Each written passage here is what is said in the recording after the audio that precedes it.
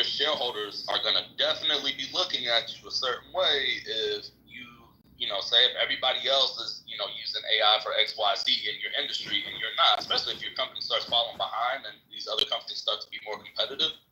So, you know, that's something that's going to be, and also I think like where I agree with. Hey, Dwight, real quick, not to cut you. Something you'll see on Clubhouse, and it'll happen all the time, right? You can say something that's, you know, that's pretty obvious, that's generally true, that most people would agree with. And then you're going to have somebody who's going to come off of their mic and they're going to bring up some kind of edge case or some kind of, you know, they're going to say something to contradict, you know, like what you just said, which was perfectly reasonable. I don't know why people, you know, constantly do that on Clubhouse. It's called the opposite position, Anthony. It's how you get to the silver lining. It's just very, very, very odd. Like, it doesn't really move the conversation forward. It doesn't make the conversation more interesting. That's just like your opinion. I do want to address the points that you're making, that nuance where we might not see eye to eye on. You know, the other night I had dinner with a buddy of mine. He used to, back in the days, he was an A&R executive for a very big record label. And, you know, while we were sitting waiting for our food, he used an app, I forgot the name of it. It's an artificial intelligence app, and he made a beat. He actually made 2 beats in 5 minutes in front of me. Now, there's a point in, you know, the history of the world where you need like a bunch of musicians to come together into a studio to, you know, record to get something equivalent to what he did in 5 minutes by himself using artificial intelligence. And it was, the beats that he created were both really, really good. You know, I have another buddy that he uses artificial intelligence to create automations. You know, like back in the days, you know, if you wanted to, whatever your business was, you're a roofer, and you wanted to create a commercial for your roofing company, that was a daunting, expensive task. You know, just the creation of the commercial that required a whole lot of people to pitch ideas, plan. It was, now, you know, you can, in a matter of minutes, like, come up with the concept. You can use the AI to help you come up with a concept and implement it solo by yourself. You know, the tentacles, like, I had a conversation with a radiologist the other day, and the radiologist was like, well, they'll always need humans. And, you know, I didn't push back. I just listened and I smiled. You know, radiologists, they value X-rays, CT scans, MRIs, ultrasounds. All radiologists is really doing is pattern recognition. Are you going to tell me that, like, a human being is going to be consistently better than artificial intelligence in terms of recognizing patterns? Is this not even close searching? Not even close. It won't even be close. It's not even close. It's fundamentally just doesn't make any sense. So, you know, like, what I'm trying, and I took like a bunch of different examples in a bunch of different industries to just try to show, like, no one is safe. Nobody's safe. There's so many different ways that this is a game changer. And we are still at hello.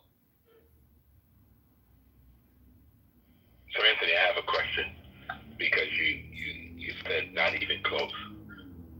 Do you not enjoy the human element of life, just the part that where we sometimes make a mistake or we get it wrong or whatever? Do you not like that part? Absolutely excellent point, Edward. And Edward, for the record, what I do for a living, I'm a registered nurse, right? And, you know, that human touch, that element, that touch, that human element, the empathy, the connection, you know, like, I don't diagnose people. That's not my job. You know, I carry out doctor's orders and I try to help my patients in whatever way, you know, is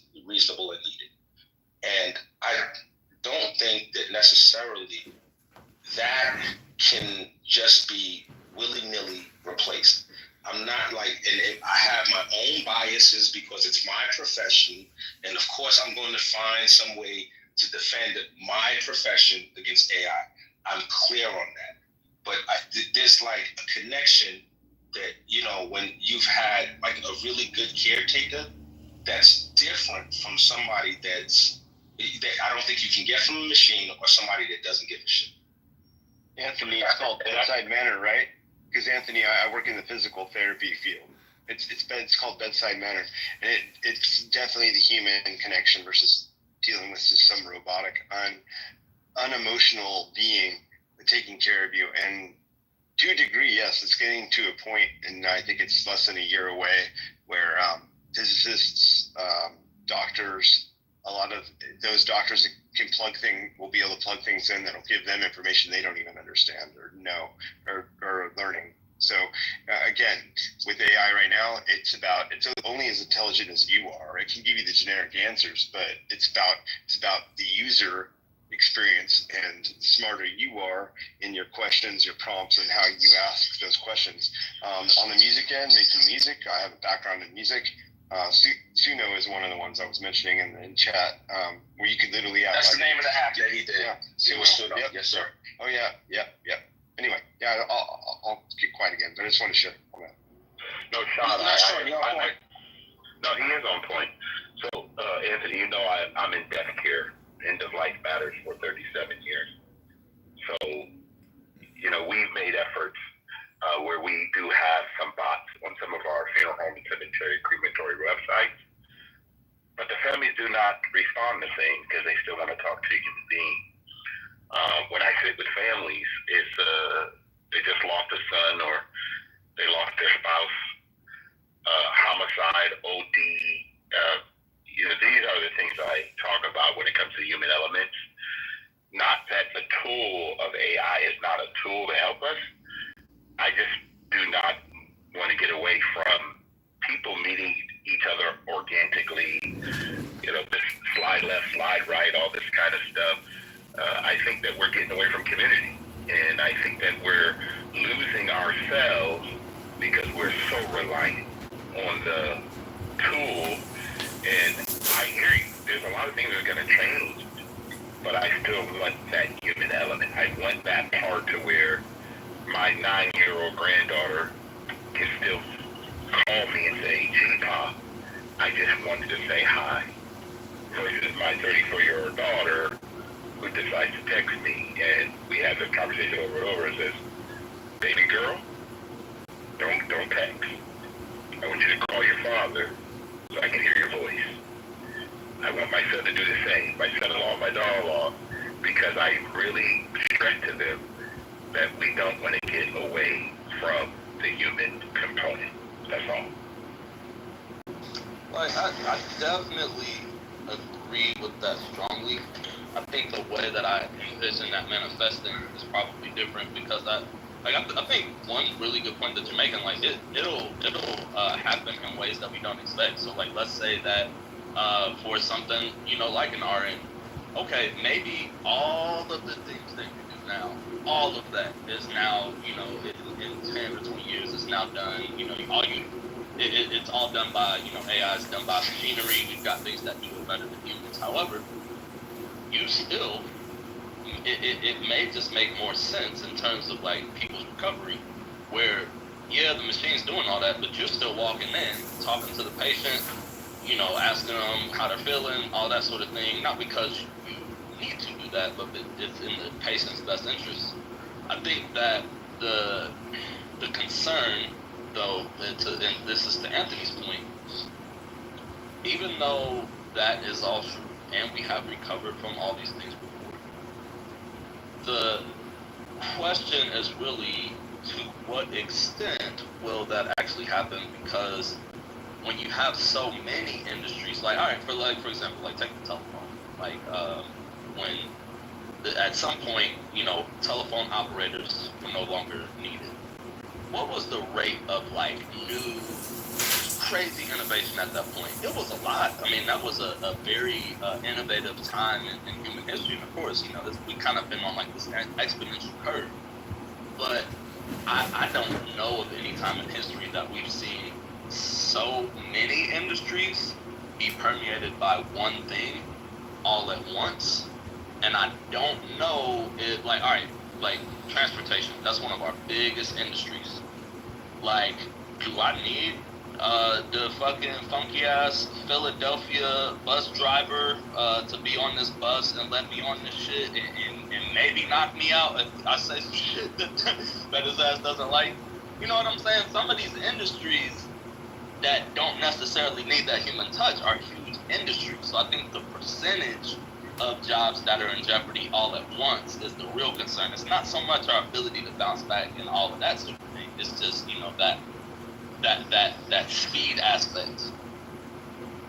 Yeah, Dwight, I think that the part that you said about the bus driver is interesting.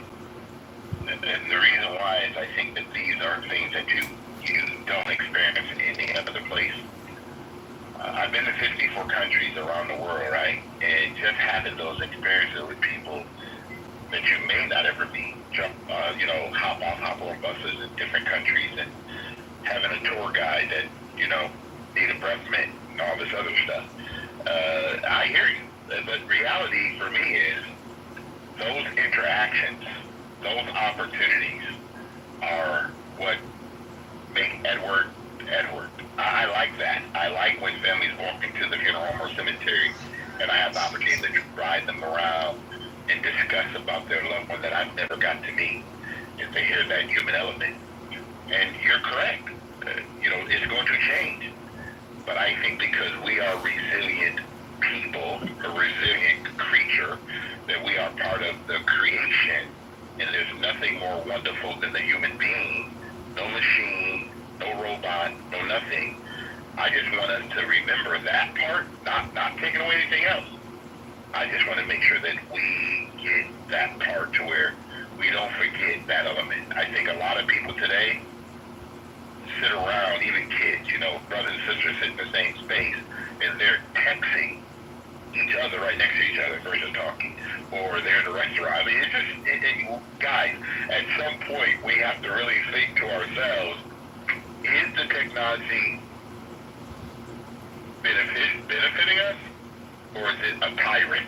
The two things that we got to look at. So I know there's some benefits, but I don't want to become tyrannical, that's all. Well, it's like a cultural infection right now, because we have to be able to balance. We're getting to a point where we're going to have to use it as a tool, but not let it tool us. Because this is where, going into the future, and not so far future, where people are talking about having an arm or a leg removed and transhumanism.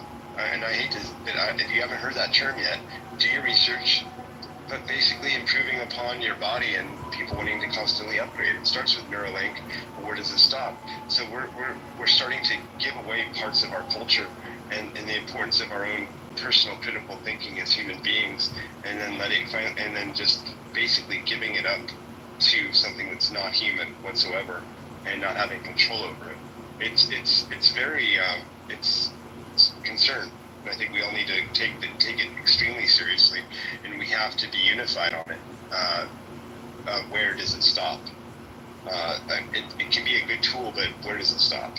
Because eventually people get comfortable with what it is, and then we just accept it, and then we've just completely hit the eject button on relying on the one-on-one communication, and then it goes from not just texting across the table, but we just sit in a bubble, like in whatever that cartoon was, that movie where people were just in a bubble sitting in like a pod. They just live in their pod.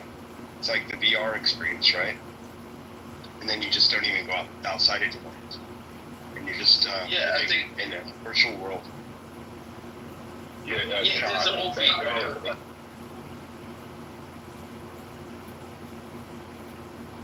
Go ahead, Anthony. Go ahead.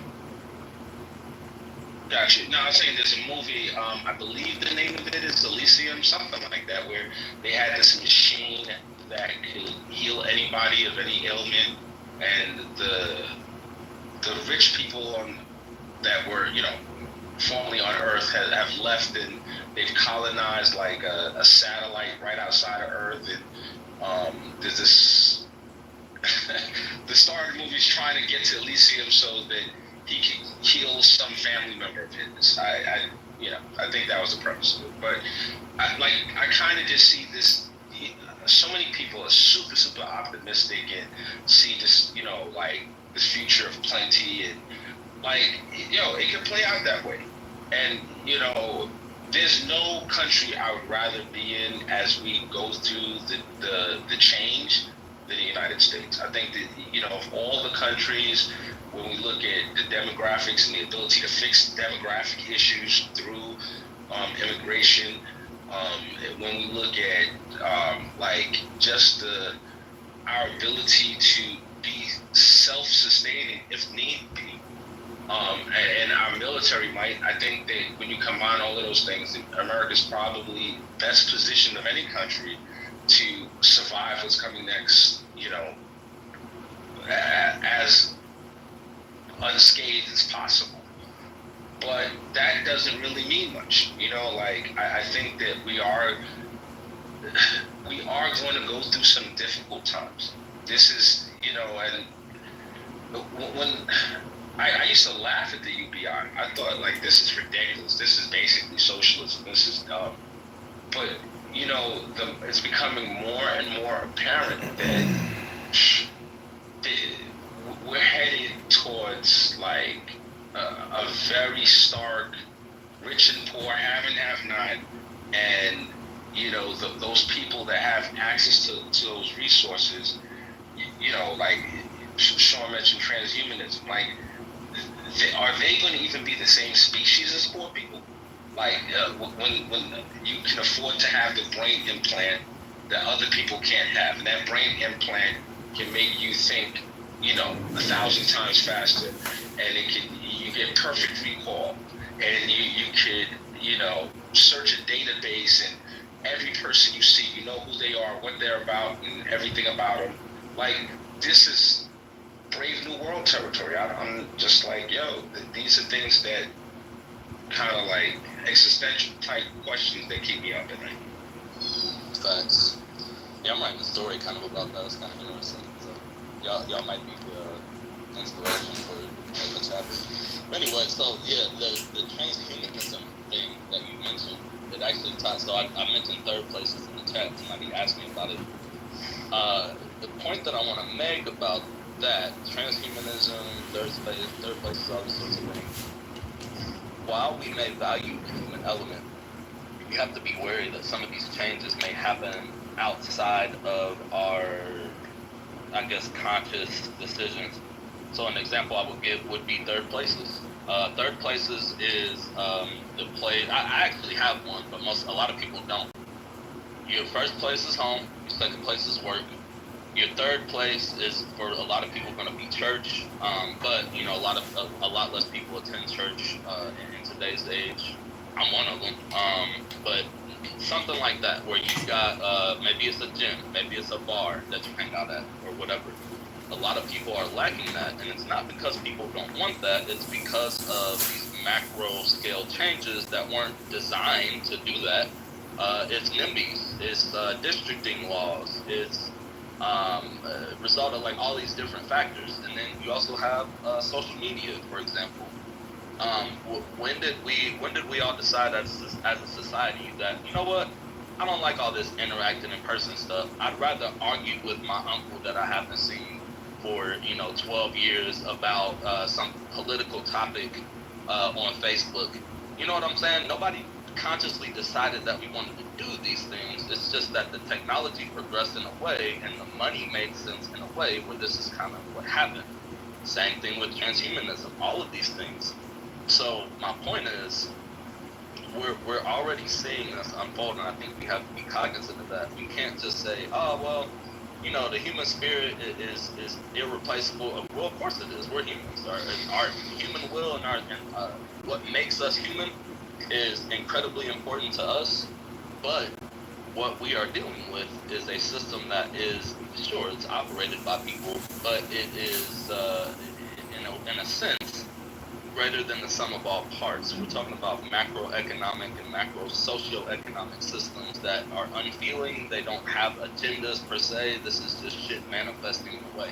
So that's, I think, Edward, what I get what you're saying, and I agree, and I want to feel that way, but it's hard for me to feel that way when I see this trajectory that we're on. So, Dwight, and I appreciate that. So, just to give you a little perspective, so I've been going to a men's fellowship since I was 16, one Saturday or one Sunday a month, since I was 16 years old, in person.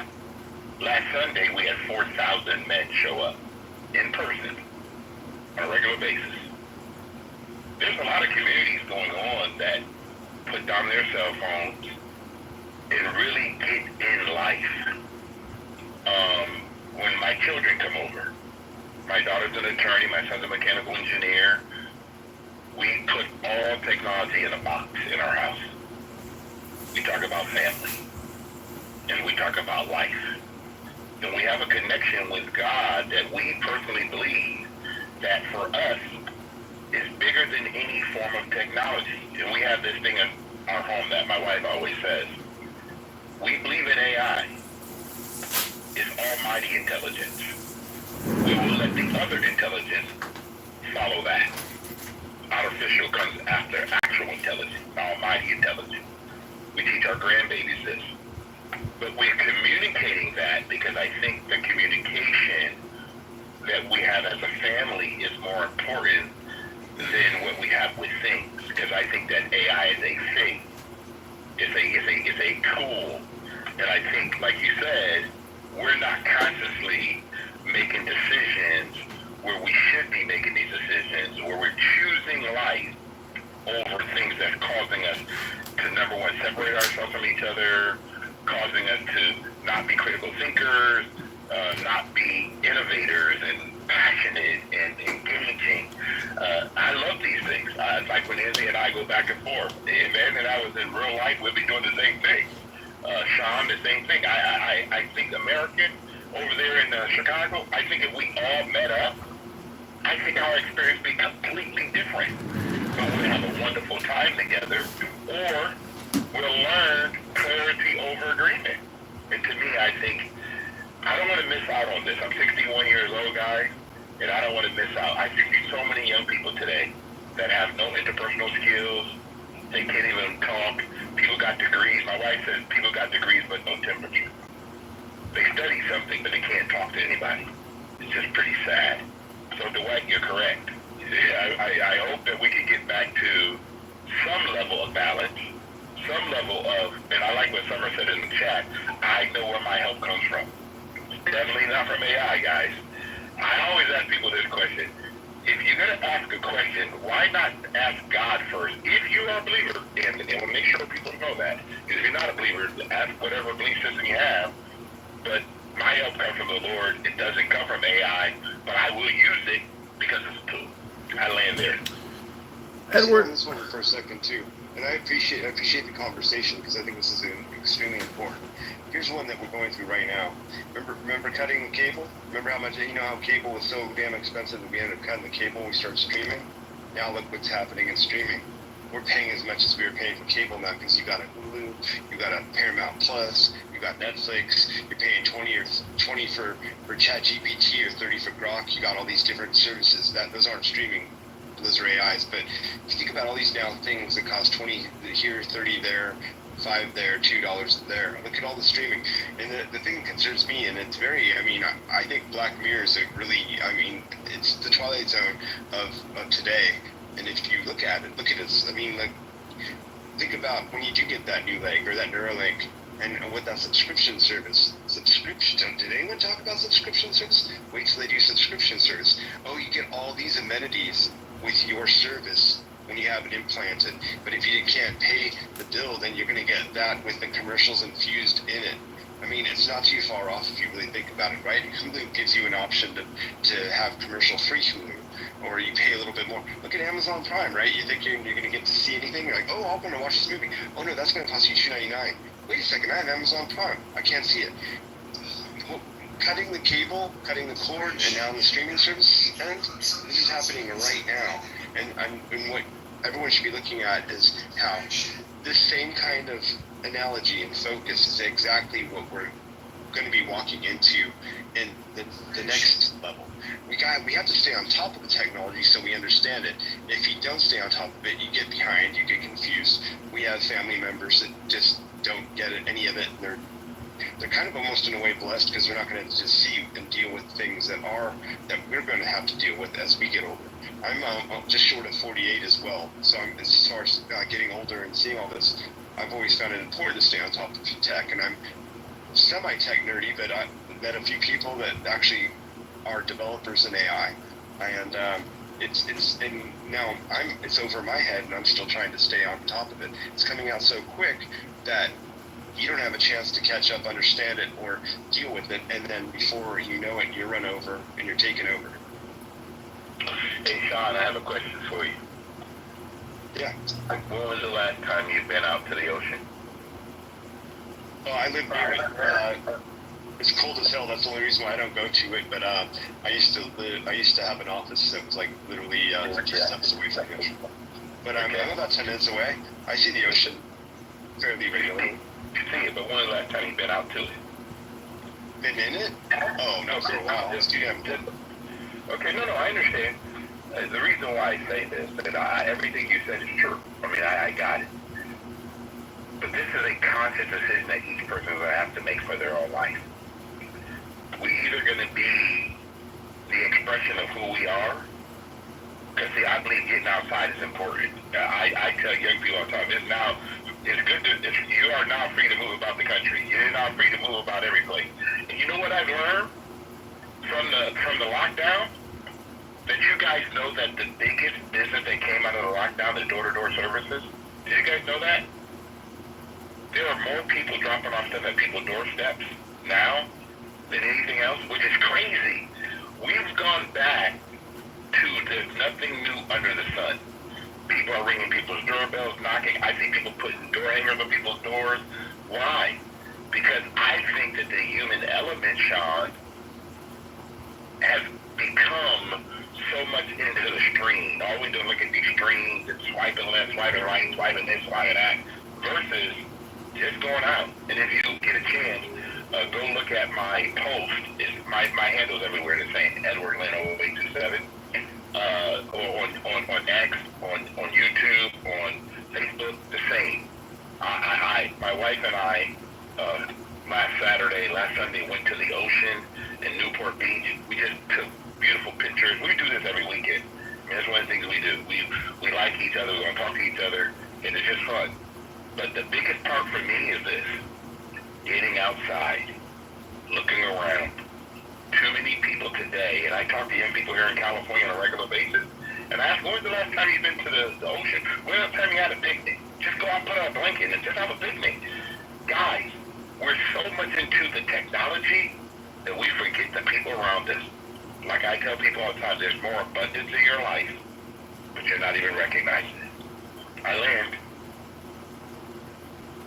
I'm hoping that, like, this will, at least to some extent, result in that. Although I think, like, the trajectory right now is not good, in my opinion. I can see a situation where it actually enables us to connect with each other in ways that we couldn't before. And I know, like, for a lot of people, Anthony's example of, like, oh, we're going to have to be socialists, like, that sounds extreme to a lot of people, which it doesn't really sound extreme to me, but I'm kind of crazy. What I can kind of see, which is related but not related, well, if we're not all doing these menial ass jobs, you know what I'm saying? Like, if we get rid of the factory worker, nobody fucking likes working in the factory. If we get rid of the burger flipper, nobody likes flipping fucking burgers. If we're doing things, if we are freeing ourselves up to do things that have more meaning and preferably have more human connection, and we're connecting with each other more, that could actually be a positive. It's just, you know, we see how things plays out. You know what I'm saying? We see how things tend to go. Dwight, I got it, Dwight. Everything you said is true. But Sig just said something in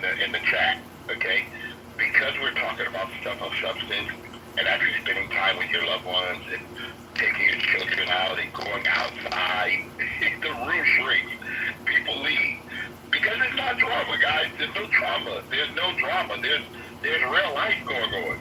It's just funny that when you have a conversation about responsibility and just enjoying the abundance that's in life.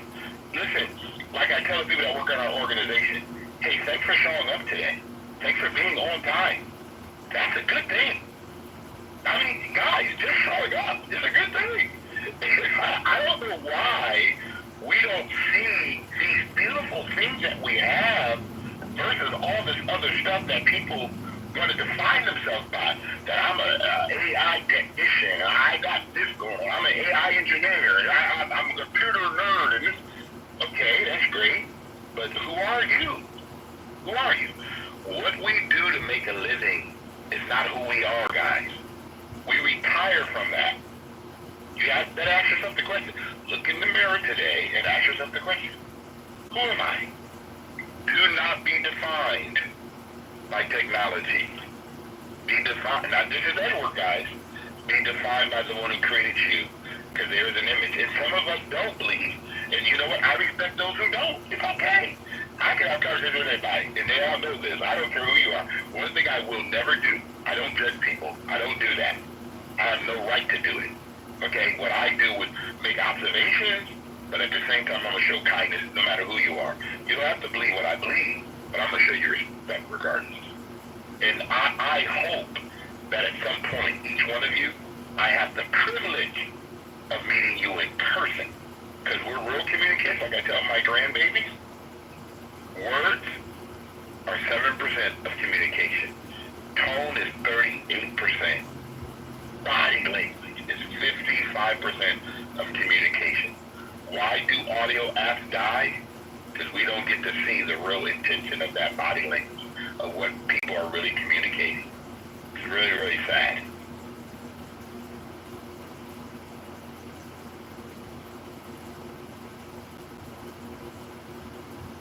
There's so many examples of comfort and convenience, and that seems to be what the culture has become. People want comfort and convenience, and they want the delivery service to their door rather than having to get outside and go and pick it up for themselves. Even our TVs, even the high-end TVs now don't even have an on-off button. It's the remote control that has that. If your remote control doesn't work, well, then you can't even use your TV. I mean, there's so many different examples. I mean, electric vehicles, the dependency on all electric. Guess what? Even gas depends on an electric gas pump now. So it doesn't even matter if you have a gas or an electric. When you get to a point where they just own everything, they can turn it off on you. When I say they, I'm talking about the government, whoever that entity is. We're basically starting to lose control. We used to have phones where we could actually take a battery out and put a new battery in. Now we have to plug our phone in. We can't have like 5 batteries, right? Just take one out, put another battery into our phone. No, not anymore. And even when your phone's off, you're still connected and pinging to satellites where you can be found. The possible elimination or threat of currency and cash going all digital, and how that could just be shut off if whoever they are, you can represent that in any way you want to take it, shutting it off because they don't want like what you're saying anymore, the control over us and how much we're allowing that control to be taken over, versus say back in the day when you ran your own farm, you were homesteading, whatever you want to call it, growing your own things, not relying on any technology at all. You start your own fires, etc., etc. You were independent. You didn't have there's no control over that. You could do that without there was nothing that could prevent you from using those things. Now everything we use is completely dependent. We wouldn't know what to do with ourselves. I mean, if California had, for example, where I live, had no electricity for 7 days, can you imagine the mayhem? Yeah, I can imagine the mayhem, but I like to see that happen, Sean.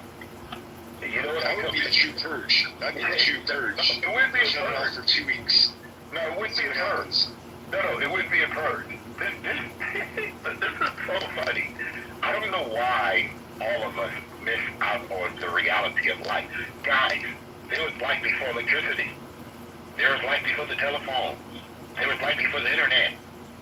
Guys, we've done this. We are the ones who created what we have. children all the time. My son's 40, my daughter's 34. Hey, before you guys had all this stuff, we've done some stuff. The human person, the spirit of the human, has gone through all kinds of pioneers, going from east to west coast. There came across the pioneers, the gold, California gold rush. All these things are happening, and we've adapted. But the difference is back then, we had more family time. We, like Sig put in the chat, we respected each other. We respected each other's boundaries. What's happening now is people don't respect themselves. Both men and women. We don't respect ourselves anymore. So we just let anybody do anything to us. We let anybody in our home that we don't really know. We let people convince our children that they're not boys and girls, and we let people cut them up and do all this craziness for us. I mean, just listen to what we've come to because man has decided that they can control other men or other women. It's just completely nonsensical. And Sean, that's why I say that at some point we got to get outside. Let me say it again. We got to get outside. People got to go and talk to somebody else. Go to the library. Go somewhere where you're going to meet some people. Talk to somebody. I mean, listen, I do this on purpose, guys. I'll go in the supermarket on purpose and say hello to people. They're shocked. People in California are shocked. They look at me like I'm crazy. I said, yeah, I'm just saying hello. It's a nice day. It's a good day. Just want to say hi to you. It's crazy. Hey, Dwight, I talked to two 18-year-old people on Monday. 18-year-olds. I just wanted to find out how their day was going. And I just asked them a question. When's the last time you guys ate at the dinner table with your parents? I just want to know. Or sometimes I talk to young ladies, I always ask young ladies and young men, would you choose a good career or a good marriage? What do you guys think they say? I'm gonna guess careers. Most people want security before a relationship. I mean, I don't know. I think it's individual, but I like being secure in myself and not relying on anyone. But that's very individual. Some people, it's the other way. Yeah, see, Sean, you got it right, though. You got to rely on yourself. And what Dwight said is people say career. And the reason why people say career is because we have told people for the last 50 years that having a degree or going somewhere and getting something is more important than being loyal, being a person that's dependable, being someone who shows up on time, being a caring human being, respecting yourself. We don't teach these things. Like I always tell young people, they say, well, they say, Edward, you old school, you talk about stuff, times have changed. I said, so you're telling me showing up on time has changed? You're telling me respecting yourself has changed? You're telling me being a person of excellence has changed? You're telling me being an honorable person has changed? You're telling me lying is not changing? Does lying still exist, guys? Or do people still do that? I mean, I'm just curious. What I call it is my truth. Yeah. Right. This is what I always ask when people say that to me. What is your truth? And how's that working on? How's that working for you?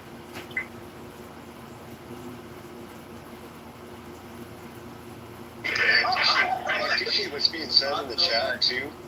I want to say I appreciate what's being said in the chat too. Oh, she left. I was gonna say I'd love to see Christy come up on stage, but I think she left. Because I think she has some resistance to just the conversation of, some people just fully embrace and say don't deny technology, and I get that, but because everyone else is learning, and even if we stop, other people might not stop.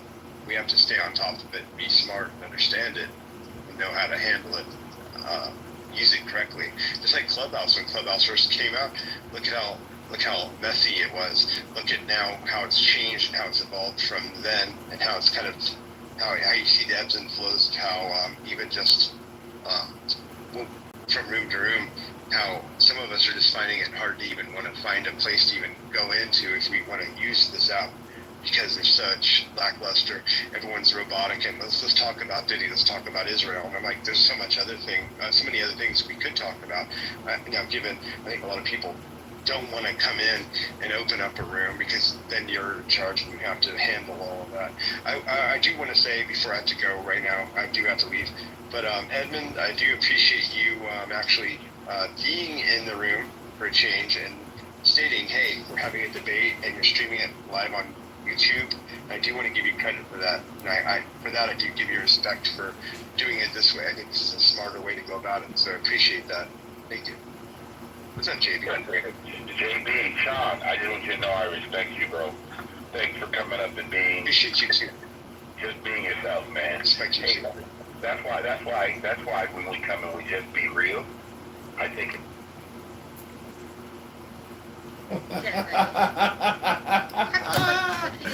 He boomed it. He boomed it. But that is not a concern of mine because I do not. I'm not concerned with who's fucking your children either. Who gives a fuck? Shut the fuck up. Nobody cares. He's not partying fucking anyone like that. What do you mean? But there's nothing. But there's no clients. Nothing happened. Epstein did nothing wrong, and is in prison for no damn reason. She trafficked kids to nobody. Well, that's what the document says. Exactly. Fucking wild. That is not what the documents say. That is not exactly correct. You haven't seen the Southern District redacted files from the court case. This camel-nosed jockey, shawarma-eating financier from Canada, is a fucking bullshit artist picking his nose and wasting your time. That's right. That is true. That is actually true. Fucking A, that's true. You say the same thing day after day on here. Are you like, I know you must have Tourette's like Dr. T-Rob's up there who uses the N-word at the end of every sentence. N-word! Wow, what a life. Is autistic. What a fucking life. I'm just someone who like, you don't value your time, so why would I value your time? I value my time. Don't waste my time. Allow me to waste You value your time. If you valued your time, you wouldn't repeat yourself every single day on here. It's pathetic. You can leave it. You can Exactly, N-word. There we go with the Tourette syndrome again. It's the same story every single day. What's wrong with you people? Shit. What do you mean, you people? You people! You repeat yourselves. I'm talking about Clown House Hey, users. Congressman, what's the name of your boat? Lady Hawk. Lady Hawk, what? That's the name of it, Lady Hawk. That's too fucking generic. Hawk with an E? Hawk is spelled H-A-W-K, mate. Some people spell it with an E. No. We spell it without the E. Oh, child. I'm tracking my sister right now, and I thought you were child. You thought you were going to track her to my boat. I'm not. Every boat has an NNSO. Oh, I didn't register it, actually. I bought it on Craigslist, Right. but I didn't register it. Child. Well, I don't blame you. Ooh, child, I'm gonna say the N-word 1,000 times. Ooh, child, Epstein didn't do anything wrong. Ooh, child, the Republicans are a bunch of conservatives. Ooh, child, my name is Randy. Put that in Sunu. Put that in Sunu. Within this room, they were asking Dude, don't hate me. I the get drunk. person on Clubhouse when Roger said that you were up there. Don't hate me, hate Trump. I'm not the one saying you're pedophobic. And He he is. said that Randy That's was right. the biggest fucking moron. I never called anyone pedophobic. He is the one calling you pedophobic. Randy, stop repeating yourself. It's crazy, Randy. How many times are you gonna repeat yourself? We've heard it already. I'm the one calling you pedophiles. That is Trump. No, because you have your pro. But I'm not the one saying that, though. I'm not an elected official. You're not voting for me so that I protect the one fucking your children. That's not what's happening here. How about you go to What's happening here, Randy, is that you're spamming regardless, and you're saying nothing intelligent or important, and you just repeat yourself day after day like people care what you have to repeat. They just don't care anymore, Randy. You've reached the end of the cycle. Let it go. Stop repeating yourselves. I do not care who fucks your children. I don't care who fucks your children. You just keep repeating yourself. It's crazy, Randy. Stop it. That is a you. I just would like it if no one fucks my kid. That's- I don't care about your kid. You don't have any kids, so you won't have any Because if I had them, then Trump would fuck it. God This has is you just here. another toxic space. I'm leaving. I can't deal with people like Randy anymore. It's a wasted time. It's such a wasted time. That is a waste of time. I'll go. I have work to do. I don't know why, but like, did you ever see the other video where it's like my Question kid was, like drug It's those Yeah. rich people. They're given an unfair advantage. That's just those rich people. A lot of them worked and created and have an intelligence that, quite honestly, I don't have. And we're blessed to have them. You know, are they perfect men? No. Will they take advantages that they can get? Yes, they will. But and it's aggravating that, say, Walmart has put out a lot of small business, but it's not aggravating when I go and get a fair price for something I'm purchasing at Walmart. It's I don't know. It's a hard problem to solve. I don't disagree with you. Indira, what's going on with you, Indira? What's going on, Indira? Wow, what a whole, that's a whole, wow, this Indira. Hey, how are you? It's the best day of my life. How are you? I'm hanging on in there. I'm hanging in there. I can't stay long, but I saw a notification that Joe was in here, and I believe she sent me a message, maybe on TikTok or somewhere, saying that, you know, she would love for me to come back. So I love that you're back. Oh man, I do love it. Yeah, but as you can see, Joe, I have been very busy in politics. Oh yes, ma'am, you have been. We're proud of you. Thank you, and it's about to be on and popping. So Edward, I have been at the White House. I've joined this organization where we've been discussing policy on the federal level, and just meeting a lot of major players in the Trump administration. So yeah, that's what I've been doing. Well, that's a good thing. You know where I'm at. You need some help, let me know. I absolutely will. But but I just want to come in and say hello. I got some paying job work I got to do right now, but I just want to come in and say hello. I don't know when you guys are having another room, but I'll certainly be on the lookout for it. And Joe, you still have my cell number, don't you? I think I do, but I'll have to look. I don't recall that I do, but I'll look. Oh, okay. Well, yeah, look and see and everything. But it was good talking to you guys.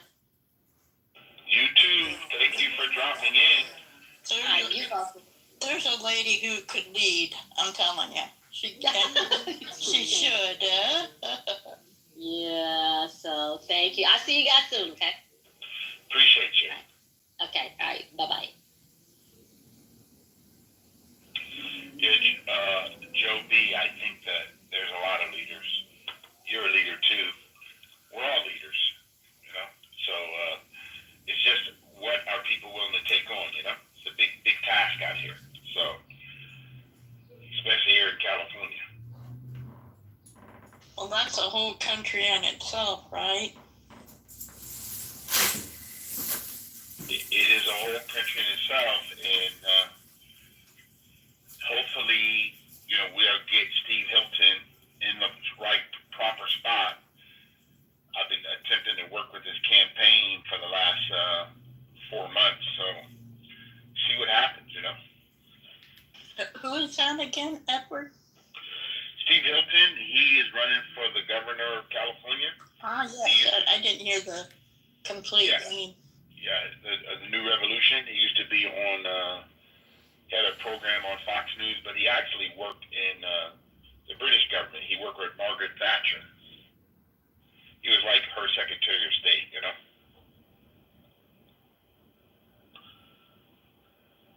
So that was a pretty good thing.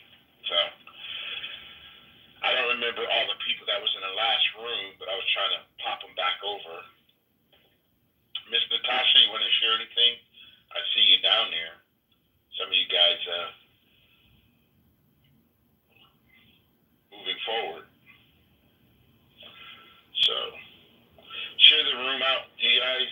the moment since Edward's trying to say hello to some people, since I'm back on the for the moment, right?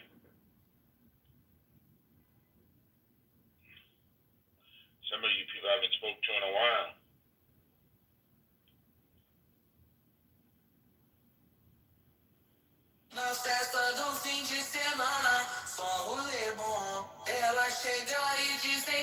Guess not to be so quiet. No, my app's glitching. Something's wrong with Clubhouse. Yeah, I would say that way. True. He said, right, come out. Come out.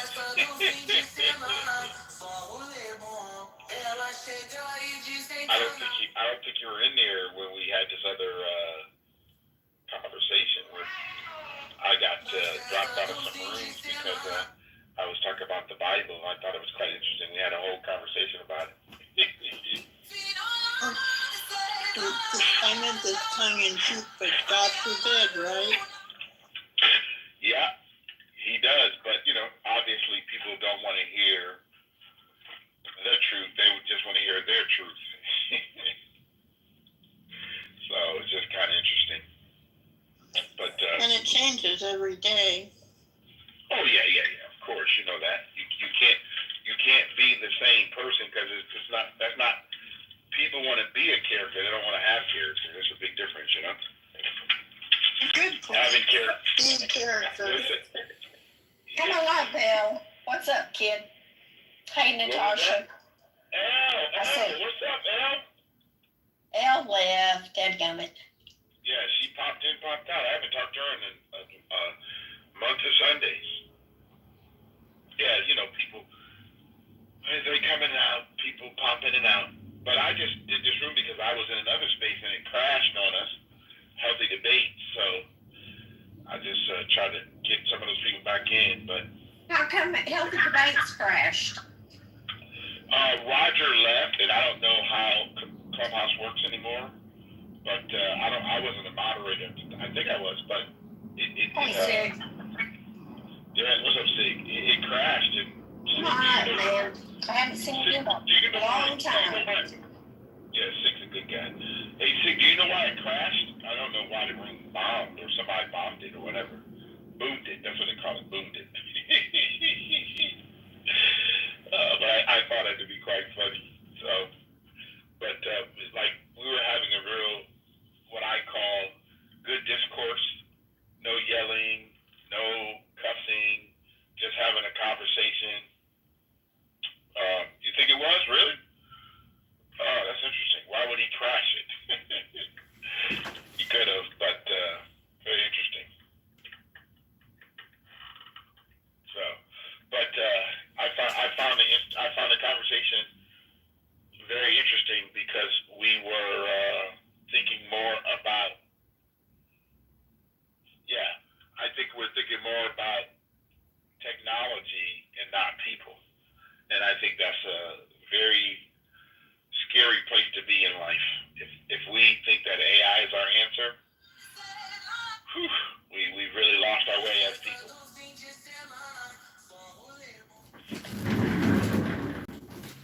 Hi, Sig. I haven't been on the app much. I've been so busy. Right now I've got a carpenter in my house and I'm trying to pick out wallpaper, and I had my granddaughter here. There's been a lot go on, Edward. I had my grandson at my house for 5 months. How's your grandson there? Well, he's doing okay now. I wouldn't pick the denomination that they're going to, but my kids are back in church. And, but he was. Robot's going to be moving, 1,000 times faster than a human in physical space, literally picking strawberries at a rate of 1,000 times faster than a human. I just think the exponential growth here is something that you're not really taking account for in your forecast.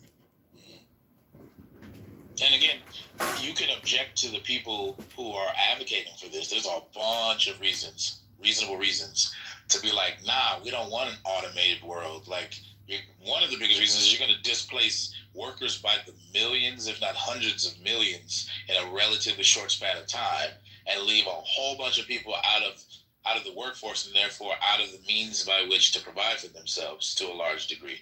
I think that's a little bit too doom and gloom, but a lot of people do argue that. What's hard about those arguments is you have to take into account the creation of new jobs that go along with the technological development, but you could still take that into account and then argue that there is a trajectory by which a huge swath of any given workforce is going to be, especially in America, are going to be displaced by machines.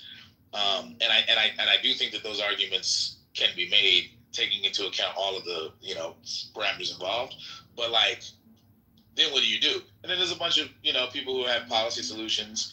Like one kind of conceptual example would be the freedom dividend by Andrew Yang, but it's basically a form of universal basic income. But what pays the universal basic income is a tax on the technology companies that are producing the machines that are displacing the workers. So you could do something like that as a policy solution. And then the reason why it's good for the companies is that people are still getting money so that they can purchase things. So the economy is still going in some way. And among the things they'll purchase are whatever the technological companies are making or producing, the goods, the services, etc.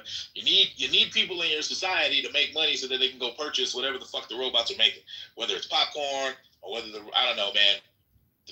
Robots are gonna be doing all kind of shit, but like whether it's a Waymo, whatever it is, like you need people with money. If they don't have money, they can't buy your shit. If they can't buy your shit, then you producing all of the robots and the Waymos and shit doesn't matter, right? So like it's an issue for everybody in the economy. Yeah, but these things, I think y'all don't understand. These things will be gimmicks for at least 5 to 10 years, at least. Caleb, don't. Look, I was deliberately avoiding the sex robots. Caleb, stop that. I'm sorry. That's a whole new can of worms, Caleb. What is going on here? No, go ahead. I'm sorry. I was making a joke. What is okay? You know.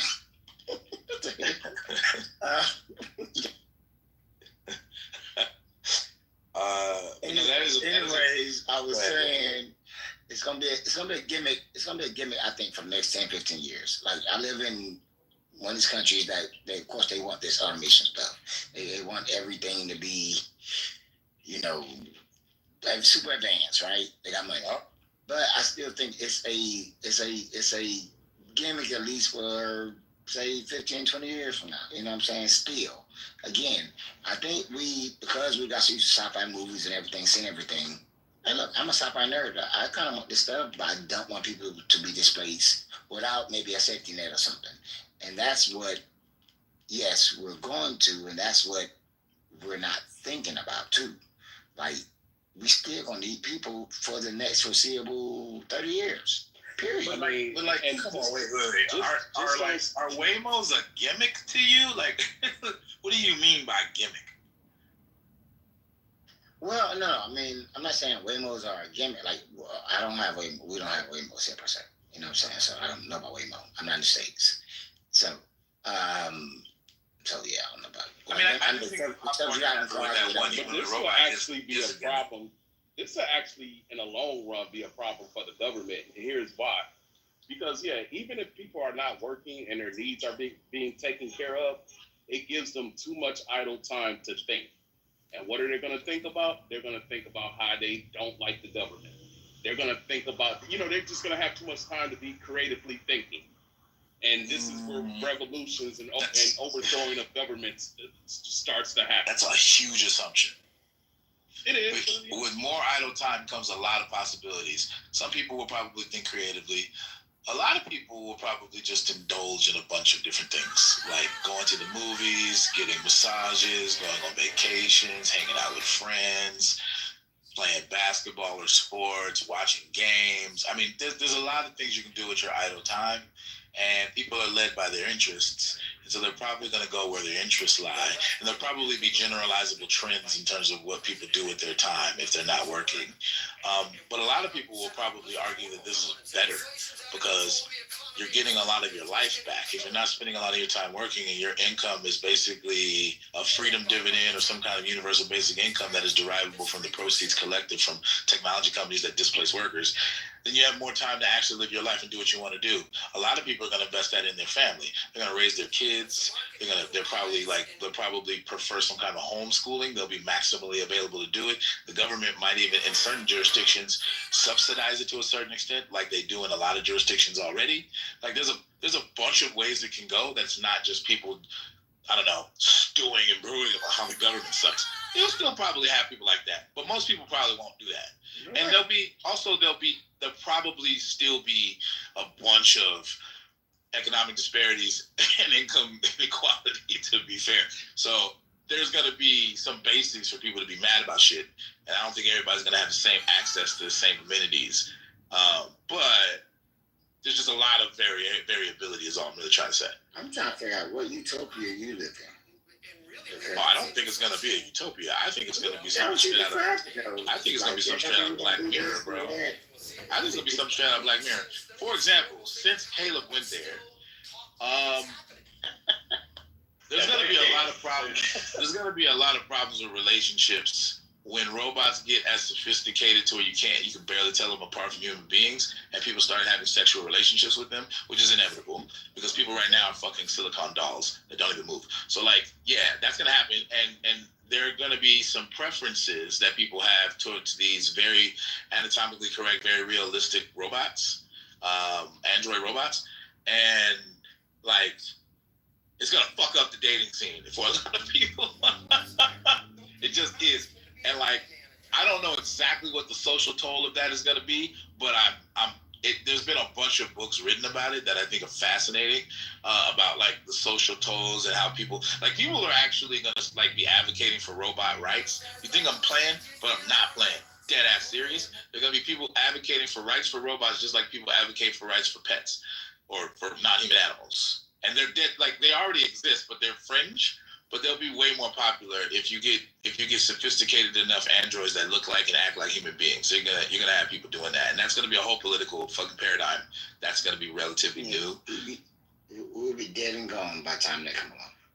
I don't know that that's true. We'll be old probably, but they're already making these robots. It's 2025. They're already making them. I'll be in the woods. The prototypes exist. You think I'm bullshit? I know way too much about this shit because I studied it in college under what's called, if you want to Google it, it's called transhumanism, and this is a whole ass philosophy of people who are advocating for exactly the shit we're describing. These motherfuckers are not playing; they're dead ass serious. They think that the future will be a lot greater if we can, in various different ways, maximize the development of computational technology. Ray Kurzweil, just to name drop some people, he talks this way. But anyway, I literally studied transhumanism in college as a part of my, I was a philosophy background, and I actually was trying to develop a college course. They had this program at UCLA where they let undergraduates teach college courses, and I applied for this. So I had to develop this course. I had to do a lot of reading to prepare for that. This is where all this information comes from. I'm not a weirdo, I swear to God. But bro, matter of fact, I'm gonna name drop a book right now, and the fact that I know that this book exists, you're probably gonna look at me sideways. But it's a fascinating book, and it's not pornographic, although it suggests it is. There's a book, Google it, it's called Sex and Love with Robots. And it's a book that delves into the future whereby you have sophisticated enough AI robots that are very realistic, anatomically correct, and what the impact of the development of these robots for the purposes of relationships and sex and whatever are going to have on society. That's what the book is about. Google that shit. It's a fascinating read. But again, of course, you're talking about the future shit, right? Again, Back to the Future, 2015, right? Keep that in mind, right? Have a point with that, right? This is 100 years into the future. We're talking about the next 10 years. That is not a possibility. Yes, you have a silicon extra bots, and you can buy a robot to jack your dick or something. I don't know. But what you're talking about is 130 years into the future.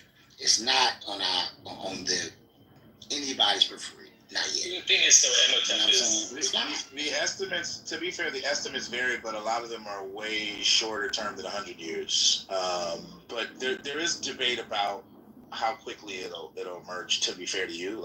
I'm not sitting here pretending like it's got to be 30 years. But there are, like, Ray Kurzweil is an example of this, and there are other futurists. They're predicting like this shit is going to be in the next 30 to 50 years. Like, not 100 years. Like 100 years, it'll also be more sophisticated.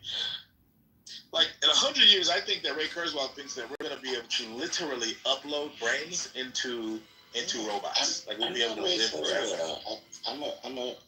Actually, he thinks that'll happen in the next 50 years.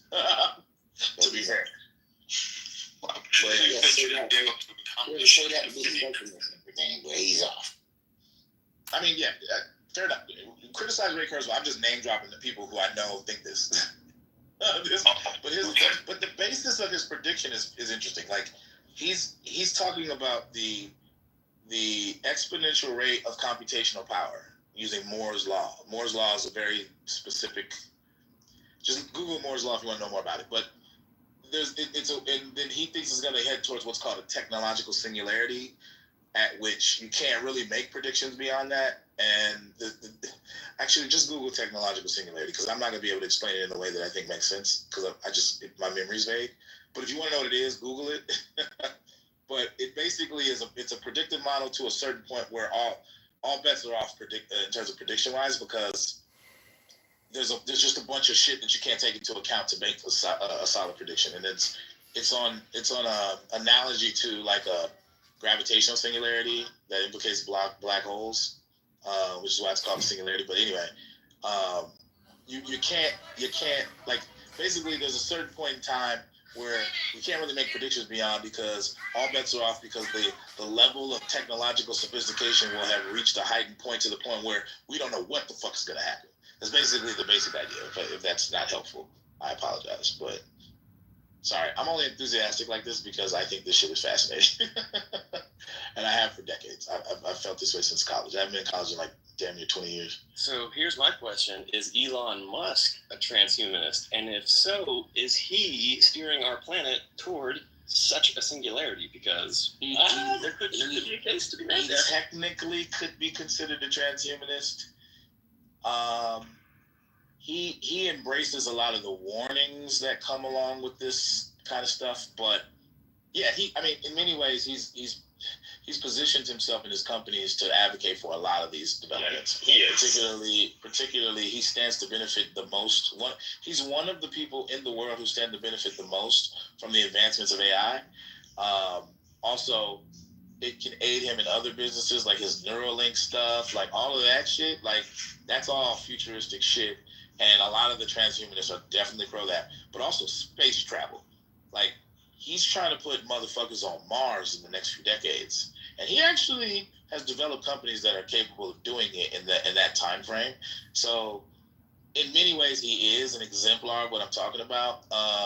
And he is a futurist. He thinks very hard about developing technological futures that he thinks are positive to human beings in various different ways. And in many ways, he's a pioneer.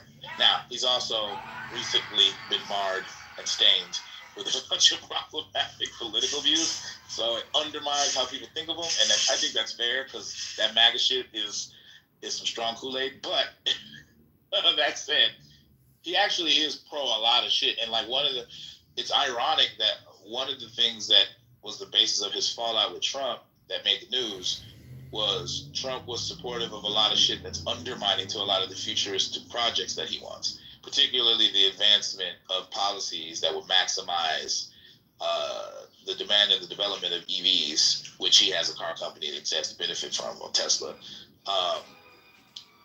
and like the embracing of a lot of older technologies, a lot of like older, like coal. So like coal, natural gas, all that shit. So like, there's a tension there that is hilarious. But yeah, he's basically a version of a transhumanist, maybe a moderate transhumanist. Some of these motherfuckers are radical as shit. Like, they want to like upload people's brains into machines and shit so they can live forever. And their whole goal is to like cure us of the problem of death. Like, death is like an illness that needs to be solved. Like, these motherfuckers are like uber fucking radical, bro. Well, I would say radical, but they don't think of themselves radical. They think of themselves as visionaries or whatever. But yeah, bro. They're trying to solve the problem. Larry Ellison. I don't know who that is. Larry Ellison. The Oracle CEO, Palantir. You're He's the forgetting head of one. Oracle, Larry Ellison. The head of Oracle? Yeah. CEO of Palantir's Alex Karp. Sorry, yeah, but he's on the board. He's on the board. Larry Ellison. Yeah, my bad. Chief Technology Officer of Oracle. Yeah. You're forgetting one crucial step in your advancement to sex robots and being able to be jerked off or masturbated with in a convenience store, and your advancements in of brains going into robots. You forgot one crucial step in there that usually will signify an end. What will end up happening is we will redefine the way we wage war, and we will redefine the way in which we engage, hurt, and kill each other across the globe in society. That is the crucial step to watch, because all those advancements that you're talking about, they will occur in the military first, and we will see something that will be whole-scale incredible. Like, drone warfare in my lifetime has advanced so much that I would be terrified to be on the battlefield now. Not that you wouldn't be scared, but to imagine to fight an enemy and then hear this like little whine going off somewhere in the distance and trying to hide from that in a massive way, and give that to a robot you can't kill, you can't harm, it doesn't tire, it doesn't have food, and put that against the population, and you're going to see something that you may not like. Well, okay, to be fair, I think you have a valid point, but just to throw this out there, although there are a lot of examples where it does, not all technological advancements start off with military applications first before they're, outsourced to the public. There's a lot of them that are actually developed for public consumption first, and then actually the military will adopt them after the fact. So just to be clear, just so I wouldn't make the assumption that all of these new technologies will start off in the military or have military applications that be weaponized. But a lot of them will. Like AI has a bunch of applications that are not military already, but it has a bunch of applications that have been military since its inception, from smart bombs to whatever. And like the military is clearly like investing in the development of even more sophisticated AI systems. So particularly for drone warfare, but also for other applications. So like, it's a weird example because the early forms of AI were applied to the military, and then they went out widespread to like the general public, but then they got like reinserted into the military again as it advanced. So there's like a weird cyclical thing with that example. But I don't know, man. Like, like humanoid robots, I don't know that they have that much of a military application. Can I show you where they seem to be primarily developed for like private consumption as opposed to military application. There are some, particularly when it comes to like parts of people's limbs and shit, like to like replace like arms and shit like that. Robotics, but like I don't know, like are there humanoid robots that have actually been like deployed for military purposes? So I haven't said there's a humanoid robot in existence on the battlefield. I wouldn't know that, and we probably wouldn't know that. There's probably some stages of that. I am aware of military exercises where like the Marine Corps 5th Reactivation beat the AI simulation that was set up for them a number of years ago. I don't know if they've retested it that way.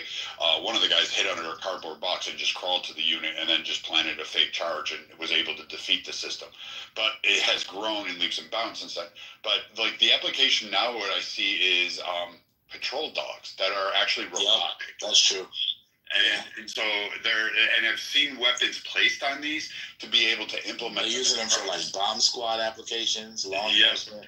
Yeah, so this a lot of ways. Yeah, and so like for an old salt like me, a veteran, I'm looking at this and I'm seeing like we thought nuclear weapons were bad, and yes, we didn't have an explosion, but now we're going to implement these alongside with our warfighter frames. And once that technology is even seen, there are going to be other nations that are going to deploy this, develop it, and make their own versions, or even steal ours. Like China steals shit all the time from us, and they'll sell it to bidders around the world. So I mean, it's an arms race. But what about cyber warfare? That's even That's also bigger. another area. Yeah, that's a huge application for AI. I mean, you want AIs that are sophisticated enough to outsmart that. I mean, that's one of the reasons why there's government investment in quantum computing, actually. Partially. There's a bunch of other possible applications for quantum computing too, but like, yeah, like all of that shit. Like, I mean, if you really want a whole nother like nascent field of technology is like nanotechnology and like all of the fuck shit you can do with nanotechnology, bro. Like, there are a bunch of military applications for nanotechnology that are scary as shit, and that we've only seen in our sci-fi films. But there are other applications, like there are medical applications for nanotechnology. Like, imagine if you had a bunch of sophisticated AI controlled robots that are in your bloodstream. They're really, really small, and they can like heal you from the inside. They can like recognize cancer cells and neutralize them before you develop cancers and shit. Like, that's the kind of shit that pretty people well developed. That technology is pretty well developed and being tested.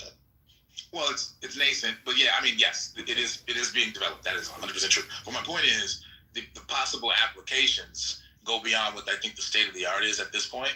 And there's a bunch of reasons. Like, it's not as cost effective. Like, there probably will be a stage at which nanotechnology becomes as ubiquitous as like cell phones. But like, that's the kind of shit that like people have been talking about, theorizing about for decades now in the kind of transhumanist futurist space.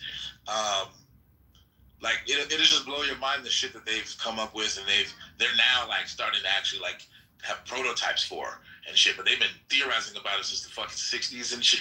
If not earlier, like, it's wild. But yeah, anyway. Yeah, I mean, that shit's fascinating to me. Weapon technology is going to be very, very interesting because, I mean, it's not going to be like the movies Terminator, where they got these lumbering kind of automatons shooting, they're running, they're dodging these bullets. No fucking way, dude. Like Brad said, you're going to do hype for this shit. It's going to be so accurate. No. AI deciding to wipe out human beings is actually a realistic possibility. Like, that's... Yeah, I mean, accessibility too, right? I mean, think about as these things advance and become cheaper, and all of a sudden, like the Mexican cartel or some bad actor that with a bunch of resources has access to this stuff. Like, and we're going to really need, and this is the fucking Neuralink shit. We better hope this stuff works, because we're going to need a revolution in consciousness if we want to. You better hope I become John Connor and stay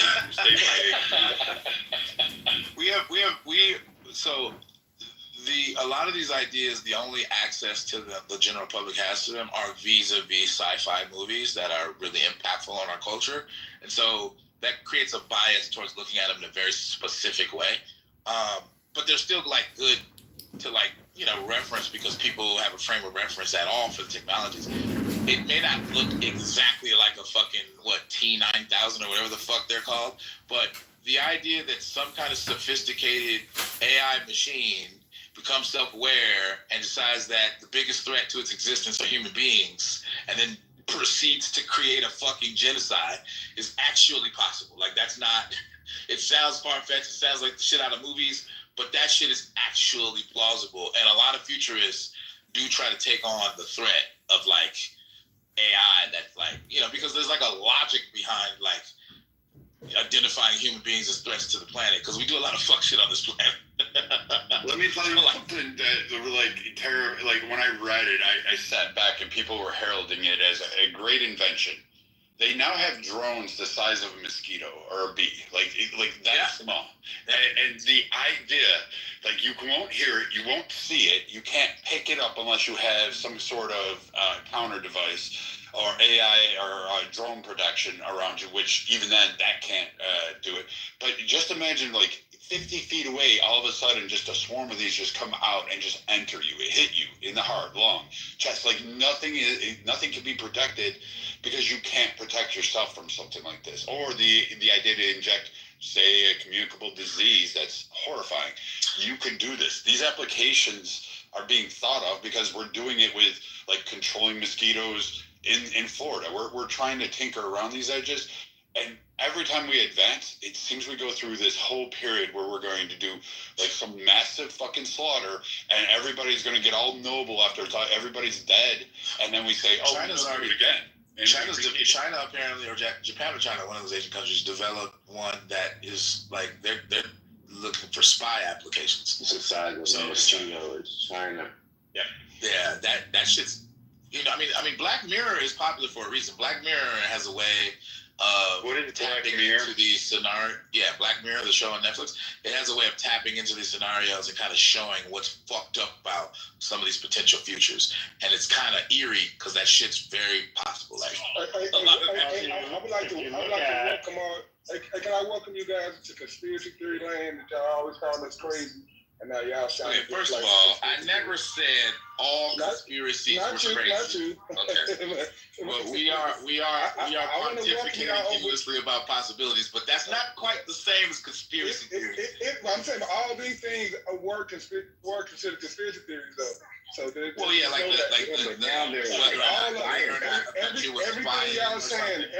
saying was conspiracy theories. If y'all called us nut jobs,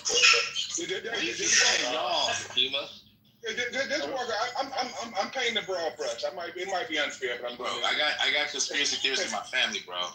I love some of y'all. Some of y'all are crazy though. I just want to welcome y'all over here. Just welcome. Get comfortable. Yeah, one of the things that I think is attractive about the conspiracy theory community is they do engage in conversations where we kind of loosely talk about future possibilities and all this kind of stuff.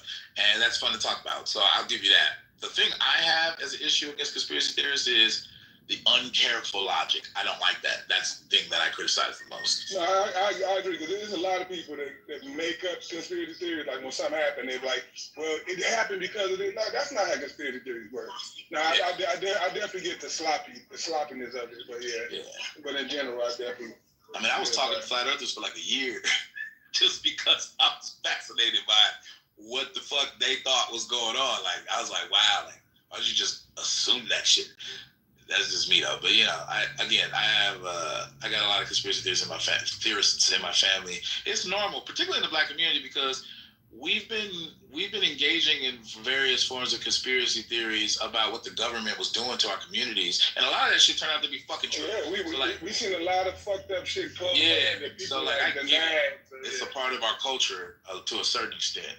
I get it, but yeah, some people in our community be going a little too overboard with some shit, bro. But I'll caution that. Take this as a word of caution.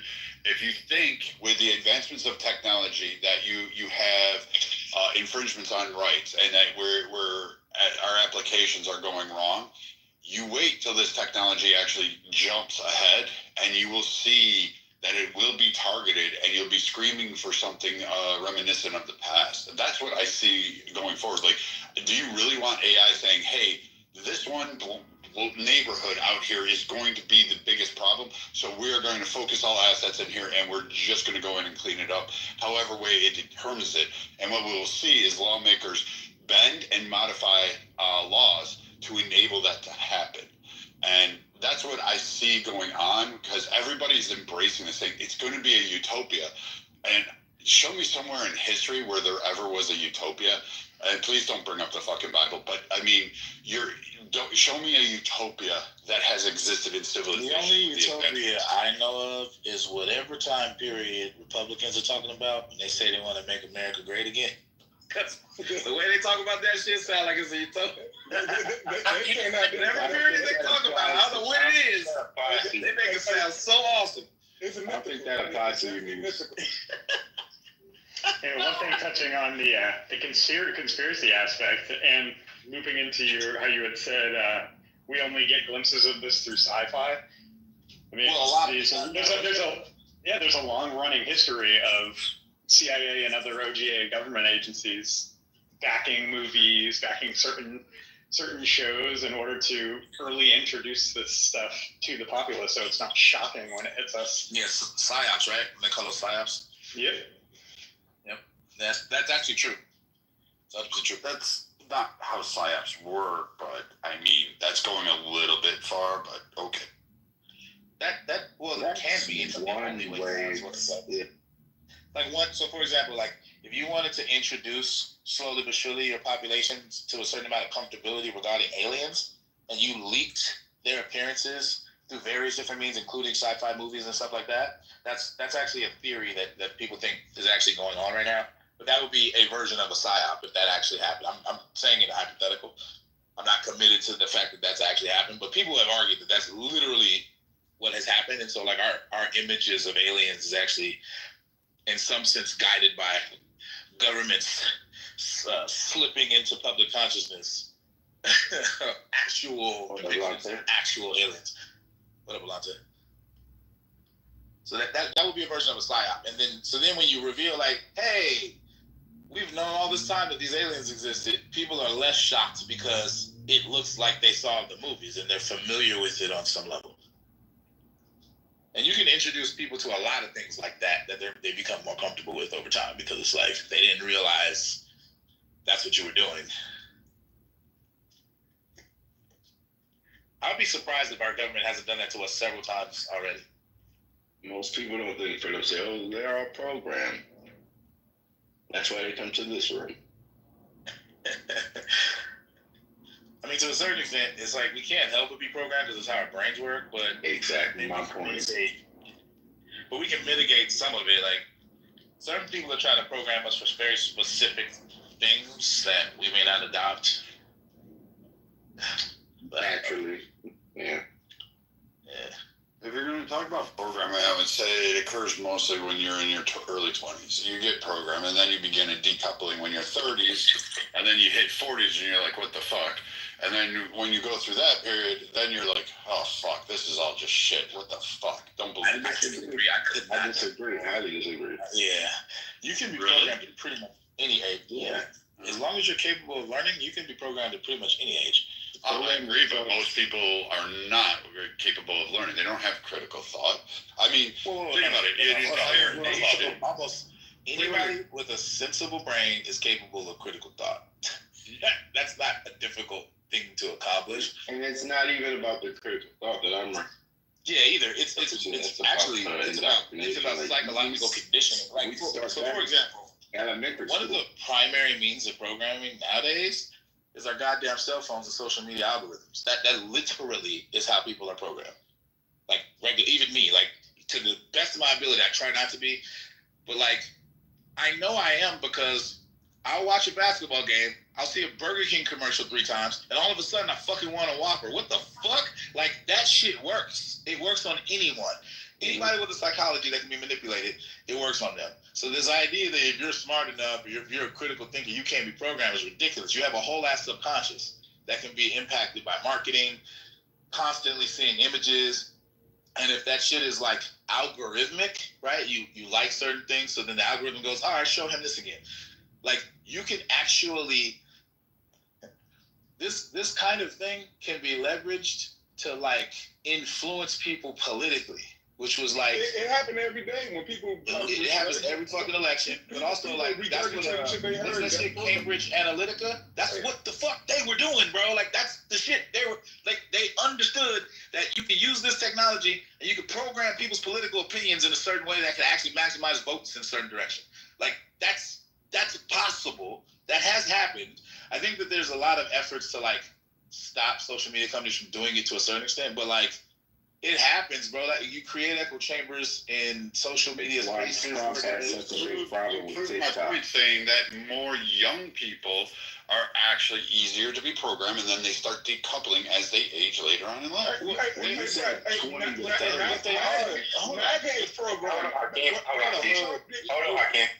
on, Keith. You said 20 to 30. I'm saying 2 to 6. Yeah, all of the above, bro. You can be programmed at any age. Like, okay, so you're right. It starts as early as a baby. Like, it doesn't start when you're 20. Certain social media cater to younger ages, like TikTok, for example. And so the reach of younger people in the age bracket that you described, like, yeah, they have an outsized influence on them. But the idea that if an older person were to use TikTok in a similar way or to a similar degree of frequency as younger people, that they could not be programmed in the same way is what I'm disputing. I'm saying it's not really a matter of age. It's a matter of what your habits of social media are and how the algorithms are interacting with your psychology. If you're an older person and you don't fuck with TikTok because people in your age bracket don't fuck with it, then TikTok is not going to be the vector for you. For a lot of older people, it's Facebook because that's what they fuck with. That's what they interact with. My dad comes to me and with a whole bunch of misinformation all the time that he got from Facebook because that's what he uses. And it annoys me because I'm like, bro, like, I know that's wrong, but like, he's like, it'll be something innocuous like, oh, I heard Klay Thompson got traded. No, he didn't. Yeah, it's on Facebook. No, he did not get traded. He's still on the Mavs. He's like, nah, let me show you. And then he showed me some shit. And I'm like, yeah, this is false. Like, nah, it didn't happen. Like, he's like, what? And like, it's like, bro, yeah, like there are ways to figure it out. Like, I go to Shams on X. I told him, like, follow Shams. Shams, if somebody got traded like that, Shams will be all over it. He's trustworthy. And then so I'm trying to help my dad out with some of this stuff. But he sends me stuff all the time, like, oh, did you hear about this? I'm like, that's fake, Dad. Like, and it's annoying as hell because my parents, my mom especially does it to me. I just see so and so and hey, no, that's fake news. No, you turned it into the Orange Man. No, it literally is fake news. Yeah, I've been having to prove him. I'm like, bro, look, he's on the roster on ESPN. He's still on this team. Like, what do you mean he did not get traded? I would know. But then he'll come home with some accurate information. Oh, I heard Gilbert Arenas got arrested. Yeah, that is true.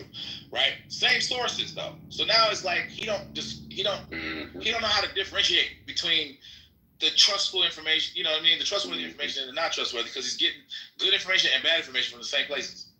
But I mean, I think I gotta think. Brad, I will give you this. My bad, Emotep. I will give you this. Like, at a certain age, you know what I'm saying, we become a little bit more cognizant and we can decipher these things, especially when we have like experience or skills with these different platforms. So we can get a better sense probably around those ages, 20 to 30, and of what is potentially fake news. So it gives a little bit more credence to what you're saying. But like, again, we're dealing with the kids or the older folks in this particular time in society. It's super hard to decipher for them because they don't necessarily have those skills. They're not using the vectors as much as maybe a 20-year-old who lives in their phone. No, I disagree. I'm sorry. Because the amount of people that think Trump is the same, sorry, Brad, is crazy. So this man was ranting about windmills and all that kind of stuff for 3 days straight. So I'm sorry. No, a lot of older people especially, they go down these YouTube rabbit holes, even young people too, right? No, I said that. I gave credence to that. I thought the young, I gave credence to the fact that older people are looking. I thought the young and old, it'd be the same thing, the same mess and same sources. It just depends on what people do. A lot of, especially Americans, I don't say especially Americans, but because I'm overseas, right? Even people here, they will believe this stuff and you'd be like, no, that's not true. But no, I seen this on TikTok or whatever. I'm like, no, that's not true. And they're like, oh, well, no, that's not true. I can tell you this and whatever, because I've experienced this, right? This is something I've experienced in real life. Yeah. You're going to tell me that's the way it is, and I'm telling you, no, it's not true. But at the same time, you're going to argue me down that it's true. So it just depends on how many people want to really go to different sources and research the facts, and that's the problem. People, and it's worldwide, do not want to use more than one source to search for their facts. And that's the issue. It doesn't matter age, religion, culture, it doesn't matter.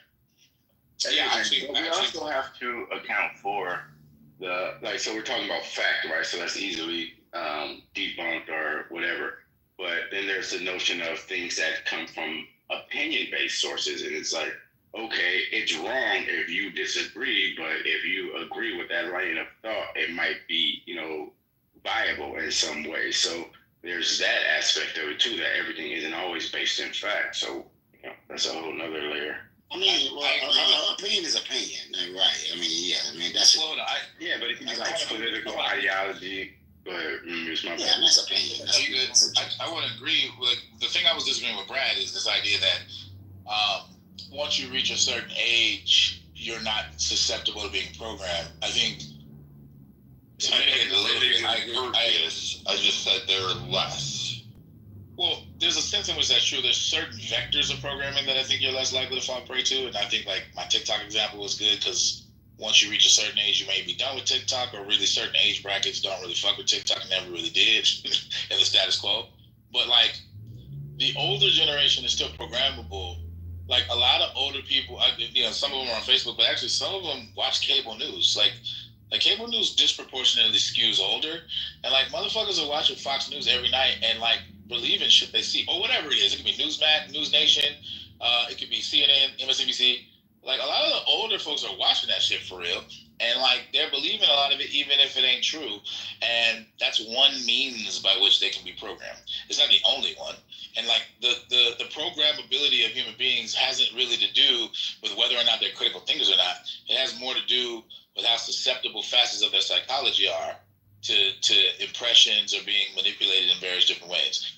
And like, I think it also social media algorithms are one vector, but like television commercials are another vector, or like whatever you watch on TV. It doesn't have to be commercials or marketing. It can be like public service announcements. It can be news, whatever. Like, anything that impacts the way that you think about things, right, can like be used to manipulate you, right? And like, there are a lot of things you can do to minimize the likelihood that you'll be led astray. And I think a lot of us try to do that. We try to check our sources. We try to do different sources because we know about bias. We're maybe to a certain extent trying to be attentive to our mental, like, you know what I mean? Like, to a certain degree attentive to our subconscious, but that's hard because it's subconscious. But we take steps to kind of minimize the ability to just be total robots or robotically programmed. But like, we're all susceptible to it. Like, no matter how smart we are, and no matter how like well-intentioned we are in our like diet of information, like we're all susceptible to that shit. Is what I'm trying to say. Yeah, I mean, I think the key is diet of information. I feel like you hit it on the spot, and I think as people get older, they generally narrow their variety of food sources in their informational diet. I think that's basically like my grandpa's generation was basically completely traumatized by Fox News, believed every random conspiracy theory, weapons of mass destruction, all that kind of stuff. And then I think the boomers, they just are just trapped in the world of academia, and they're just reading whatever fucking Politico and I don't know, all those liberal resources, you name it, right? And they're just stuck, trapped in that. And they think these are authoritative news sources, and they can't really move past that. I mean, and then whatever they look at online, it kind of just feeds that. They kind of just base their selection on that, and just becomes this never-ending kind of like reinforcement circle, or this force and function to continue to only feed them with what they see as authoritative news sources. So now basically the entire boomer generation is just like traumatized by CNN, Rolling Stone, MSN, like you name it. So I think it's just like, as people get older, they just become lazy in how they diversify their news sources, and they just end up having like an infinite feedback loop of the same kind of bullshit.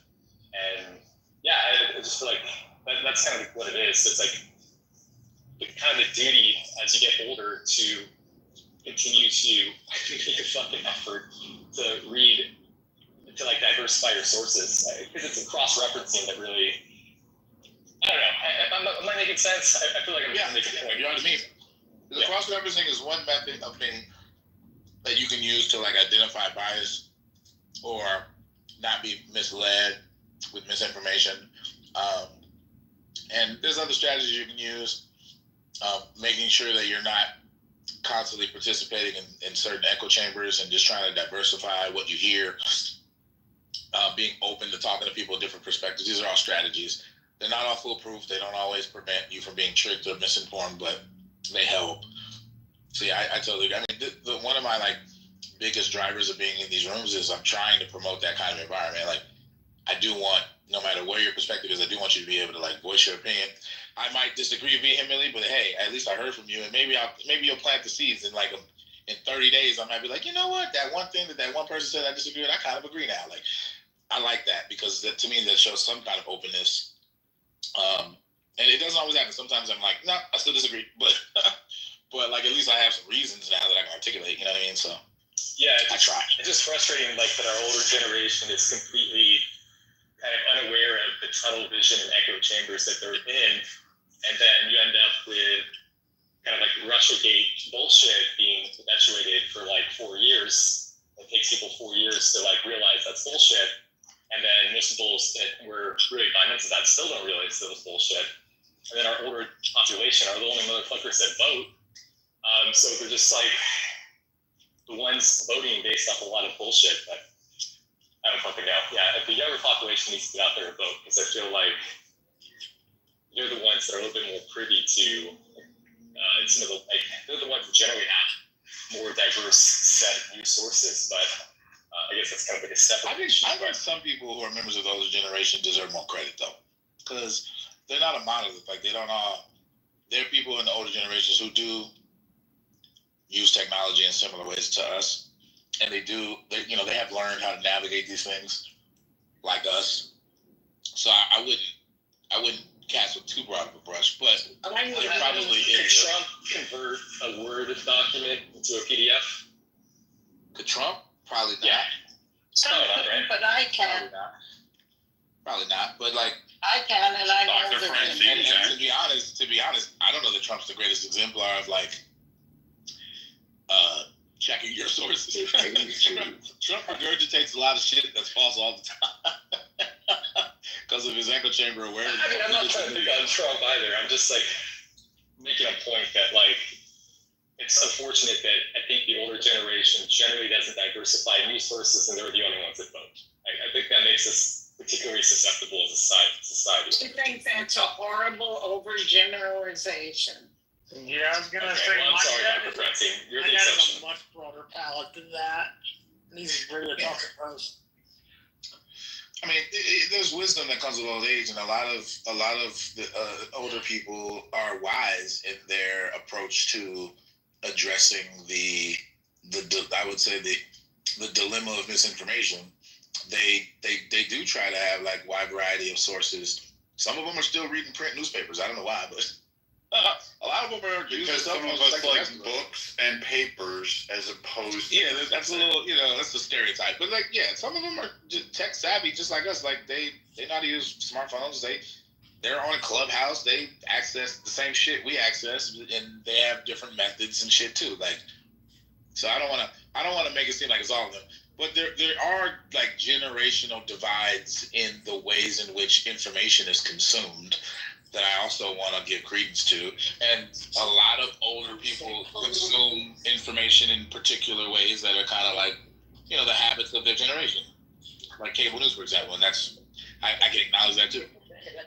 I think it's weird that society itself wants to get, like I hear this talk about older, and as I approach age, I find it ironic because when I was younger, I said the same thing, like, oh, you don't know anything. And we've all said that when we were young kids. When I was about to face the world and gripped by the shoes, Marshall, you got a lot of background, man.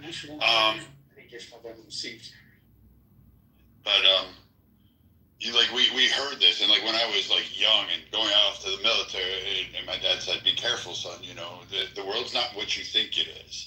The world is very dark. It's very conniving. It's manipulative. It's beautiful." And he gave me that whole speech, and I was like, "What does the old man know?" And my dad was right. As I grew up, I became a version of my father, and had to recognize that. Fuck, he was right about this. He was right about that. He was right about this.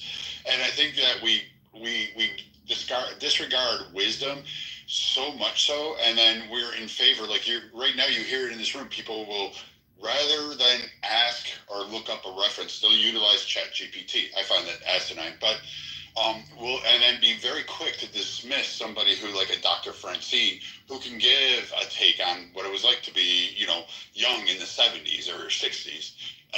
And she can tell you the vibe and what people were generalizing, thinking, rather than and give you a firsthand account of what was going on from her lens, and you can learn something. And we saw this in the pandemic when all the businesses and all those lockdowns, like, nobody knew how to fucking can, jar. Most of your wives and girlfriends couldn't cook a fucking meal to save their lives because they didn't know how, because Uber Eats was the biggest thing. And when they shut down restaurants, you couldn't Uber Eat shit. So you either had to live off McDonald's or eat burnt crap that I eat.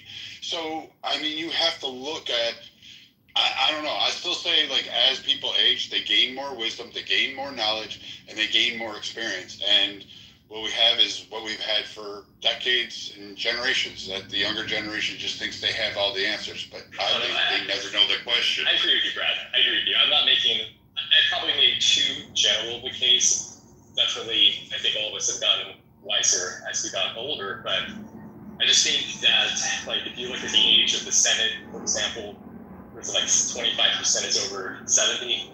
And if you look at all the ages of like presidential candidates, Bernie Sanders, Donald Trump, Biden, Elizabeth Warren, Clinton, etc., like there is a sense, which I think is very real, that people have gone past the traditional age of retirement and are kind of clinging on to power and maintaining a lot of old ideas that are not allowing new ideas to cycle in. Like, what's an old idea you feel like, for lack of a better description, these old fuddy-duddies are getting in the way of?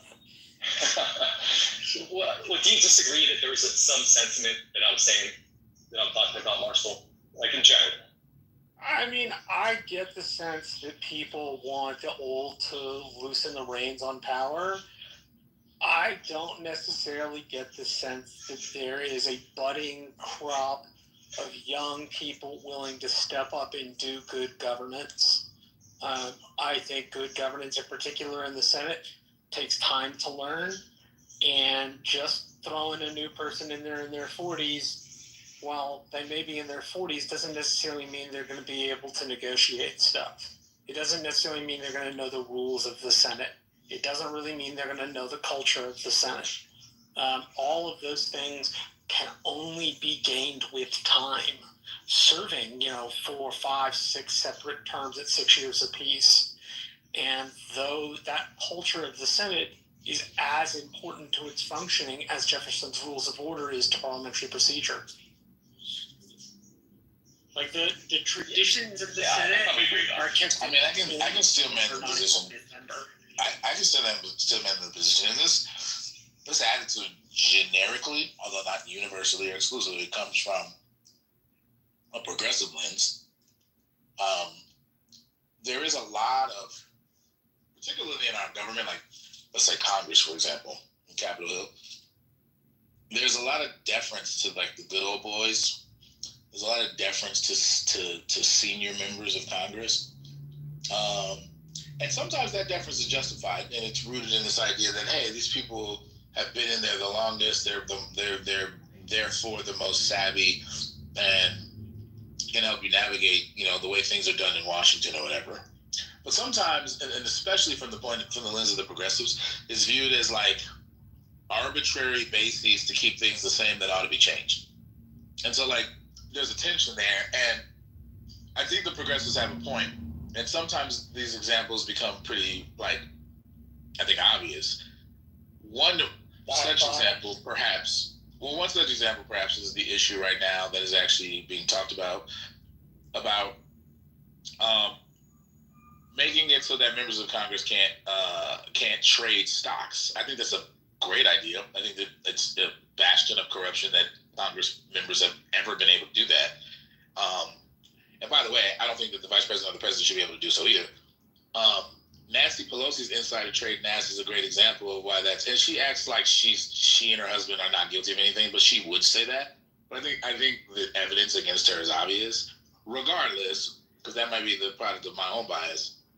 Like the mere perception of corruption is enough to change this, whether or not she's actually guilty of anything legally actionable or not.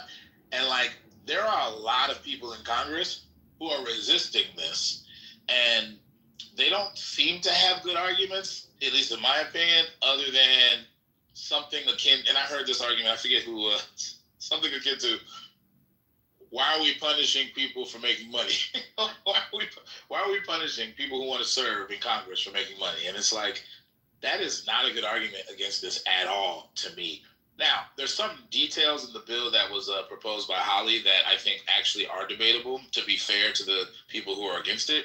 But the basic idea of making explicit prohibitions that members of Congress, who often have something akin to insider information, although technically, legally, it's not considered that gives them an upper hand and puts them in a position relative to the general public that they can benefit from trading stocks that they own, is a bad thing and reeks of corruption that shouldn't happen.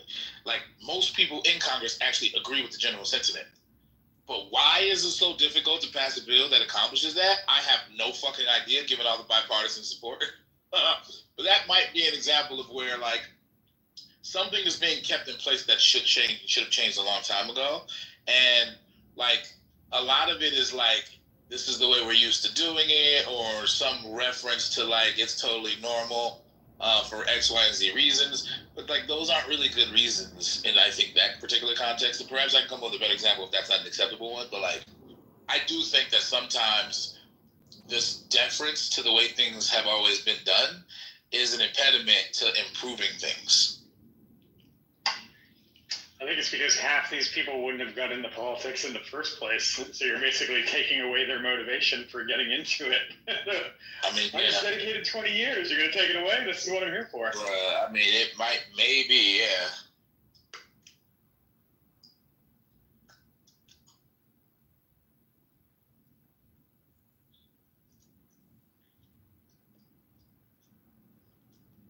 I think just that was like actually a much better argument than I probably made myself.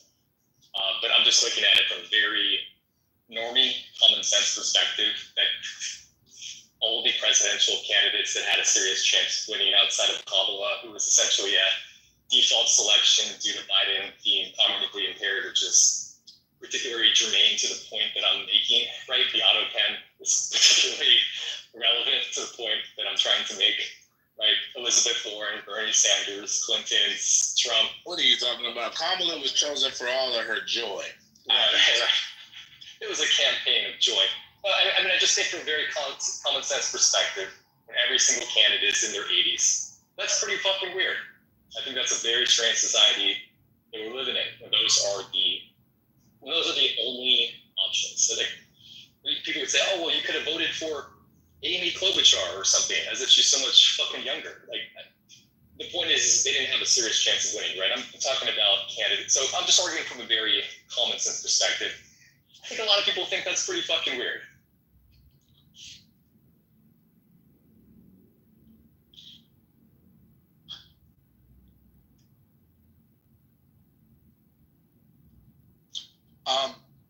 To return back kind of to the topic proper, I do want to explore it to the extent people are willing. I do want to explore this, what I consider an interesting dilemma of what is the proper response to a naked power grab of the sort that the Texas GOP is being accused of by the Democrats. Should they fight fire with fire and get their hands dirty in the process, doing the very thing that they're decrying as unfair? Or should they do something else that's more consistent with the fact that they view it as wrong? Why or why not? Well, if they were really that upset, to bring it back to your original topic, if they truly were upset, then they would stop the practice themselves. Then they would put a legislation up to actually prevent it across all 50 states. I wouldn't be advocating for a universal body, but I could see that that you should make it mandated that redistricting must be done. But Democrats really don't want that kind of shift. They want the optic of this. That's all they want. They want to be able to redo it themselves, like they did in New York, like they do in California, like they do in Chicago, all over all their spots, Carolinas, etc. And they have no problem doing that. And then they say, oh, we're just for the people. Never mind when we do it. And then they cry about Republicans and vice versa. So unless one side is willing to actually stop the practice and then put forward legislation to outlaw the practice, then I don't know what they're crying about, because quite frankly, it's just bullshit on both sides. Hey, bro, but what should they do? That means that they should do it then. If they've been doing it and they known for doing it, then in this instance, they stand to lose 5 seats. I mean, they definitely should do it. So I don't see the reason why not.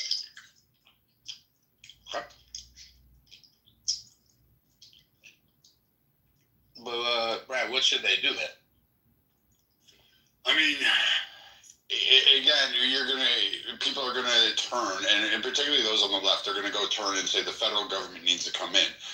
And I would say that states, like, you have 50 different entities that rule on this, or some variants of this across the states, that determine districts or determine what's in terms of like who's going to be in what populace for voting and who's under what.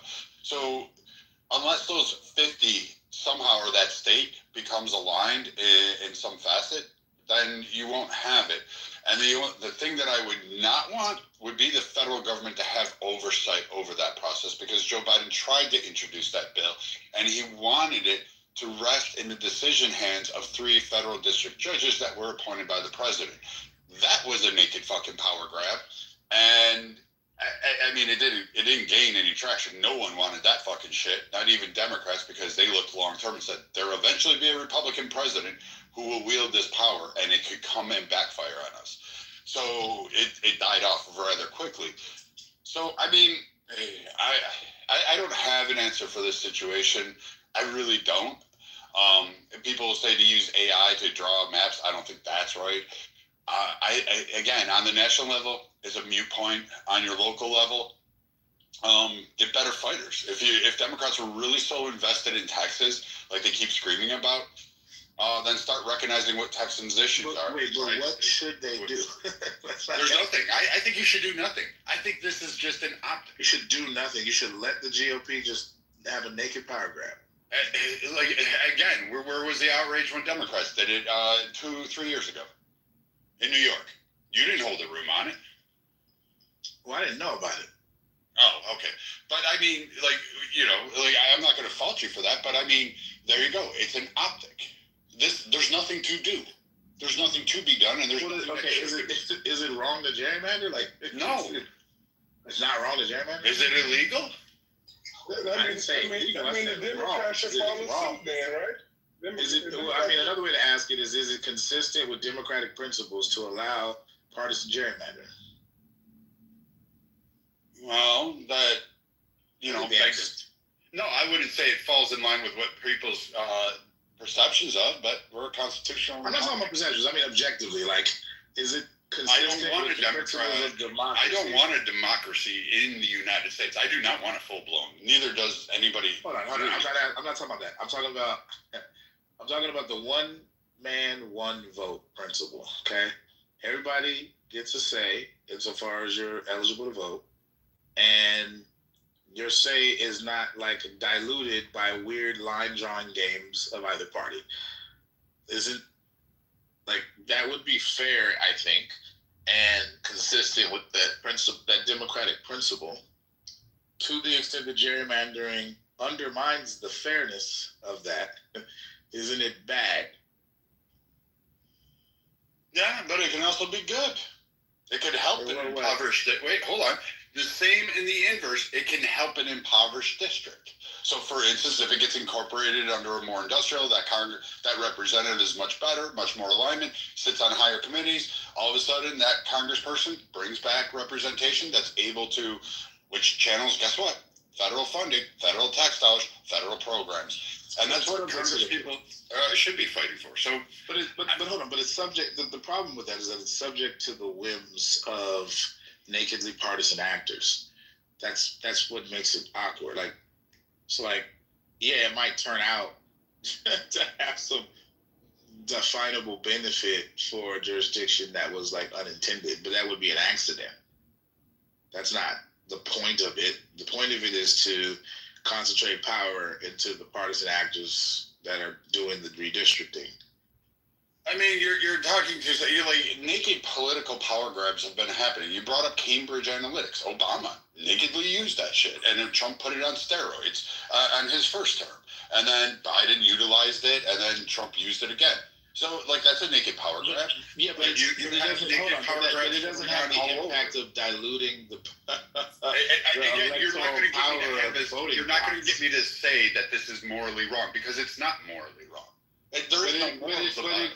But it is you're uncomfortable with it, though. But it is inconsistent. Hold on. But it is inconsistent with principles, fair principles of democracy, isn't it?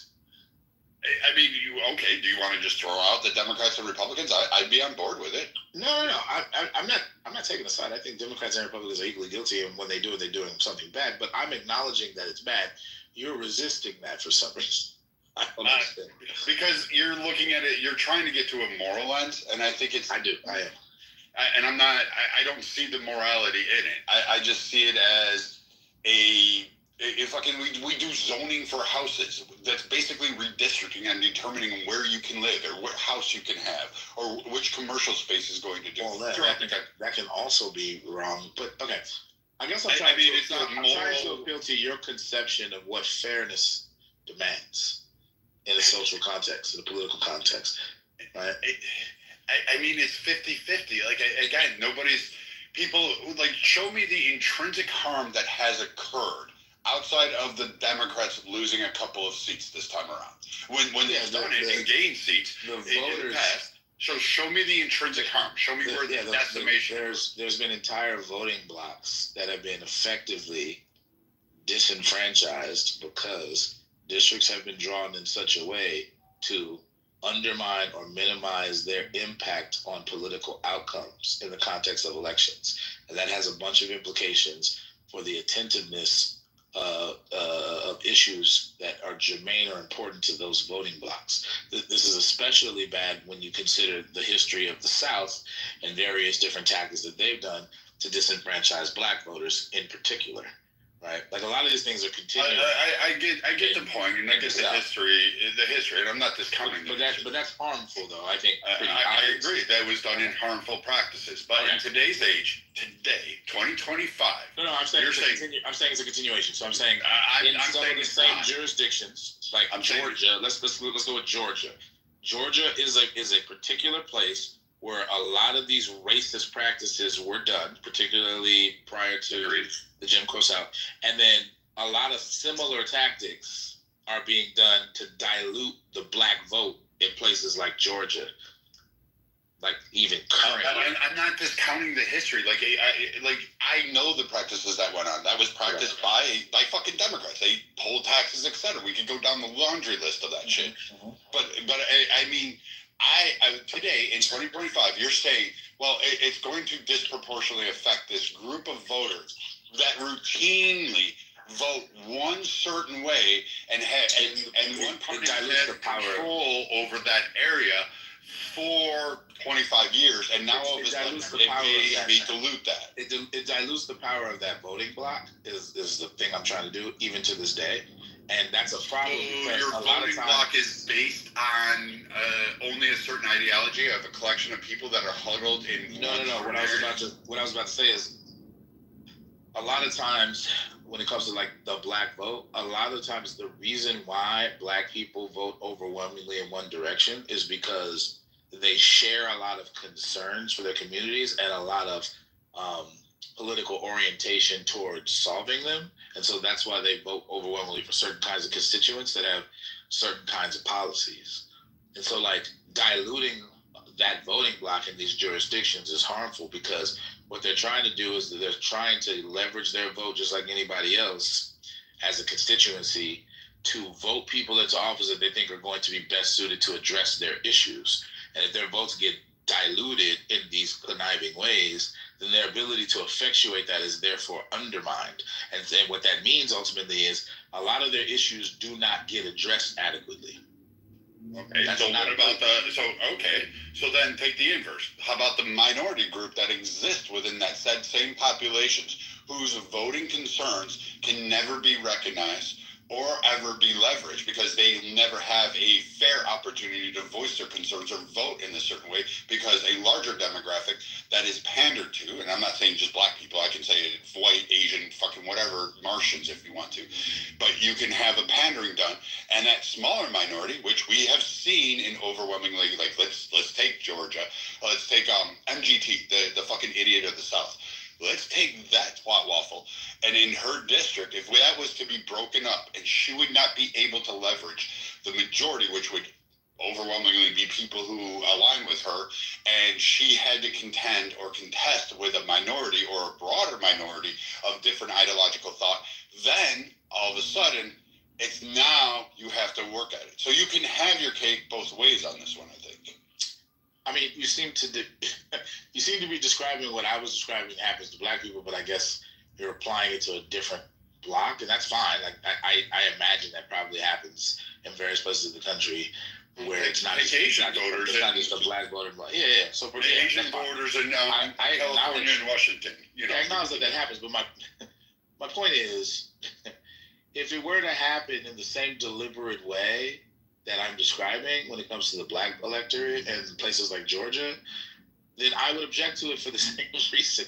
I don't think that's a good thing. I don't think that you should be able to arbitrarily draw lines in power grabby ways that dilute or undermine the vote of entire minority groups of people, no matter what the groups are. Right? Like I'm against it in principle, and I'm just applying it to some examples that implicate black voters because those are the ones that I'm the most familiar with. But yeah, if it implicated Asian voters, if it implicated Hispanic voters, if it implicated, poor white voters in fucking Appalachia or some shit, cool. I would object to it for the same reason. That's all. I'm simply saying it's easy for me to say this practice is wrong, it's untoward, it's unsavory, it's immoral, it's unjust. You can say it's unsavory. I call it politics. I mean, you're trying to put a morality on something that is neither moral or immoral. It is political. But if it implicates fairness, how can it not implicate morality, right? Like, if it's unfair. Okay, tell me about what in politics is absolutely fair. Please. Absolutely fair. But you're asking for fairness in politics. It does not exist. I am. I am asking for that because it's within our. Hold on. Because it's within our locus of control and of policy. No, it's not. It literally is. We do not have to gerrymander. We do not have to allow it. It is within the locus of control. Okay, give me your alternative to gerrymandering or redistricting. Give me your. You can have. Yeah, there's several alternatives. So you can have an independent redistricting commission, like a lot of states have, that is more accountable to the voters and whose job it is functionally to draw district maps that make sense, that are not designed to give either or party an advantage, but are designed to, in some sensible way, make sure that politicians who are voted in office are reasonably accountable to their constituencies. Like, that's a solution. Okay. So that solution is already in place, and that several jurisdictions, not every jurisdiction. No. It's around there. There's some form of representation of that in all 50 states. However, no, Texas does not have. Yes, there is. Texas does not have an IRC, bro. No, but they use some other implementation. No, the state legislature draws the lines. That's what I know, and they get that off of advisements. So, like, you have all the this redistricting map groups in the 50 states are just advisements, and they get in there, and depending on their leanings, they're going to be one way or the other. That's why the arguments. But then, what is the mechanism in place to prevent what New York, Carolina, Pennsylvania, and California, or not? Yeah, California did. Particularly New York, where it ignored. You can have. I mean, that's actually a fair question. I actually would willing to answer that. You can have something equivalent to like a certain threshold that needs to be met for a veto by the legislature. So, for example, rather than the legislature being able to willy-nilly wipe their ass with recommendations from the IRCs, like in California and New York, what you can do is have a certain critical mass of the legislature needs to be reached in order to be able to veto what the recommendation was. And you can make it, I don't know, fucking 70% or whatever. So you can make it high enough where it's not easy to accomplish. So 85% of the Democrats in the New York, when that happened, redrew the lines and ignored it. And they absolutely just shot it. And Governor Kathy Hochul just basically said, "Oh no, I disagree with them as well," and just bypassed it altogether. So, you can fine. You can make instead of like if you're going to make hold on. If you're going to make a mechanism, I'm going to revise. You can make it instead of like a threshold because it actually some of these legislatures are that skewed, and I didn't take that into account. So maybe then you can put it to a vote then. So then there has to be a certain threshold of voters who approve of the veto. So then you want a populist decision. Yeah, that might be a bet, but only when the legislature makes a move or a motion to veto the. Now, wouldn't that skew it based on let's take I'll stay with New York. Wouldn't New York City have the largest proportion and power of that vote versus the rest of the fucking state? Because that would be the issue there. I mean, yeah, but that's fine because the whole state is voting on it. So it's a state initiative. So basically, you make them accountable to the voters by building in that, look, if the IRC, whose job it is to draw fair lines, is going to be overturned in some way by the legislature, you got to get the approval of the voters. And if you don't get the approval of the voters, then they can't veto it. They can't just be like, nah, we're good. So again, your solutions don't take into account the power grab that would actually exist and the power grab that would be replacing, but it would definitely be a power grab. You would give far more power to places like Los Angeles than, you know, I don't know. That's fine. I accept that. You're right. You would, but because the rest of the state has a say, right? Like, I think that the benefits outweigh whatever negatives you can identify with the outsized power of the most concentrated areas of a state. No, because like even here, I'm only picking on New York because I was actually born, bred, and buttered there.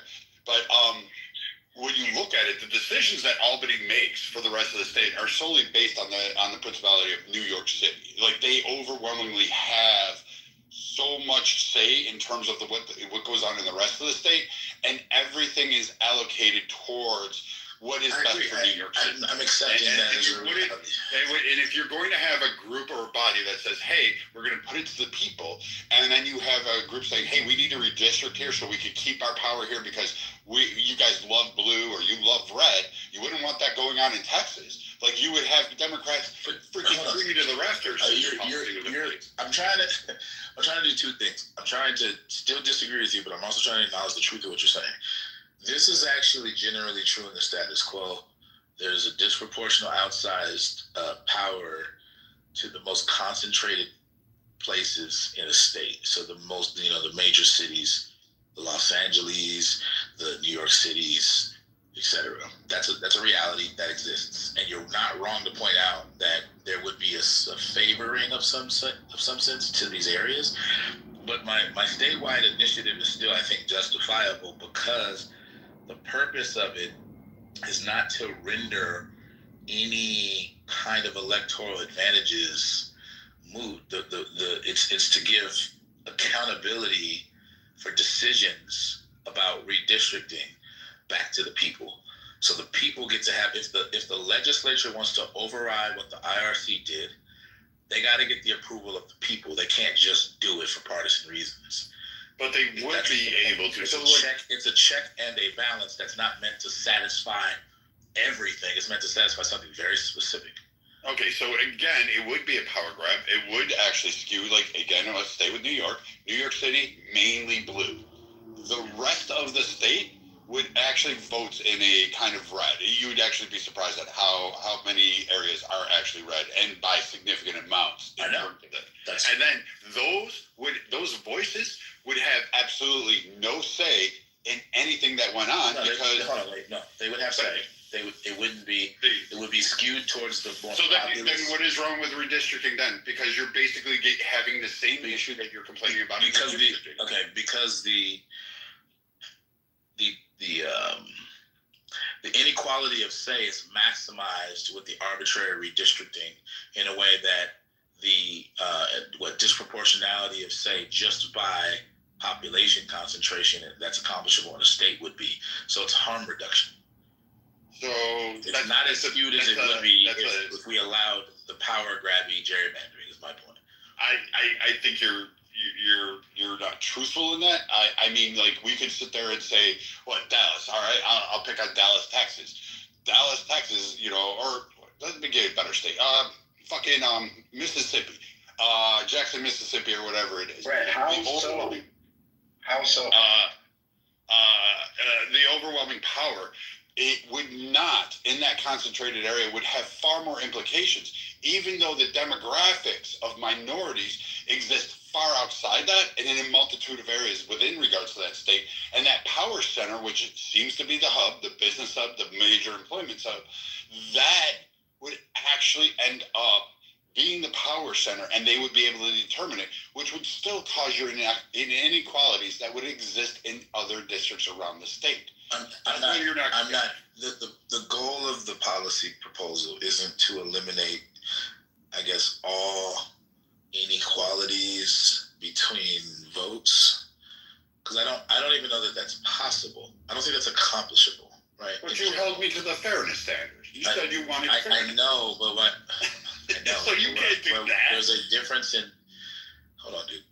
There is a difference in the impacts that you're not taking into account, right? So, like, the ability for a state to arbitrarily gerrymander in such a way as to pick up 5 congressional seats in favor of a particular party, right? And the minority party just has to eat that, right? That kind of discrepancy in congressional representation is not really replicable with the policy that I just articulated, which is if you're going to have an IRC whose job it is to draw district lines in a fair way that don't benefit one party or the other, you can even make your IRC mandatorily bipartisan if you wanted to ensure balance, right? And then the ability of the state legislatures, which are skewed in various different states to one direction or the other, to just wipe their ass with that fair recommendation, we want to block that because otherwise we're not really doing much to stop what's already happening in the status quo. So one way to block that is give it to the voters to decide on. If you can convince enough voters in a state to go along with the overturning of the recommendation from the IRC, then at the very least what we know is that the voters in that state jurisdiction are cool with it overwhelmingly, right? But like if you can't do that, then you got to go with what the IRC recommended. I think that that's a fair balance. Okay. And what I argue what that would do is it would minimize the likelihood that you'll have these redistricting as egregious as we have it in places like Texas right now. Okay, so I'm going to present two challenges. All unfairness in voting. The goal is to reduce harm by minimizing the likelihood of these kinds of naked power grabs. That's the goal. Okay, so I'm going to say two things wrong with this theory right now. One, how do you appoint the IRC? How is it done? Is it picked by a governor? Is it picked by a panel? Are they elected to the position? Are we creating another federal entity? Are we looking to another government source and more tax dollars to be used? That's my first part. My second part is the inverse could be true. So you talked about like minority communities, which I will say most will say just for the sake of like Georgia are around the urban areas. Now, as we saw in the past election with Stacey Abrams and whatever the dipshit governor is down there, the inverse can be true. The rest of the state could actually side with an RIC that specifically targets and it does split the minority area and creates a less dynamic vocal or voting representation in terms of elections and in terms of their power, and the rest of the state can sit there and basically do exactly what you're concerned about. So I don't know if your idea is a better one. I think it would cause the same problems that you're actually trying to address. I mean, yeah, but again, if I thought I acknowledged the second part, I'll do them in reverse. Like, it is possible on the policy I proposed that the state could vote in a way where they overturn it and they vote for the naked power grab. But my point is, at the very least, and that means that the constituents of that state were cool with it because they voted for it. And so they're accountable to the people. Right? My guess is a lot of people would object to it because they would be from jurisdictions that would be shortchanged. So I don't think that it's interesting to what extent that it's likely that the majority would go along with some of these because they're really egregious.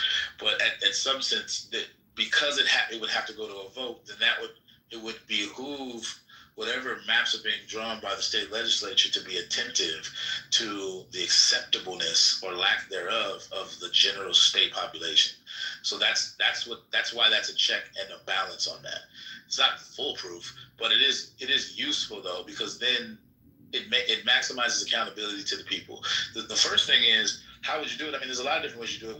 One is you can build it so that you have a certain amount of Democrats and a certain specified amount of Republicans on the IRC. Does it? What? Or does California do it that way too?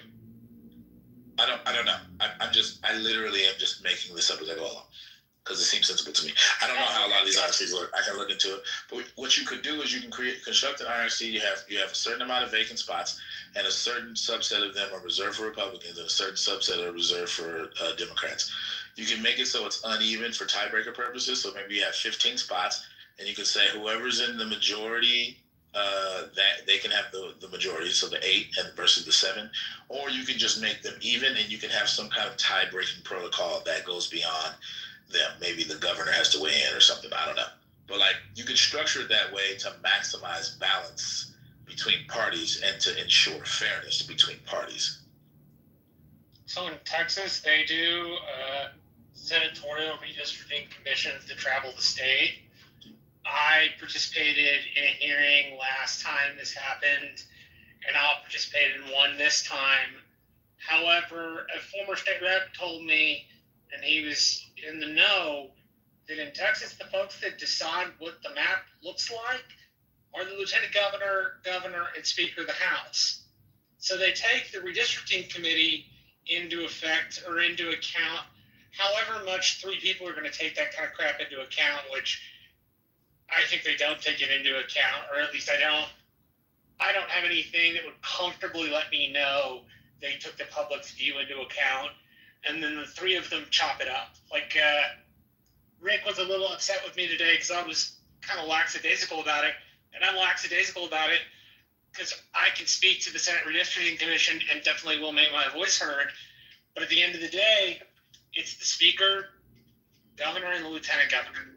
And there ain't shit I can do about it. There's like shit all Marshall Rankin can do to make that redistricting situation more fair.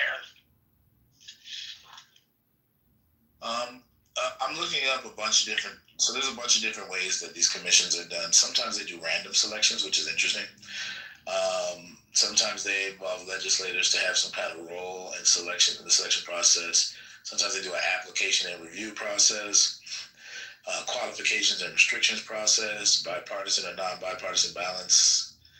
So many commissions are structured to include a balance of Democrats, Republicans, and often members not affiliated with either party. Yeah, the structure aims to promote consensus and prevent partisan gridlock. Yeah, so I think I would favor just a bipartisan balance structure where you have a certain designated amount for Democrats, designated amount of Republicans, and maybe some people who are neither, or even maybe some representatives of other parties if you really wanted to get froggy.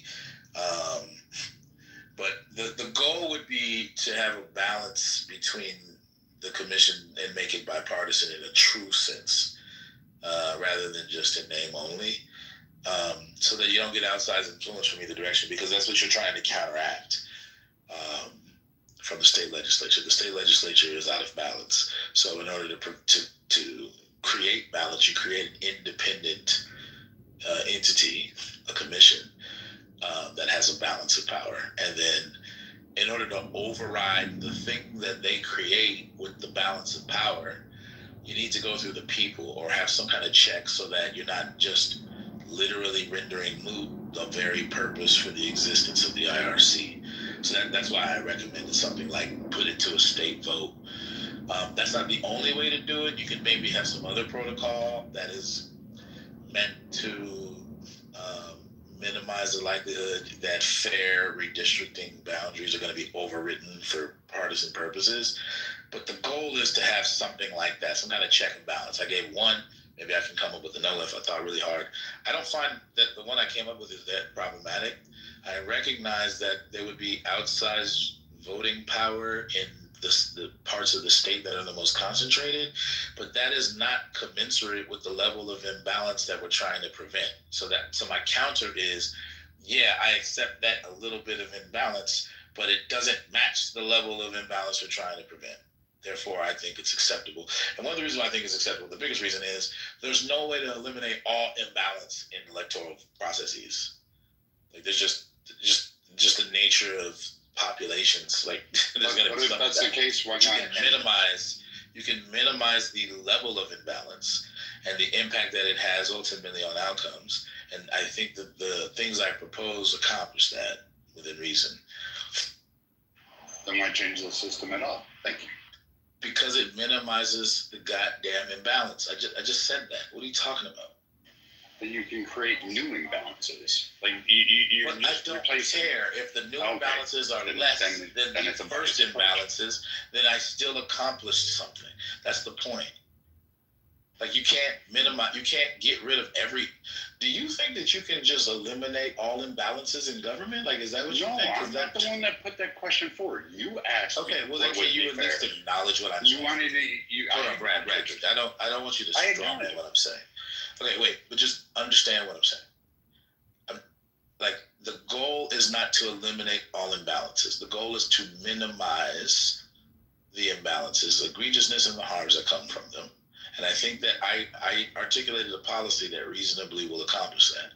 You really haven't said anything substantive about why that's not the case. You just keep saying it's not the case. Or you keep insisting that because there's some imbalance that is preserved, it somehow renders this actions I'm recommending moot. But like if the imbalance is minimized and the harm of them is reduced, why is that not an accomplishment?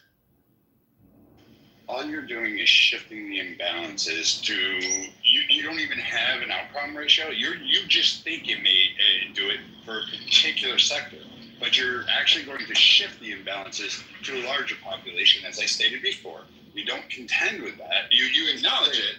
But see, that's what you do when I speak. You say stop. I'm trying to understand what you're saying. But you want me to go on the morality. Because it doesn't make sense, Brad. You're just saying things. No, what you say doesn't make sense. I'm literally about to ask a clarifying question, Brad. Jesus fucking Christ, bro. Like, how is it not obvious that there is a reduction in the harm associatable with the naked power grabs of the sort that Texas is engaged in right now? First, you have to show me what harm in 2025 is at. I just told you that disenfranchising black voters is obviously harmful. I don't know why you're acting like that's not harmful. You just admitted it was. I never said anything was harmful. I said there was no morality. Wait, Brad. Is disenfranchising black voters in places like Georgia harmful? Yes, that would be. How does this disenfranchise them? If you dilute the votes of Texas views, I asked you to show me. No, I said like Georgia, Texas counts. There's black people in Texas. Like if you dilute the votes, if you dilute the vote, the black vote in Texas, is that not harmful? If you dilute it, yes. Okay. Maybe not. You haven't shown me that. What the fuck? Because you're thinking that all black people vote on a similar thing, and I'm saying there are people. Yes, you do. I so you're saying it's diluted the black vote. Do all black people vote the same? So if it's an ideological spectrum, and you're saying that the Democrats are losing black people in these areas, but then there's a contingent that is ideologically separated from the Democrat plantation, so to speak, as they call it. The ideology is not relevant. Oh, yes, it is, because those voices haven't been heard in those strongly controlled blue areas. Do you understand what that is? You're only going down one area, and you're not actually I'm just trying to ask you a question. Do you understand the means that are taken to dilute the black vote in the first place? Do you understand what that means? I understand the historical precedents. Do you think that that's I'm not talking about historically. I'm just talking about what do they do to dilute the black vote contemporarily? Do you know what they do? First, who is they, and what are they doing to dilute the people who draw the lines, like the Republican legislature in Texas, for example? Do you know what they do to dilute the black vote? Sure, I'm pretty sure. They tend to add on rural counties in Texas. Yeah. But those how does that dilute the black vote? Hold on. Those rural county populations are actually significantly smaller in scope than the urban populations that are added. So how did they dilute the black vote by doing this, Brad? Can you explain it? Hold on, I gotta put this fucking seatbelt on. I got this. Thanks, Marshall. If you take Senate District, Brad, you admitted yourself that hold on, Marshall. Brad, you admitted yourself that with California, New York, etc., you're talking about how these city centers, San Francisco, LA, New York City, has so much control. Under Muse's example, how then is giving more power to the rural areas to voice their opinion, such as, like we say, most of California is actually red, but then you got San Francisco and LA. So how is giving those areas more power in this way of balancing things going to be less helpful in mitigating the harm. Okay, That's because why in your I scenario, where does California, where do the people that are in the red You areas? said that earlier. You said that earlier. When the red areas in California actually have power in California, then I would be able to answer that. But they don't have power. They haven't had power since Reagan. Like that's right. I'm trying to. I do want you to finish, but I'm trying to stick on something very specific that is being missed here in terms of the mechanics of how this is pulled off and what the implications are. So far, Brad, you haven't used some key terms I'm looking for in terms of like what the norms are. On a morality. You keep asking this question. So first off, I don't think it's moral. I don't care if it's moral. Okay, I'm not talking about that. That's not the question I'm talking about. And it's I'm not talking fair. about what? But you want a concentration of just calm down for a second, please. Say that they can vote in a certain way, but you don't want to give voices to the minority. Walk with me. I get that you disagree vehemently. I get that. I'm trying to get you. I'm trying to actually gauge whether you're even aware of it, because I'm not sure that you are. You might be. But what is the mechanism that is used in the context of gerrymandering that results effectively in diluting the black vote? What do they do that results in that consequence? Can you describe it? Can you name it? I don't know what you're trying to get to. I don't know what you're looking. Okay, so then I'll just name it then. Have you ever heard of the phrases cracking or packing? Do you know what those mean in this context? Cracking and packing. I think I've heard of it, but I never paid much attention to it. Okay, can I define it? Go ahead. Okay, so cracking involves splitting a concentrated black community across multiple districts, dispersing their voting strength, and making it harder for them to elect the candidate of their choice. Is that clear? Yes. Okay. And I'm not discounting that hasn't happened. Again, regularly through. Wait, hold on, but just walk with me. You're right. You didn't say it didn't happen. I'm not accusing you of that. I'm just trying to be clear about what the mechanism is. Now, packing involves concentrating a large number of black voters into a single or a few districts, giving them an overwhelming majority in those districts, but reducing their influence in the surrounding districts. This creates safe seats for black voters in those packed districts, but reduces their overall representation across the state. Do you understand what packing is? Yes, Jason, I do. Please don't preach to me like I'm not trying to be condescending. I'm genuinely asking if you understood it. I swear I'm not trying to be condescending. The reason why those matter is because those are the specific mechanisms that are used to undermine the power and potency of the black electorate in these jurisdictions, okay? And the reason why that's harmful, I think, is obvious, but if you need me to make it explicit, is because what you are effectively doing is deliberately drawing districts in such a way as to reduce the power and effectiveness of particular electorates. That's not fair. That's wrong. I think that's obviously wrong. Okay, so again, the outrage now. It also might be illegal. That's actually what they're doing. And racial gerrymandering, it's illegal, but you have to be able to prove it. There's a burden there. But go ahead, Brad. I want to hear from you. But hold on. I want to engage with Brad in good faith. Brad, again, I'm not trying to be a dick. I want to know. We can go back and forth. You can be a dick to me, and I'll forget about it tomorrow. But the whole idea that somehow that the new version that you stated would address or figure out a way to actually keep a population or a demographic of people concentrated enough to have that same representation level that you're looking at, I don't see. Even in the maps in Texas, the rural counties that were added don't even equate. I'd have to look again at the population surge, but they don't even equate to the number that they're now joining. They don't have an equal vote. Those rural counties. That's not what's wrong with it. That's not even what I'm. But again, what I'm saying is, it actually may backfire on the Republicans' wishes. You're right about that. I agree with that. Then thank you. So it's not. But that doesn't undermine it. Hold on. But they're not doing it. Wait a minute, Brad. Vote. Wait a minute. I'm not. This is not a statement of their intention. Although that is being called into question by a lot of people on the left. I'm talking about merely impacts. Okay. They're redrawing districts in Texas that will net them 5 congressional seats. That's not really debated. Nobody on the right or the left debates this, okay? That's what they're doing. That's what their proposed map would effectively do if it went into effect tomorrow, okay? And in the process, right, they've engaged, arguably, in cracking and packing to a certain degree with respect to jurisdictions in the state of Texas that are majority black. Now, it could backfire in a lot of different ways. You're right about that, right?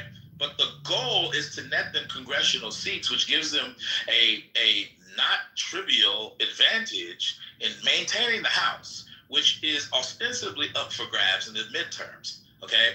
Like, that's the motivation here. And my point is, you wanted me to establish what was wrong with gerrymandering as a practice writ large, not simply with gerrymandering in Texas. And I tried to answer that and address that broadly, but it does have applications for what's happening in Texas. In general, gerrymandering is a bad thing because what it does effectively is it concentrates power in arbitrary ways that are designed and devised to maximize representation for a particular political party, and it has a bunch of deleterious effects for certain electorates.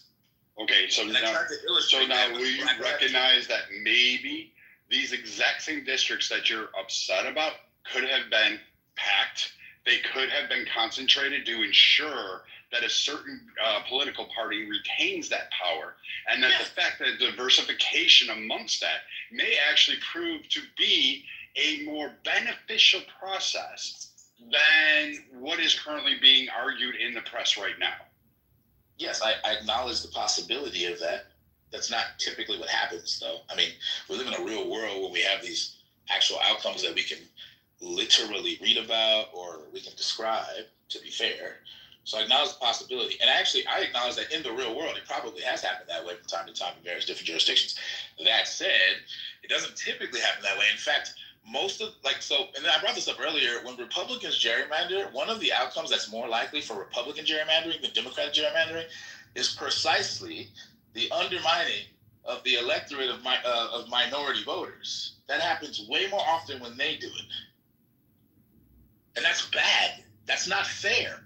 Okay. There's an issue of fairness here I'm just trying to get you to acknowledge. I'm discounting the fairness in past principles. What I'm saying is, though, can I just interject one question? How can you discount the fairness? Okay, is it necessarily fair to pack one district with one demographic of voting block that you're going to just solely retain that power because of... I don't think that's fair, no. I don't think that's fair. Okay, do you think that's fair? Then we're at a crossroad. No, I don't think it's fair.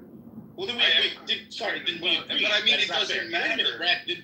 I'm confused. We are agreeing that it is not fair, correct? Packing and cracking to do it solely based on racial lens is absolutely not fair. I think it's fucking disgusting to actually have that happen. What if the intention was merely to pick up congressional seats, but inadvertently you dilute the black vote in the process? Isn't it still unfair, even if it wasn't the intention? How is it diluting the black vote necessarily? So if you're cracking, for example, okay. That again, this is a hypothetical because it's not even. Well, it's not a hypothetical, actually. But I'm talking about it in today's stance. Like what's going on in Texas right now? They're not. Yes, bro. Do you really want me to? Yes, they've done cracking and packing in Texas. Yes, but I was just trying to talk about in general, right? Like. Cracking involves splitting the concentrated black community across multiple districts, right? So what you're doing is you're dispersing their voting strength, and it effectively weakens it. It's not as strong because it's now dispersed over several different districts in a way that it wasn't before. Okay, so that's one way that you can undermine the black vote. Another way is you can pack them. What you're doing is you're concentrating black voters into a district, and while it makes their vote stronger in that district, it's where you're pulling them away from where their vote and their impact is minimized. So there's two different methods for undermining the strength of the black vote. Is that clear? And I'm not trying to be condescending. I'm genuinely asking. Yes, it's clear, Jason. I understand the whole point. So if you did that inadvertently, let's say the people in Texas weren't trying to be racist or anything like that. It wasn't their intention. Their intention is genuinely to to net 5 congressional seats so that they can win in the midterms. Let's say that's their stated aim, okay? And inadvertently, they end up cracking and packing in a way that dilutes the black vote. Let's just go with that for a second, okay? Stipulating that. Wouldn't it still be unfair, even though it was unintended?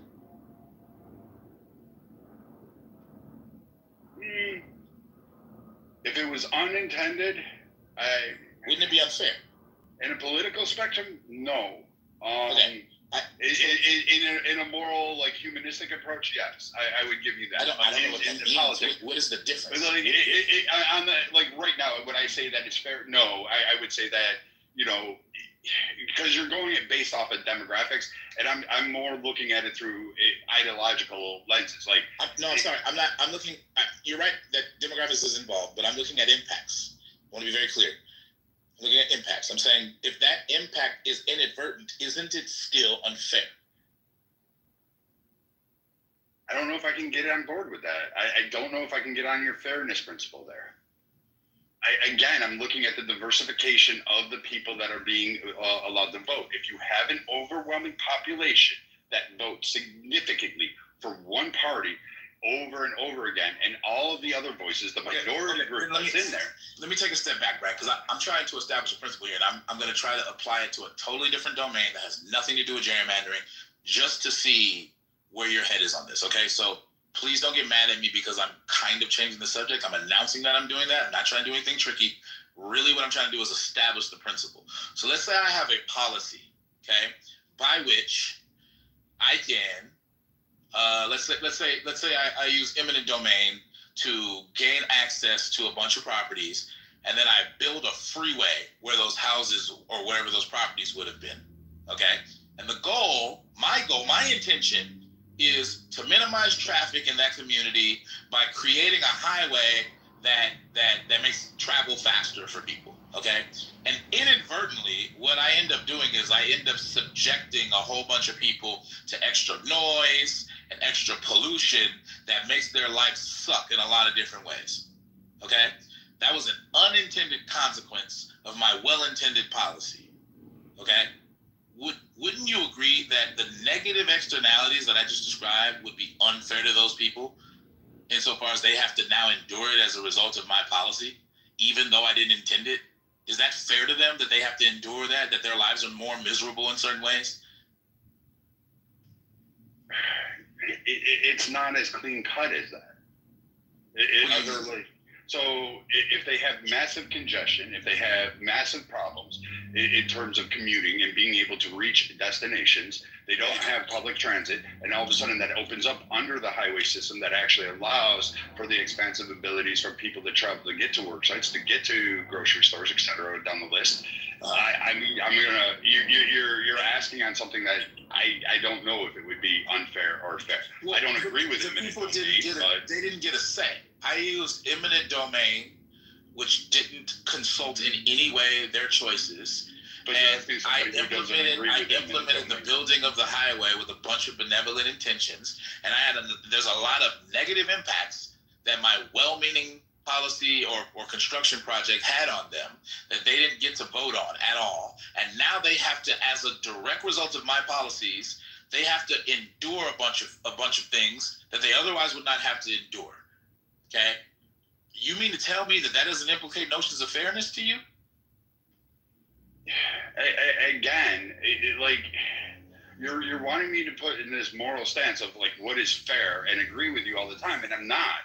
You don't have to agree with me. I'm simply asking you. Does the concept of fairness apply in that situation? And if not, I don't think it's fair. Wait. You don't think it's fair? You don't think I don't think you have a fairness principle to apply here. I don't think it's fair or unfair one way or the other. I think there are pros and cons to it. You as a conservative don't think it implicates. First off, you asked me to answer under your hypothetical. If you ask I know. But I'm just okay. You're asking me if you want my overall thoughts. Hold on. I think eminent domain is a shitty. I'm just referring to you. I don't think calling you conservative is an insult, right? You are. I thought you embraced that, and the only reason but you asked me under the paradigm in the fair enough. What I'm saying is, I'm actually finding it surprising that you as a conservative don't think it implicates notion of fairness for the government to unilaterally make decisions that negatively impact citizens. That's weird to me. I actually am shocked. Stop there. You asked me, was it fair to the people in that area because the highway system was put in? Yes. If you ask me if it's fair that the government uses eminent domain to seize property and take it to do whatever they want to, no, I don't think it's fair. I don't think the government should be allowed to use eminent domain. I hear you. Jesus. I hear you about the eminent domain thing, and that's actually a consistent principle that a lot of libertarian types and conservative types view. But I feel like you're missing the point. The eminent domain, I feel like, is distracting you from the ultimate point, which is the government made unilateral decisions with the best of intentions that negatively impacted the constituents in a certain area. Okay, and I'm genuinely surprised that you can hear a case like that and go, well, fairness has nothing to do with it. It's like, what? Like the whole "don't tread on me" principle, the whole small government principle, like all of that is about the government overreaching and doing fuck shit that negatively impacts people, and like not wanting the government to do that. So if you're asking me on that principle, yes, I think it's fucking wrong. I think it's unfair of the people to have the federal government determine, and to the extent that it does today, have any impact on their lives. So then let's go with that. I feel like once you admit that, I feel like you can understand my point better. You can still disagree with it. Okay? What I believe is happening is that when the state government of Texas makes unilateral decisions to draw districts in such a way as to dilute the black vote in various jurisdictions in Texas, even if it's inadvertent, is wrong because of the same reasons you just admitted that the government doing that broadly is wrong. Is that fair? Fine. Just this argument, I don't really care at this point. But I mean, like the idea of fairness in terms of diluting the black vote, I don't think that is their overall. There hasn't been any evidence suggested of that, except for the idiots like Aram that want to scream over and over. Wait, hold on. I actually just conceded that. Although it is controversial, I did concede. It is plausible that the lawmakers in Texas were not intending to undermine the black vote in any way. I think that's again controversial claim, but it's plausible, it's possible, and I will remain neutral on what their intentions were. My point is, even if it was unintentional, it's still unfair to that electorate in Texas. Not necessarily.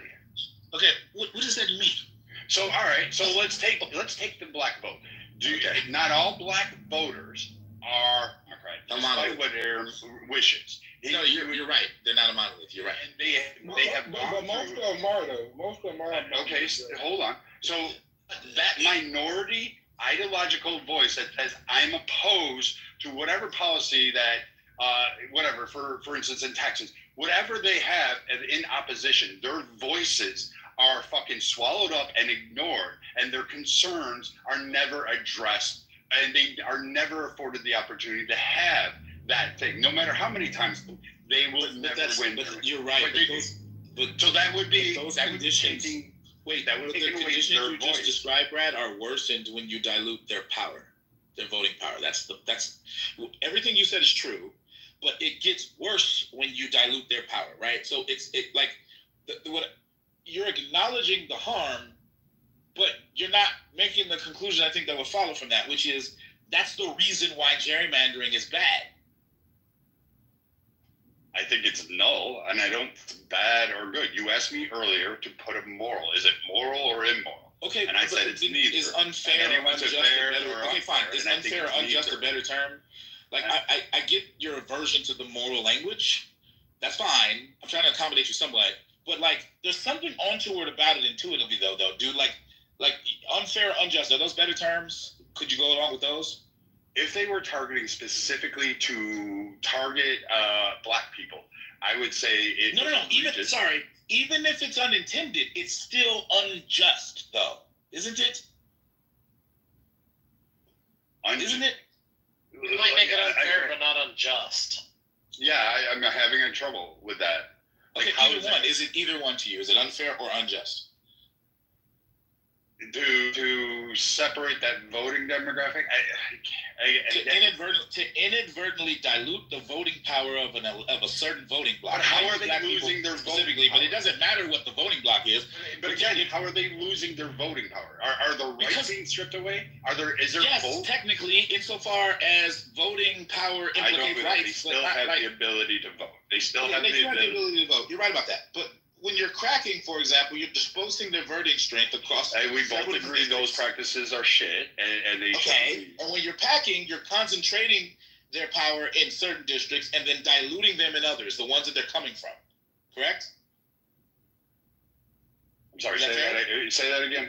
When you're packing, you're concentrating an electorate, let's say black voters, for example, into certain districts, and then you're taking them effectively out of other districts, which means those districts that they're being removed from, in order to pack them into one district, they lose voting power in those districts.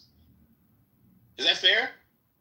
Yes, I'll acquiesce to that. I'll agree. Okay, so this packing and cracking specifically have an undermining effect on the power of certain electorates. In this case, for example, we're using the black vote. Okay, like that's not fair for those people, is it? If they're doing it for the purpose of cracking and packing, yes, I agree. No. Even if they crack and pack unintentionally, which is kind of a stretch, but if they did it unintentionally, it still would be unjust, wouldn't it? You can have unintentional impacts that are still unjust, right? Like you acknowledge that concept, right? Yes, I acknowledge it. I'll agree to this. So yeah, go ahead. Okay. So all I'm trying to establish is the harm, right? Because that's what you wanted me to establish. So my proposed policy solution was meant to address that harm which you asked me to establish. If you're willing to go with me that far and say, okay, I've established the harm, what I propose is you can do something like an IRC, which is already done in a lot of different jurisdictions, including and especially the great blue state of California, although it has problems. And you can construct it in such a way that it has a balance between the two parties, because you want it to be bipartisan. And you can have some kind, if you want to have the same amount of people on there, you can have some kind of tie-breaking procedure, or you can have like a minority majority kind of thing, like we do in Congress, where you have a little bit less representation from the minority, depending on what the structure. Like you can do it a bunch of different ways, but the goal would be for it to be bipartisan. Their whole function would be to create fair districts that are sensible and that are not giving one or the other party any kind of like arbitrary favoring. Okay, and like you might have a situation, and this was a fair challenge, where it's like, okay, but like can't the fucking state legislature just override that shit like they do in New York and California all the time? Fair enough. You can have a procedure where it's like, okay, when the state legislature, which is clearly biased towards one party, wants to do that, you got to put it to a state vote.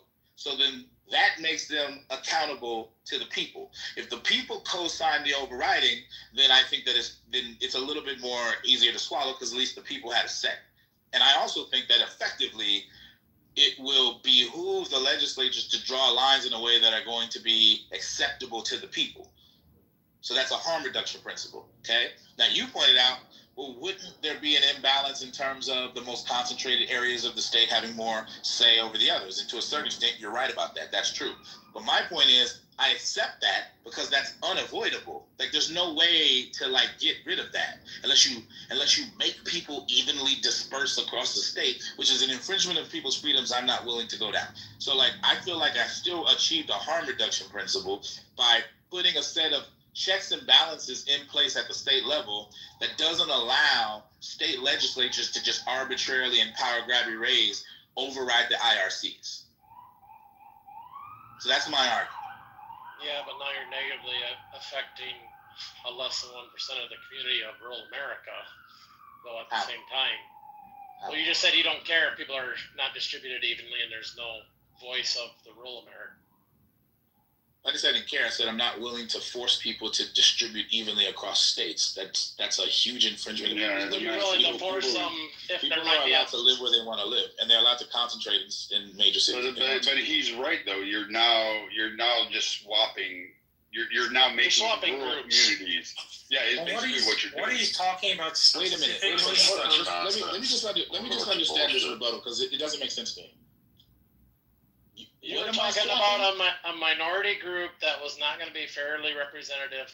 The border was changed, and it's the same thing with rural America. Hold on. Be quiet. I'm trying to understand, Brian.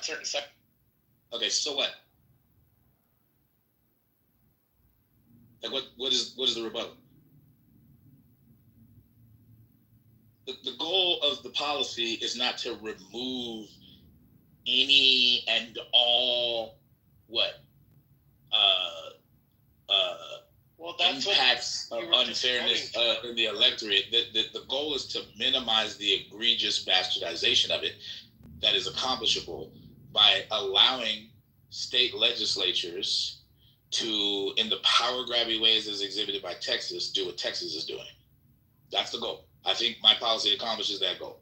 There's no way to eliminate the thing you're pretending I'm trying to eliminate anyway. So there's no real issue here. Brian, the issue in Texas in redistricting and the way we have done it over my lifetime anyway, we have taken, so a good one is Senate District 8, Angela Paxton District. Angela Paxton District was just Collin County.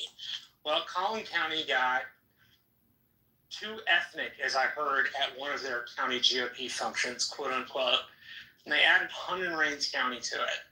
They didn't add Hunt and Rains County to Collin County to make sure that it had a representative of those quote ethnic folks. It did it so that the rural folks would be pinned with the city folks, and so their interests would be split. Two of the counties would be mostly rural, would have concerns. It would be mostly farming and agriculture related. Collin County would be an urban center that would have mostly city issues. Part of the problem in Texas in doing that is that it groups city and country folks together in a way where they're competing. I think if it were just me, Marshall, personally, I would draw the districts as near to 50-50 as I possibly could. The issue in Texas that we're facing is that the 65 Voting Rights Act says that you have to have majority-minority districts. It's a must-have in the former Confederacy, right? So Texas is saying, okay, well, we're going to redistrict, totally legal, but we're going to try to crack some of these minority districts by sticking some rural folks on the end of that district to make it more Republican, thus splitting the interest of the district itself, right? And eating away at what the Voting Rights Act says we have to have constitutionally to draw the maps in the first place, right? If you have a special minority-majority district in, say, Dallas County, and what the map does is take all of that and split it in fourths, that's something that's going to be taken to court. It's going to be challenged on the Voting Rights Act level, and depending on whether a judge buys Shelby v. Holder, that the need for pre-clearance, meaning the former Confederacy had to check maps at the Justice Department, is gone. And so I'm almost done. So they don't have pre-clearance, and that'll probably get used as a reason. Now, I'm sure Aaron can do a much better job at explaining some of this than I could, because it's ranging into other states that I don't have knowledge about. Can I try to peel the layers back of something? And I'm asking this question. I'm not trying to be a dick. I'm not trying to be condescending. I'm genuinely curious if you guys are familiar with this concept. Brad, I'm sure you heard the concept, but if you wouldn't mind answer my question. What do you understand a voting block to be? Like, could you give a definition? Just a basic definition, it would be just a group of people in a certain concentration or area that tend to vote in particular patterns or trends. Okay, why do they vote in those in I guess in the same ways? What makes them do that typically? Propaganda mostly. Well, false advertising. Propaganda is going to interact with it, but typically, the reason why voting blocks form, and they form along a lot of different lines, not just racial lines, is because they share common interests, is because they share common beliefs. That's going to interact with propaganda, to your point. And also because they share common demographics, not just racial demographics, but also socioeconomic demographics. Okay, is that jive with your notion of a vote? Yeah. Okay. Here's the reason why I even brought that up. Okay, because fundamentally, when I'm talking about the black vote, I'm not just talking about voters who are black. I'm actually talking about an ethnic-based or race-based voting bloc. The reason why this is a big deal is because a lot of black voters share common interests politically, they share common beliefs, and they share common demographics, not just in terms of their ethnicity, but in terms of their culture, in terms of their socioeconomic status, in terms of their experience. Okay? And this is this is like the glue that makes black people vote similarly in a lot of these jurisdictions. Is that fair? Yeah. Well, okay. So it's not, and that's consistent with the fact that black people aren't a monolith. But when you have a voting bloc, okay, to a certain extent that resists that thing you keep bringing up, because the thing that makes them a bloc is not just that they're black, is that they have common interests, beliefs, and demographics. Is that fair? Correct. And I'm not saying that, that it's just solely based on black. I mean, fair enough. Like what you're espousing would actually it wouldn't give any protections to Asians or Hispanics in many of these areas, or in fact, black people would be at the mercy of Hispanics. Hold on. Because those voting blocks are often diluted in the same way, right? I just use black as a case in point, but like this would apply to any voting block. My point is, if you're going to take a block defined in any way and do gerrymandering policies that dilute their voting power insofar as it favors your party to do so, that to me is, I think, demonstrably unfair. Because what you're doing is you're sacrificing the political power of certain voting blocks or certain parts of the electorate in order for you to maximize power in your party. And there doesn't really seem to be any rational justification for that. Like, that seems to me to break with principles of democracy and fairness and justice across the board. And like, I don't get why you're resisting this. I think it's obvious, but I'm not really fully understanding what the basis of your objection is.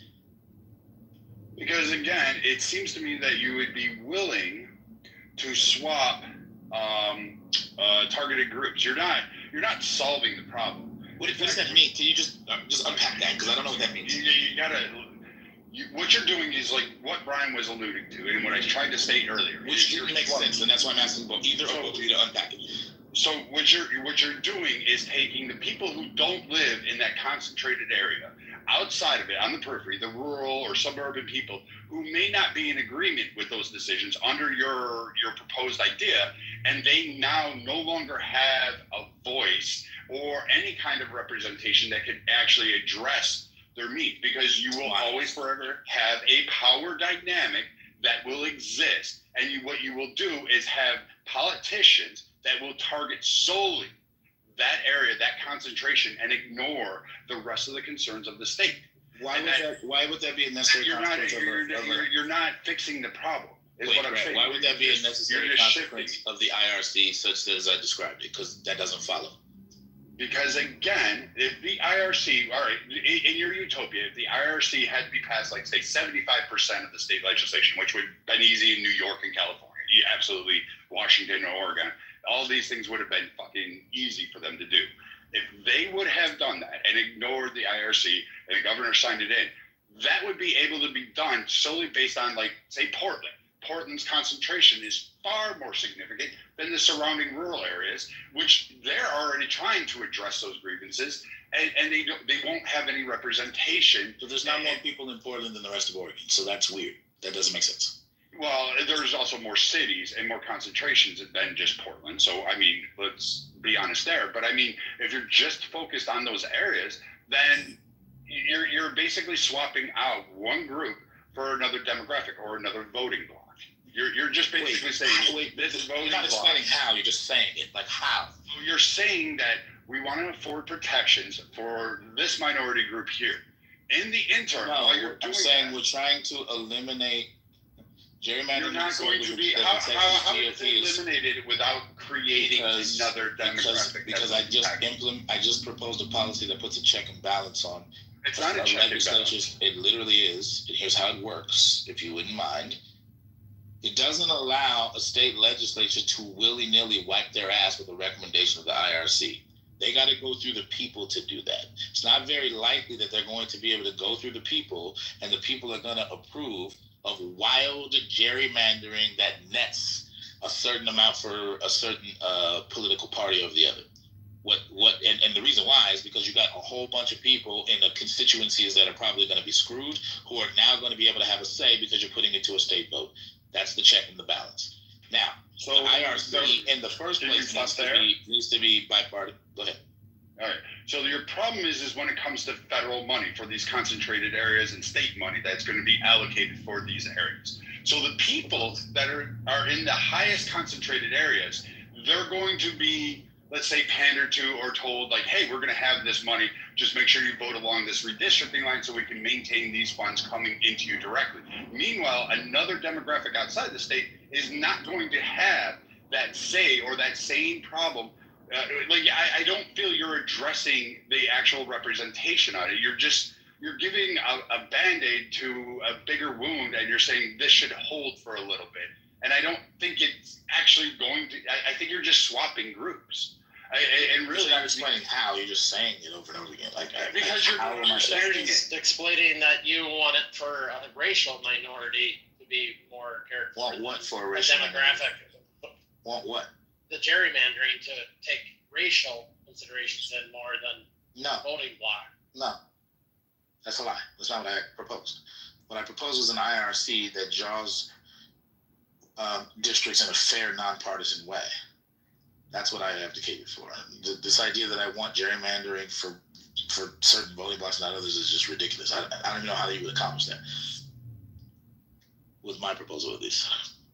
It sounds like you guys are just misrepresenting and misunderstanding my proposal, and I can explain it better if I need to. But I'm really trying to understand. Hold on, I'm really trying to understand this idea that all I'm doing effectively with my proposal is, I guess, substituting or swapping the groups that are going to be screwed over, or or the blocks that are going to have their votes diluted. I'm really trying to understand the mechanisms. How, given what my policy proposal is, does it result in that inevitably? That's never been explained. They're not understanding the check. They're not understanding the check and the balance part. Both sides get a vote. You yourself, Brad, said that the rural areas or the red areas, whatever we're going to call them, outweighed the blue areas, and the fact that they were more vast. And I'm sure that in most cases equate to similar population size. The red area or the rural area is not going to go for something that the blue area or the city is voted for if it disenfranchised, not disenfranchised, if it bucks them over. And it's eloquent excuse, but it's what are y'all missing about the balance part? Because it's not balanced. You're not. So the red areas, take New York again, red areas there do not have any kind of say when it comes to anything at a state or a national level. They just, the majority of those counties do not have any voice now. They can send representatives for their district, and they get that. Now, if you were going to impose this IRC, which Jason laid out, and I understand it, it's not that complex, but if you're going to do that, and then you have a Albany legislation that overwhelmingly 90% are going to be one political party, then they don't have to worry about the IRC, because no matter what is proposed, they will most assuredly win any kind of what they truly want. Which means why? Why? Yeah, if in order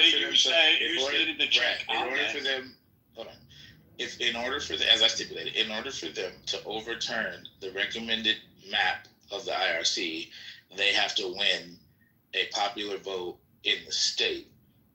Why are they guaranteed to win that? Because then you're talking about a popular vote where the mass majority of concentrated people overwhelmingly will be conducted in basically 3 cities, would be New York, Albany, and Buffalo.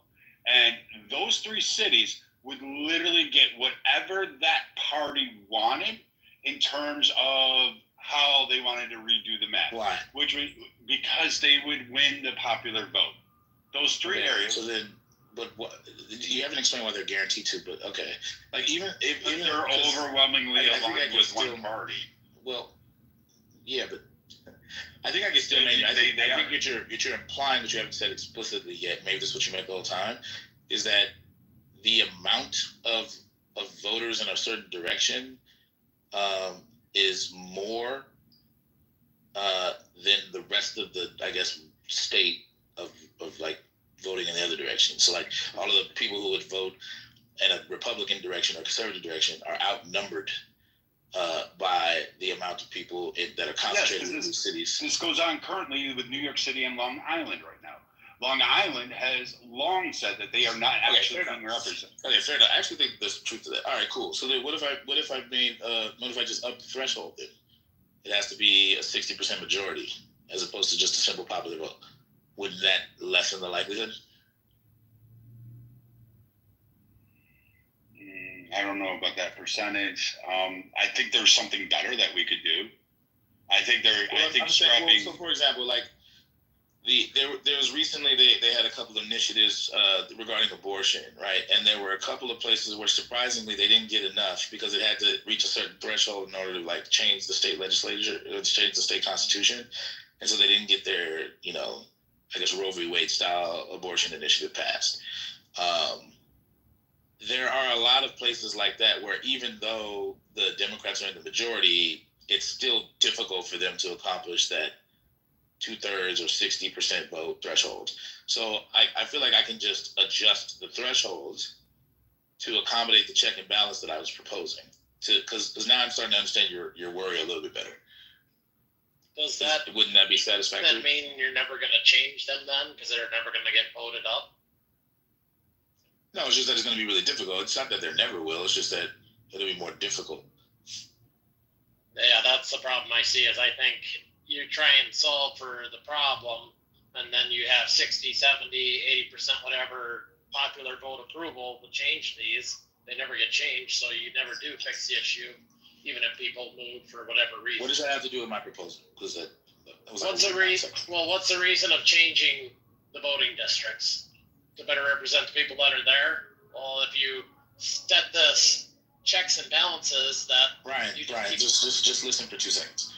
This is a threshold for the state legislature to override the recommendation of the districts from the IRC. By default, what that means is that what the IRC recommends, which is bipartisan and mostly is most likely going to be more fair, like for that to be overturned, there needs to be a certain threshold reached. The reason why you want a certain threshold is because you don't want state legislatures willy-nilly overriding the fairness that comes with the IRC's recommendation. So that's the goal. That's why this is a check and a balance. So you're saying the IRC just does the same thing yet? I thought you were proposing this to verify proposal. Yeah, so they draw the districts based on in a bipartisan way, based on what's fair and what's simple or sensible, I should say. Whatever the criteria are, they're doing it in a bipartisan way. That typically generates more fair districts than the partisan way we have in the status quo. And what I'm trying to do is block the undermining of the function of the IRC, which is to generate more fair districts, by having a threshold that is high enough and accountable to the people that needs to be met before the state legislatures, like in places like New York and California and Texas, ideally, that are heavily leaning to one party or the other, can just willy-nilly override them for partisan reasons. So I don't understand how that results in swapping one block for the other at all. Like, that's never been explained.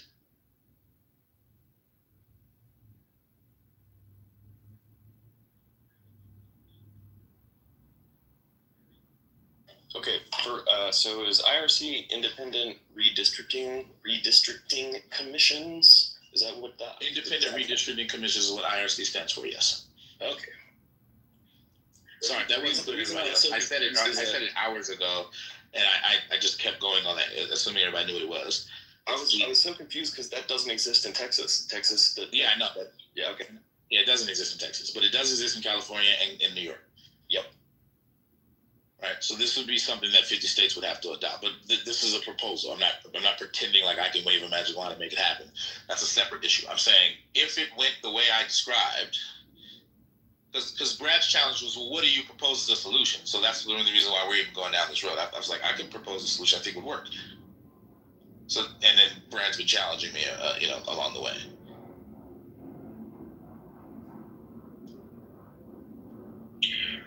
I mean, it's an idea. I don't think it would work in the facet that it would. I think it would just shift problems. But that's my held belief and my opinion, because again, this is just an idea that we're spitballing here that we've done for an hour, and I don't hold any animus or anything like that. I wouldn't do that, but it's up there with the same arguments of general apportionment, that people say we should just do it based on populations of each state and not have districts at all, that they just get equal representation in Congress or some varying form of that. I have critiques of that as well, because I don't want to see Congress that big. What some people would argue, I think that would be bloated. But I mean, I because it's no on the national level, I still don't think that this is a major concern at this point in time. Was it in the past? I agree with you. The racist, bigoted, prejudicial, and systemic harms that it did in the past in order to isolate Black, Asian, and Hispanic populations from voting, that can't be ignored. And it does have roots in that. Both parties have roots in that.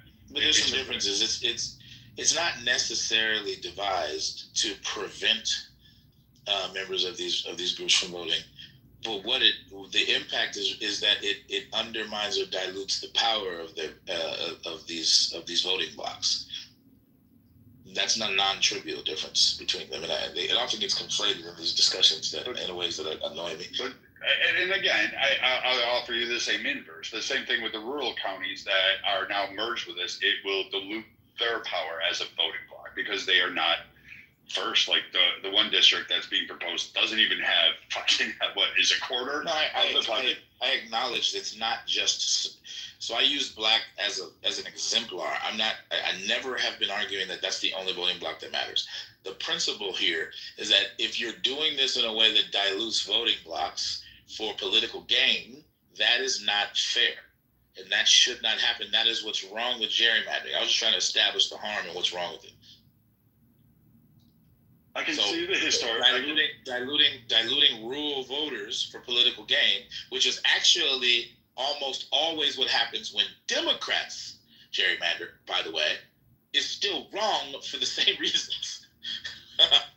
No, we're both in agreement with this. And if this is the purpose of fucking Hot Wheels and his in the lieutenant governor, which I don't know, and others, if this is their purpose is to actually target the Black community, I'm all on board with you. Let's impeach the fuckers, let's get them out, let's send them to prison for violating laws. I'm okay with that. I'm absolutely 100% fine. But if it's not, and there's no evidence to suggest that so far, at least none has been presented. There are people out there that, like you stated and acknowledged, there are people saying it's the reason, but they offer no substantial proof and no evidence. And you still have to prove this overall, which can be difficult. I'm not discounting that at all. I find it hard that right now, when we look at the overall data and we start breaking it down, Republicans got a 0.14% advantage over Democrats in terms of gerrymandering and redistricting, which makes it nil. And so I don't see that there's an issue in terms of what's going on in terms of gerrymandering and redistricting. I don't see what you want, the morality of it, because quite frankly, if it's just so corrupt that it's basically balancing itself out, well then finally we've got something in this system that is actually fucking working. It's balancing itself out at the national level. That's an important qualification. It's not balancing itself out at the state and local levels, and it's creating a bunch of deleterious effects politically for the voting blocks at those levels. So it's not harmless. It's just that its harm is not manifest at the national level as much as at the local and state levels. Is that a fair way to rehash it? Fine, yeah, and I see that when states and counties do this and they do the redistricting, and the people in certain areas are included or excluded out of representation. Yes, I'll agree with you that some of these districts, and it happens in both states, or like both party lines. I'm sorry not to be annoying. It's not. I don't think it's the most accurate to say included versus excluded. It's more diluted versus whatever the fucking opposite of diluted is. It's either made more potent or less potent. Like the people could still vote, because it would be illegal to stop the people from voting for arbitrary reasons. But the game being played is you can redistrict in such a way where the impact of certain voting blocks is minimized and the impact of other voting blocks is maximized in your favor, right? Because you know certain voting blocks tend to favor your side, right? So like that's the game being played. And the reason why that matters is because a lot of people talk about this wrong and they act like what is being done now is exactly what was being done in like the 50s and 60s and 40s during like the Jim Crow era, where there were pretty explicit disenfranchisement laws and like prohibitions against people voting. Like that's different. Like they're not doing. Yeah, they put poll taxes up on places. Yeah. They're not the same. Like people they are put one voting box. The moral shock of it, but it's like they're just being inaccurate. Yeah. No, I acknowledge that shit. Like that was fucking. It's disgusting. It's a history of America that A, we should not forget, but B, we shouldn't allow it to be repetitive. But when I look at this and I'm saying, all right, so if you're saying A is happening, I want to see the evidence that is behind your statement, and I want to see the proof and validation of it, rather than just somebody's opinion of it. And then under your system, I see the cracks in it. I see the problems with it, and I don't think it would resolve it. You may think it'll be favorable for one demographic, and it may be. And Jason, you may be right. It may turn into a perfect system, and it may work. I don't know. I don't have 100% faith. This is one last crack at this, Brad, because I'm actually like a little. I feel like you've admitted enough ingredients to just agree with me on this principle. So I'm going to try it in a different way. It may not work. I'm telegraphing it because I'm not trying to be tricky, but like if I could do something as a member of the government politically to make your vote count as less, right? In a way that benefits me as a politician. You don't see that as unfair, Brad? That's not inherently unfair to you? I mean, if you're doing something to prevent me from having a vote or having a say or be able to address my grievances. I'm being very clear about the intention. My intention is to maximize my party's power to win. Okay? But in the process, I make your vote count less. That's not unfair. In a utopia, yes, I would agree with you. Why in a utopia? Why qualify it? Why is that just full stop unfair? Why is that not just full stop? Okay, so, all right, fine. I will say it's unfair. But having come from two massively done states that do this, New York and Minnesota, which fucking, they make sure that no red votes actually get to any prominence. They don't like that shit. Yeah, they're self-serving in the German. I get it. Yeah, and it'll never be acknowledged. It'll be never recognized, and nobody cares. But when I come from those and I say, all right, well, you were able to redraw lines, you were able to redistrict, you were able to split voting blocks that had similar ideological opinions. They had similar concerns, and they voted en masse to address their grievances in a particular way, and you made sure that didn't happen. But then when I look down and I see other people across the nation, other states that say, hey, well, since we're playing this game, we'll do it here, and then this will balance itself out. I'm okay with it at this point. I can live with it. It's not something that I'm overwhelmingly concerned. I think there are more farther problems in terms of representation and the way the distribution of and allocation of funds that these congressional people fight for. I think those are major concerns. But this, it's not in my top 100 of concerns that I have at my age or in this country after all these years. All right. I'm glad that I finally got you to admit that gerrymandering was wrong. Unfair. I still like you, Jason, but I mean, bro, like you fought me so hard on this. I don't agree like 100% with you. All right, bro. All right. I mean, you got me. The one I will thank you for is when we had the massive argument on hate crime, enhancements. I went back. I readdressed that. I looked at that. I'm not comfortable with it, but I agree and I recognize your point has more validity to it than I originally gave it credence. And I recognize that I was not fully aware of a lot of the nuances that you brought, and I was wrong in that area, and I do need to recognize that. Do I think hate crimes overall are universally great or should be applicable to everything? I'm having a problem, especially in this day and age, after we've seen a bunch of these, that it's necessarily being done correctly. So again, there's still some concerns I have on it, but overall in that discussion, you were able to open my eyes a bit, and I recognize that. And I was wrong on several topics. Fair enough. I appreciate that.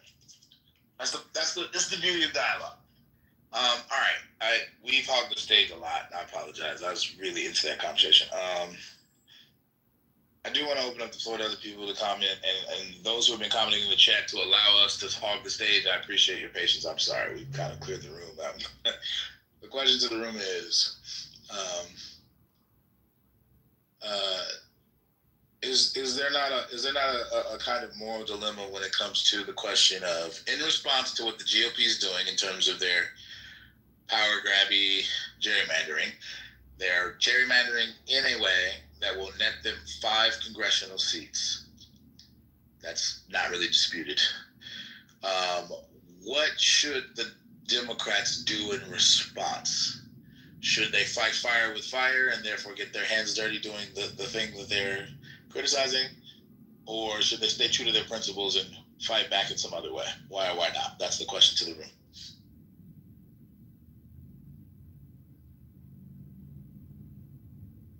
I also want to clarify, do we mean like Texas Democrats, or do we mean like across the board nationally?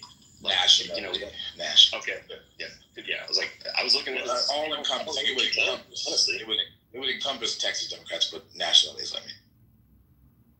I'm with you. Yeah. I really don't know what Texas Democrats are even capable of doing. I don't know what you can do. Walkouts to force a quorum or something like that. I don't know the terminology. I probably botched that, but they're planning things like that.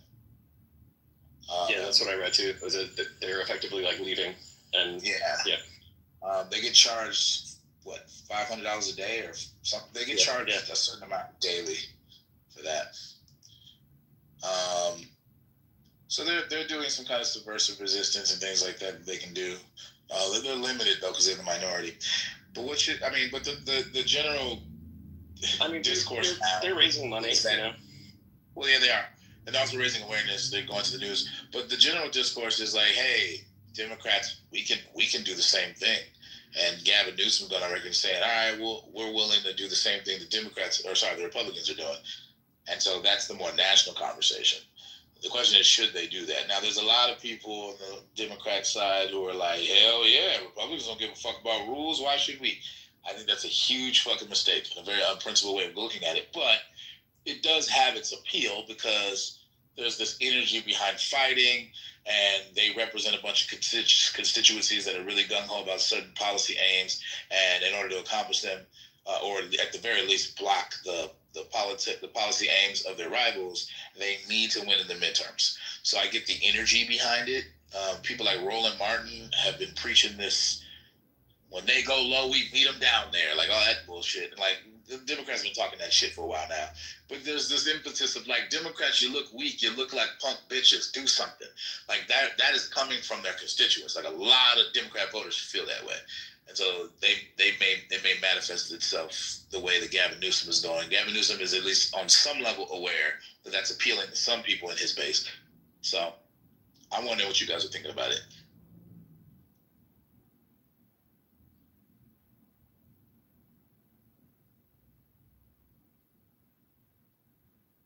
Yeah, specific to this exact Texas situation, what I learned, to be fair, grain of salt, I learned this on the internet, first of all. Second of all, I learned it from an LLM that when updated seems to really favor Adolf Hitler.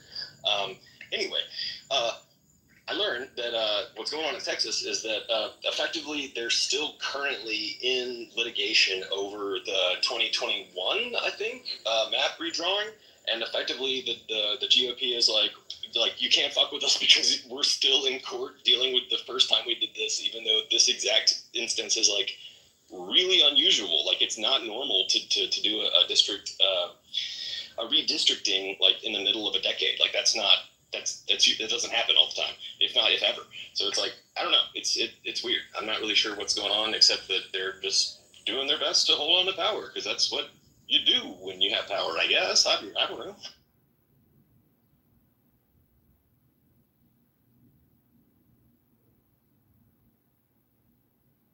I mean, in many ways, I'm inviting us to have a discussion about the ethics or moral dimensions of political power jousting. What is and is not allowed in that domain, morally speaking. Kind of a nuanced philosophical discussion, but it kind of interacts with a lot of dimensions, like a lot of things. Political strategy, which is usually outcomes based. Kind of political ethics, which is usually around just kind of like applying morality to the domain of politics. But I don't know. I'm fascinated by what I consider a genuine dilemma for Democrats, because the temptation to fight fire with fire has an undermining effect of the moral force of a lot of their criticisms of the Republicans. And I don't think that a lot of Democrat pundits recognize the negative impact that has on the Democrats in particular. Their willingness to kind of flip-flop on anything just to get power. And by the way, the Republicans have this dimension too. It's just that it's not applicable right now because the Republicans are in power.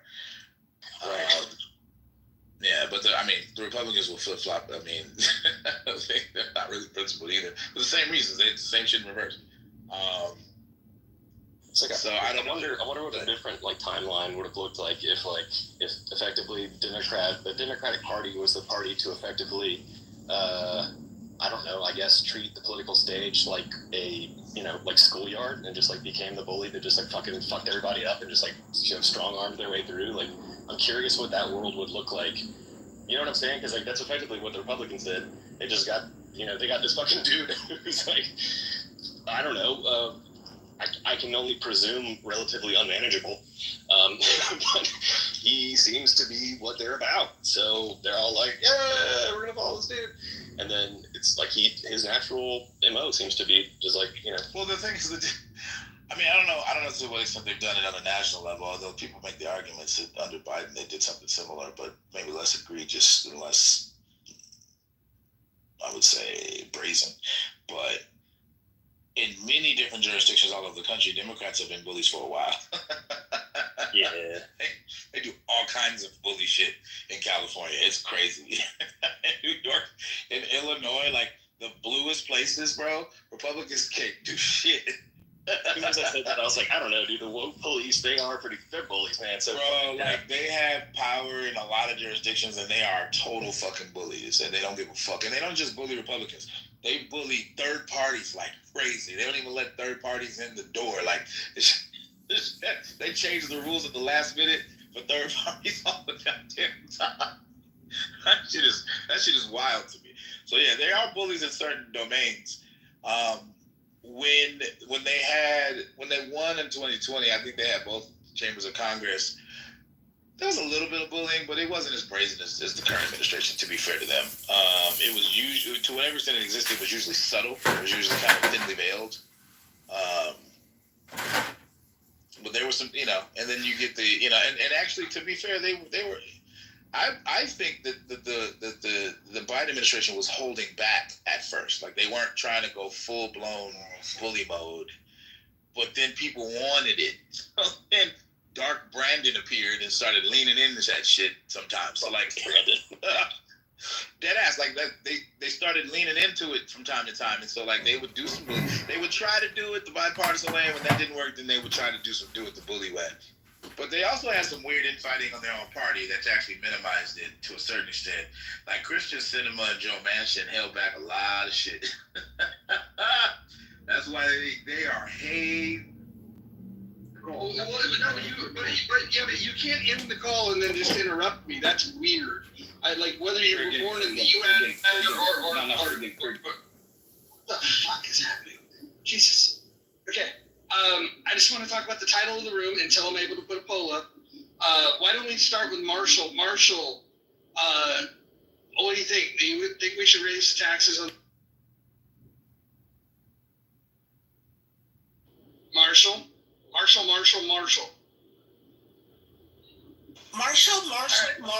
Wait. But before Marshall goes, I'm not even going to speak. I'm going to answer your question. Go ahead, Lord.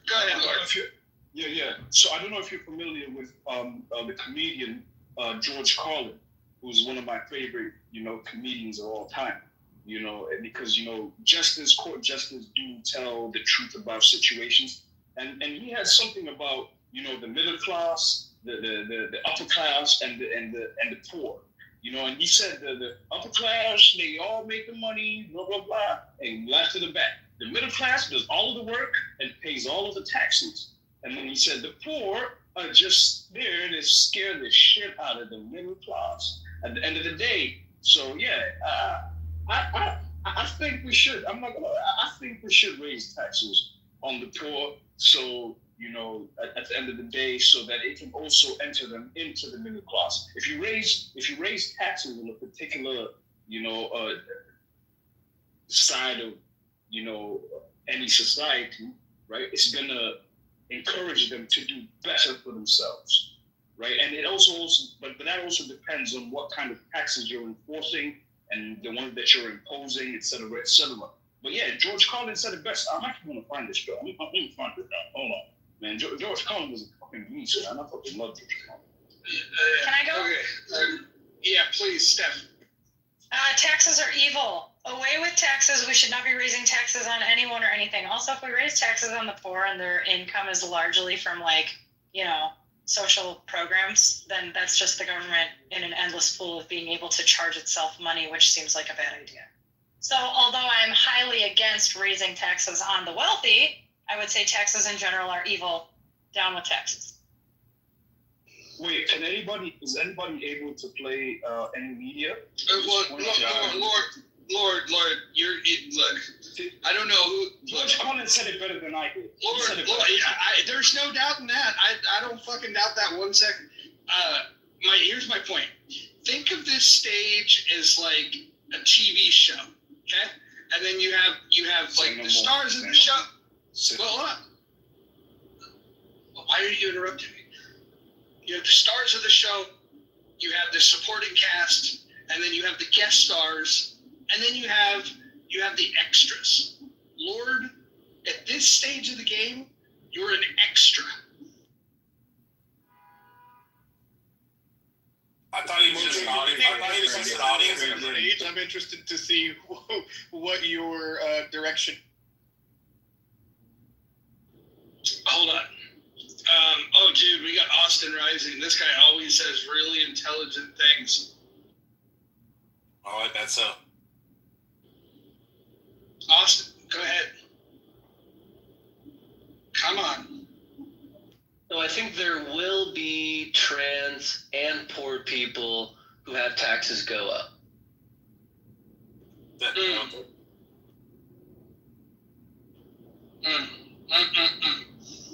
you guys remember kill all the fat people a couple of years ago when they manufactured a disease in China? Anybody remember that? Tried to kill all the fat people.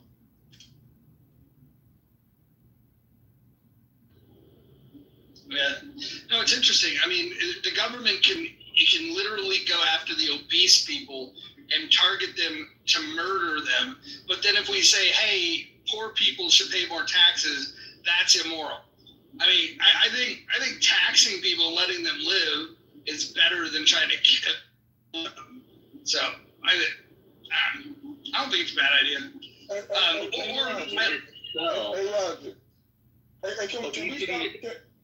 Real quick, obesity itself is a form of tax. Let's hear from Hakeem. Can we stop pretending that the poor don't pay taxes? They do pay taxes.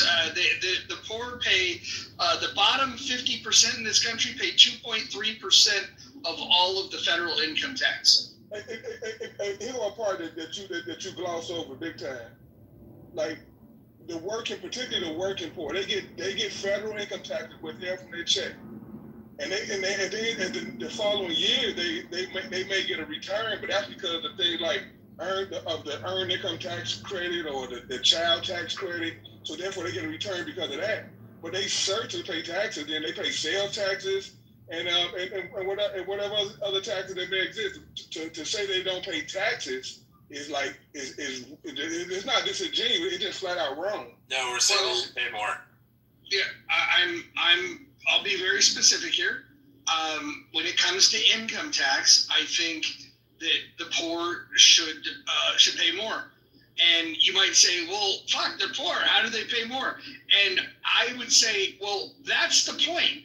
We should make it punitive to be poor. That way, you have a financial incentive to make more money. Not that you should need one.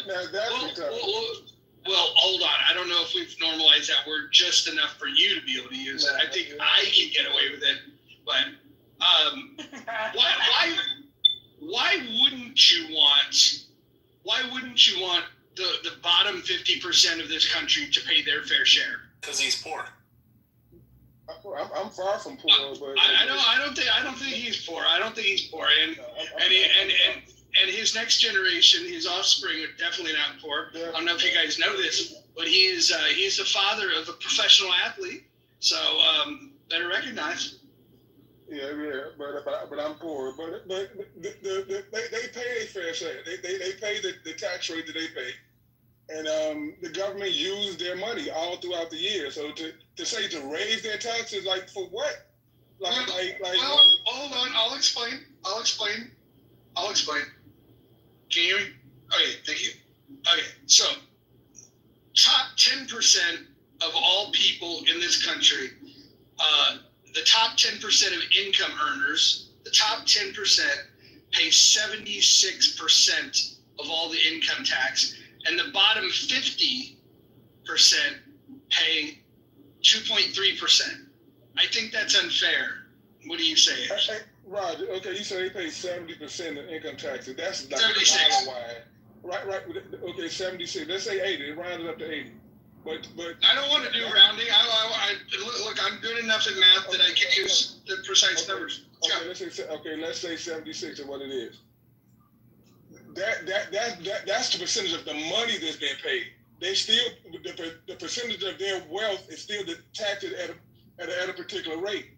So they are paying more money because they make more money. There's no in the world the poor. Now you can tax the poor at 100%, and it's not going to change that number much at all. So go ahead. Hold on. All right. So I use this analogy because it's a great illustration. But if 100 people went out to dinner, and the wealthiest 10 people at that dinner paid for 76% of the bill, right? That's a pretty generous thing. And then you consider that the bottom 50 income earners at that table are going to chip in to only pay 2.3% of the bill. You know what ends up happening? To pretend that the rich and the poor are having the same meal is crazy. Like they're not having the same meal at all. So if they are paying 76%, they are paying for a much finer meal than the poor get to eat. Let me explain something to you. The fucking poor in this country eat better than kings did 300 years ago. That's true. I don't think so. Like, I mean, dude, what are we talking? I disagree with that. You can disagree all you'd want. They didn't even have fucking running water or central air. Do you think they eat better than Cambodians? The king didn't have or people in Papua New Guinea. So all the shit that we call food and eating good is not eating good at all. I think you're missing the point. Look, we've got it so good that our poor people are fat. I want to repeat that. Our poor people are fat. Throughout human history, one of the biggest problems was starvation.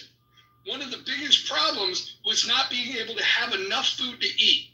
You done proved my point that the food is just crap.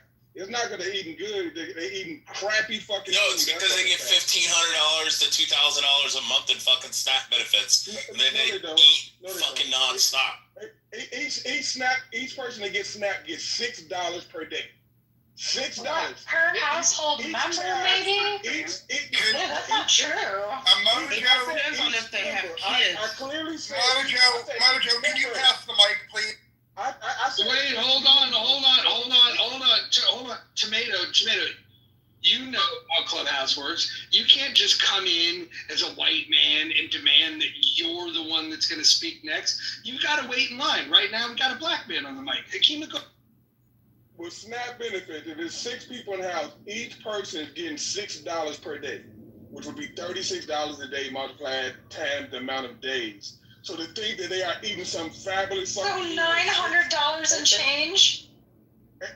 $6. Oh no, $6 is $6 is 6 people. I just did the math. I just did the math. It's $1,080 a month. Hold on.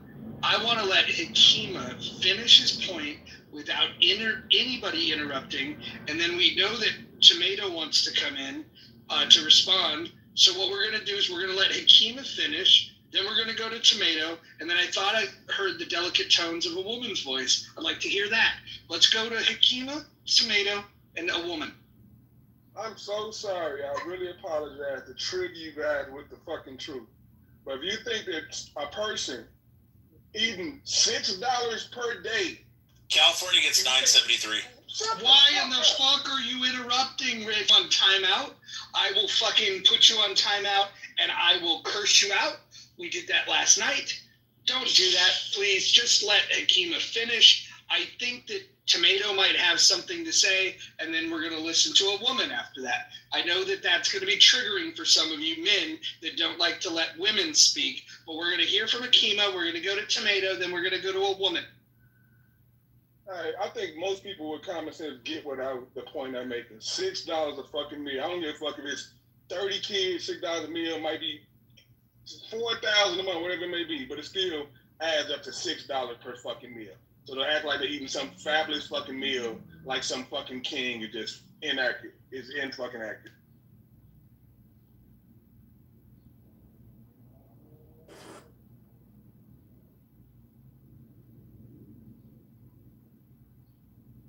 Okay, Tomato, go ahead. Well, everyone in the room knows my politics are... No, they don't. We have new people here. You can't assume that. All right, well, let me try to be brief. I'm going to try to be brief. Everyone knows that it's hard for me to be brief. I feel tremendous generosity towards people that are handicapped. People that can't work for whatever reason should be generously taken care of. But the truth about fat people, I'm sorry to be saying this, people are fat because they have no willpower. Now, the way you can prove that the reason poor people are fat is because they lack willpower is we have a natural experiment, a peer-reviewed experiment. What happens when poor fat people win the lottery? What happens when poor fat people find themselves with millions of dollars? Well, all the evidence is they get even fatter. And by the way, that goes for poor drug addicts. Poor drug addicts that win the lottery, they just take more drugs and they die faster. Poor alcoholics that win the lottery, they just drink more alcohol and die faster. So, if you notice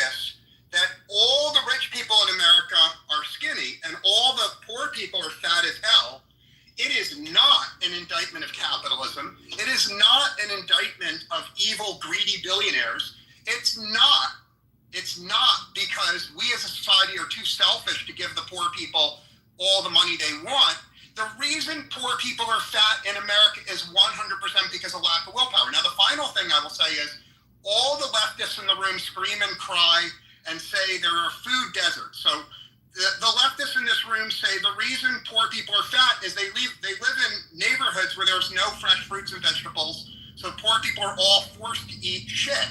And that's also been totally proven wrong because an enormous number of governments have generously, altruistically set up low-cost supermarkets in poor neighborhoods. They've made it so that poor people can easily buy affordable fresh fruits and vegetables. And every single experiment of that sort in America has ended in failure because even when it's cheap and convenient for poor people to buy fruits and vegetables, they voluntarily choose to eat fried crap, they get fat, and they die. It is not, when poor people get fat and they die, it is not fair to blame smart people. It's not fair to blame rich people. It is not even fair to blame society. It is 100% the fault of people who have no willpower, eat fried food, they get fat and they die. Stop blaming Roger for the weakness of poor fat people. I am done speaking. I don't give a fuck how many people hate me for telling the fucking. Well, hold on. Before we go to whatever woman that was trying to cut in earlier, I want to just reset the room just ever so slightly and then respond to Tomato. I want to welcome people. We got the classy dames out tonight. We got Joe B. We got Shirley. We got the gilfs in the house tonight. We also got a goo, an all-star goo. We got Dr. Adams. I can't believe we're talking about fat people and Dr. Adams isn't on the stage. We got JB in the house. We got Steph, probably the classiest woman on all of Clubhouse. We got Nye. We got Serendipity. We even got Communist XG on the stage. We got Rich's dumbass, and we got Lord, who, oh man, this guy. When you hear him speak, it's fucking. You're gonna know this room is gonna be at an all-time low when you hear from him. But I want to respond to Tomato real quick. Tomato, I think you went a little easy on this thing. I think it's worse than you say. I think that the fat people are so out of control and such a burden that the powers that be, they went out of their way to create a fucking virus that they worked with the communist Chinese to create, to unleash it, to kill fat people. So I think that this willpower thing, I think the powers that be know that what you're saying is true, and they realize that these fuckers don't have the willpower to push the plate away. So they created a fucking man-made disease to target and kill fat people. Anyways, I will pass the mic. Who's the woman that was trying to cut in? I think that was me. All right, let's hear from you. Go ahead. Yeah, it came in. The national average for SNAP benefits is $975 per month. I live in New York State where living expenses, in a county with some of the highest living expenses in the nation, and my family of five does not pay $975 per month on groceries. If you are walking up and down the frozen aisle and you are spending $15 on frozen pizzas and you're buying 10 of those bad boys, that'll do it. If you're actually buying vegetables and chickens and chicken and you're actually making food, that's not, you're not going to have to need $975 a month to feed a family of five. That's crazy. $6 per person per day is a lot of money if you're cooking at home. If you are eating at Chili's, it's not a lot of money. So that's the first thing I would say. The other thing I would say, too, the title of the room is that, see, Roger, I get suspicious because, if I compare this to something that I know a whole lot about, which is, the real estate world, right? If we look at programs like Section 8 and projects and that kind of thing, which is an area I work quite a lot in, trying to get people out of those and gain financial independence and all that kind of stuff, what happened was essentially, to way oversimplify it, the government bought properties and then charged itself rent, and then wildly overinflated rent so it could charge itself more rent. And then the people who were not paying rent didn't care, or it doesn't impact them how much the rent is because the government is paying itself. And so if we tax people who are on social welfare programs, it's going to do the same thing that it did in subsidized housing, which is an absolute disaster for neighborhoods and people who live in that housing. I don't know. I don't know that we need to be Like, it's just going to be the government taxing itself. There we go. Those are my thoughts. Hey, can I say something real quick? You can't. But can I go on? Can I predict what you're gonna say? Of course. You're gonna say, "Isn't it amazing how I made a good point and nobody even responded to it? They just glossed over my beautiful, articulated point." I think that's what you're. No, I definitely was not gonna say that because Steph just responded to part of it when she said that the $6 a day is plenty. Let's just break that down to the simplest term. One person getting $6 a day. How is that plenty? Please tell me what you're eating that's plenty for $6 a day. Yeah, I'll tell you this. So I have a family of 5, so that's going to be $6 per person per day. No. You're not answering my question. I said let's break it down to the simplest term. That's what we're doing right now. No, one person getting $6 a day. Not nobody else. It's one person. You living on $6 a day. You got to eat every day for $6.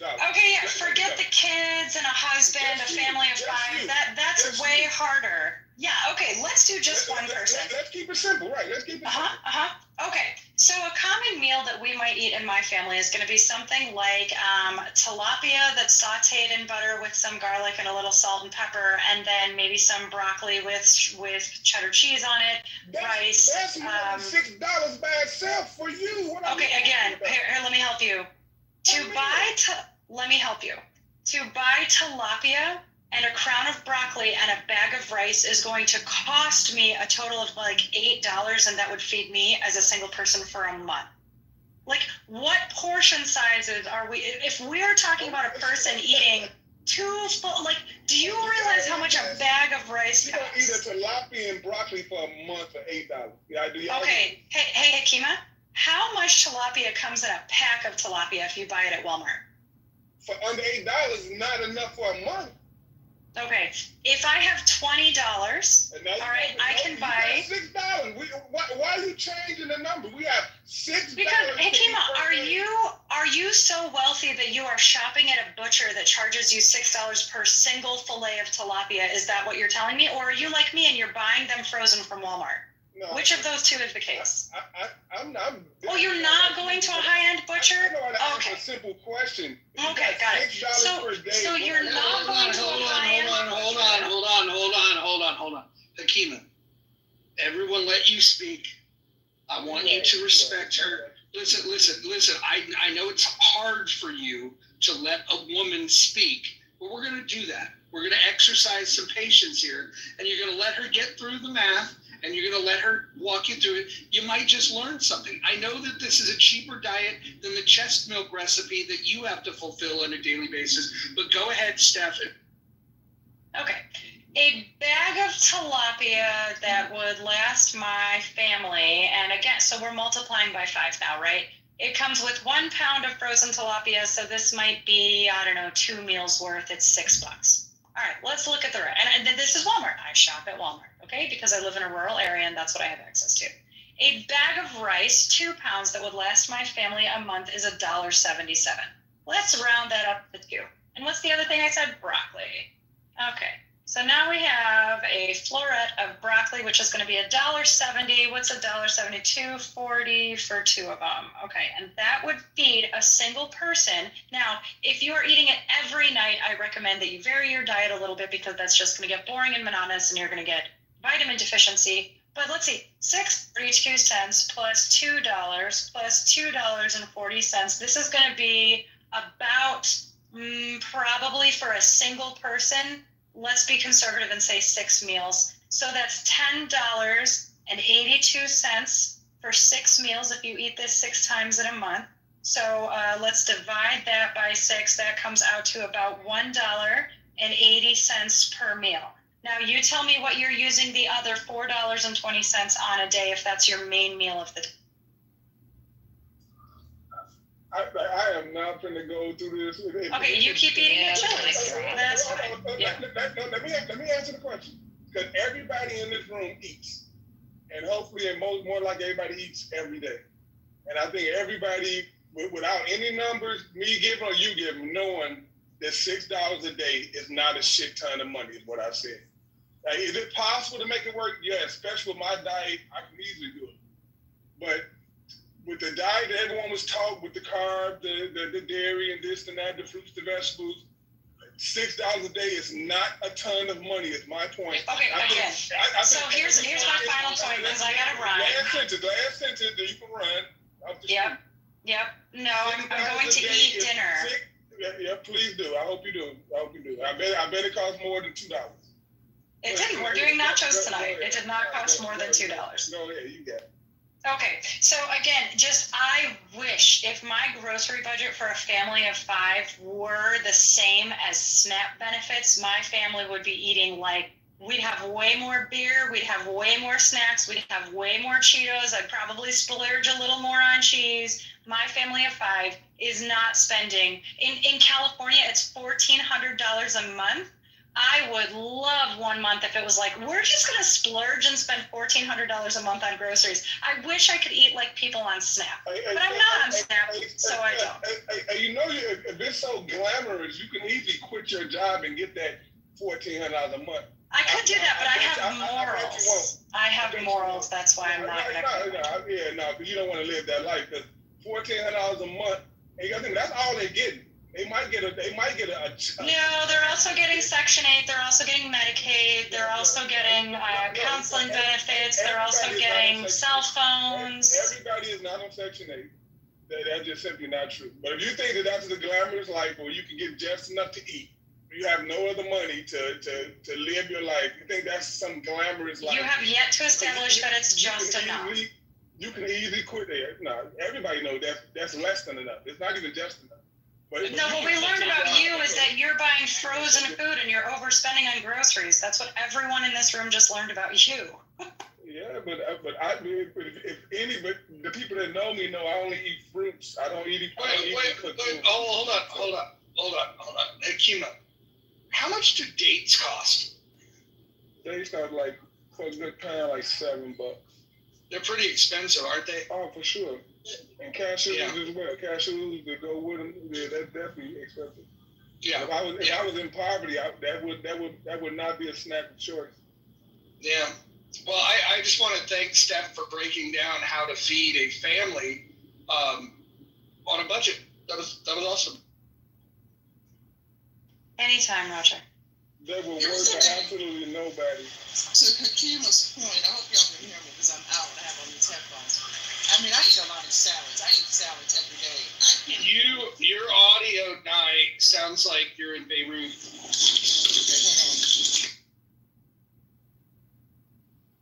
While New York is fixing that, let me pop in here. I'm going to make a point. I am 5 feet tall. My husband probably when he was young ate more.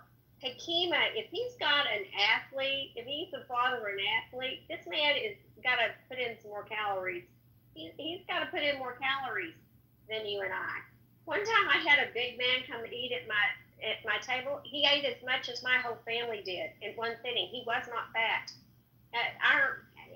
But to your point, education, being educated does lend itself, and I think it's the education. I don't even know that it's the money.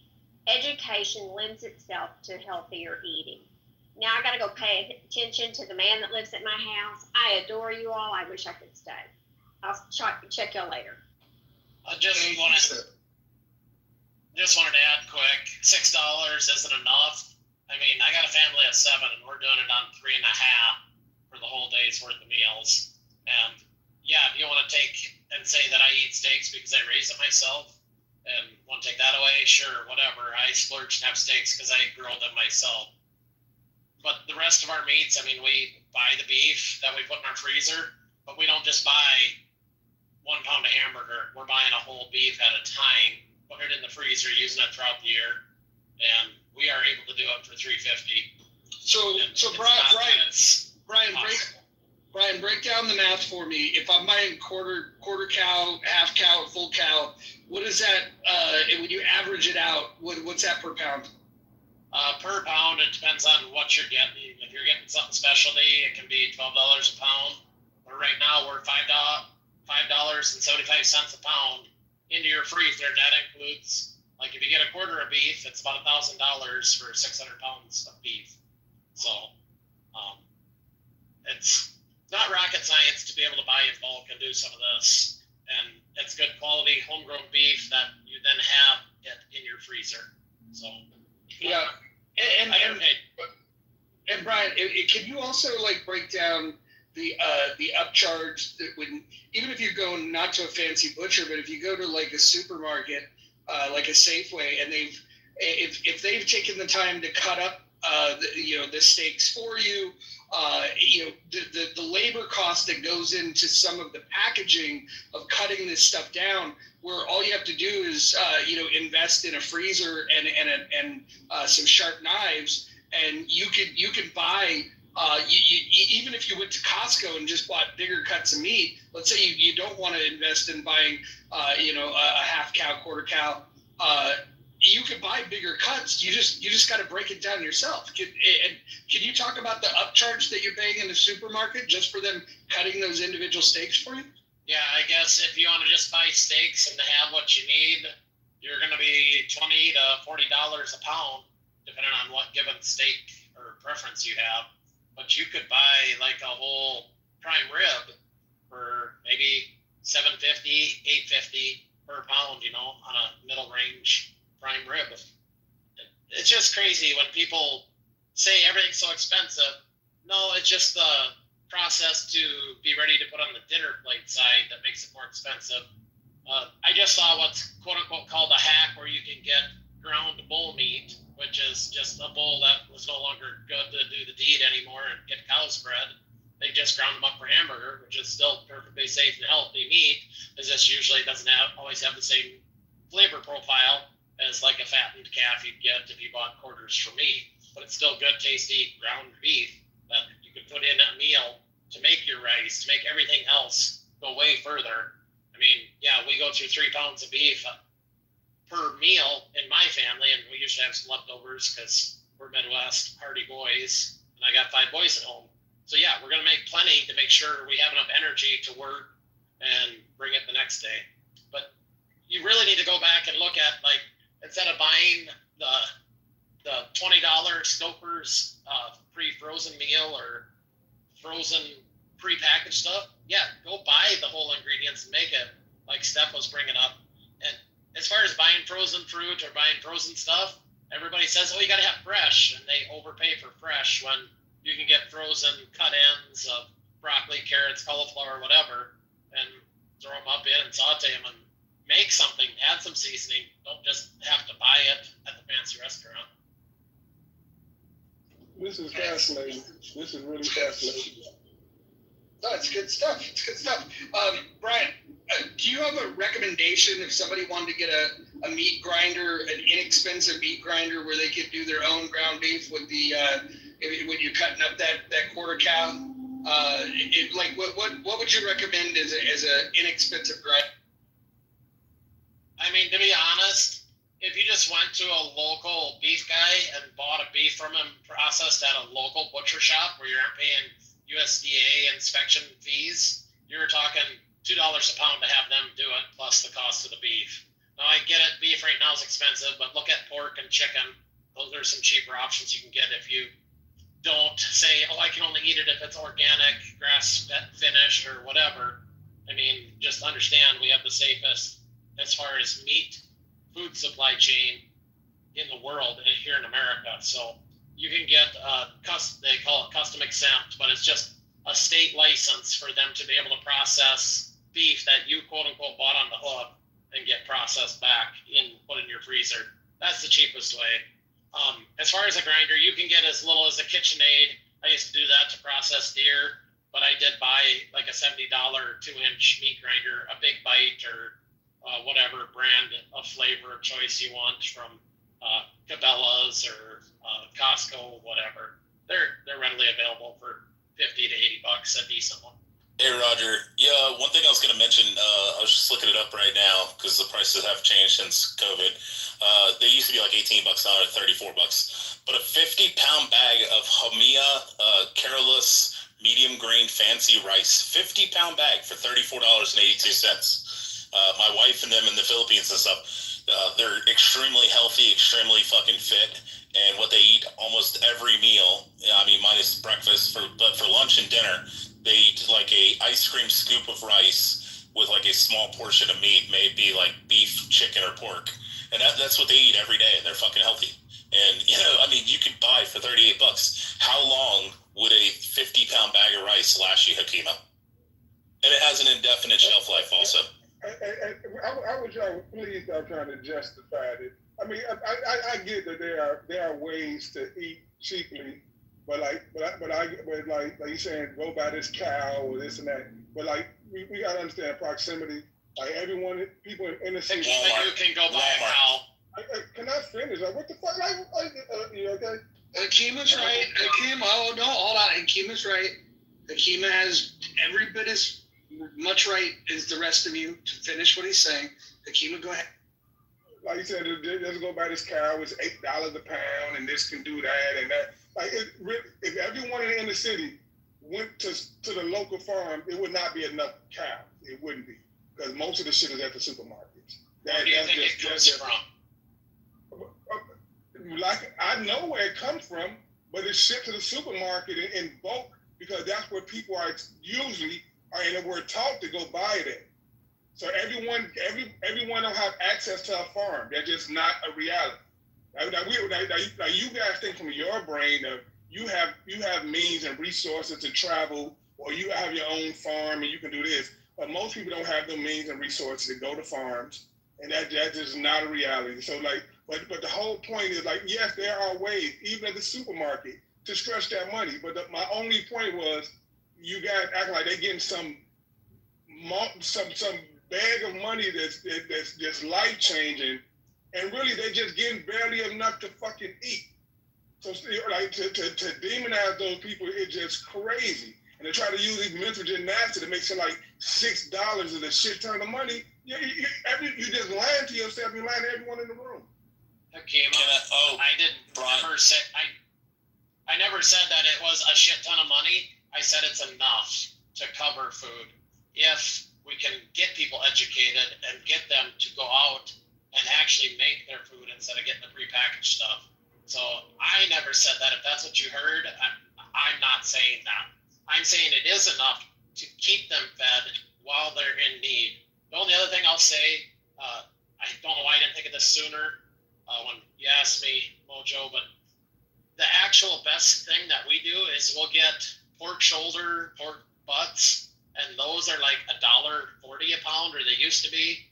I mean, it depends on what your prices are now. But we get those, and you'd have to do minimal trimming, trim a little piece of fat off here, a little piece of gristle there, and then get that meat grinder, and you now have ground pork that you can make pork sausage or add pork to any meal if you want it cheaper than my $8 beef hamburger, which is way more nutritious. So, Hakima, yes, you can buy a slaughtered whole or half cow in Atlanta, Georgia, from several local farmers and suppliers. Hold on. Rich.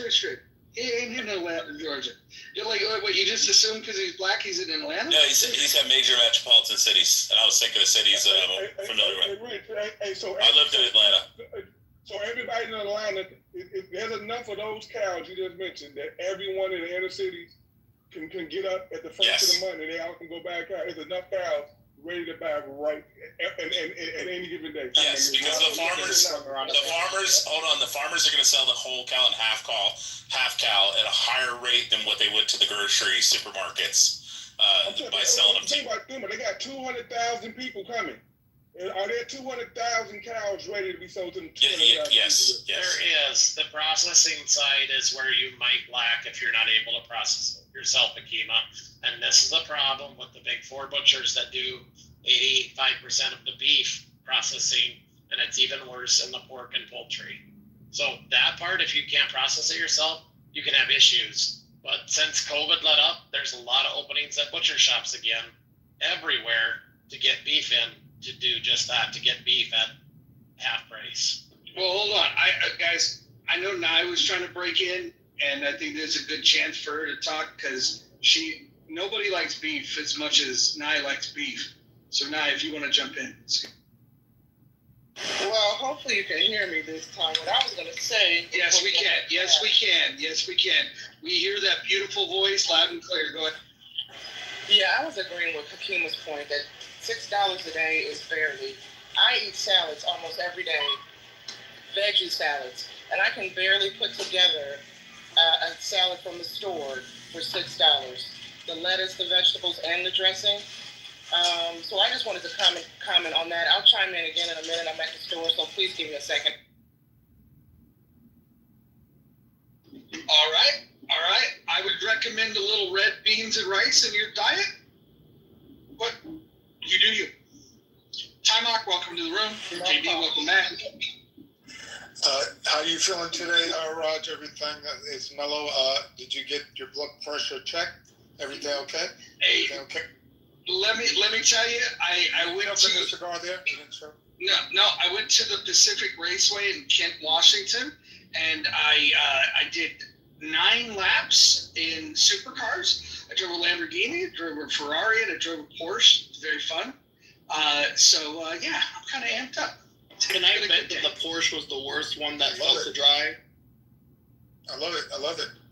The Ferrari was by far the easiest to drive. No, but like worst feeling wise, was it the Porsche? No, the Lamborghini was the worst feeling. Okay. That one, like, at certain parts of the track, that felt like bumpy. It felt like I was floating. It's very weird. Do you know what specific models of those cars you drove? I'm a big car dude, so that's why I'm just. Yeah, I'll back channel you the photos that I. Okay, awesome. Anyways, yeah, Timok, good day today. Good day. We're just, we're just trying to save the world one taxpayer at a time. And we're talking about, should we raise taxes on the poor? As we know.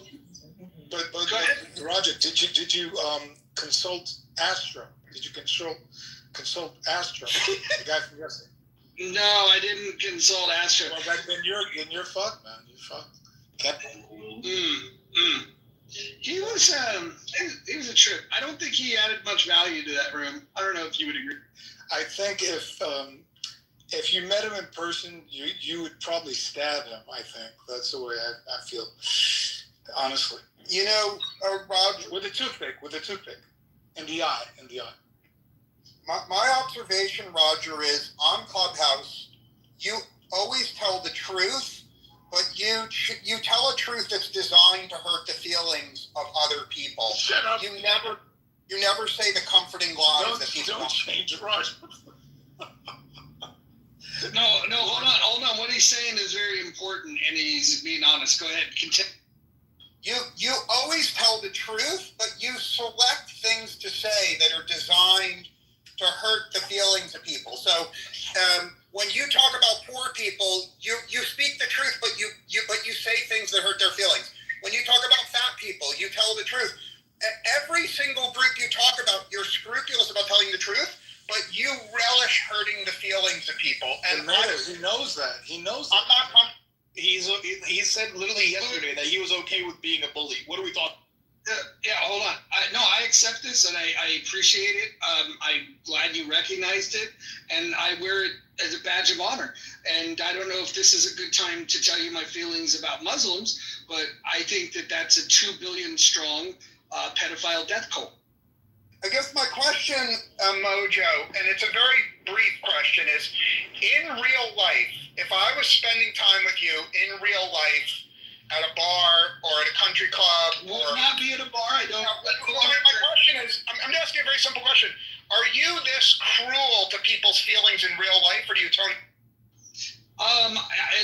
In real life, I try to get a read if they're strong enough. This is my opinion, and I don't know if you would share this. I think that the people that on 2025 are still on Clubhouse have already self-sorted that they can handle the roast style rooms that we do. And so if somebody's, especially if they're on the fucking stage, maybe if they're listening to the audience, they might think, who the fuck is this guy? But for the people that are willing to come in here regularly and get on the stage, they kind of know what they're getting. Yeah, maybe you should have like a warning, something before they get in, you know, and you at your own risk. Maybe that's what Tomato's trying to. A trigger warning. You need to read the house rules. Maybe, yeah. I could post some house rules if that would make everybody feel better. I would just think that when you read a house title of In the Muff, you probably aren't thinking that like, oh, this is going to be like, I don't know, like some really sophisticated conversation. I mean, this is what it is. It is what it is. I'm not trying to be anything other than. Oh, you hear that? You hear my GPS? Yeah, that's wild.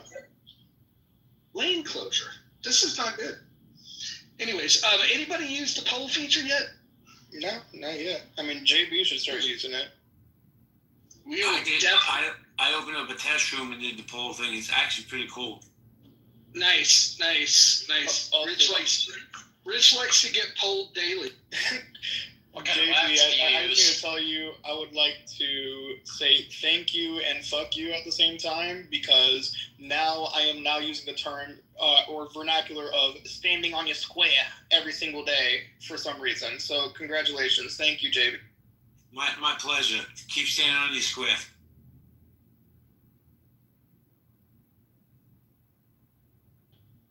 That's hilarious. I like the fact that we can quote what people have to say. Where did Tomato go? Did he get offended? I think so.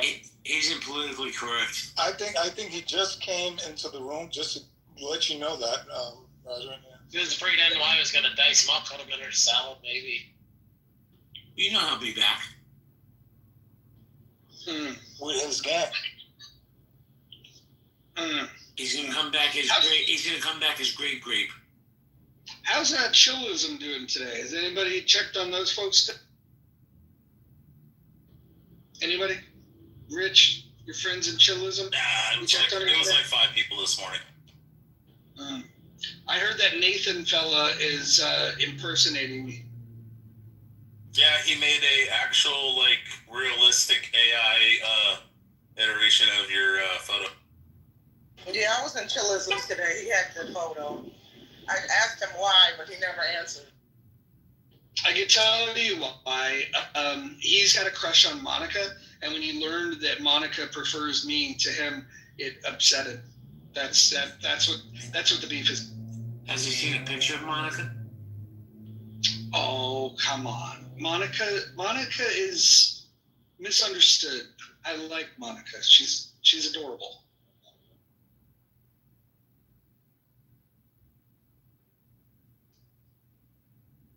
We got to get you a psyche vibe, Roger. Because like you've been the new retirement been kind of weird sometimes.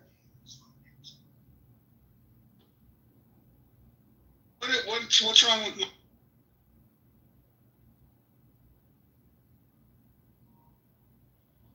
Can you guys give me like your 3 grievances with Monica? What would they be?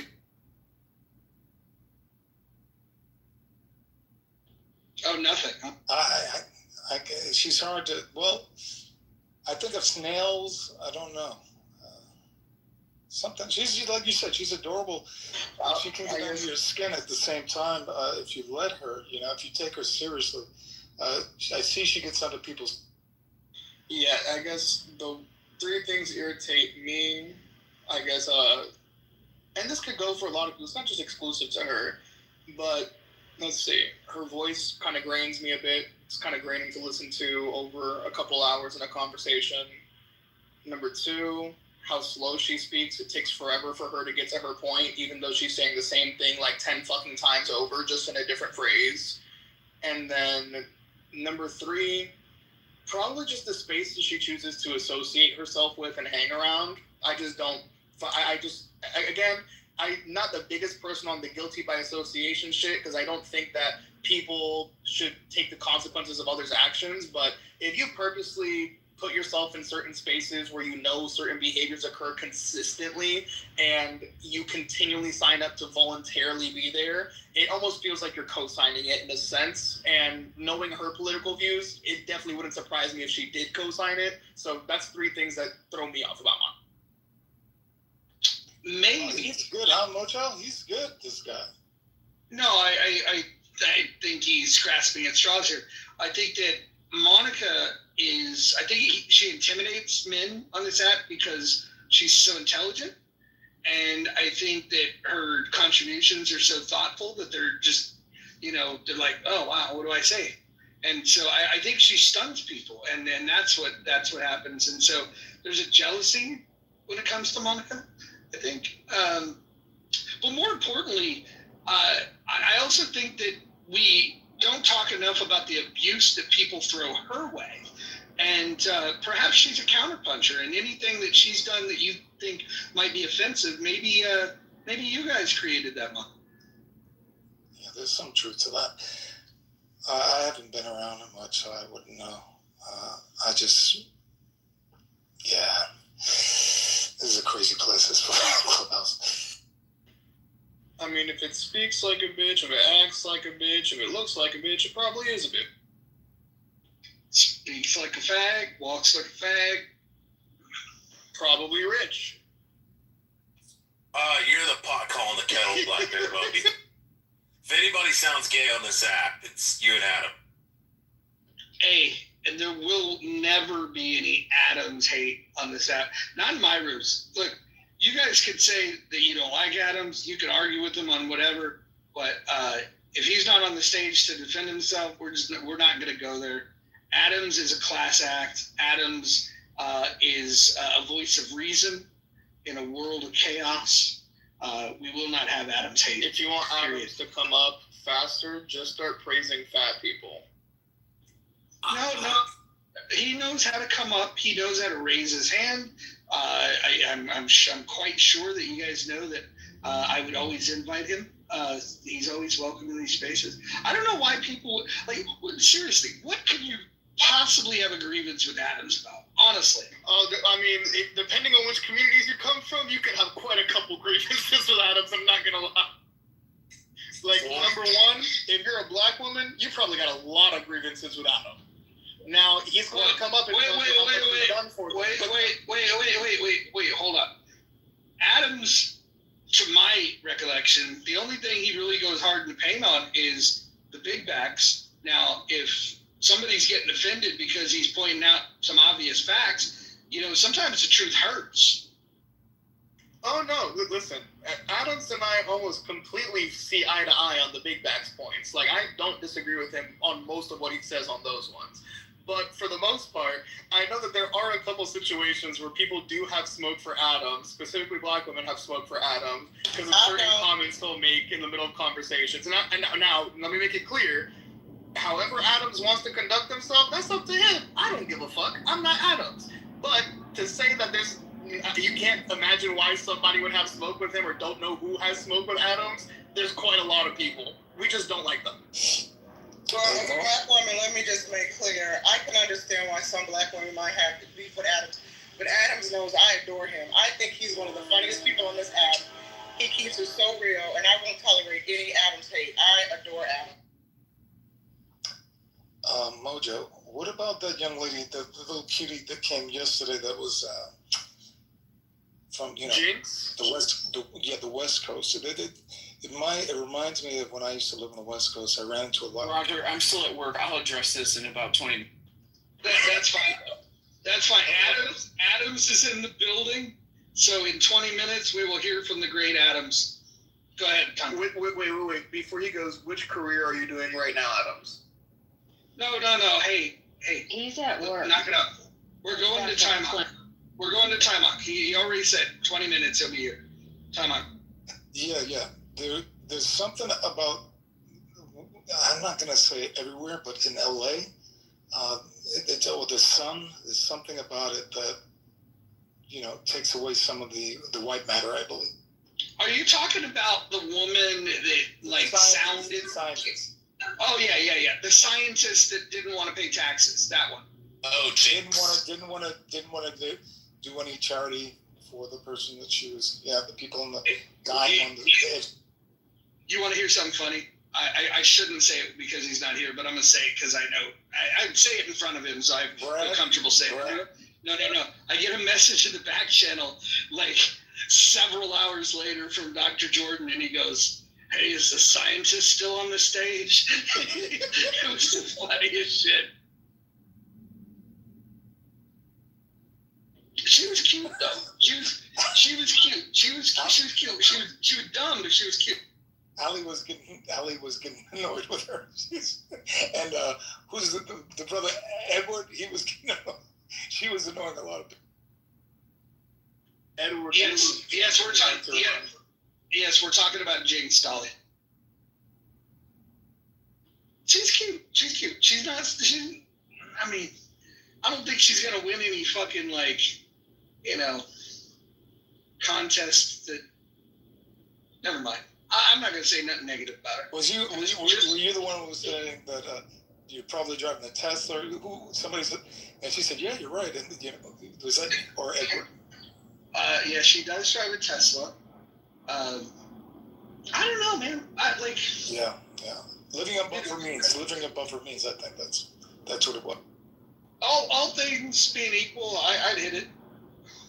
Yeah, well. Oh man. Let's see who's in the audience here. Where's Victoria at? Oh, she's here. She's here. She's here. Victoria, come up here and tell us about the Situation Room. We'd love to hear more about the situation. Well, we should have her. Roger. We should have her and Bima come up together and listen to all that bullshit. Oh man, hold on. Bima she was on fire last night. We changed the title of the room.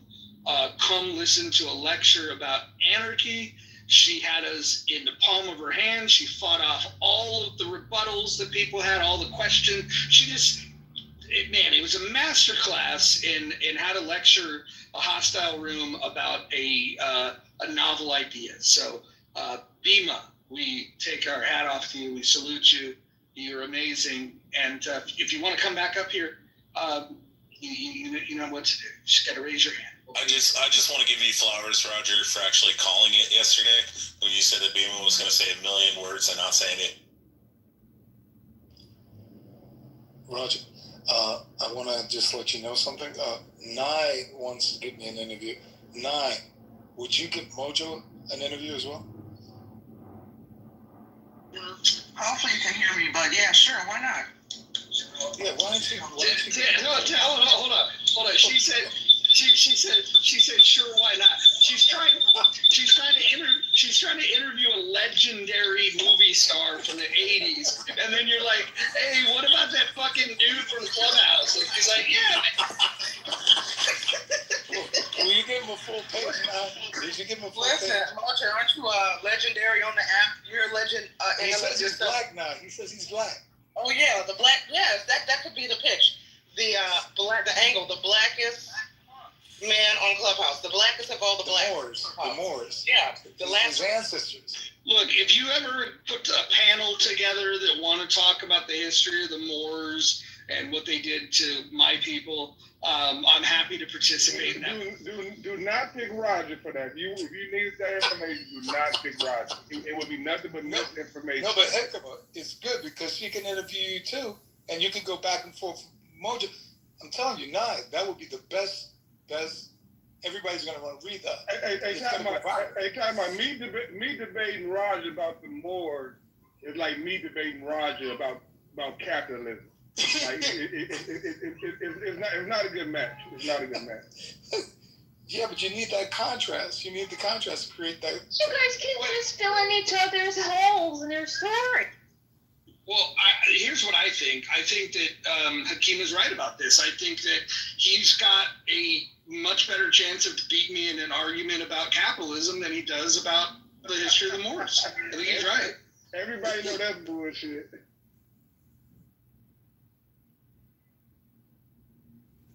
What's up, MG? MG's fine ass. You know, I didn't realize that Ethiopians were sexy. Like, I legitimately grown up, like, you watch, like, the fucking infomercials with Sally Struthers, and you see these kids at the Potbellies and the Flies, and they're just like, hey, for just 5 cents a day for the cost of a cup of coffee. And so, like, I'm not, like, exactly thinking that, like, Ethiopians grow up to be smoke shows. But, like, and then there's MG. So, it is what it is. If you ever wanted to know what those kids grew up to look like, MG is. That's crazy.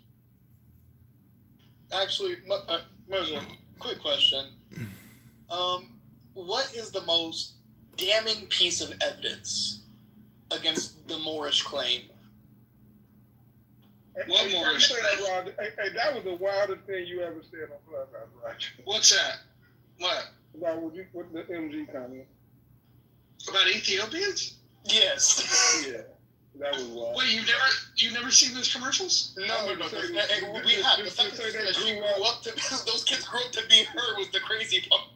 Yeah, that was crazy. Hey man, everyone's got a chance. I'd like to think that somebody here in America has sponsored that situation. I'm sure MG family didn't come from that class of people in Ethiopia.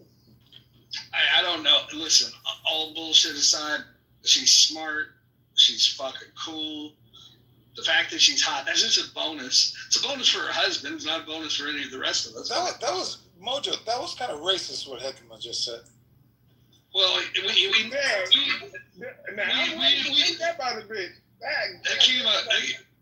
Akima, you do come from the Moor clan that ran through Portugal, and you know what you did to my people. We saved you. We brought you civilization. We brought you running water and street lights and taught you how to bathe yourself. Like what the fuck is so Oh, wow. You raped Portuguese women. We did not. They threw themselves at the feet of Moors and things happened. Like, come on. Like, Hakima, what do you think is the biggest piece of historical revisionism that's mainstream today? Say that again? What do you think is a historical narrative that's mainstream today that you think is revisionist / not true? Oh, 90% of American history. Who do you think the first Americans were? No, stop it. You're looking for trouble. You're looking for trouble. Who I think or who I know? Who do you know are the first Americans here? It was brown skinned and melanated people that was here first. It was some lighter skinned plants here too, but it was if we were to use if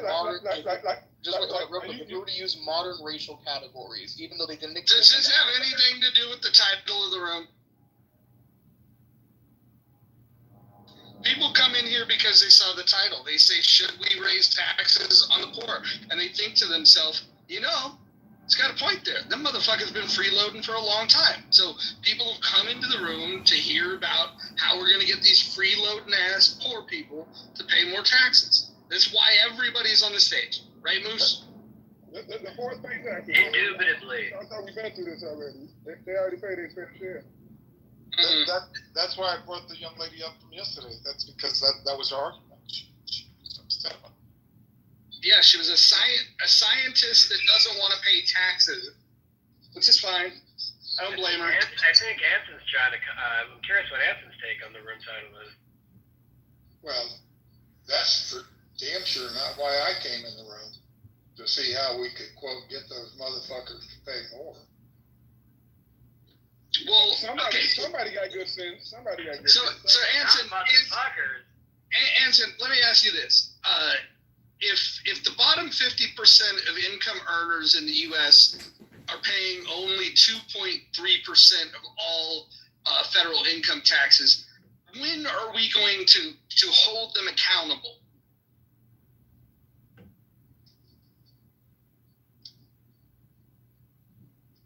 The issue is, how do we spread the pain of taxes and legitimately share the wealth in America? Right? Anson, I hear what you're saying, and I think the popular narrative is eat the rich, and the rich needs to pay their fair share. But the more I break this stuff down, the more I recognize that, holy shit, some of the people that are the biggest burden on society are not paying much at all. Some are paying none. And I think that it's high time that we talk about taxation in a more honest way. And instead of making up lies that the rich don't pay their fair share, I think we should talk about why the poor are not paying their fair share. Hey Rod, you got to be honest, though, because, talk about percentage-wise. Of course, dollar-wise, whatever, the rich is going to add up to more money, but percentage-wise, the poor pay equal percentage of their taxes. Like I don't know why people want to paint this narrative. Like anybody that's working is paying taxes. Period. Well, hold on. But Hema, I'll give you two things that refute what you're saying. So up to a certain income, you're completely tax exempt at the federal level, and then it's a graduated scale as your income increases. And so, no, it's simply. Hold on. It's simply a fact. I can go ahead and post the federal tax rates and the brackets. You can look at them yourself. But the bigger issue that I have is that when I look at all of the income tax that's collected, I look at the top 10% paying 76% of all of the income tax. When I look at the top 50%, they're paying 97.7% of all the income tax. And I think it's time that we acknowledge that it's unfair. The top 50% have been getting robbed for too long, and it's time for the bottom 50% to pull their weight. Hey, Roger, everybody that's got a job. I love to travel, but federal income tax is from their check. I don't care if you're making $25,000 a year, $18,000 a year. Every check, the federal government takes money off the check. Every check. They're not paying the same percentage. What do you do, Kitover? I live life. What I got to do with it? Ask Roger what he does. What do you do for a living? What do I matter? I do a lot of things for a living. Okay, so what do you do for money? A lot of things for money. Sucks dick. Hey, Chris, you already know one of the jobs that I told you that I have. So, I mean, you can share the information. No, I don't. I'm asking sincerely. I don't know what you do for a living.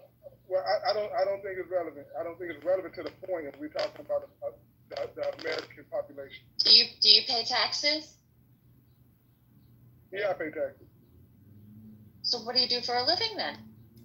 Well, I don't think he needs to answer that, but let's just make something up. Let's just say that what he does is he works at Jiffy Lube. Let's just say that. I work at McDonald's.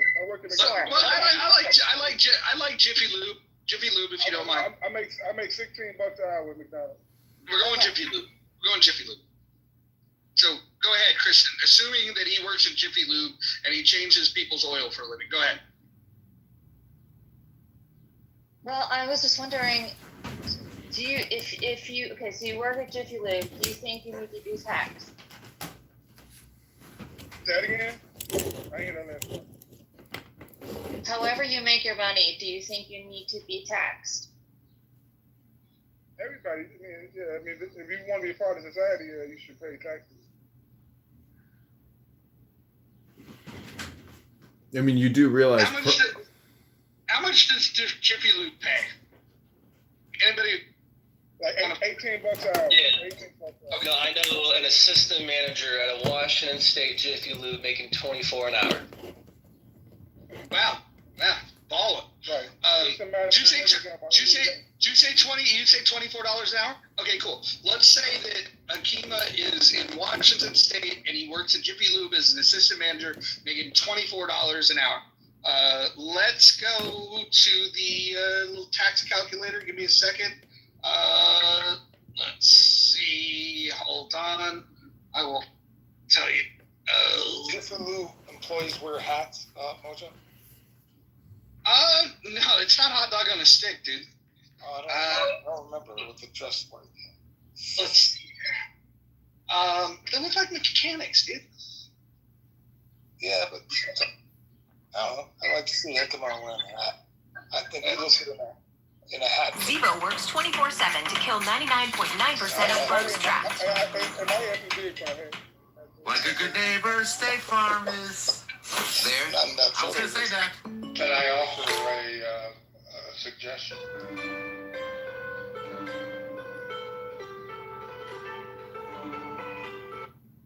Sure. Okay. Let's be fair. Define income as income from wages paid for your work. Whether you're flipping hamburgers or you're the CEO, you get a check, a salary for the work that you perform, right? I guess that everybody can agree on that. Then let's flat tax such wages. At what rate? I don't know. We can debate that, but let's flat tax it so that everybody, quote, pays their fair share. No deductions, no gimmicks, no loopholes. If you get a check on an annual salary of $100,000, you pay X percent, and if you make $10,000 in wages, you pay X percent. If you don't get any wages, you don't get any tax on earned income. Okay? Then we look at, so everybody pays an equal amount of the money, no gimmicks, no whatever, for the money that they earn as a result of working. Then we look at other income. The CEO that gets stock options, bonuses, all that other stuff. And we tax the living shit out of that to generate enough revenue to sustain a, quote, small federal government, limited government, governed by the people, which was the intent of the formation. All right, I'll stop. I can't, if you don't let me talk, then I can't explain. I'll stop. I want to hear you explain. I just want to ask a question here. So when you say the stock, if you're issued RSUs and you receive the stock, you're not going to pay the taxes on it until you sell the stock. And so I just want to clarify what you mean by treating it all like income. So if a CEO got, let's say, $4 million allocated to them in RSUs, you would not want to tax them until they sold them. I agree. I said tax income, but there's different income. There's income earned by the sweat of your brow. Whether you're a CEO, you're a hamburger flipper, or you're an insurance agent, or whatever, tax that income. No loopholes, no gimmicks, and we can argue, and I have no idea exactly what it would be. 5%, 10%, I don't know what it would be, but it would be some amount. Then we look at the revenue generated as a result of that and compare it to the legitimate spending that we need to be able to sustain a vibrant country and take care of those that are truly in need. Then look at the other income, other than your wages.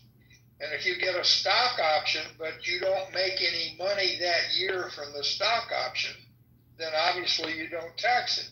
But when you cash in those stocks, you pay something a hell of a lot more than the minimum taxation rate that everybody participates in.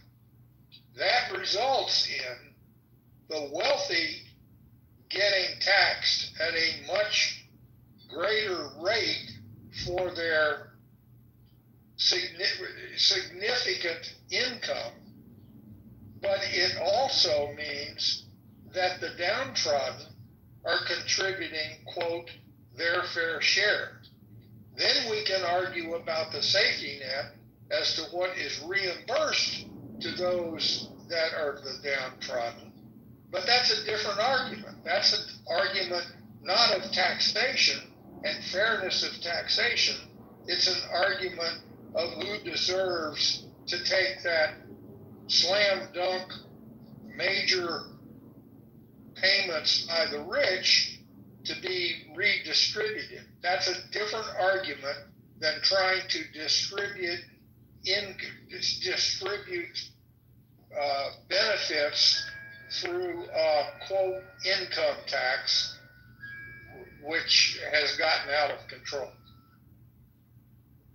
Does that make any sense? I love the grandfather. It does. I love that your grandfather clock is going off a minute early. It's amazing. But no, I actually think that was thoughtful and that was a good share. I'd love to hear people's thoughts on that. As you guys think about that, hopefully that sunk in. You guys understood what he was getting at.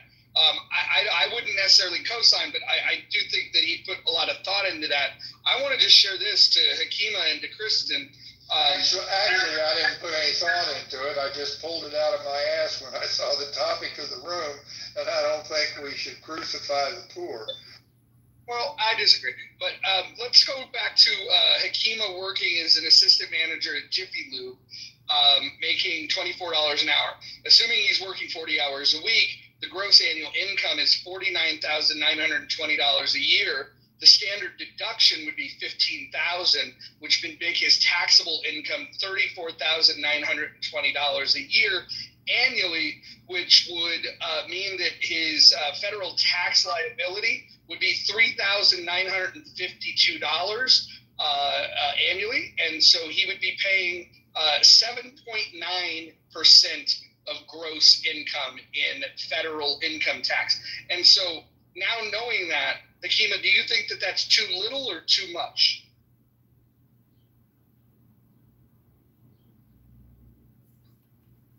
No? Okay. I just want to say thank you for doing net effective tax rate, the only fucking number that matters. I'd like to say the silence is deafening. Can we get to the fact? Or okay, go ahead. Hey, Roger, I cut out. You said the tax rate is 7.9%. I didn't get nothing else. So yeah, we were talking about your job as an assistant manager, making $24 an hour at Jiffy Lube, 40 hours a week. You would make $49,920. You have a standard deduction of $15,000. Your taxable income is $34,920, which means your taxes would be $3,952. So your effective tax rate is 7.9% of gross income. Yeah, but hold on, you slipped something in there. It was like this is from 5 days ago. The only thing I slipped in there was facts. Go ahead. All right. No, the standard deduction, but that the job that we asked him to do. But that other money, He put himself in harm's way. He made the ultimate sacrifice. They paid that money in tax. So you're looking at the end of it. You're not looking at the money they are paying every week or every 2 weeks out there. Check, they are paying taxes. I gotta say, they may get a refund back or deductions or whatever, but they are paying the tax. The government is using that money. Hakima, you're aware though, in the end, when it squares up, that somebody making $24 an hour is only paying. They're paying less than $4,000 in one of those seasons where we're going to be doing multiple shows. But there's nuance there. There's millions of people that fall in that category, and all those people, the government is holding their money for an entire year. They are doing things with that money, gaining interest with that money, spending that money on different things. They may get a refund later. But hold on. Hold on. You can file. You could claim on your W-4. You could claim a different withholding that would allow them to take less of that. At the end of the year, what your tax liability is going to be and what is owed is $3,900 some odd dollars, and so it's a little less than $4,000. And so the bottom line is, some people may overpay that and then get a refund. Some people may underpay it and then owe money. And so at the end of the day, what is actually owed and it's less.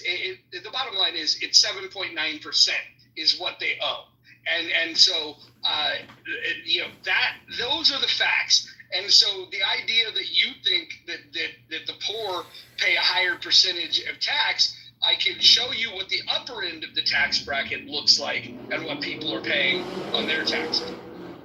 No, I didn't say they pay a higher percentage of tax. I said they pay their fair share. I didn't say they pay a higher percentage.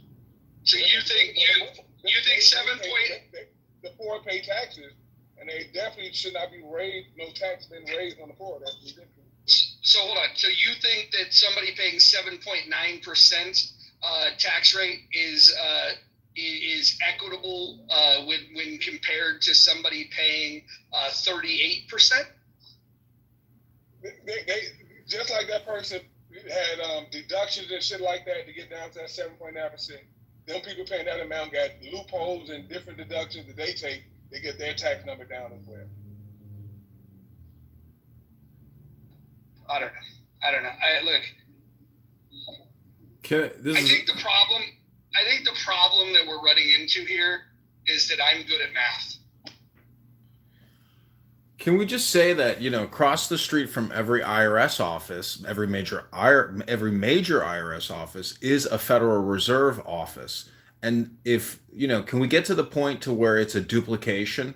Why are we doing this annual burden of tax filing and deductions and accounting and all this added expense so the IRS and Congress can print up $2 trillion plus more every year? It's a huge game of it's a giant spin, and we don't need all this duplication. Why tax us if they're just going to inflate it and they're just going to borrow it? There has to be a reckoning, and every year there's an event at IRS offices called Taxpayer Assistance Day. And in Chicago, in every major city, thousands of African Americans. This is probably the most racist thing I've ever seen in my life, because you realize that there's hundreds of thousands of African Americans that are out of compliance with the IRS. They either don't file, haven't filed, or they're having issues with the IRS. And so every year they have to line up to go into the office to do Taxpayer Assistance Day to find out, how do I get into compliance? The system requires you to file.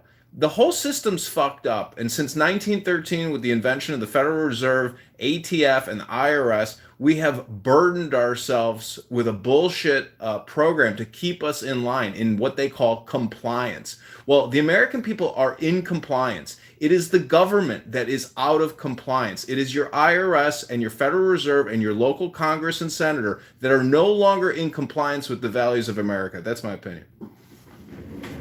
And FAFSA, it was supposed to be a goddamn checkbox, and we didn't get that. Thanks, Obama.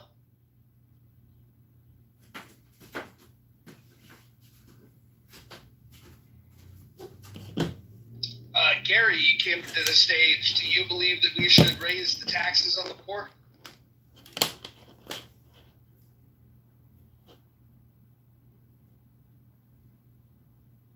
All right. Well said. Who else in the room besides you believes that? Who else believes that we should raise taxes on the poor? I don't know. Let's ask. Anybody agree with me that we should raise taxes on the poor? I think that's the dumbest shit alive. For raise taxes on the poor for what? What are you Galaxy. What are you gonna get? I'm not speaking to you. I was answering Mojo. I was not speaking to you. Like I was saying, that's a dumbass motherfucking thing. Like, what are you gonna gain from taxing the poor? Fairness. I guess many people don't agree with you, Roger.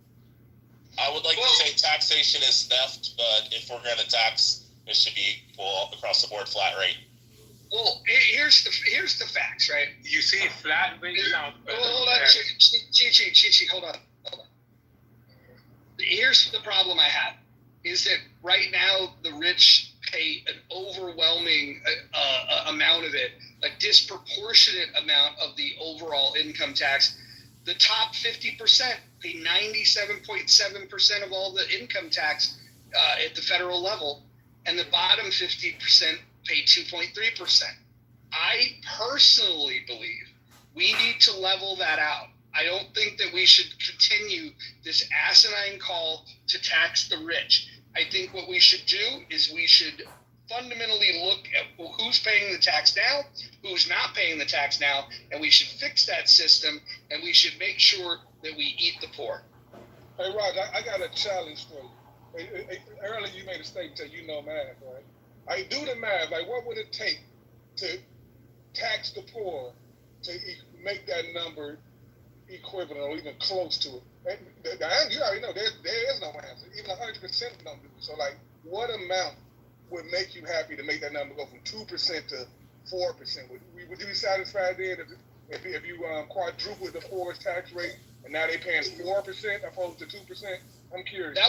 That would not be what I would favor doing. What I would be in favor of is completely eliminating the income tax altogether. I would abolish the 16th Amendment. I would abolish the IRS. I would end the income tax for everyone. I would end Social Security tax for everyone, Medicare tax for everyone, and I would replace it with a 23% federal sales tax. That's what I would do.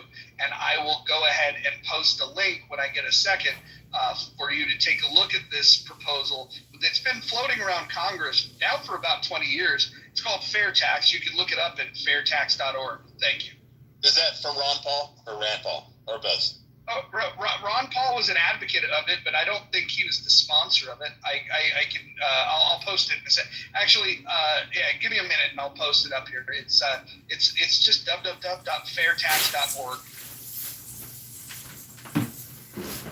See, Hakima doesn't want fair tax. He wants to tax the rich only.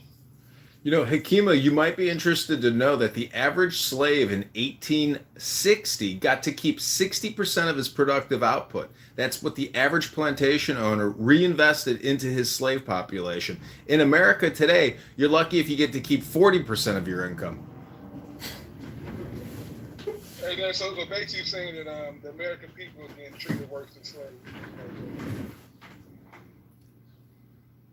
Yeah, it's. I will say this: the American Revolution was fought over a far less abuse. The deal that we had with the British that we complained was a bad one. Was far more fair than the current system we have. So Moors were slaves?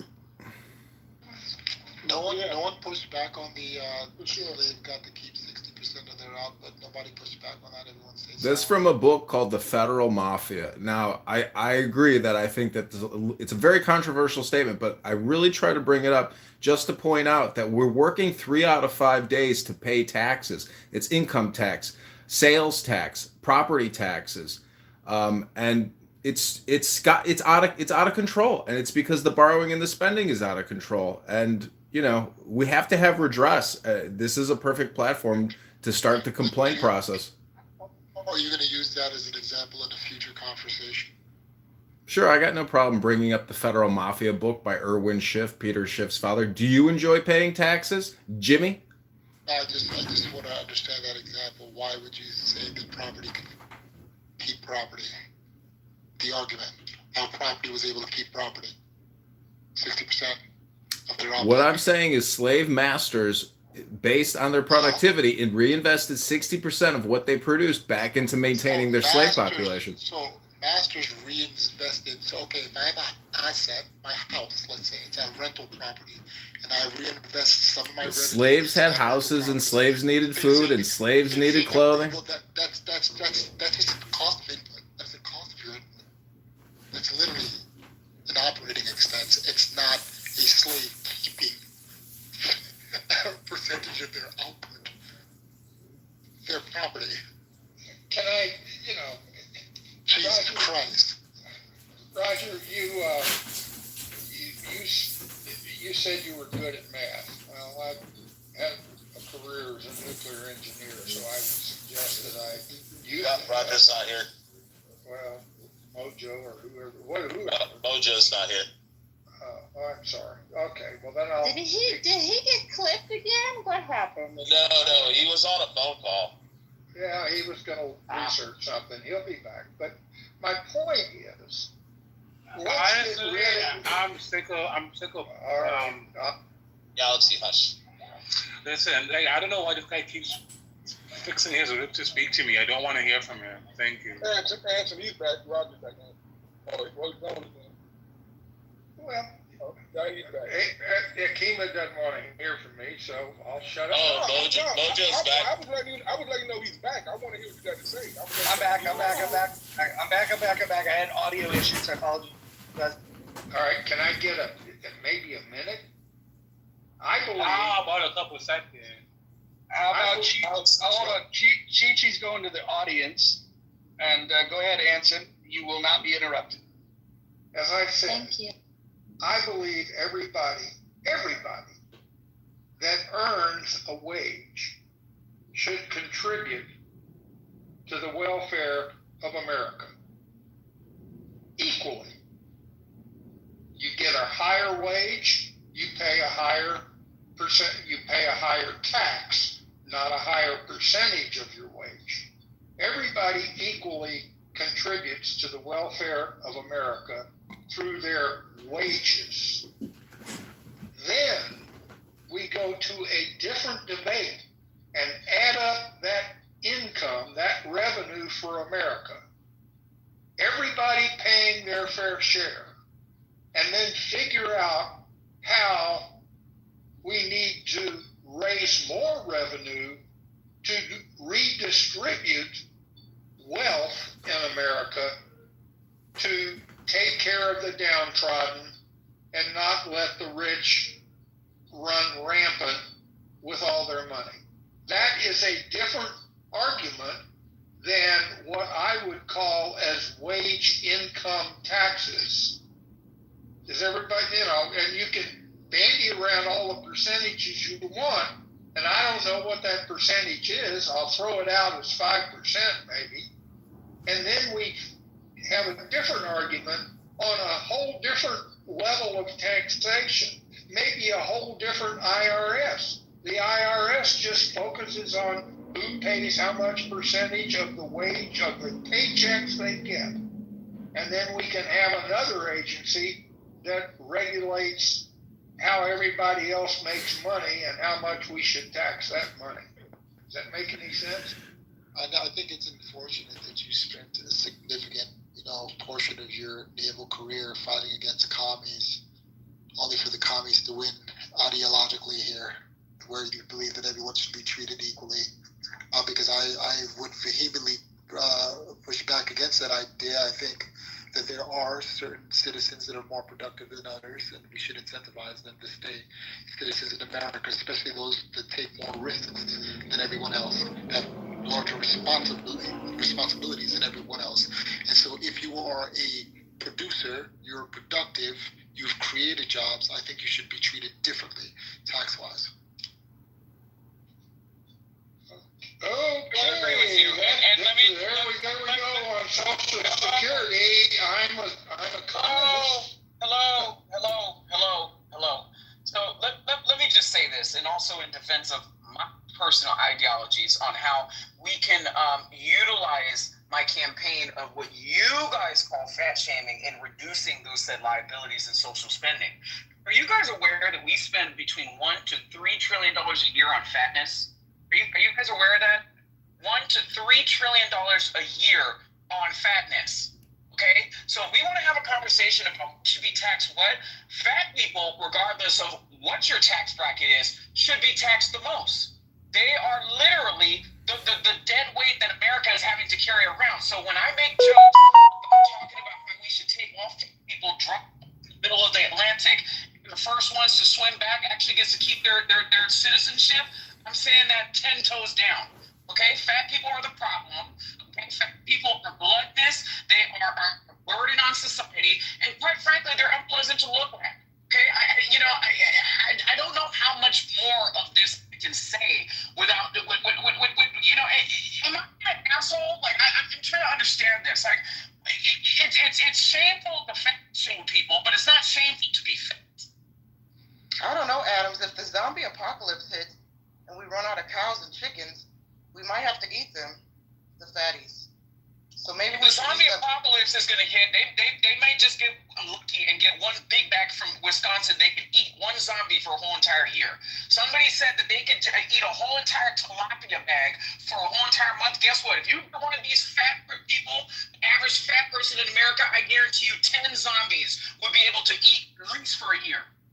I'm done with you. Not one zombie, not one big bag would feed the zombies for a year. I'm done. I'm dead at that point. And let me tell you why. Because the zombies care more about their meat quality than they do about having smartphones. You know, I'm sitting here listening to people talking about the cost of food and, you know, things are so expensive. The last time I checked, you can't access Clubhouse from a cricket phone. So you have to at least be spending hundreds of dollars a month on your cell phone service. Not to mention some of y'all with 2, 3, 5, 50 different kids, each of them got a damn cell phone. So is food quality really the problem? People's priorities and then being fucked up in the wrong place really the problem?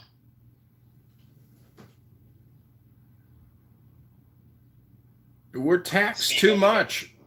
Fat. That's what you sound like, Bubby. Fat people can't even, you know, people that are on SNAP, they can't even go to the grocery store and buy the good stuff. They got to buy the processed food and the packaging to get the SNAP food. Not every food, you know, if you're a fat person on SNAP, you can't always get the healthy food. But we're being taxed to death in this country. Who says the food's the issue?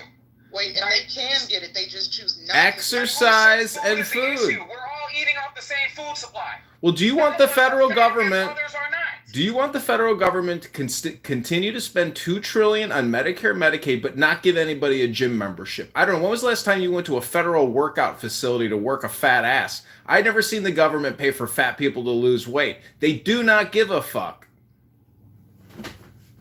Why does the government give you a gym membership when you can walk your fat ass around the block for free? I don't want to use taxes to subsidize healthcare to take care of people with cancer either.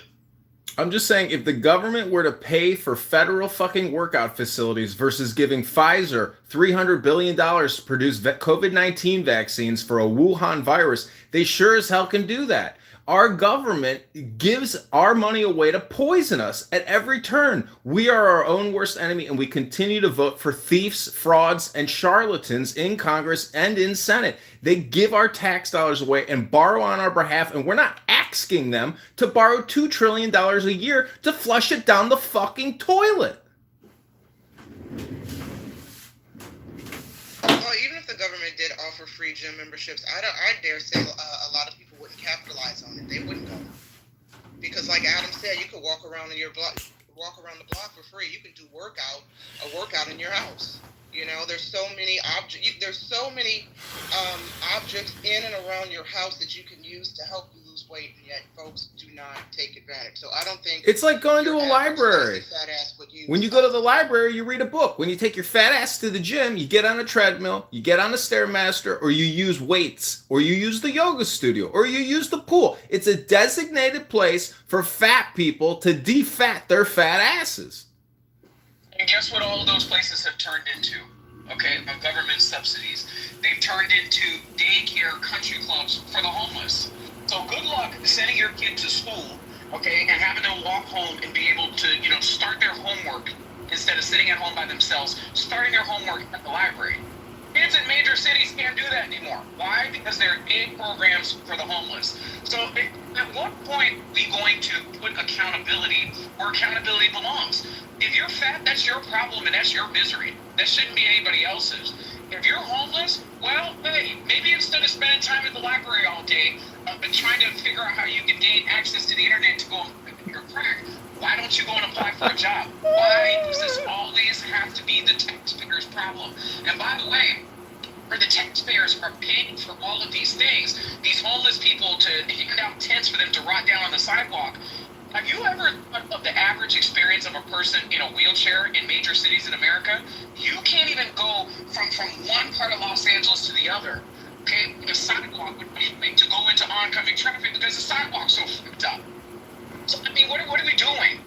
What are we doing? Let's go back to the conversation about our priorities, because it's the same lack of priorities that encourage people to complain, you know, out of breath on a cell phone and not go to the gym is the same type of, I mean, like, what are we doing? we doing? Yeah, but we shouldn't also be paying for people that like have heart conditions or cancer, and all that kind of stuff. We should just let those people die too.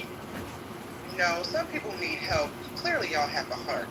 Not everybody's well off. Not everybody has a high-paid job. Being sarcastic. I would hope so, Rich. Some people need government help. You know, the elderly, handicapped people. Well, why do they need the government's help? Well, who else is going to help them, right? Who? I mean, if they don't have the community support, family, you know, it has to. The support and the help has to come from someplace. And Roger, I'll tell you why. Hold on. Imagine a world in which the federal government, the state government, the local government didn't have the boot on the throats of all of their citizens. Just imagine what they might be able to do with their money. Right, but I'm saying, like, for those who, I'm speaking about, like, the elderly and handicapped, disabled people specifically. They're a little bit more vulnerable than us able-bodied folks who can get up and go to work and earn a living, right? Yes. So let me ask you both a question. Why is it that the generation in the middle, because again, the older generation was well prepared for their retirement. They were well prepared for their spending. It's the generation in the middle, okay, that sit up on social media, that go and get liberal arts degrees into the tune of $70,000, $80,000 a year, and it bled that generation dry. Take, and giving nothing back. That's why we're in this situation. No, I agree. Yeah. The liberal arts and the gender studies people, 100%. Yeah, not to mention they couldn't keep their hands off of drugs, right? How many of this generation, their siblings, their cousins, and all their parents have to spend thousands of dollars in resources to send them to rehab? Let's talk about how many of them had to put up their grandmother's house to bail them out of jail. Let's talk about the generation that, you know, the grandparents are having to raise the kids because the kids still want to live their best life. They still want to party and they still want to bullshit. Screw your parents' retirement. Screw their abilities for them to be able to provide for themselves. So screw that. You know, it's the entitlement. You know, instead of saving, living in an apartment, and maybe buying something modest, Mommy and Daddy, I want to live in a modern TikTok house. You used to spank me when I was younger, and you didn't raise me like Jimmy Jones's parents did in the street. Guilt, manipulation. This is how that generation bled our grandparents' generation and our parents' generation dry. And it's still happening. And instead of doing something about it, getting a second job, and I do appreciate Rich for actually being a man and holding down multiple jobs as opposed to complaining on social media. But unlike his counterparts, they do just that. Complain about it on fucking social media. That is exactly why we're in the situation that we're in.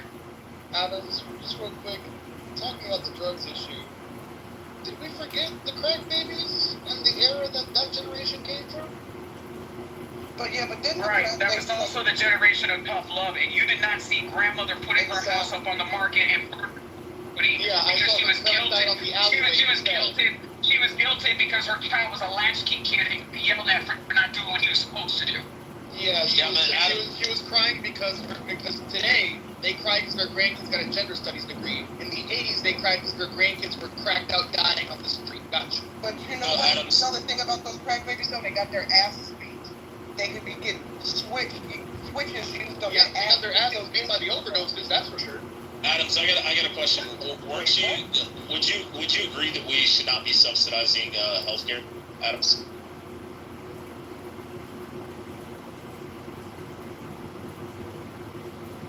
Anybody else? Should we not be subsidizing healthcare, Adams? You don't argue in good faith. Adams, you sit up here and bitch about how your mom died because she couldn't get the healthcare coverage. Goodbye. You're gonna kick me, Adams? Really? Goodbye. Yes, because you're making it a personal attack, and this is I'm asking. Thank you. So it is what it is. I mean, doesn't it? I mean, about the personal attacks and the gossiping. You know, I can understand. You went after his mom. Roger, I can understand why you moved him down earlier this morning for that bullshit. This is not a good faith actor that wants to have mature conversation. This man wants to lose all of his arguments and then start attacking people to find these ad hominem ways of trying to win his failed argument. So you can do it in the goop, right? Roger, if you want to bring him back up, it's your room, but I'm not going to listen to him going back and forth. outside of the topic and just using it as an opportunity to attack people. I gooed him last night when he was talking about killing pit bulls. That's amazing that you went after his mother. I really want you to think about that, Rich. That you had to lash out like that to somebody's personal stuff. Don't you think it's weird that we have to borrow $2 trillion a year to fund Medicare, Medicaid? Like, why we're not asking our government or our representatives to borrow all this money? I mean, why can't we just spend what we take in revenue and begin to cut and begin to pay down the debt? Why aren't Congress people and senators even discussing? It's like 2 out of everybody, 2 out of 600 people. I mean, what the fuck, America? Hello. And how much are they borrowing in Chicago to pay on their pensions? Isn't it 80 cents on the dollar? Yeah, it's 80 cents on the dollar. They have to borrow that to pay out the pensions. They're broke. Every major city is broke. The federal government is broke. We have spent ourselves off a cliff since 9/11. 25 years of war, 25 years of Medicare, Medicaid, Social Security, and now we're paying $1 trillion a year, or about $100 billion a month in interest payments on all the borrowed money. The system can't handle this. It's broke beyond belief. We have to, like Mojo said, either fix it or break it. But this ship has to be decommissioned and brought back to port, and we need a relaxation period. We need austerity. We need no more new wars, and we don't need to create fake pandemics to poison our population and scam us out of trillions of dollars. Well, those wars, let's be real, those are all these politicians getting into these forever wars. You want to end a war, you go back to, there was somebody that was debating with Bill O'Reilly one time about where we were going. It was Afghanistan, I think it was. And Bill O'Reilly told that we could win that war, and Bill goes, we can win any war we want. And that's the guy who's clearly Asian, having to be Japan or Japanese. And he said that his uncle, he asked his uncle, when are they going to stop? He meant killing him, because him and his uncle were the only 2 survivors in their family. And the guy said his uncle told him when they kill us all. And that's why they surrendered. I mean, he goes, America no longer has the gall to do that. And it's true.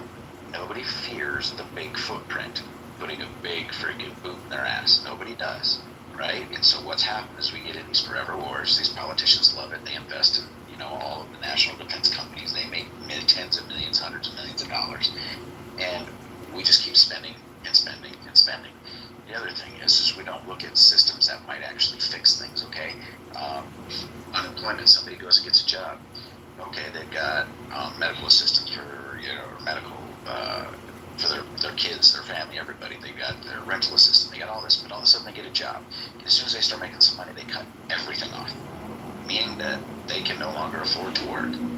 I know, I did the homework with one of my employees, and I was like, no, dude, I wouldn't do it if I were you. You're working 70-some hours a week. I didn't figure it out with overtime, but straight up at 72 hours a week. He was bringing home like $2.50 an hour. And it was hard work, and I was just like, nah, dude, I'll take you 2 weeks. He didn't want to quit. We don't give them a ladder. We cut the legs off the ladder to bring them back down. We would be better to wean them off of the system. Let them keep that. Have them have a commitment to going in and understanding finances, saving money, building an emergency fund, and slowly working them off of the system. But no. We force them to have to quit so they stay fully on the system. Which one's going to cost us more in the long run? We don't want to change the system. The system works great for those people that it works great for. And I'm telling you, these forever wars, you're going to only end up when you start putting a giant boot in somebody's ass. I saw this raising taxes on the poor. Everybody says, oh, pay their fair share. The only people not paying their fair share are the people at the very bottom, unfortunately. Encourage them to get up, get going, give them a reason. I don't know, we've got to do something different. Why not use people in prisons to take care of the parks, to take care of the street? Well, that takes jobs away. Well, it's not the government's job to create jobs, okay? But yet, we want to make sure they have government jobs. How much, and maybe one of you guys knows how many jobs in the last 20 years, how much has the federal government grown? Exponentially, and we just keep doing it. Hey, Corey, can I ask you a quick question? Yeah, go ahead. when you say the only people that's not paying their fair share are the people at the very bottom, are you talking about those people that's not working? Or are you talking about like the working poor? Not working, the working poor, and I kind of. You get your. Which one you talking about, the working poor, or If they're not paying taxes, they're not paying their fair share. But the working poor pay taxes. So you talking about people that's not working? Are they paying their fair share? That's what I'm asking. How much is the burden to the system if they've got 4 kids and they're paying it? Because if you. The people that's not working not paying no taxes. I get that. I'm telling you, but are you saying the people that's like the working poor? Do you think that? Are you saying? Would you say they're not paying taxes, or they're not paying their fair share? Or how do you feel? How do you feel like that? That you said the very bottom is not paying their fair share. That depends on how much. That depends on how much they're making, whether they're paying taxes or not, doesn't it? So I mean, now I'm not telling you. Hold on. Let me finish. I let you go. Just let me finish. And I'm going to tell you what I told Rob. Like, I mean, no matter what you're making $12,000 a year. Every check you get there, they're taking federal taxes. You might get a return at the following year, but you are getting taxes taken out federally from your check. Are those people getting a rebate? I mean, do tax credits or child tax credits and other things the same way like the rich got loopholes and tax credits, whatever they can do with donations, whatever, to bring down their tax rate. The poor also have that too, though. But let me last thing.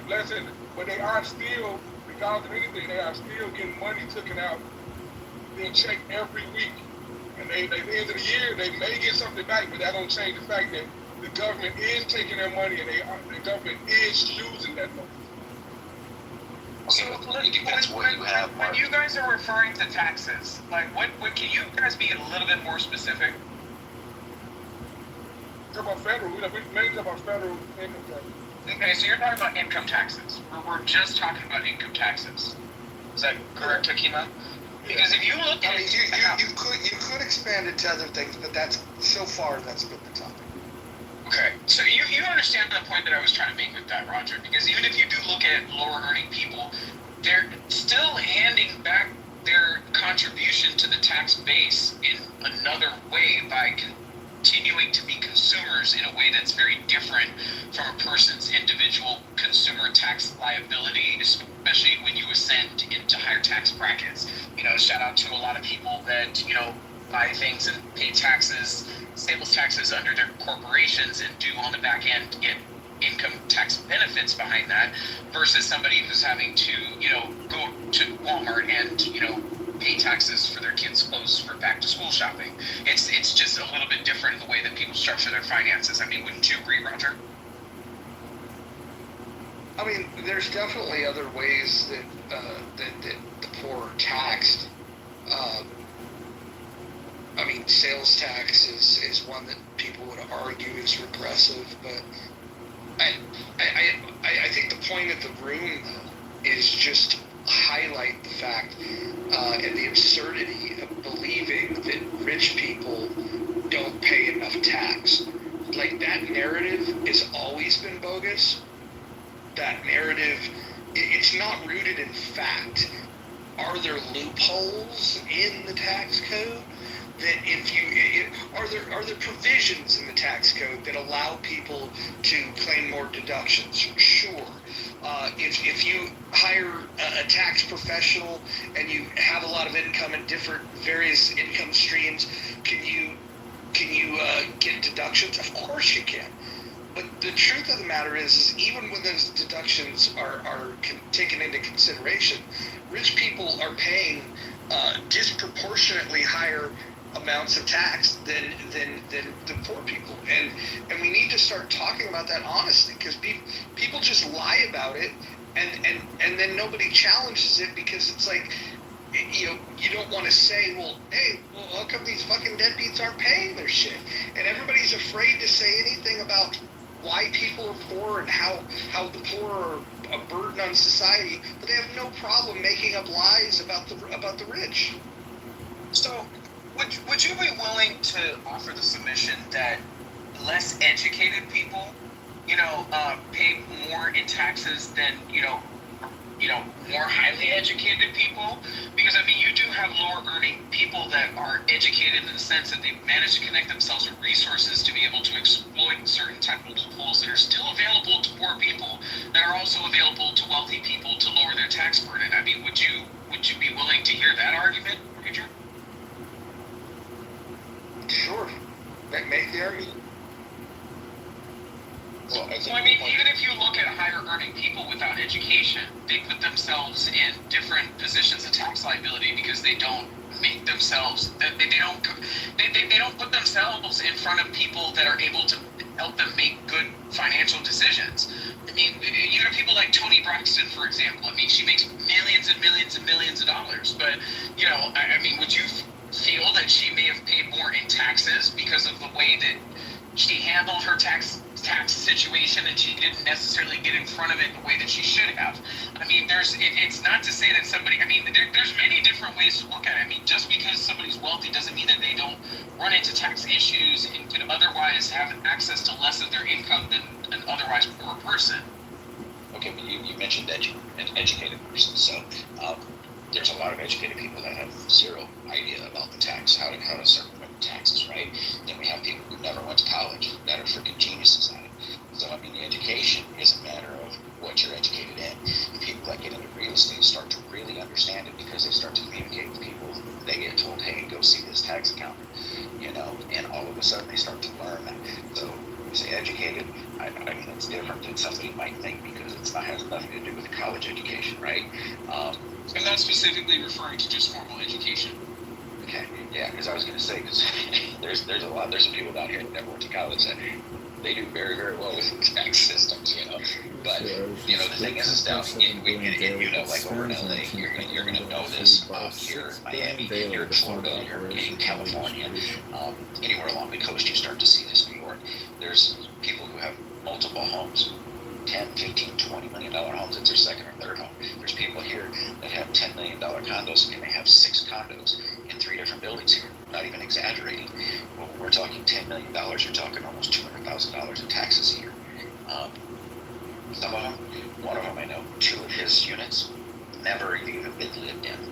He renovated them, spent $200,000 on one, never lived in it. Still had the plastic on everything 2 years later. He's paying. That one was about a $6 million deal, so he's paying $120,000 in taxes, right? He doesn't have any kids in the system. He rarely is here. And so when we look at what he's paying in taxes, he might be not paying as much on income taxes, but everything else that he owns, he's paying some massive numbers. And that's why I kind of laugh when people say the rich aren't paying their fair share. They're paying more in 1 year, despite not paying as much in income tax than most people are going to pay in a lifetime. With the subject of the room, we always hear paying their fair share. That's the big dog on the wealthy. But those guys will pay more in 1 year, even with all their tax breaks, than most of us will earn in a lifetime. So it's a skewed thing. But I understand. I'm not one to say that we should start raising the taxes on the poor or whatever. Just say, hey, everybody's screwed. You got to. Hey, I'm compassionate, but we also have to have a system that helps people to climb the ladder. We encourage them to climb the ladder instead of saying, when I get to the next level, oh, hey, wait, I know this happens to people. I went to 47 hours and I made less on my paycheck because I jumped into the next tax bracket. That sucks for those people. Those are the things that we need to look at. How can we change them? But I was just kind of more throwing it out there over here on the don't pay their fair share thing is what I'm attacking is the wealthy pay an astronomical amount of taxes. It's just not in the way people see the taxes. So do you feel like maybe your friend, not to go too much into your friend's personal business, but do you feel like that could be a result of them parking money somewhere where they otherwise putting it into an avenue of investments and they were otherwise taxed for what they made on that investment? It's easier for them to park their money somewhere, pay the neighborhood association fees, pay the property taxes, but then your equity continues to grow in a way that's different from your portfolio growing and you continuing to get taxed every time it does grow? Oh, absolutely. I mean, the real estate industry here is amazing. They bought parking spots for, I think it was $60,000 a piece, and I think they're about $250,000 a piece now. That's growth, right? Not getting taxed. You see my point? Yeah. No, I mean, mean, so even with him paying property taxes on those units that are empty, and with it being in a condo association, paying those association fees, he may be saving money than if he were to be paying taxes, investing his money in the stock market. And then on top of that, his, you know, if you look at the money that he's making in his equity, what the home is worth, you know, against what he paid for it, I mean, it might financially make sense for him to be doing that. Right, but we have to understand there's always risk involved with everything they're saying. There is with the real estate, let's be real, there's a huge market shift immediately in the condos right next to the ones that collapsed over here. Those people lost their ass. You know, yeah. Nobody wanted to be in that condo. It sucks. It wasn't nothing to do with the building next to it. It was how they maintained that one building. You know, I mean, right now we're seeing prices in condos dropping again. There's risk in that. You know, I think that even in that situation, if they were to have a devastated property and they were to get an insurance paid out, as long as they invested that right back into real estate, I don't think that they have a tax liability for that to a certain degree, right? Right, yeah. You know, I mean, it really, well, here's the problem that you have down here. Some people bought a long time ago. Their insurance is based on the value that was. We have a problem here where people, and you guys, I think you had it happen in California as well with the wildfires. The insurance policies were based on old values. The land alone is worth 10 times what the home was being insured for. They can't fix the home the way it's supposed to be because of where it's insured. Same thing that's happened with a lot of people here in that situation. They bought those things in the 70s, and you know, they went down. Insurance, now they're going to get some money out of lawsuits and stuff like that, you know, neglect and stuff that happened, but you're going to get $78,000 or $85,000. It doesn't replace a $400,000 condo, and you got to go buy. You know, there were some people that were dealing with that in the short term. So, but you know what I mean. You guys are dead on when you look at taxes. What we're paying consumers, what most people don't realize is look into your state and just see what you're paying per gallon of gas on taxes. They make more per gallon, the state does, the government does, per gallon of gas than the oil companies do. They're killing it, you know, and that's why California's like, well, we might have to start taxing you guys for driving electric cars per mile, you know. They make so much money on gas, on taxes, and look what that is to the average. Of course, the rich pay that too, but it's a larger portion of an income of someone that's lower earner, you know. So that's a significant burden on the tax. If people really understood how much tax they pay, it would scare them.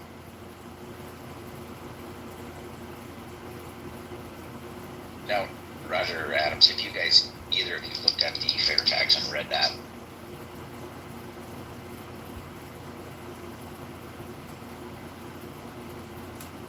what did you say about the fair tax? Have you read that, the fair tax? Have you read through it's like literally 30? I've been promoting that for damn near 2 decades. Right, I remember, yeah, because when that came out with Congressman Linder, I always said, whoever runs on that, I'll vote for. And the only person I've heard so far to do it was Huckabee, and every time he brought it up on the debate stage, they literally cut his mic. And I used to talk about it all the time. Was he one of the first ones? Okay, yeah. I remember he had a different thing. I just didn't know that he was the fair tax at that point. But, yeah, the fair tax. I think he's gotten far more radical since then. But I think it's a legit idea. And even if people rejected it, I think it's important to just have a conversation about acknowledging that the way that we tax people today is ridiculous. But more importantly, why we tax people what we tax them is because of the ridiculous runaway spending. And so having an honest conversation about spending and taxation, if we reined in spending, it would be a much easier conversation to have about taxation. That's what I was saying. That's definitely the elephant in the room is spending. We can talk about tax this person this much more or this less, but if the spending don't change, like none of that shit matters at all. That's exactly true. When you look at where they found out with a lot of these NGOs, I mean, you look at now since a lot of them have been cut, they just put the numbers out for what the two parties have for money, and the Democrats are very, very, very low. I mean, I think it was like 15 to 25 million is all in their coffers right now. And I'm not saying it's just Democrats. Trust me, I'm the first one to say I know both of them are getting money back through those channels. That's why both of them do this. I believe that they fight in public, they shut the door, and they give each other what they want. Trey Gowdy talked about it one time. He was asked why he left Congress. He said he wanted to leave after 2 terms, but Tim Scott came in and begged him to stay because he wanted to have some leave, he says, you gotta have two things. You gotta like it and be good at it. And everybody knows Trey is like, he's good, he's damn good. But what he meant was, when you listen to him talk, he said it. He goes, I can no longer represent South Carolina in their best interest because I am not going to give somebody else something I disagree with just so I can get something for my state. This is the stuff that happens behind closed doors. When you literally are giving into something just so you can save face and stay in power. And that's the stuff that we need more transparency, less behind the door stuff, and a lot clearer, action. South Dakota did it for the election one year. They had to have someone from the left and the right sit down together, and they had to write down what each thing that the people were voting on in clear language, so it was very understandable, so no tricky language, and the people there loved it because they don't have one side spewing it one way, the other side spewing it the other way. I think that's how it should be everywhere, on every ballot, so everything is understandable, so people know what they're voting for. But you guys nailed it, and we cut the spending, and let's be real, it's out of control. The bigger the government gets, the easier it is for them to just spend money, hide cash, and move it around. The thing is, they're not going to exercise spending. They're going to pit the rich against the poor, vice versa, and have everyone arguing while they continue spending for this disaster or another, for this reason or another. They're not.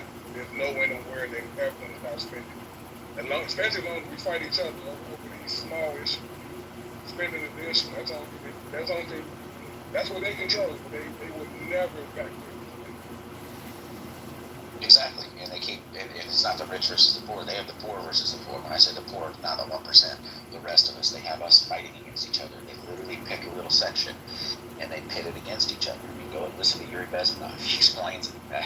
When he was defected from the KGB, he was talking about that, saying, "Hey, this is what they're doing. They're pitting. You get little segments to fight amongst each other. Look what they do when something big breaks. There's a big story that they come up with that creates a big draw." They don't want the spotlight on them. They're going to turn it every chance they can, but they want to keep us fighting. They're telling us to go in the streets and fight right now. The politicians are. Joe, I'm sorry, let me know when I can respond to Corey. I respect Corey, I want to respond to him. Now is the time. Okay, so I agree with Corey completely. Here in America, half the stupidest people are MAGA, and half the stupidest people are leftists. And the MAGA idiots and the leftists battle each other. And I actually say that it's good for America that our political system has divided the morons equally in two halves, and here's why. In any country where the morons get together to set policy, the policy sucks. They vote for retarded things, like all the morons got together in Germany and they shut down all the nuclear power plants. Now Germany's economy is collapsing. In France, all the morons got together and they made it illegal for businesses to fire workers under any circumstances. So obviously businesses are leaving. In other countries, the morons got together and confiscated the wealth of the rich. And of course, we all know that turns your country into a shithole. So the genius of the American system, the beauty, the reason America is the most successful country in the world by far, is precisely because Corey is right. The angry loser shitheads in America, the morons, the retards, the jealous, angry, bitter schmucks are divided, half into MAGA, half into leftists. What that does is it allows the centrists to keep a reasonable policy, a capitalist policy, and as a result of the centrists running America, we have the highest GDP of any country, and in fact, standard of living is growing. We have automation, we have robots rolling out quickly, we have AI rolling out quickly, we have housing abundance in cities with capitalism. Cities like Boston and Minneapolis are today implementing housing abundance, and rents are falling dramatically. And finally, we are implementing self-driving cars very quickly. Now, the one thing that unifies retards, the MAGA retards and leftist retards, are unified in hating self-driving cars. I don't know why they're against self-driving cars, but they're against it. And if those retards were in charge of America, self-driving cars would be banned and 40,000 people would die. But because the retards have been defeated, we have self-driving cars in Phoenix, in Boston, in San Francisco. We are are going to save 40,000 lives because the retards are divided between two groups, and we can safely tell them to fuck off, and I'm done speaking. Dee, I would just like to commend your use of bringing up the word retard. Amen.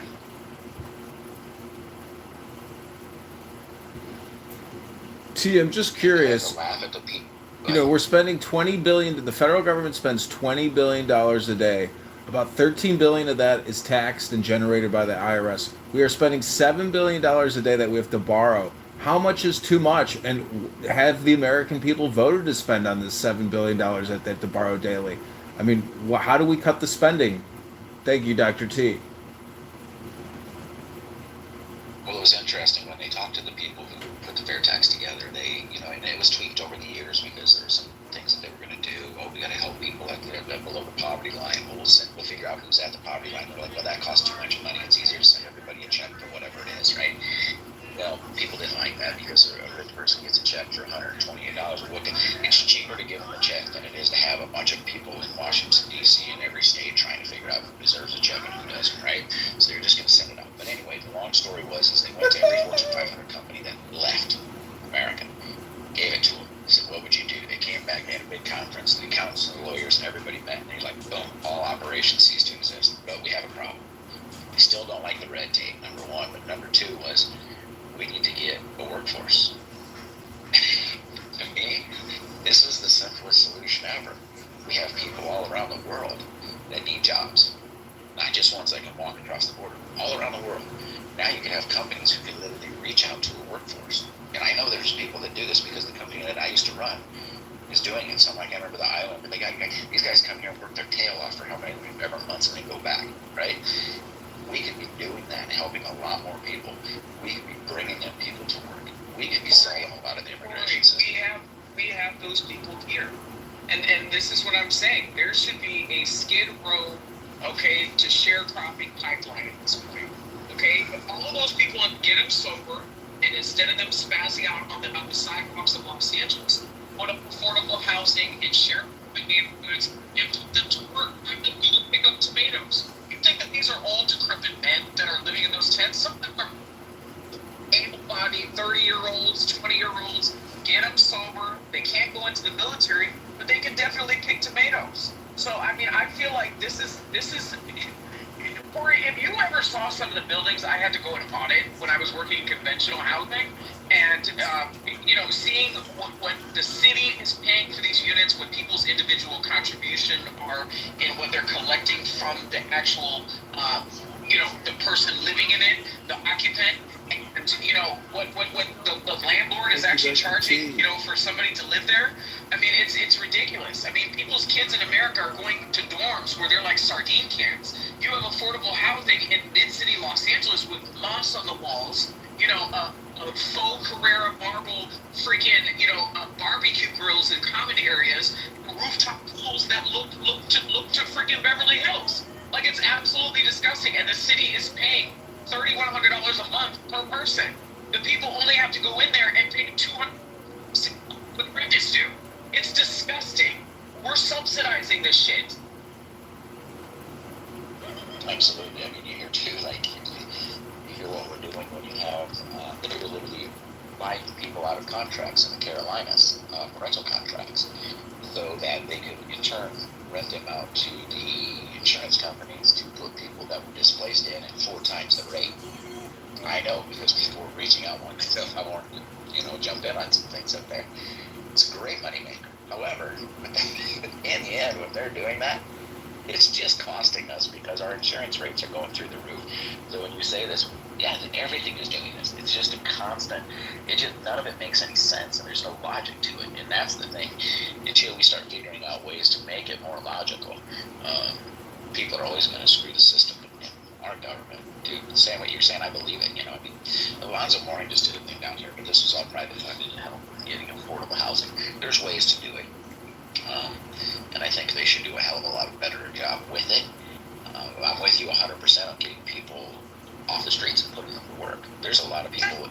That's what I'm saying. Get them out of the tents, okay? Get them sober. Relocate them to the sections of California that are more agricultural. Okay, they don't have liquor stores on every corner, right? They don't have lottery marts and bodegas and all this other bullshit. Get them sober, get them to work, get them on a program, put them, through distance online education, getting their high school diplomas, then doing distance education towards a community college. That to me is good money spent. But putting them in a $70 million building and subsidizing their rent while they continue to put needles in their arms, that is not something that I'm willing to subsidize. Adam, a part you're missing is the mental illness part about it. Like, most of the people are not functional. I mean, it's not just a drug. The majority it's drug induced. It's substance abuse induced. No. The mental illness got them on the drugs right now. I think you're missing them more than what they think. Okay, but for somebody, I'm speaking specifically for Los Angeles. For somebody who lives here, it's because his kids don't have any damn home. You know, a lot of kids that come from freaking other places and think they're going to get famous, they run out of places to surf. They end up getting strung out and drunk and high on the streets. That's how the average young person is homeless in California. Okay, so I mean, it's Hakima, maybe the causation and the environment is different where you are, but I'm speaking about the issue here in California, which speaks for the majority of the issue of homelessness in America, because California has the most homeless people in freaking America. Right, because people migrate there from other areas. Everybody not there just native California. Another thing, another thing, like you still missing a mental illness partner. Like when you see people acting crazy, it's not because of drugs, it's because of the mental illness. Like drugs don't like you smoking crack it don't make you just go act fucking crazy. No, if you have a mental illness, then yeah. So you're definitely missing that part. So many people are not gonna be able to just go get cleaned up and go work these jobs. They are mentally ill. They are mentally ill. They need help.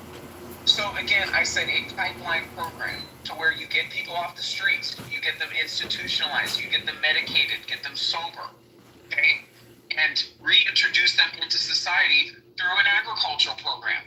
So I mean, I refuse to believe that the species of human beings, as strong as we are, that we have this many people that are too mentally ill to work. We need to stop this. Hey, Adam, agricultural programs sound so close to slavery. It's like another word for slavery. Agricultural program. Somebody's got to pick vegetables and fruits that came up.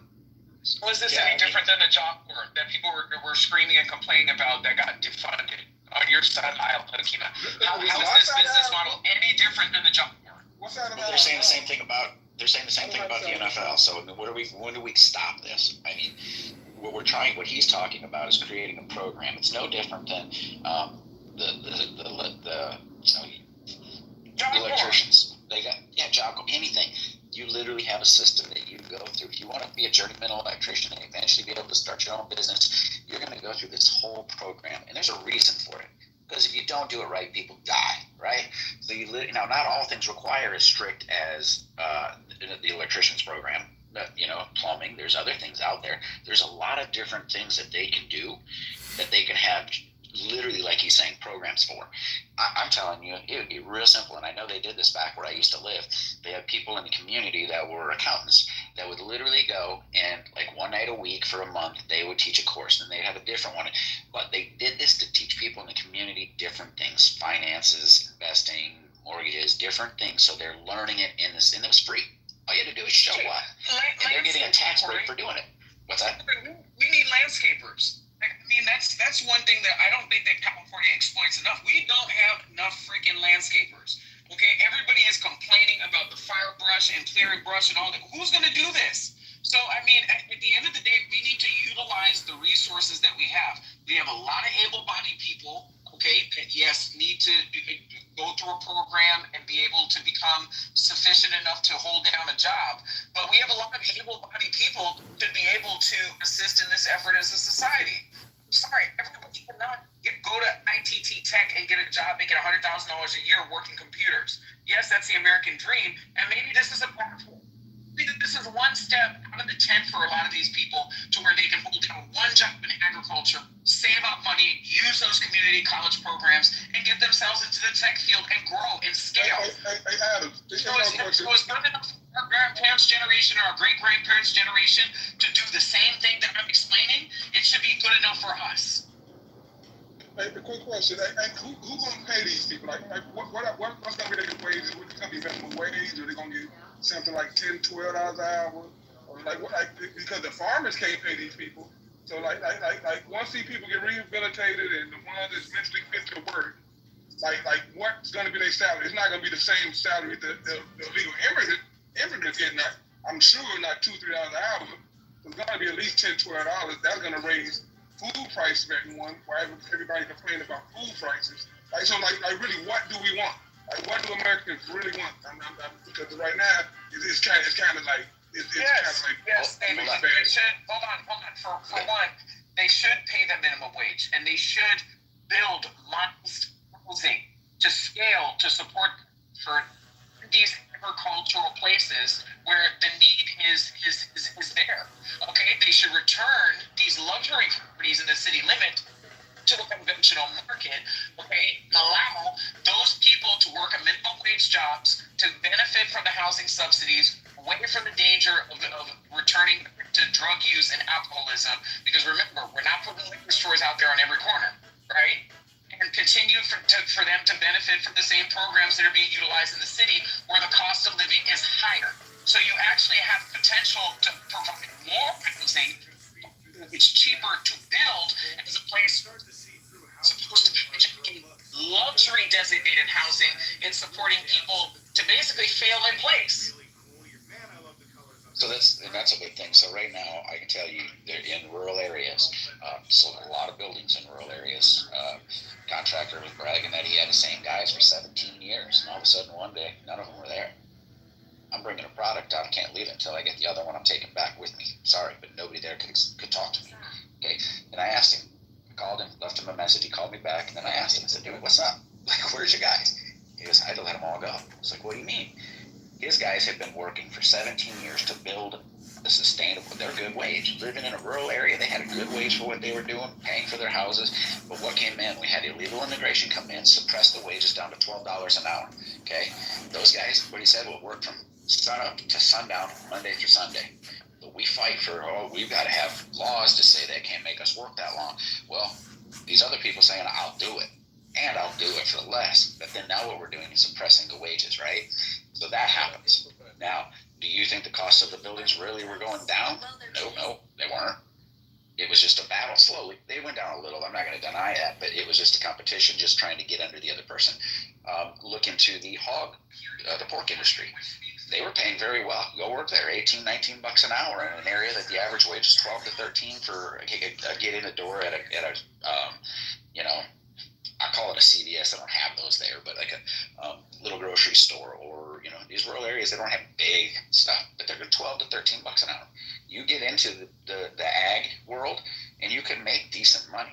Now, are you going to go out there and make six figures? No, but you're not living in a place you need to. You can buy a house where that was for, at that point, like 5, 6, 7 years ago, $80,000 to $120,000. Now, it's not a big, beautiful house, but it's a house that's decent. So, but to say that they can't survive on a wage there and that's going to drive everything up, that's not the case. They're already paying really good at some of these places.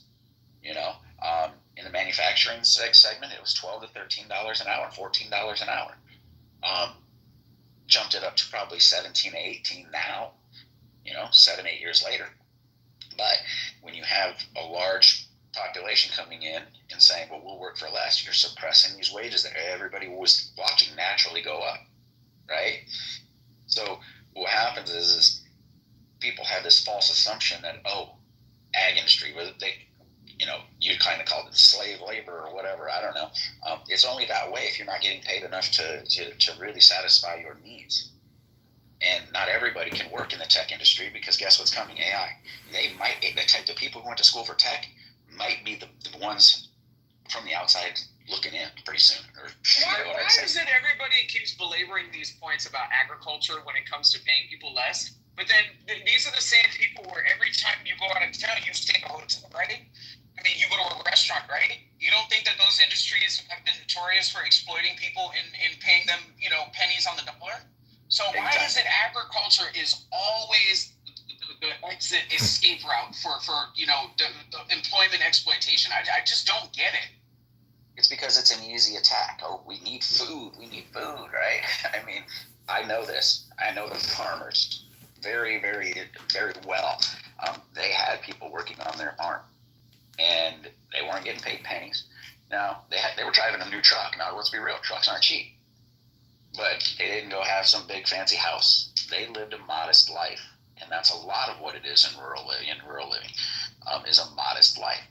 But those people were making a good wage. I never heard them complain about it. Knew them, talked with them. Sure, everybody liked to make more money, but they also know when the losses come, guess who eats that? That farmer. So he's got to make money because there's going to be years where he takes a loss. But ag is the easy thing, Adam. They want to attack it because they always want to bring it up as, the food prices. Oh, it's going to cost you more. Good. Let me tell you something, Corey. I've been saying this since. Hold on. Let me just say this really. I gotta run this story real quick. Let me say this real quick. I just find it fascinating that people who do good for themselves, but complaining about the government and how much things cost and taxes and all that, trying to give jobs to crazy people and poor people and telling them to work for minimum wage and figuring out how they can make it work. Y'all got it all figured out how they can make it work off minimum wage, but y'all making $30, $40, $50, $60, $70 an hour, but y'all complaining. Think about that. Think about you telling people in the same world to figure out how to live off minimum wage while you making 50 times that amount. It's fascinating. All right, I'm going to help him out here.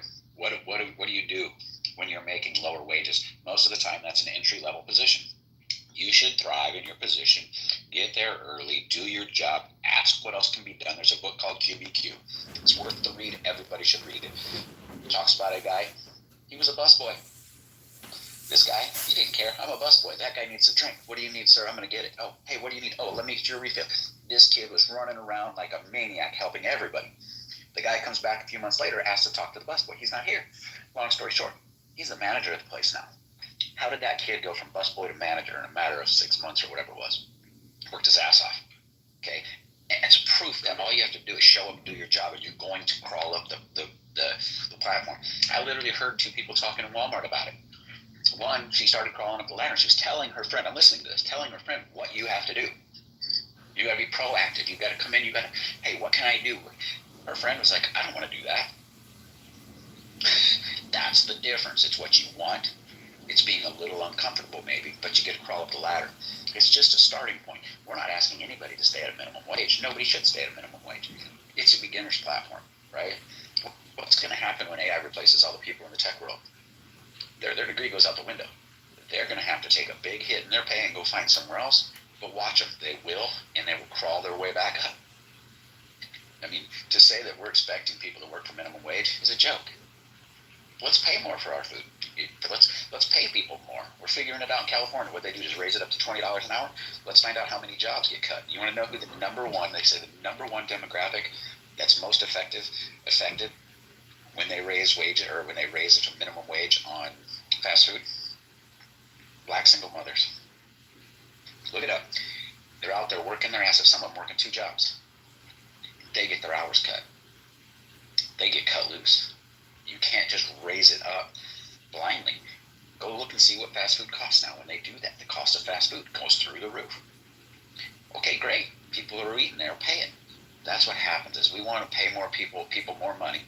It's going to cost all of us more. Suck it up and not let it go. Do you think some of that cost, Corey? Like, I hear you. Yeah, start entry level. I mean, of course, there's very limited growth for everybody to get a piece, but I guess it's survival of the fittest.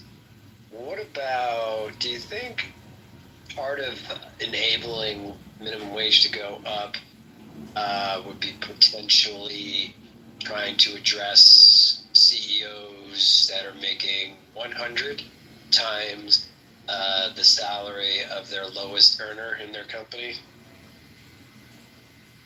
I think it could be some of that, but you also have to look at the guy who's at the top is there for a reason because he's damn good at it. He's turned a company, and I don't know McDonald's numbers, but you just throw it out there. All of a sudden they went from, what did he take them from? There's different sacrifice and risk. You like people as in an entry level position Being a CEO of a certain company, you could end up having to fly to Washington to testify in front of Congress. You could end up having to go to the New York Southern District, and have to go into federal court and answer ultimately for, a network of what people entry level did in terms of exposing the company to liability. So, I mean, there's just, the stakes are just simply higher. I think that CEOs should be paid what they're paid. I mean, like, what are we talking about? People get caught up in just the everyday and the discomfort of what they have to go through, as opposed to the stakes of what their position means, the overall sacrifice behind it, and the overall liability in holding that type of position.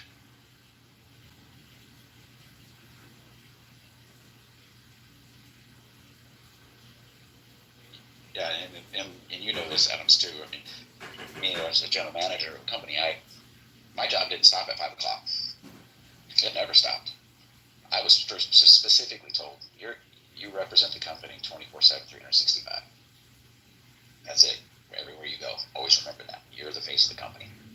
So I didn't get to go at 5 o'clock and just go hit the freaking bar, get drunk, and get a big deal, right? No, my job is done. Cut. Coldplay. The guy just gets caught with what? Some other chick. It's not his wife. Lost his job. I mean, would you be okay with the average worker losing his job because he cheated on his wife? Most people would say no. The CEO did. Nobody cares though, right? Because he's a CEO. He made plenty of money. There's a whole different burden when you get to that level. Business, you raise the prices incorrectly in certain type of industries or in certain type of areas, and you go to jail. You know what I mean? Like, it's very different in the level of exposure behind your decision making that is different from a CEO than that of an entry level employee. I'm sorry. And yeah, in certain industries it may be a little bit different, but for the most part, that's why the expectation is that CEOs are just simply paid more.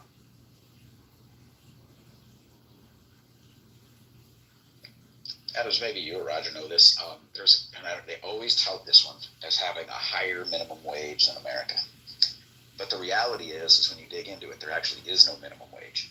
The government doesn't set a standard minimum wage there. What does that do?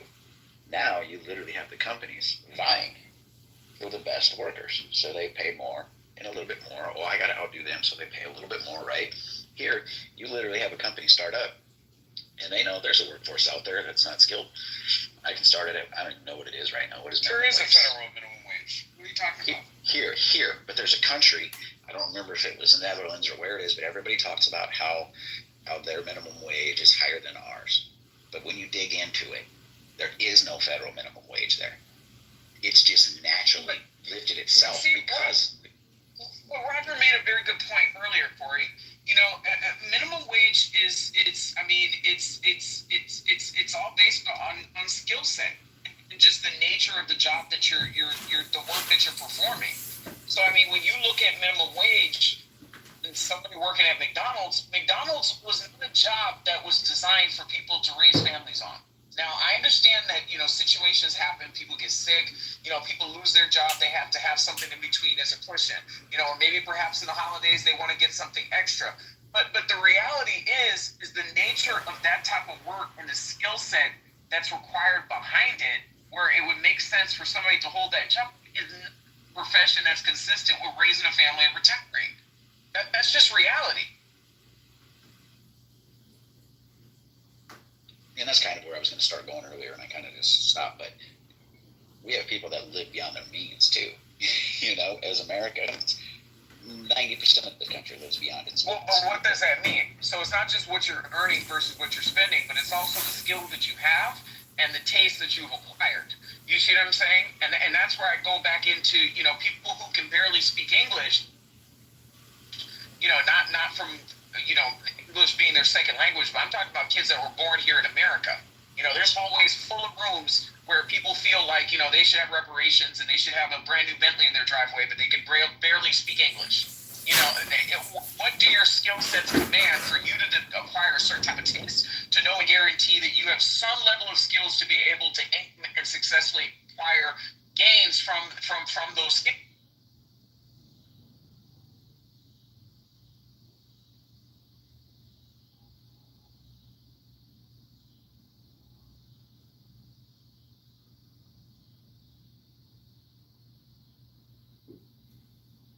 Hey, can I just recite what the Declaration of Independence says?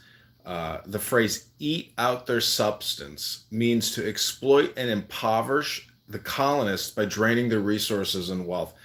Eat out their substance. That's what our government is doing to us with income taxes, property taxes, sales taxes, import taxes. All these taxes are eating out our substance. They are taking from us what we create, what we produce. And it's insane. The government is literally spending $1 billion an hour. The federal government is basically spending $1 billion an hour. Do you think maybe $500 million an hour is substantial to fund federal operations? I mean, does it have to be $1 billion every single hour? Could it maybe be like $750 million an hour? Because I just get the feeling that spending on our behalf $1 billion an hour, it's just a little too much. Maybe like 20% cut, 30% cut. Do you think it's possible? I've talked about this before. Before COVID, I think the budget was like 3.9, 3.8 or 3.9. I think 3.8 trillion, something like that. Okay, we put in $3 trillion to help with all of the COVID spending, sending out checks to everybody to give them extra money since they were staying at home. They had to eat more or something. I don't know what they did for, but anyway, they did that. COVID's done. The budget's 6.9 trillion. We never lost that $3 trillion. It just happened to stay in there. And I want to know, I would love to know where and why. But nobody's asking. Nobody's demanding answers. Now, that was last year's budget coming into this year, right? Now, most assuredly, this next year's budget is going to be even higher yet, right? It's going to be money cut, even though we cut, you had Doge in there doing things. Doge, having him be in there for only a limited number of days isn't ever going to get the job done. That job should be a 24/7, 365 job. Get it done, I loved when you hear, the people that were attacking these people, because some of them were young. These guys are prodigies. These guys have done more by 19, 20 years old than most people are going to ever accomplish in their life. We need to continue that. I'm with you. It's until the spending, I think, everybody in here has kind of been championing it. You got to cut spending. Spending's got to come way down. Well, and this is what I'm saying. It starts from, people feel like it starts from the top down. It goes from the bottom up. When we adopt a society to where we take our own spending seriously as a society, and that's why I went back to my question about what does living outside of your means? Because yes, financial resources are one part of means, but the ability to cultivate those financial resources are another side of means. So until we develop healthy attitudes in congruency with both, I don't think that anybody's going to have any type of meaningful voting power to compel anybody who has control over our government spending and correcting that issue. Does that make sense, Maureen?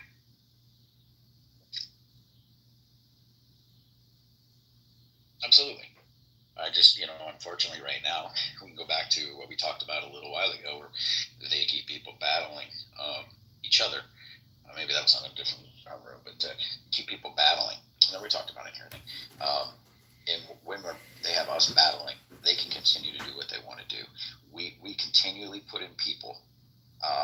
Let's just use Maxine Waters. I can't remember the guy's name that ran against her, but he lived in the community that she represents. He served 2 tours in Iraq. Killed the house that, he had literally gang fire shooting into his home, walked the neighborhood, still lives in that neighborhood.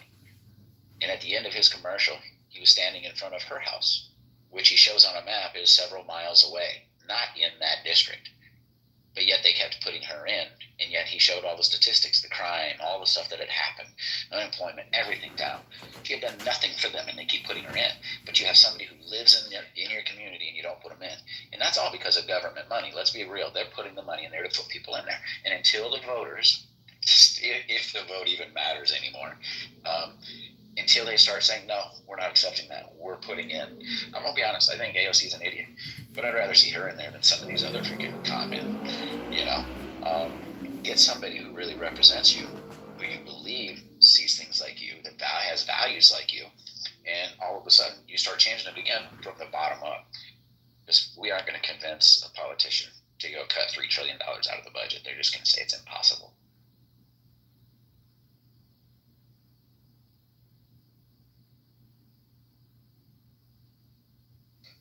You're right. Because again, given the attitudes of the average consumer and the average American, they don't see an importance of even making that request of seeing a need to cut back that spending.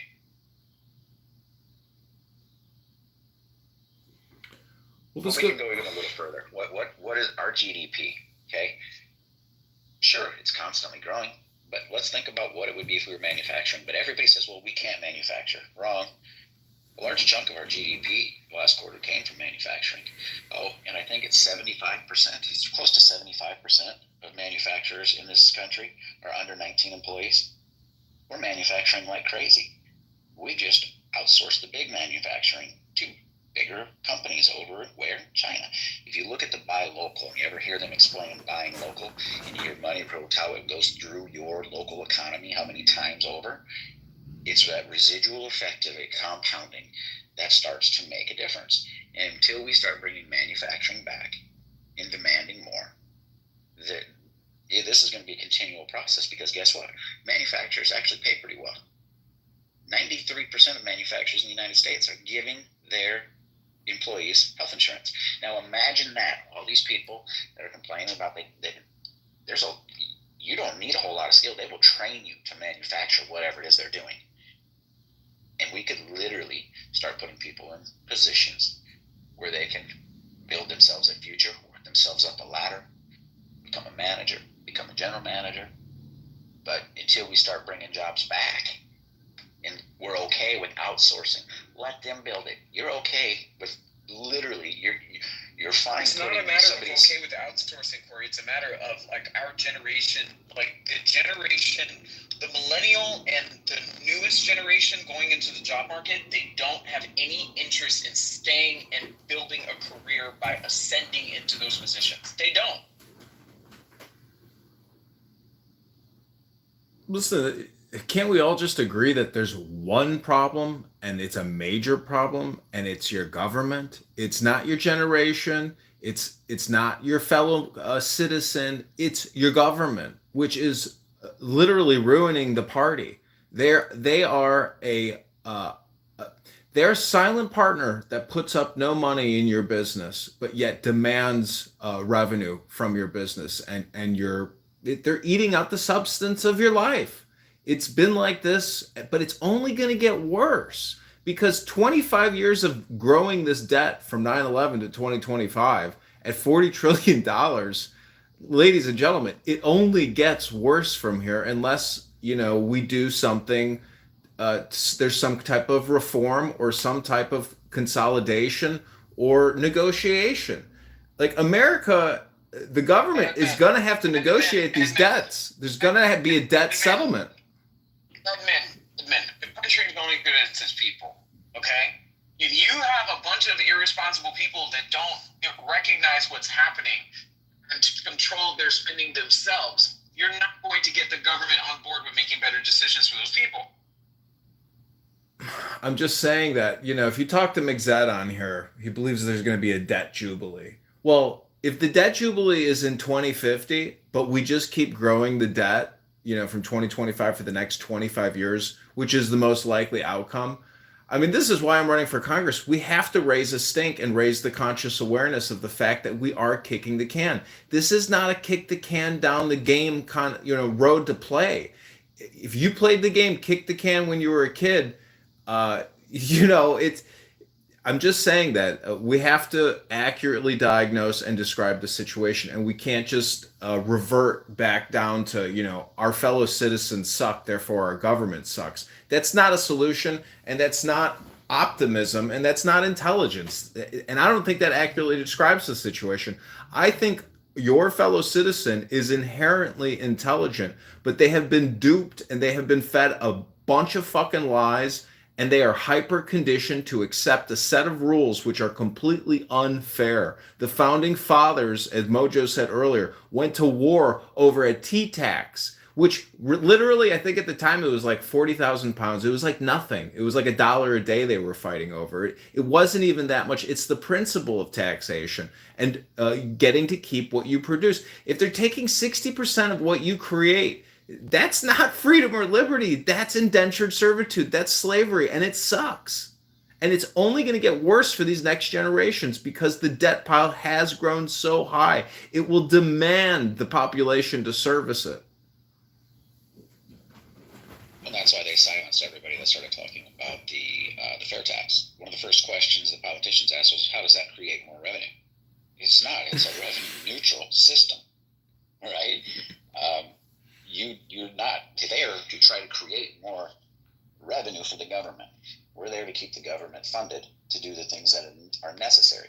The one thing that used to piss me off is you're going to start blockading and putting up security around memorials and parks that are not manned. But when the government shuts down, now you're going to man them and keep people from going in.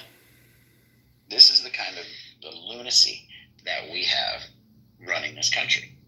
And until we start demanding things like the fair tax, guess what? It's 33 pages long. When you go to work, 100% of your paycheck comes home with you. You pay tax once. You get rid of the IRS. Go look at how much the IRS costs us each year. Okay? It's ridiculous. You get rid of it. Don't need it. Why? Because we already have a system in place to do the job that needs to be done. It's called the Department of Revenue. They collect excise tax already. The same people collecting excise taxes are the businesses. It's paid at the end. They went through and broke down what it would cost. The cost savings would be, I think on construction it was 28%. That's what construction costs would go down by eliminating or by implementing the fair tax. There's no cost. There's no more doing your taxes April 15th. There's no more write-offs for big companies. Everybody should like that, right? If you got to buy a new truck, it's the cost of doing business. Sorry, but you're not paying any taxes. You get to buy that truck tax-free. You know, your product gets taxed at the very end, and we pay that. We pay it one time, and you know what you're paying. They started doing that. They started running that, those numbers. All these accountants of the biggest companies are like, this system makes too much sense. That's why the guy who wrote it, helped write it, said Congress will never pass it. He was a member of Congress. He said they'll never pass it because it takes away their power, their influence. Now they can't go and say, hey, we'll give you a tax incentive, but you're going to kick back to my campaign. You know, this is what we got to get rid of because that's where it's all going wrong.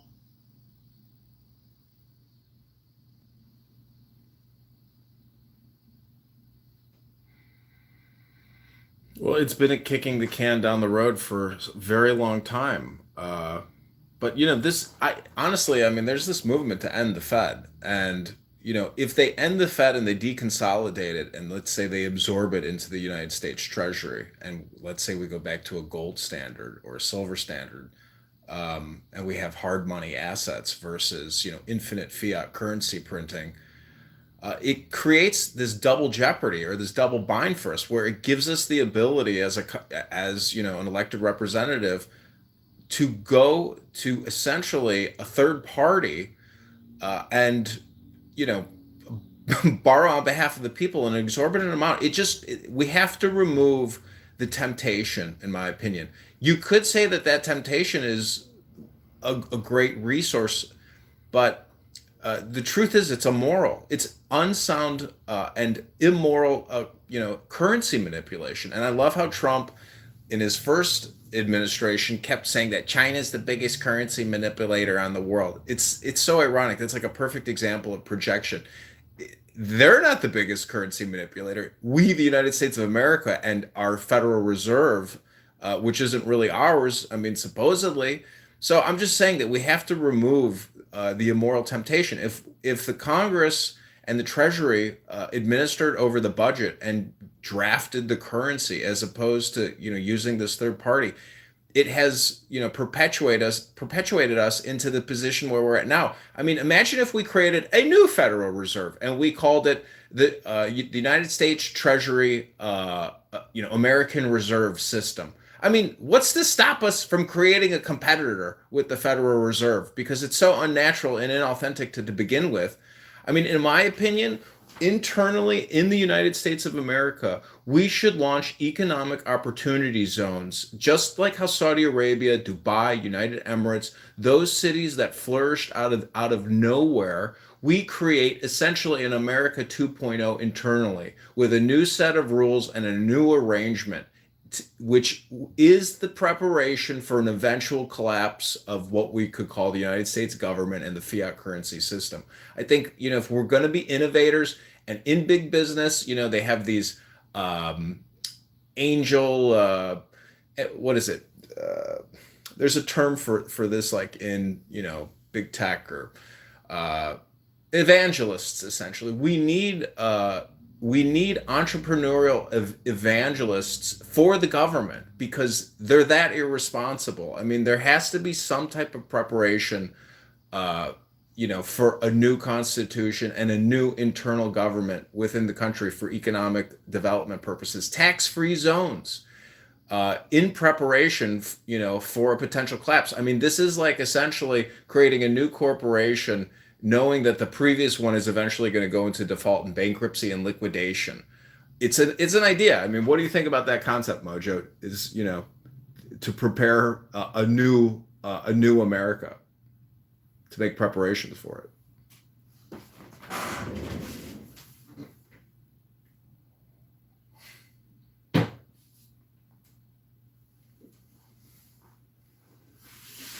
I'm gonna go out on a limb and say I don't think he was listening. Corey, what do you think? Do you think it's a viable idea to create a new spin-off, a new business out of a dying business, which is drowning in debt, and it's only going to increase the debt? I think it's definitely time to completely, change things up. I think that should have never been more clear than, and I don't remember who it was, if it was Schumer or I can't remember who it was, but they made the comment about, of course, paying more taxes or whatever because they can spend it better than we can. That should have been the first sign right there of what their real agenda was. I don't care what side it was. Maybe it wasn't Schumer. Maybe it was conservative. I just thought it was Schumer, but that should have been the first sign. It's time to out with the old and with the new, and we do need to change things up. I don't know that the two-party system is officially or is efficient at all. I don't know that any of the other ones out there are any better. But yeah, I would be all for burning it down, keeping the Constitution, keeping everything in place, burning it down, starting over. I think a lot of let's be real, everybody's freaking about the Department of Education. Our scores have gone down since we've had it. Why is this acceptable? Why are we not going to the countries that lead in math and science and going, what are you doing? What do we got to do different? If we're not leading, we should be asking why not, and we should be figuring it out. We spend more than anybody on education. And so, to me, that's why I don't mind Trump burning some of this stuff down to the ground, because you have to.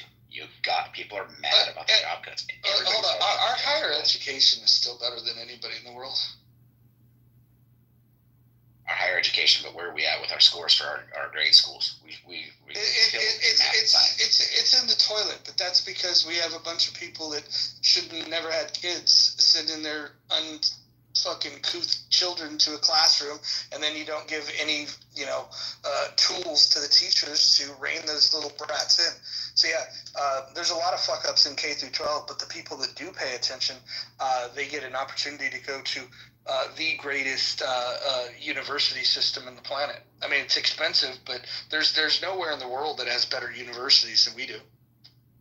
That's one thing that I do really respect about what you said earlier, Roger, about that whole non-charity fiasco, is that, there are very few people that complain about these things that actually do something about it. And I feel like those are mainly the same type of people that, otherwise, instead of complaining and not doing something about it, could otherwise be helping their kids with their homework and improving their test scores. I'm not saying you, Corey. I'm saying it like in general, just in general. You know what I mean?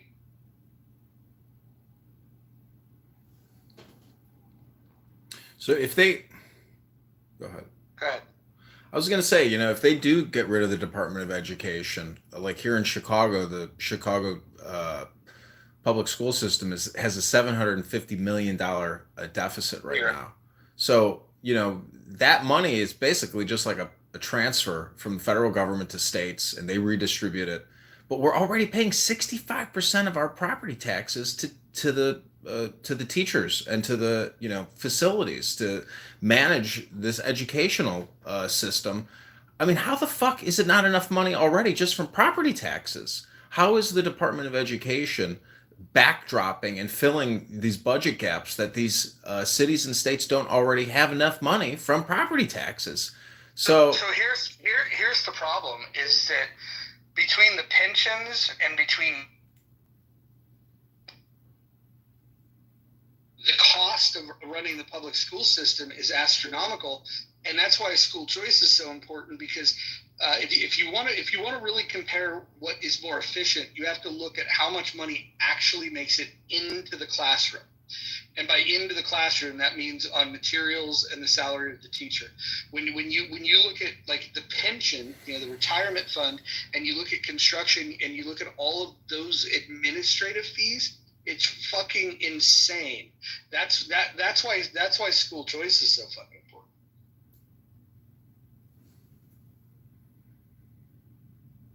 Jason, if you were made president of the United States of America, what would you do for we the people? Oh man. Yeah, guns for everybody. I would declare everyone in the militia, and none of the gun laws would apply to them anymore.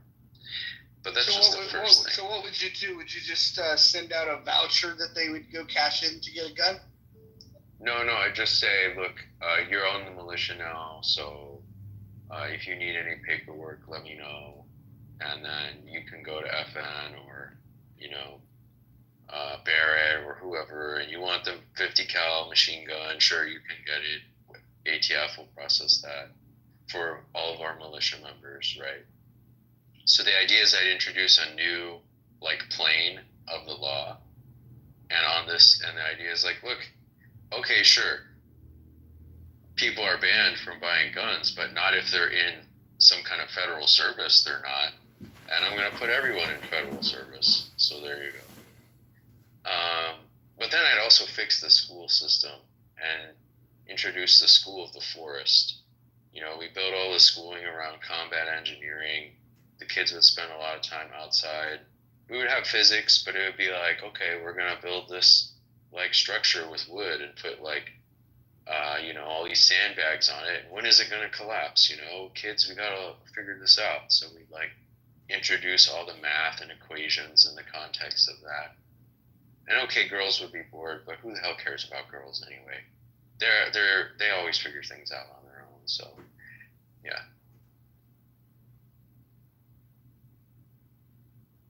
No, I don't know. They wouldn't get bored until probably 15. Then they get bored of that stuff, but I don't know. We have dance class or something.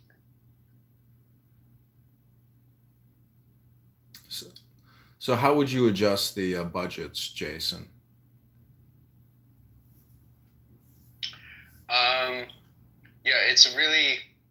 It may not be possible to do, but I would also try to kill all the social services, but I would try to do it gradually. Social security tax will go down, I don't know, a 1/10 every year. The benefit will go down in some scalable way.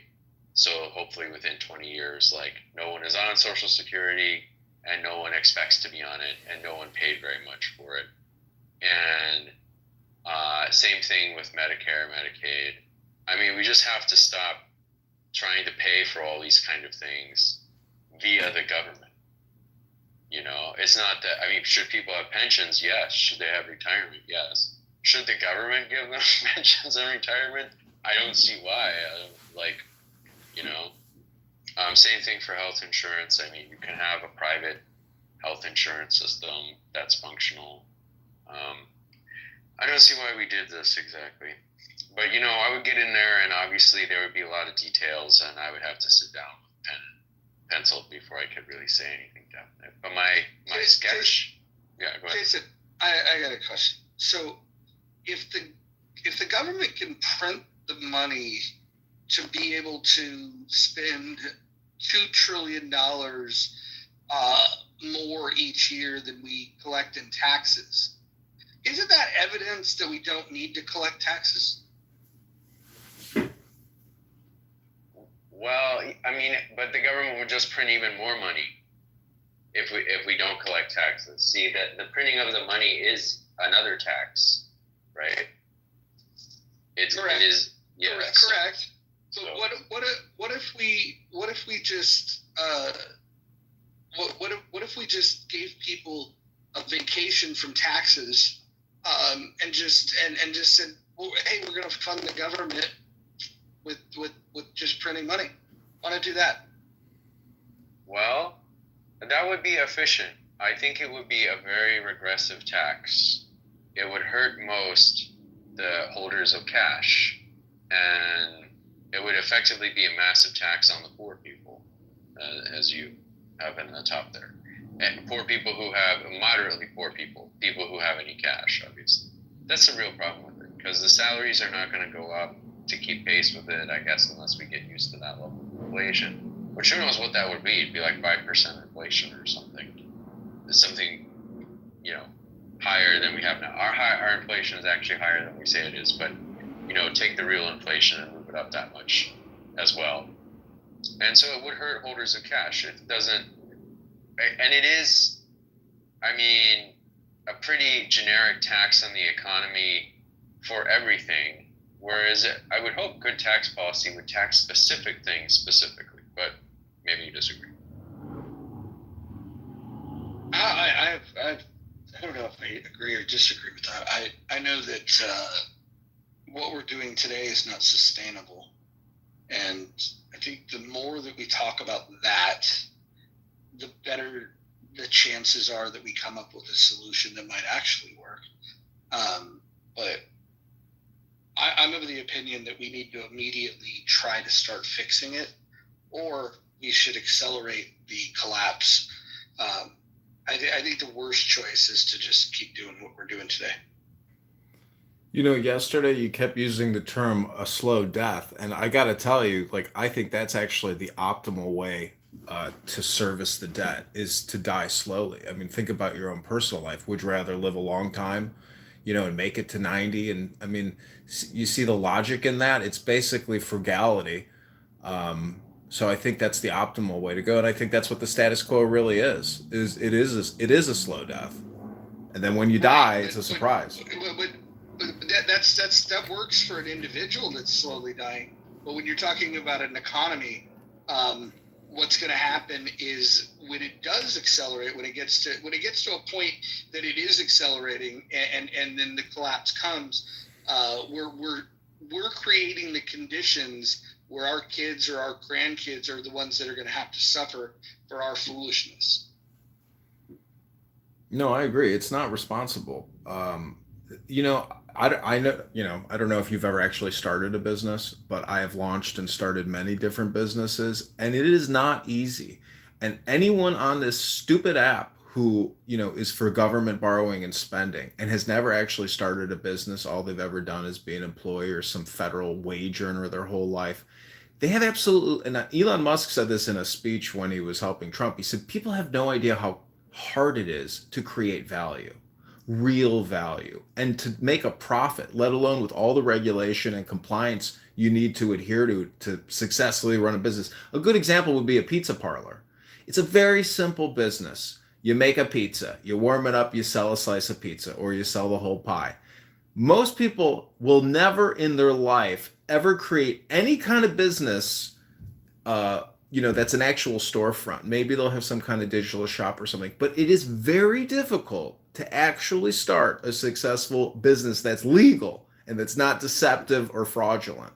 So to think that we're fucking 37 trillion in debt, spending $1 billion an hour, and there's no recourse. But that's why I say there have to be some kind of debt resolution, an agreement, a meeting of the minds between the borrowers and the lenders, aka our elected representatives. So, I'm just saying, maybe there's not a speck of dust out of place in the whole universe. This is what I was going to ask you, Mojo, is do you think the Federal Reserve and dollars and debt is actually just another form of political communication? Because it's my belief that we don't have to fear dollars or money. It's all essentially communication. When we start stabbing each other and shooting each other over debt, okay, then we have a civil war and we have a problem. But in the meantime, do you think it's basically political rhetoric? No, it's not just that.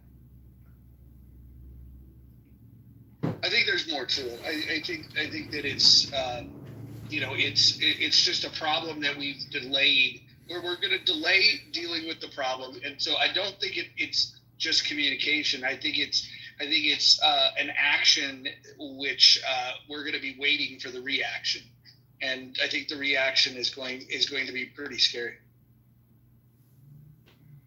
Well, what is the reaction of the Federal Reserve or of the U.S. government? I mean, and do you think there is an actual separation between those two organizations? They claim that there's a separation, but there certainly is a lot of influence. I mean, these conversations between Powell and Trump have been illuminating. If it's separate from the federal government, then why does the president have so much goddamn influence over it?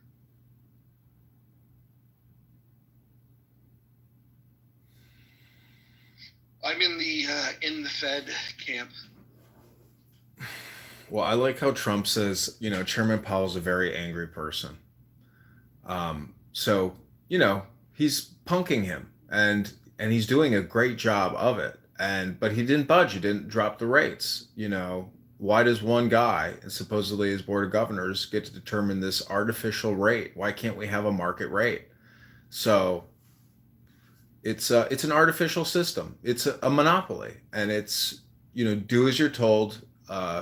And that's what it is. It's a cartel, and we gave them their charter to do it. I mean, why can't Congress and the American people get behind revoking their charter and return the power of the purse strings, to our elected representatives as opposed to an unelected, cartel? I mean, did you ever vote for a chairman of the Federal Reserve? I never have. I would like that opportunity.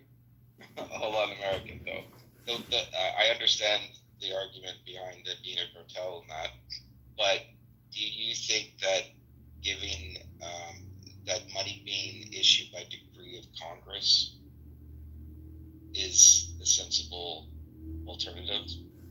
I mean, yes, they're democratically elected, but can you imagine the shenanigans? But I would rather own I would rather own the personal responsibility of that debt and not have this double jeopardy or this opportunity to do currency manipulation. I mean, there's no ethics, there's no morals. It's literally $1 billion an hour. That's what they're spending, but they're only taking in, a fraction of that. So it's none of this is in the Constitution. It's not in our primary charter.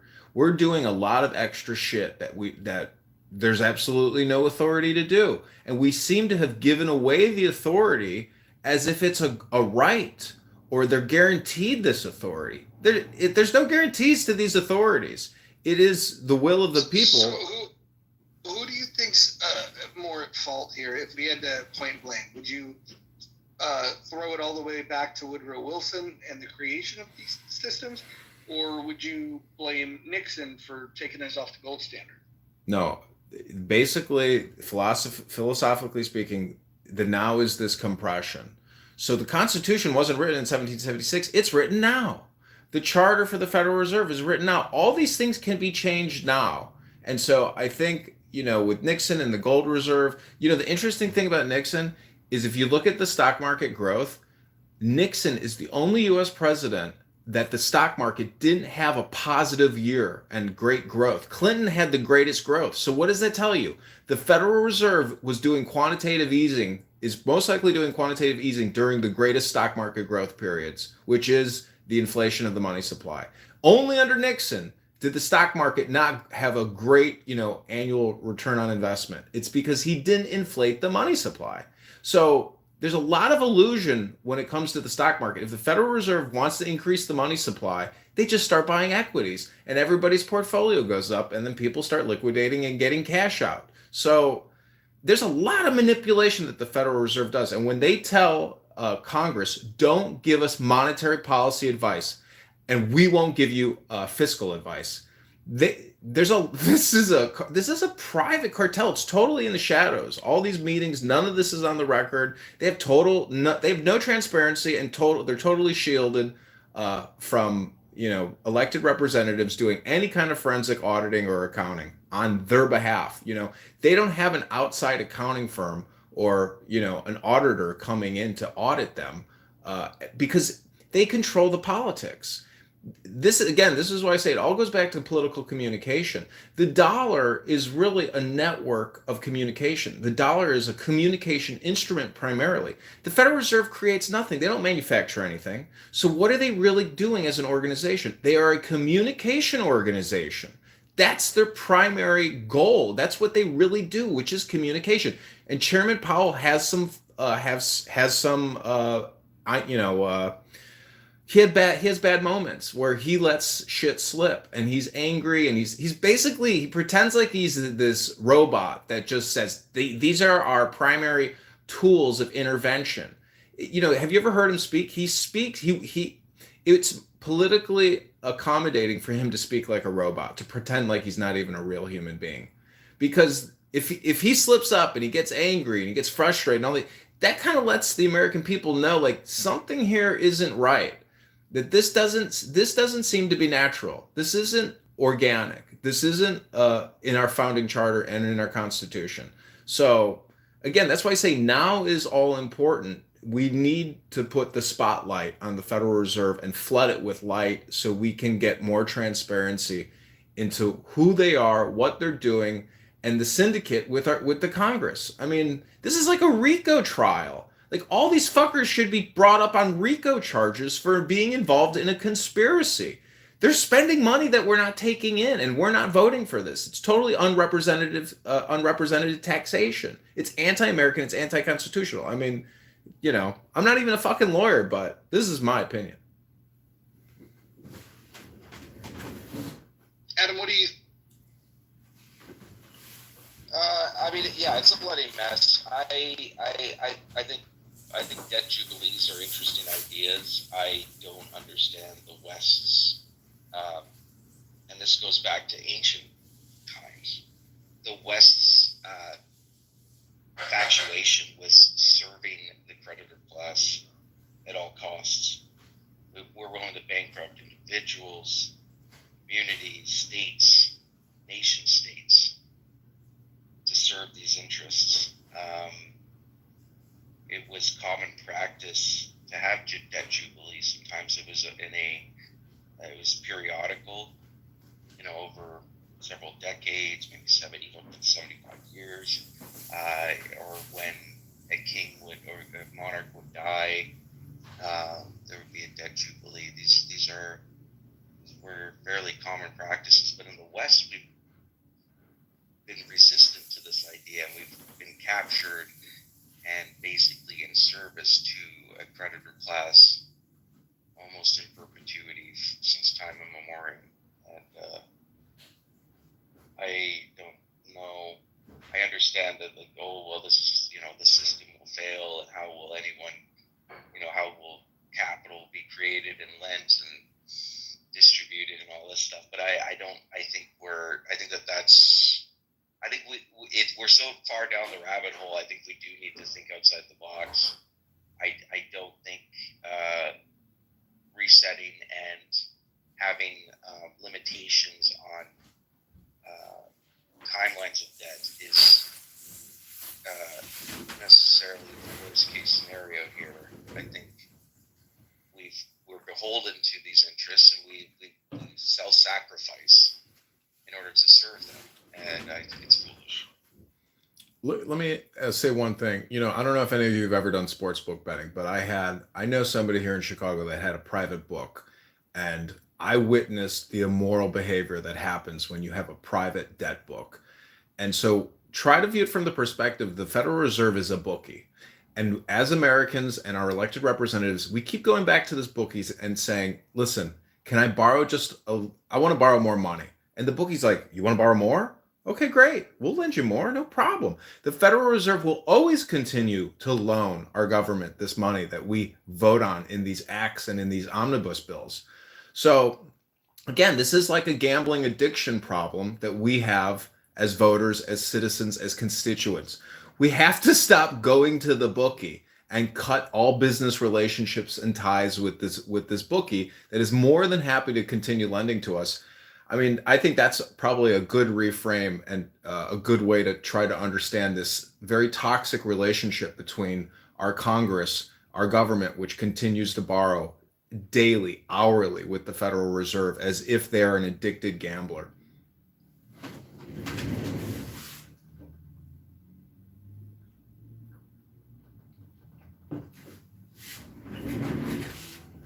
But the last piece of that is, if you believe that the Federal Reserve is nothing more than a communication organization, well, okay. Well, the problem is when a bookie wants to collect and you don't have the money, they're going to give you death threats, and you're going to have to go to friends and family and say, "Please lend me this money, otherwise this bookie is going to break my hand or kill me." So, if you believe that Hollywood story about a bookie. Anyways, I'm just saying, I don't know what the results will be. That's why I say it's possible there's resolution, and this is all just a fucking Ponzi scheme and fictitious.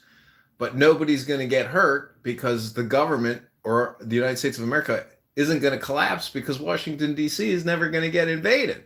That's why I'm saying it's like if we do kick the can down the road, it's to the detriment. I've heard people on this app, international investors, complain about our budget because they're like, yeah, you're cutting into my investment now with your inflation and you guys are getting the biggest benefit of it. But the thing is, a lot of the money that Congress is allocating is not coming back to we the people. It's not giving us jobs. It's not giving us economic opportunity. It's giving a lot of international organizations that opportunity with the money. And we can't stop sending money overseas. Jordan, Egypt, everybody's still getting a cut of this budget. So to me, it's traitorship. How the fuck are we sending Jordan $500 million and Egypt, $100 billion? I mean, what the State Department sends out annually, thank God it's been cut, but to give Ukraine $50 billion and more weapons from our arsenal. Maybe we don't need the weapons and we just make new weapons. I'm just saying, the more we can accurately describe the situation and the relationships, the sooner we can stop borrowing and spending and run this business, at an optimal rate.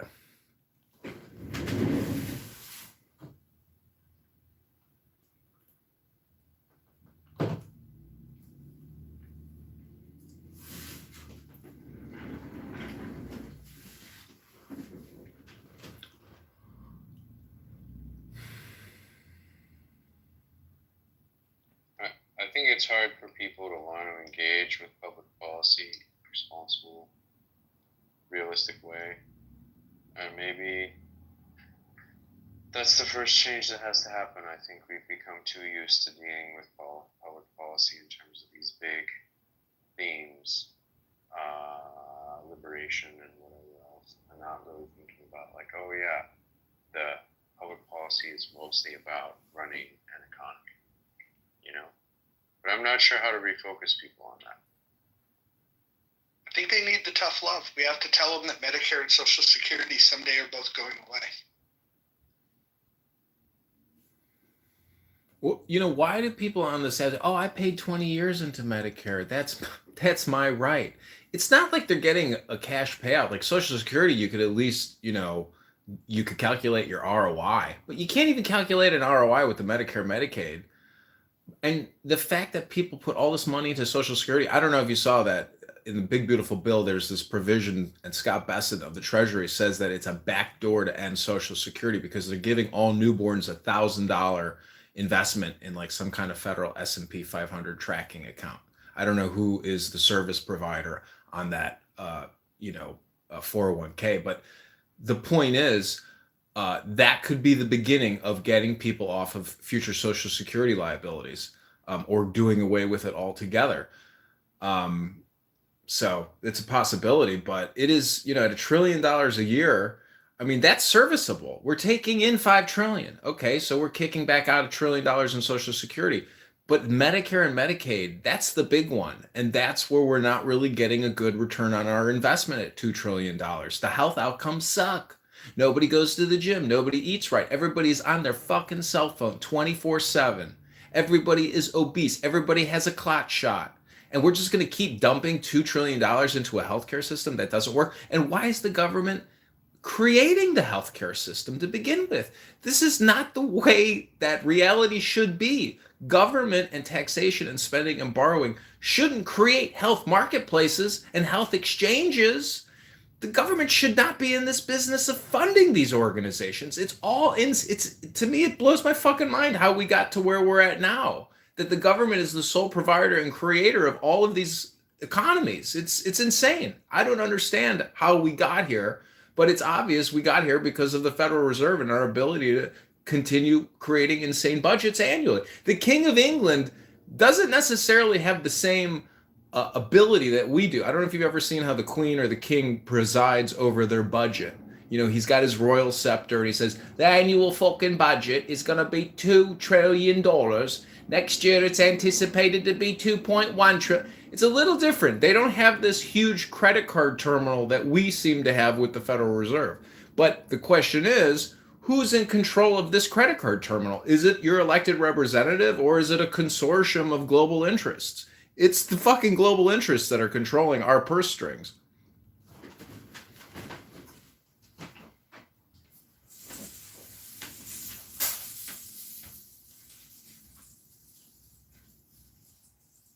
Well, I mean, they'll always be a factor as long as they own our debt, and they own our debt basically to pay for stuff from us or other people because of dollar denomination and stuff like that. I mean, are you saying the Bank of England is different? It doesn't have the same leeway or latitude? I mean, central banks have a lot of leeway. No, I mean, the fact that our dollars, if you look at the total amount of dollars in circulation globally, they don't even come close in terms of pounds. So we have this huge monopoly with the dollar. I think the best way to say that debt resolution comes about is really through a political communication. You know, and trying to get good deals for we the people. I mean, I think Trump is the guy to get us good deals, but I think he's also a runaway, you know, spendaholic. I mean, we got COVID-19 HEROES Act, CARES Act with him. So he didn't say, oh, we need, you know, there was this national emergency. We got to spend another trillion, another 3 trillion, 2 more trillion. I mean, to keep the economy afloat, but we haven't gotten off of that heroin addiction. 40% of our economy is still borrowed.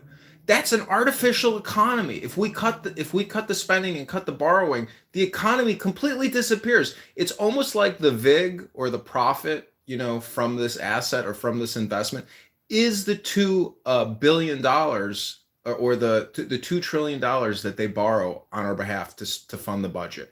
That's $2 trillion of pure profit annually. You have to try to rationalize or try to compare the budget to, let's say, Microsoft at a $4 trillion market cap. If we're spending $7 trillion a year, I mean, do you realize how big Microsoft is globally and what that is in terms of the global communication grid and productivity, et cetera? Like, the amount of money that the government is spending it's inordinate. It's insane. It's so fucking huge, but the whole economy rests upon it. It's a huge fake fucking economy. It's one giant Ponzi scheme, essentially, globally. Or if you just focus on the US, it is a fucking Ponzi scheme.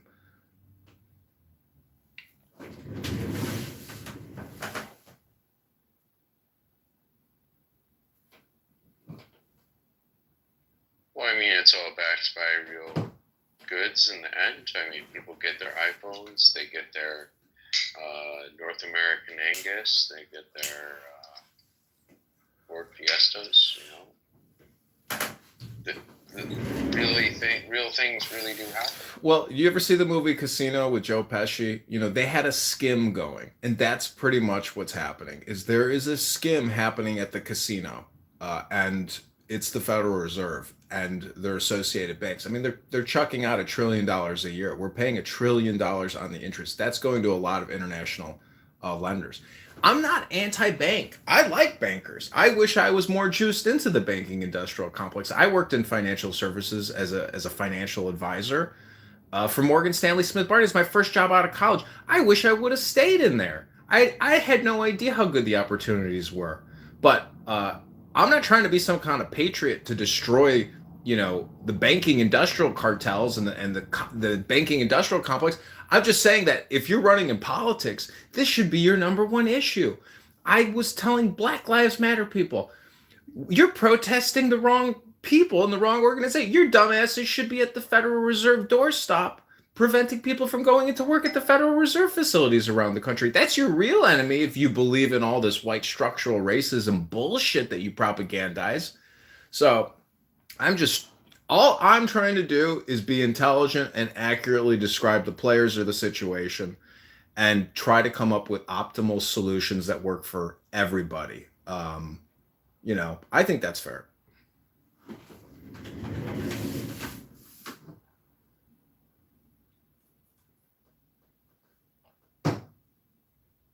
Well, Mojo, what do we do? What do you say to that?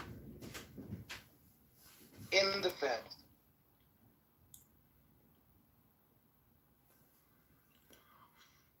What do we replace it with? How should Nothing. the central bank? Nothing. No central bank.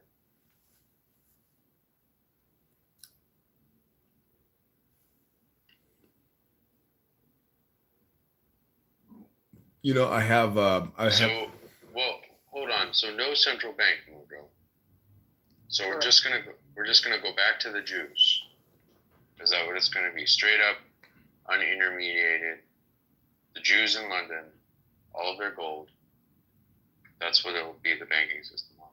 He left, and he's pulling his leg. I have an old currency note, and it's printed by the Republic of Chicago or the Bank of the Republic of Chicago. It's not printed by Federal Reserve.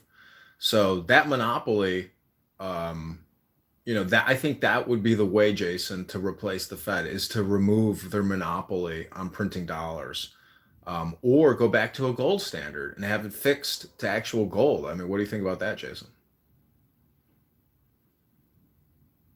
I mean, it's not good to fix to gold because you need more currency than you have gold, basically. The currency supply really has to do with the amount of trade that you have going. But what you're talking about with the Chicago Reserve or whatever is an intermediate step. But I'm not sure it would be a stable situation. Just say if you have this kind of government entity issuing money, I mean, eventually that's going to get all under the control of the government as a whole. In the same way that, I mean, we have police forces all over the country, but to some degree or another, they're centralized in their training and doctrine. And that's just gradually become more the case. Like a decentralized system, I was sort of joking about the Jews and their gold, but the way the English system worked actually was not Jews, but was goldsmiths in London. That's like the root of the Bank of England. Why? Because, well, you can give them notes and they can issue you notes that they back with gold. They know how to store gold. They have a lot of gold. There's a lot of gold around, and so that's a safe place to issue notes out of. And that's the kind of the origin of banking as we know it has to do with the issuing of these notes at market fairs, things like that. Because people don't want to carry around all this stuff to every stall in the market. So, but then you end up with a bunch of private banks, right? Do we want to privatize the currency issuing and holding function? I mean, there are massive problems with that.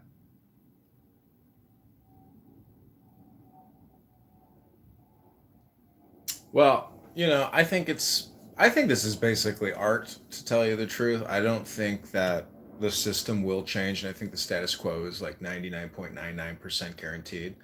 But I still find it fun to try to do, thought maximization or creative ways to suggest alternative ways to grow, grow the economy, start new. I mean, if we can start new businesses, why can't we start a new country? I don't know. I mean, there should be an alternative opportunity for people to invest in a new, separated future from this Social Security number index. So I don't know. There seems to me like we should have tax-free economic opportunity zones. 50 years of tax-free growth opportunities in certain states, maybe within the interior, and fund it for $100 billion and plant 10 new cities in this country. Because if you look at the top cities in China and you look at the annual budgets of the top 20 cities in China and you compare it to the top budgets of like New York City, LA, we spend like 1/10 of what they're spending in Chinese cities.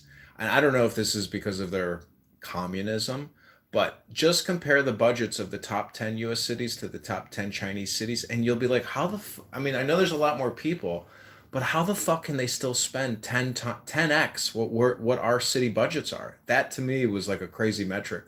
I can't, I don't know what they're spending all the money on, if it's all just salaries or subsidies. But welcome to the room, Dr. Vadim. Hello, hello. Yeah, I mean, I think your picture of tax-free zone or country, for that matter, is very inspiring. But I think, I'm totally for it. But I think it's much more political decision than economical. I mean, call me cynic, but I think the fundamental problem with democracy is that, sorry to be rude, but most of the people in democracy are leeches. They basically are freeloaders. They have political power to vote, to dictate taxation policies, and they are not the least interested in tax-free zones, because that means that they cannot basically suck the money out of other people. And that's where we stand right now. And I don't really see the easy way out. I mean, maybe some totally far-fetched ideas like creating an independent country on Mars for, a few hundred years from now, but I just don't see that to be realistic anywhere in any practical foreseeable future.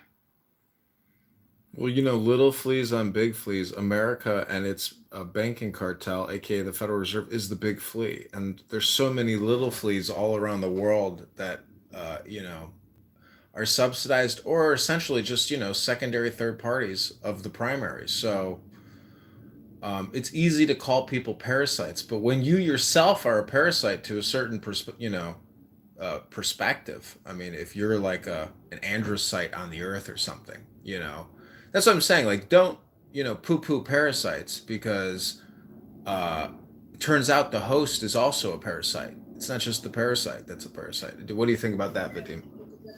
It's not for lack of compassion or understanding. It's just I'm talking about the economical, like say the money flow or the wealth creation flow. I can say it's economic parasite because I work for a large corporation that pays me well, but at the same time they have a good reason to do that. So it's hard to say who's a parasite. I mean, I don't think of myself as a parasite. I pay my taxes. Yeah, it could be projection, but I just like the thought about, parasites and host, and sometimes maybe you don't know which one you are in the relationship. How do you view like American corporations, like founded by Americans, across all the categories, versus like international corporations working in the US, or even Google, or let's say, Microsoft having so many Indian and H-1B visa key executives, top software developers? Isn't that just like the efficient market economy and the most efficient model for growth and opportunity? Is this kind of like international management of primary US based corporations? Like, is there a critique of, I guess, Indians in key positions in major US corporations? Well, I'm not the economist. I'm at best a good amateur. And I like Thomas Sowell, for example. I basically agree with most of what he has to say. So I can imagine that he would say, whatever is driven by pure economic mechanisms is probably good. Whatever is free from the government coercion is good. So if things are, if it's laissez-faire capitalism and it just flows naturally, then it's probably good. My only concern about this line of thought is that, as the economist, he's not a psychologist and he's not a historian. I think when we talk about civilizations and their long-term perspectives and long-term survival. I think the economic mechanism and economic reasoning is not the only one that should be taken into account. So I believe in such a thing as, the way, so Thomas Sowell goes as far as saying, if it's more profitable to outsource and use some foreign companies, it's financially cheaper. I think he literally said that somewhere like basic economics. It's financially cheaper to basically put people on welfare in your own country. If you just simply count the dollars and count the money flow, you decide, actually we can afford to put them on welfare.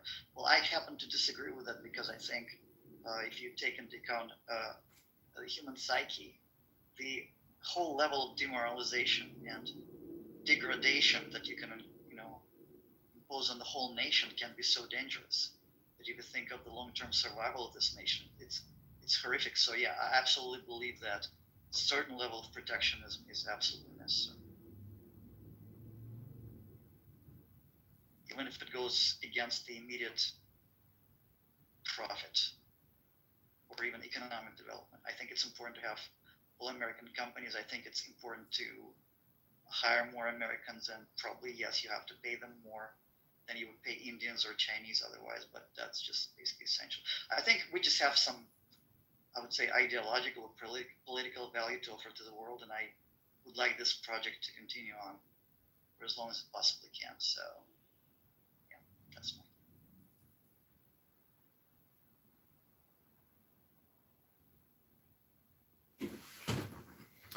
So, do you have a critique of a fiat-based society, fiat-based, currency, and uh,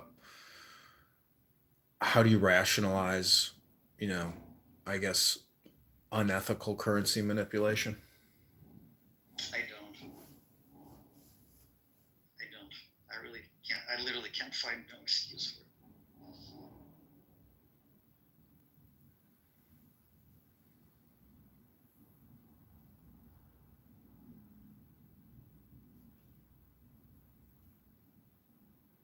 How about you? I like the saying, "There's not a speck of dust out of place in the whole universe," and I also like the saying, "To know all is to forgive all." So, you know, you never know till you know. And it's easy to think that somebody is a snake in the grass, but you also don't know that person's wisdom or experiences. And until you really meet somebody, um, who has like an incredible presence, you hope the ethics match up with that person's presence, meaning it's like a perfect person. Um, but, again, you don't know till you know. So I'm just saying that I like my analogy of the Federal Reserve being a bookie, having their own platform to lend and to engage in arbitrage or gambling or speculative transactions.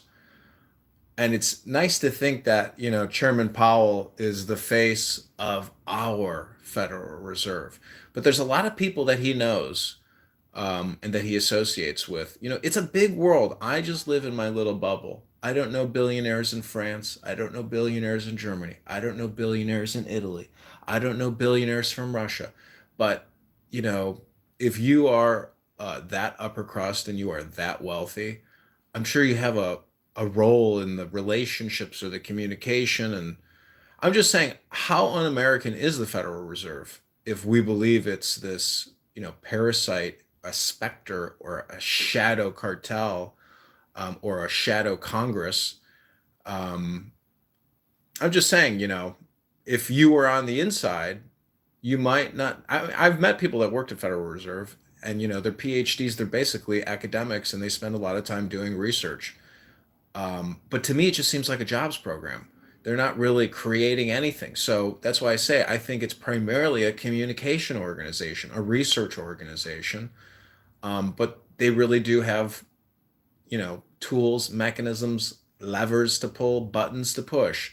They, in many ways, control the economy, or they're fixing a standard of what they believe is an optimal model.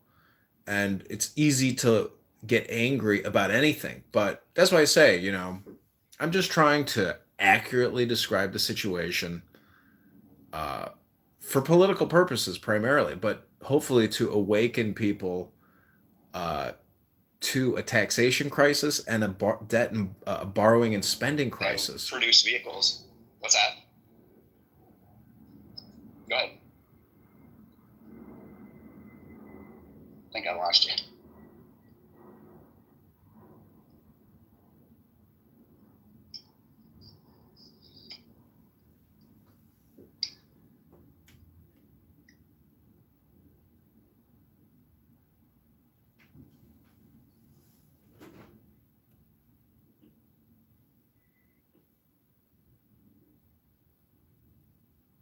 So, Vadim, what I'm trying to say is I don't have anything to say other than, I'm just a little fish in a little pond in a big ocean.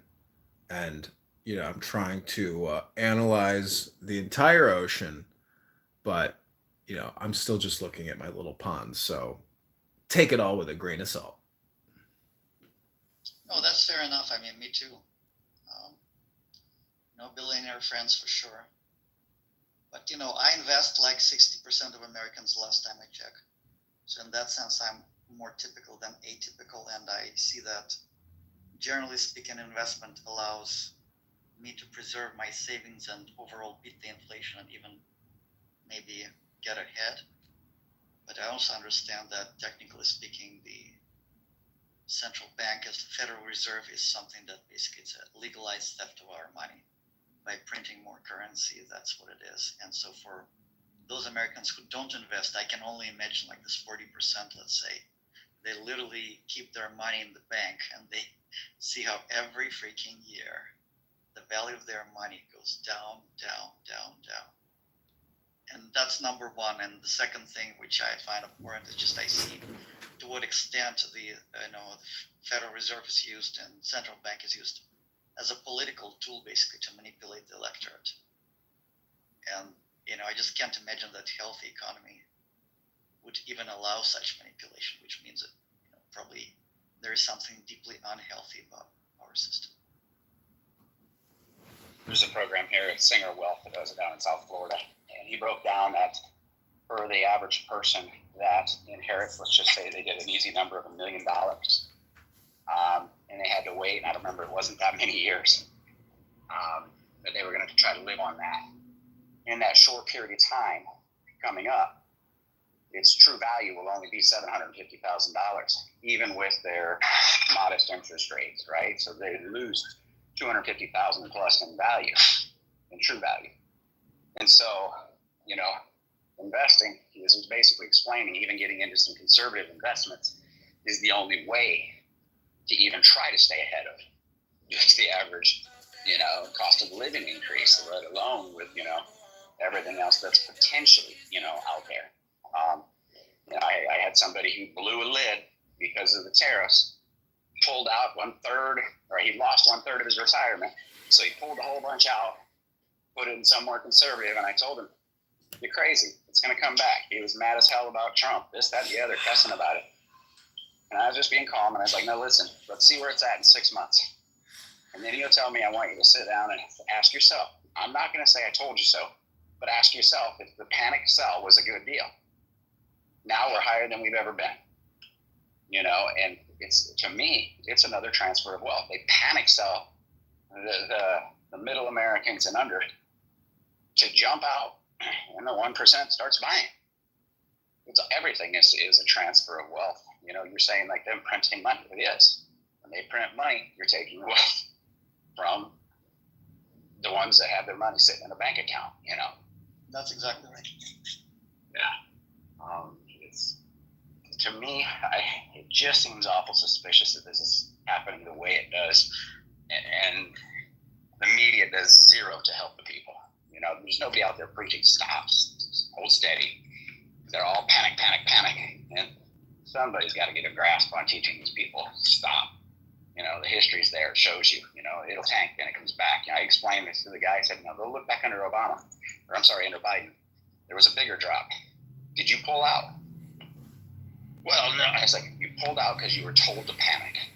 I said, because it was a bigger drop, but you didn't even really know about it probably. You still don't know about it, you know? And he didn't. And I was like, and that's the narrative. See, this is why I think a lot of the Federal Reserve and the borrowing and the spending conversation is actually just political because Peter, uh, what's his name? Peter Lynch or Peter Schiff, he thinks that gold stocks are undervalued, by 90%, meaning like he thinks gold stocks are going to go up 10x to 100x. But that would only happen if we went back to a gold standard and we had like an open market rate on the conversion. So it's unlikely, but the point is he still wins as a financial advisor by taking your assets under management and putting them into his gold mutual fund or his portfolio management platform. So he wins either way on the communication, and by being the antagonist or the contrarian to the fiat system, he attracts a lot of people who like his economic content and philosophy. But the point is he still wins because he's the broker. So anyways, I'm just saying that I think the status quo is always going to be in the future. There might be modifications, but I would say that I don't know. I don't think anybody knows what the outcome of all this borrowing and spending is going to be, because we could look at historical examples, from the 40s or the 30s. But does America have a special arrangement or situation because of its geographic proximity, its expansion? I mean, is history likely to repeat itself, or it's just a drawn out process? So I'm just saying, keep smiling, because nothing, and nothing is miserable.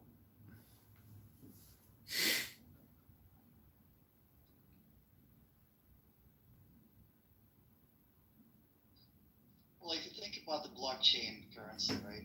Say Bitcoin, there is by definition limited supply, so it's inflation-free currency, and it should have, technically speaking, become long ago the leading currency in any capitalist country if there was no political pressure. Because you're trolling me, and I told you specifically that would make me cranky. Can I say one thing to that? Cranky Monica is not a good. Monica, can we get a reset? No. Hey, Mother, we are talking about the amazing controversy of the American Eagle ad, which has been so disastrously a failure that they've sold out of the blue jeans.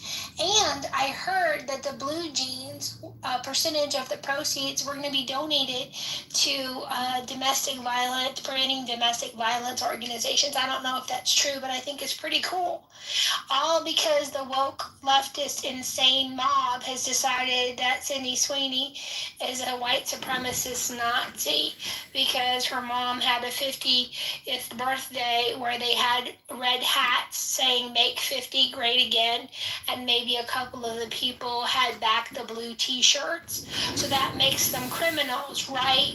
Because they believe in law and order and have conservative values. So forgive me, Daniel. Forgive me, Andrew, if I don't quite feel like indulging in your trollish behavior. Is We're that talking about this is the American Eagle? Actually, this is the first time I'm hearing it.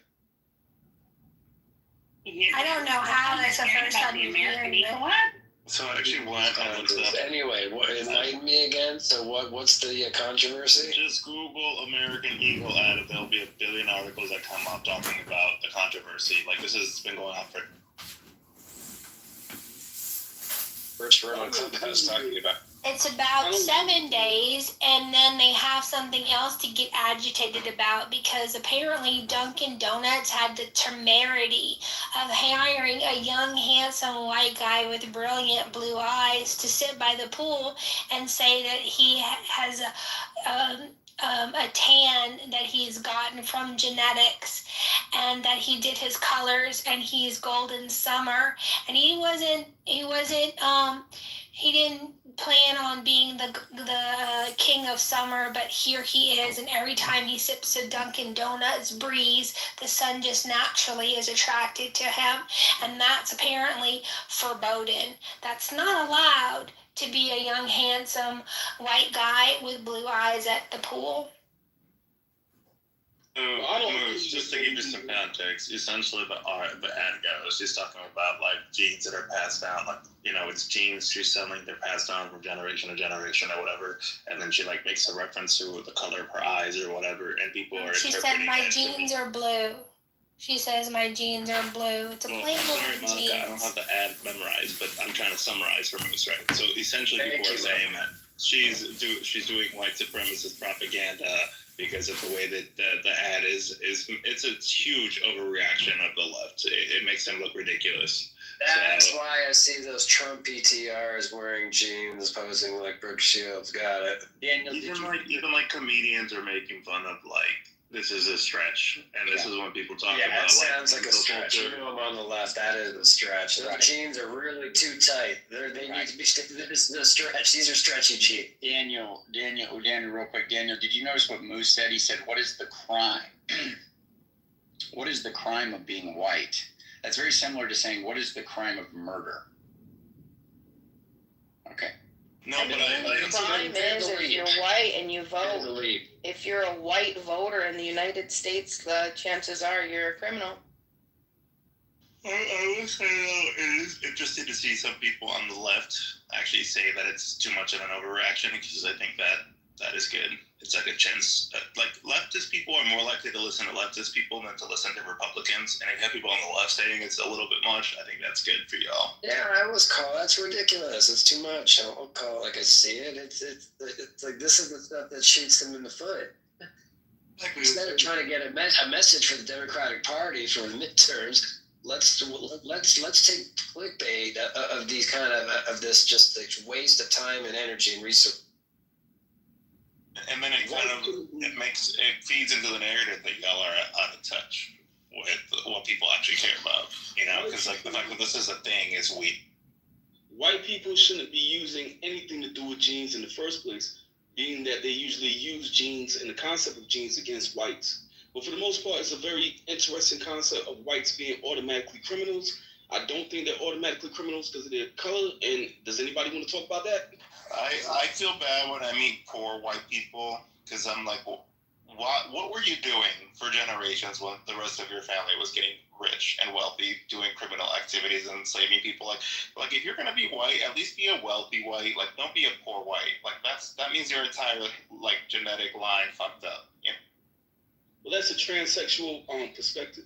But most people, the second and third generations, are quite poor. That's what I'm saying. Like, why did your family fuck this up? Not just white, meaning Chinese, meaning Indians, meaning Hispanics. The first and second and third generations usually end up kind of poor due to a lack of nuclear family. So who's pushing for nuclear family? Nobody. Right, so we just get poorer. So nobody has a stance to say that anybody else is kind of poor here right now, right? Because eventually you're going to be poor too. Minus you caught the fact that I was being sarcastic, right, with my comments. Just want to be. Well, I can't trust what a trans says, so your sarcasm is probably just being honest. Oh, okay.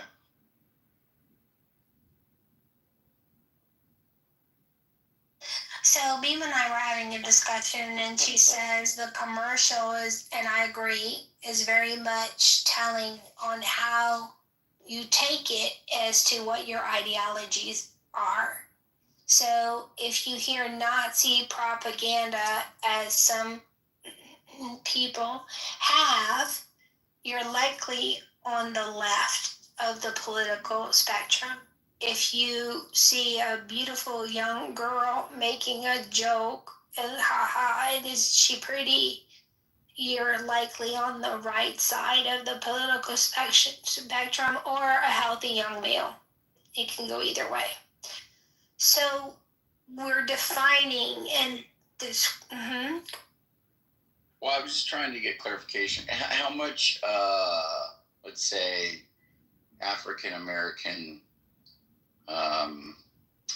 blood must you have, or how much when you do like a 23andMe, and it gives you a breakdown, like what percentage of like African American descent would you need to say that somebody qualifies as being black? Can you help me out with that? That's a great question. No, it's not a great question. Stop coddling him.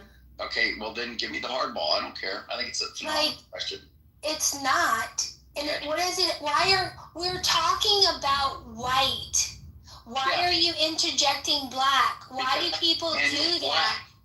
And you're not. I hosted a room with Melissa once, several years ago, and I said, white on white crime, does anyone care? Anyone wants to talk about what happened in the room that we held? Oh, so nobody wants to tell me what it takes to be black? Yeah, so the percentage is 39.5%. That makes sense. Okay, that checks out. No, but jokes aside, okay, like let me take my jokes head off. But like usually it's about 40 to 45% where you mostly present as having African features. Like there are people who hover in like 30 to 37% that are like, they look racially ambiguous, but that's the generally accepted like percentage. If you are predominant, or if you have the dominant African presenting genes, that's usually about 40 to 45. So when did it change from the one drop rule where if you had 1% of black DNA, whatever that is? I think only Americans are obsessed with the one drop rule. Like I don't think anyone outside of the US really follows. Nazi Germany when it came to true. Yeah, not much difference there. Okay, now let me ask you, because from what I understand, there's a few things. So what if like you're actually like 40 or 50% black, but again only from the waist down, like Daniel, or if you have so much black in you, like say you actually are like. So you're not here for a serious conversation. You're just going to continue to troll and disrespect the mod's request.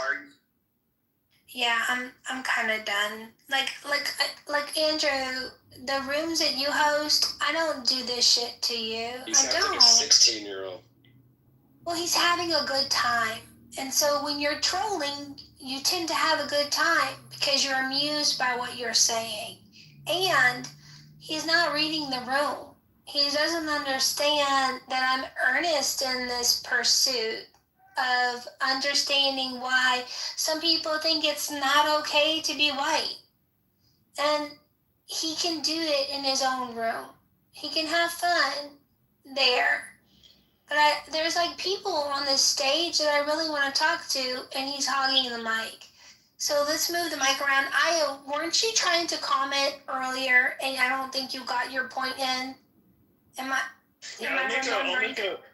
I'll make a quick comment about kind of like, there is something to be said about like attributing like guilt of a race. Even the idea of a race construct is poorly defined. It's not well defined in terms of science. There's incongruences between how we think of race and how it shows up in the data. In fact, it's sometimes better to look at gene motifs, so combinations of genes, rather than say, oh, I'm this race, I'm that race. You might have more to do or more in common with this person based on how you digest sugar or how you process insulin than anything else. So I think there's something to be said about that.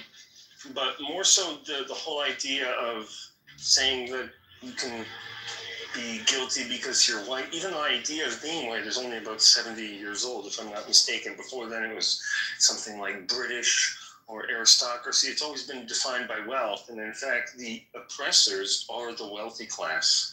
So no matter what you believe about race, that's not really the people who are oppressing you. It's the people who have power and influence. And those are not usually, in the general public. That's a minority of a minority. Something like 1% of the population controls the rest. So I'll leave it there for now, because I think there's too much sinister projection going on onto race itself, and it gives it too much credit. Yes, I agree. Does anybody else want to give their opinions on the ad, this American Eagles ad? So I think the controversy actually got them more sales than the actual jeans, because who the fuck wears American Eagle anymore? I don't know. But the second thing I was going to say is, so this woman, right? What's her name? Sweeney or whatever? Do y'all remember her name? Sydney Sweeney. Sydney Sweeney. Like, if y'all have seen the shows that she does, like, she kind of like does the whole sexually provocative thing frequently in a lot of the stuff that she's done in the past. Like in Euphoria, like she was always kind of dressed like a bimbo. Like her boobs were pushed to the front of the so everyone could see it. Her clothes is always very skimpy. So like I think this is part of her like selling strategy. Like she just kind of does this as like part of her. No, mother. Attractive young women use their assets for attention and power and money and control. Shooketh. But it kind of, it's like, yes, I mean, women do that, but like the way, maybe it's because her boobs are like massive. It's like, it gets to be, it looks kind of trampish in some of like her outfits, you know, like it's a little over much, you know? But this is my opinion. But I'm also a fag, so I don't know if that. Good point. All right, who wants the mic? This room's been running for a couple hours, y'all, and they did. I guess Beamer, we're gonna have to do our part two. We're gonna have to do a part two, but go ahead now. Yeah, I think it's interesting that you mentioned about women having advantages, like being able to use like their boobs to get out of the speeding ticket. Like, I wonder how often that actually works in reality. I mean, because it definitely has happened. Like they had like a series called "What Would You Do?" They had it where like of three people who were stealing: a white boy, a black boy, and then there was a blonde chick. And you had the white boy, people just ignored it. The black kid, they said that they called the police on him. And they had the blonde chick, people would help her steal the bike. So, in general, there definitely does seem to be that advantage. And it's why to me, it was a question I always had when I was in Sunday school. My parents brought, I always wondered is like, why did the thing that to me, or I guess it was kind of something like to me, I wondered was like, why did men as I get older, why did men only get, or specifically? Wait, Necro, the example with the bike, that was a commercial. There was a social experiment. It was a social experiment. You can Google it. It's pretty hilarious, actually. Yeah, it was a part of the series "What Would You Do?" That's why the CIA always has women in one of the team. Finishing my point. So, what would you do? The series basically, they have these social experiments where you have something happening and seeing how the public would react to the situation, pretty much. My favorite one was the one where they had like a kid who was autistic. Describe the bike one in a little more detail for her. I guess I can do that. So basically, you had it where like you had a white kid, who was breaking into a bike, and he was basically like, of course he was using like his saw, and people like came by and asked him, "Is that your bike?" And they're like, "No," and they just ignored it and walked off. And then they had a black kid who was trying to steal their bike, just like the white kid, and what they did was that they asked him, "Is that your bike?" And he's like, it's like, they were like, "You can't steal stuff." And then they started calling the police, and then they had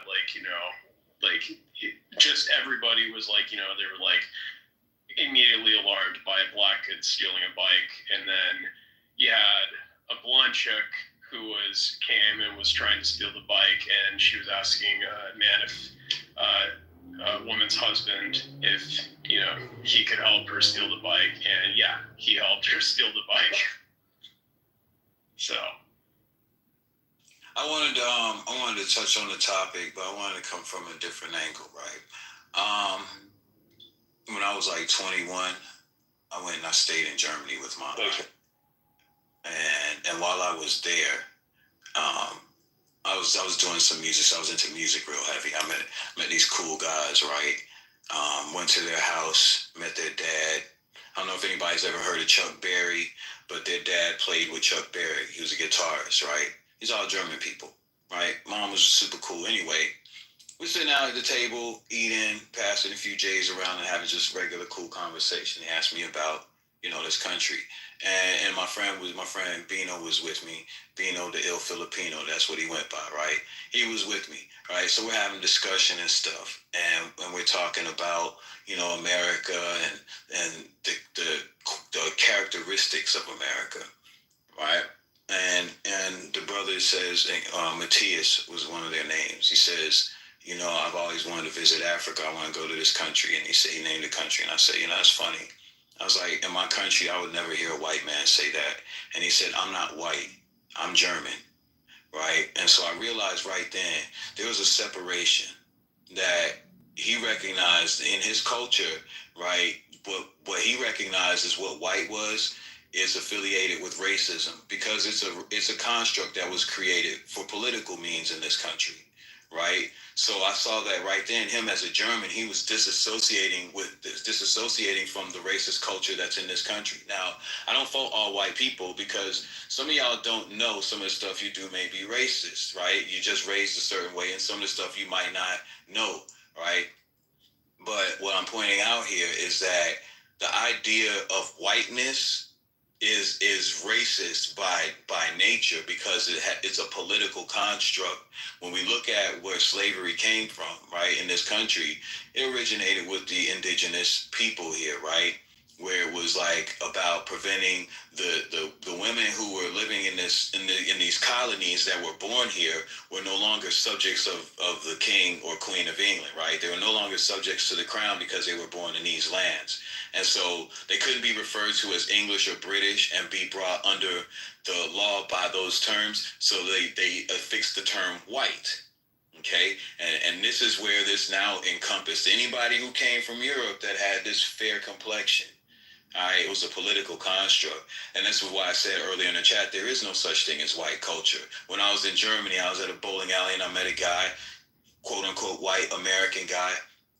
And he was like, white culture is boring. And I'm like, what are you talking about? He's like, there's no such thing. And then we had like a conversation. We went out to had, cool conversation. Met Skinhead that night too. Almost had to get into a fight with it. But, interesting night. Rocco, thank you for your contribution. I don't mean to cut you off. I just want to land right here. To the ad. I just want to land right here. I know I was going for a minute, but I just want to land on the fact that the idea is, the racial construct, the political construct of whiteness is an illusion. Like, just know who your people are, your ancestors, and that's where your culture comes.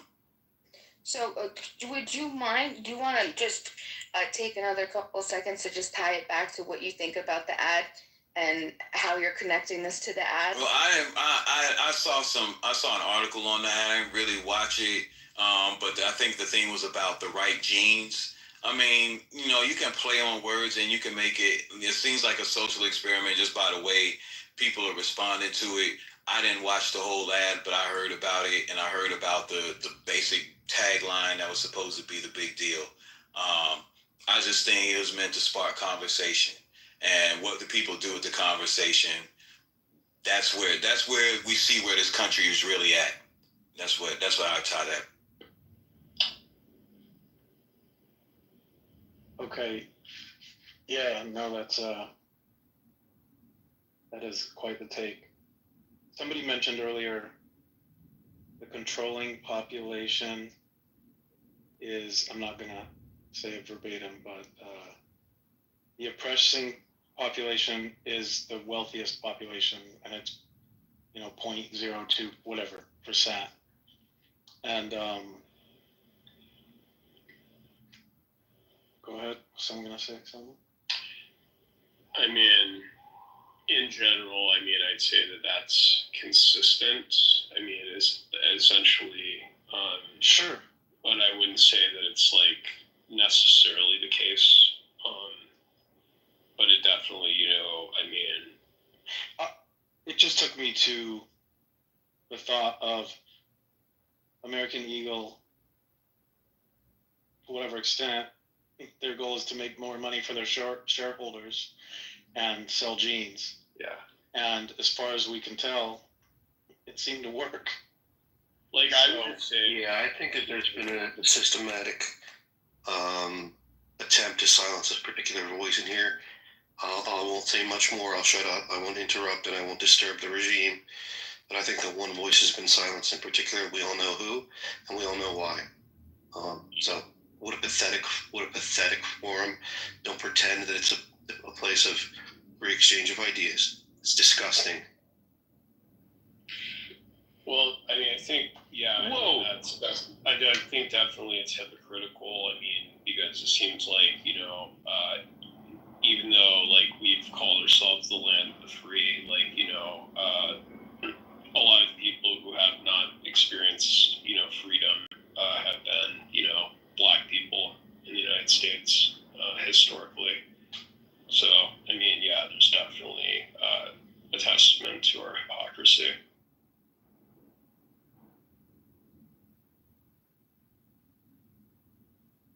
Well, it's never too late to make a change, right? Because I honestly believe if y'all want America to survive, that old mentality's got to go, man, or this country's gonna implode on itself. It's not gonna go the way these power-hungry people think. Yeah, and I mean, just in general, though, I mean, the thing, though, I've always wondered essentially is that if you say some of those, like, you recognize that, like, what I said is that the United States, white people have benefited from, like, institutional racism. That means that, you're suffering from white guilt. And I mean, I don't know. Me and Monica, that seems to be something you've hinted at in the past. I'm not sure if you would say that I suffer from white guilt. I definitely. Go ahead, Rob. I think he was addressing you. I don't want to interrupt. I'll respond after. Oh no, go ahead. You finish. I'm gonna shift a little bit. So thank you so much. Go ahead. All right. So I was just gonna say, I kind of lost my train of thought there, but ultimately, right? I think like the white guilt thing is something. Look, you're not responsible for what your ancestors did, right? Nor am I responsible for what my ancestors did, right? We're all responsible as individuals for what we do with our lives now and the choices we make in the here and the now, right? So the only guilt you could feel is if you're actually guilty of something, right? So I look at it like this. We're in a time where we can actually affect change, right? And it starts with us as individuals. If we want to see this country change, we actually have to do some different things. And we have to, look, whether we like it or not, black people, white people, we tied together in this country, right? Black people are not going to get rid of white people, and white people ain't going to get rid of black people. Black people ain't going to no damn Africa. You know what I'm saying? Forget that, right? Because we contribute way too much to this culture. If we left America, y'all be bored to death. And y'all be behind in technology and all kinds of other things. Because a lot of us do these inventions. Is keeping it a grand, right? So that ain't finna happen. The reality is we gonna be here. And the best thing to do, right, if we want to save this country, I know y'all probably hear this about reparations all the time. And honestly, it's like there's a karmic debt that's on this country that it has to be paid, right? Because if it's not done willingly, it'll be made to be done unwillingly, and God will control that. And that's where we're at in this day and time. Like, people got to make a decision whether or not you really believe you're going to face the Lord of the universe. Maybe you don't believe in God. Maybe you don't believe you'll ever have to face him. I do, right? And so for me, I'm about righting as many wrongs as I can before it's time for me to leave this planet. And I encourage everybody to do the same. If you want to go to the paradise, but if you don't care, there's a place for people who believe like that too. Okay, I'll jump in here. So I can't go back in history and change our checkered past.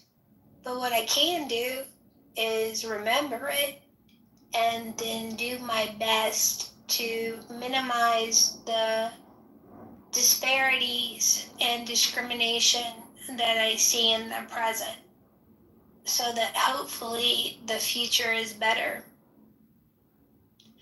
I don't believe our country was founded on slavery. I believe our country had slavery. And I believe our country paid a dear price to get rid of it. And when we're not having a reparations discussion, not in my room, but what I don't see is a recognition of the sacrifices that we made to make a better, in order to form a more perfect union. And our union's not perfect now, but the accusations of white fragility, the presence of white guilt, the insistence that one check one's privilege based on the melanin content of their skin, these are all racist concepts and should be refuted in the most impeccable way. Yeah, if I could just say, Monica, if I could just say one thing, then I'll be brief on the stage. I'll think of this analogy. I'll try and make it very simple. Let's say a father murders a man and takes his goods, and his son inherits those. Now, this is a problem. This is problematic.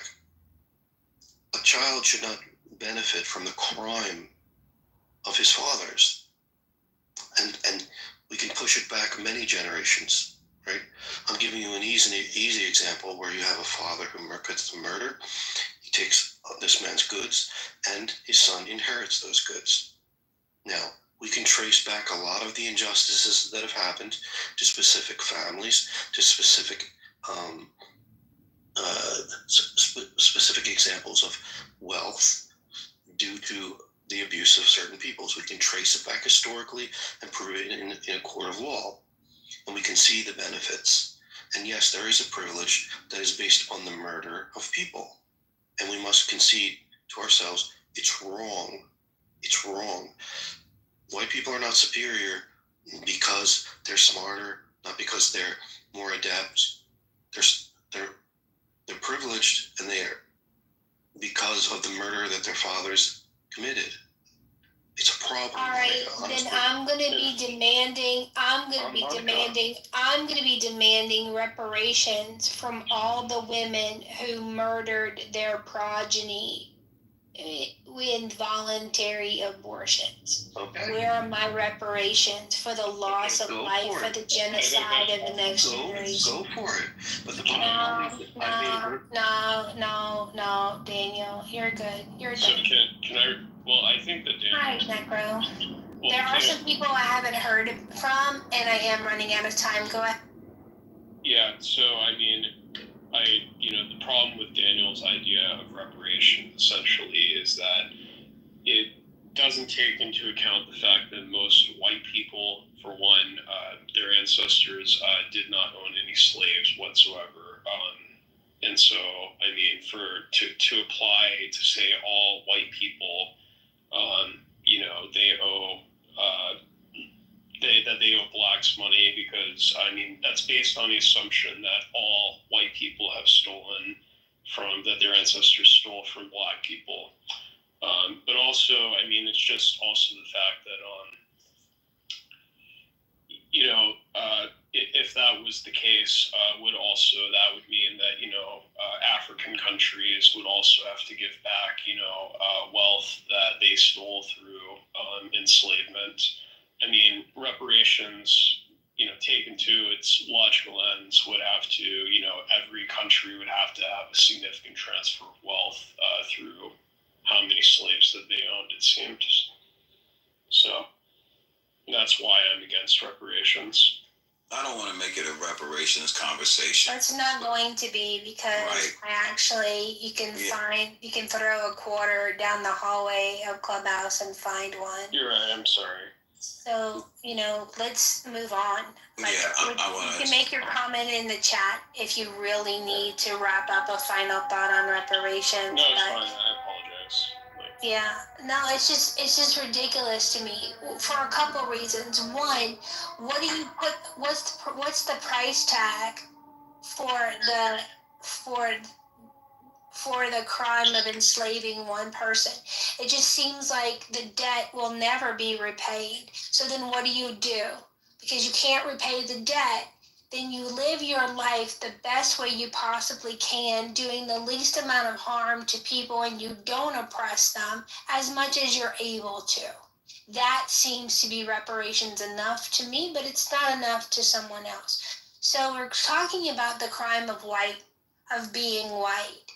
I get accused of upholding whiteness on the app, and what they're confusing whiteness with is American values, American and conservative values. That's not whiteness. That's American values. So who else thinks it's a crime to be white on the stage? Nobody. Yeah, I think that's fair to say. I don't know, Necro. You'd be surprised. Well, I mean, I just would like to ask you, I mean, I said before, like, I acknowledge that, I as a white person, I'm not saying that you believe this, but a lot of people have accused me of white guilt because, I've acknowledged that, historically that, I as a white person have, benefited a lot from institutions which have been grounded in white supremacy. I mean, do you think that I suffer from white guilt? I don't know about you directly, Necro. I think we had a conversation in the back channel, though. Like, some people have been taught and trained that white people are oppressors, and because they're in the majority of our country, that makes them the villains in every aspect. Some people insist that all white people are racist, that all white people are colonizers and rapists and murderers, and we own all of the bad that is in history. If you believe that, then you're going to be cruel to white people, even if you're white. You'll have this stain of original sin that is whiteness that will never be washed off. And that's criminal to me. So I don't know, Necro, what do you think? Do you think you have white guilt?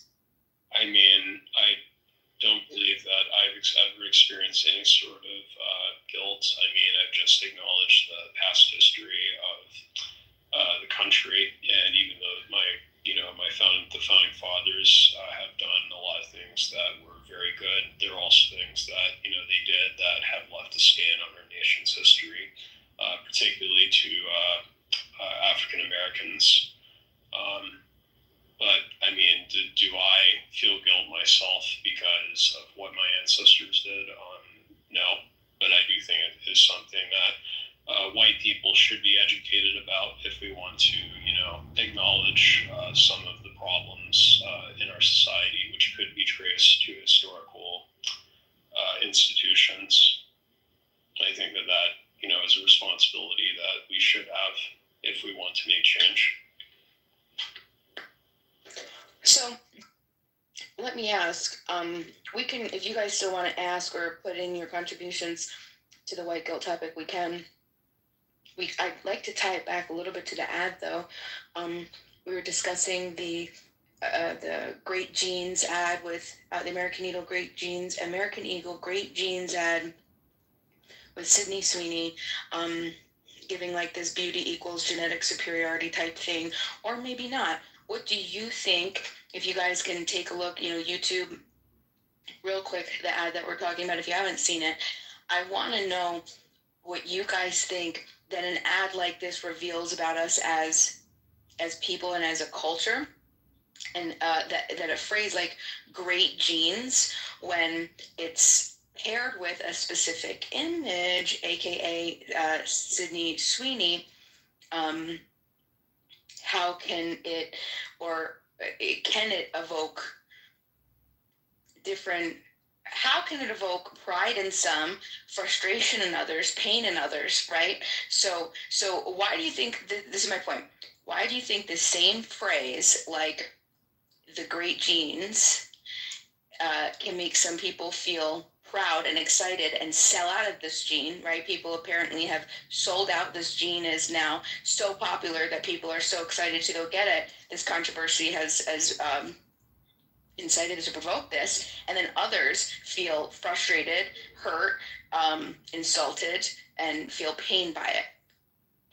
So I think the reason why is because when you talk about things like great genes or things like that, it instills the idea that there's some genes that we want to have to, like, you know, get to the idea of, you know, that, I mean, we do have, you know, biases that we preconceive that we do like, you know, as a part of our genetics.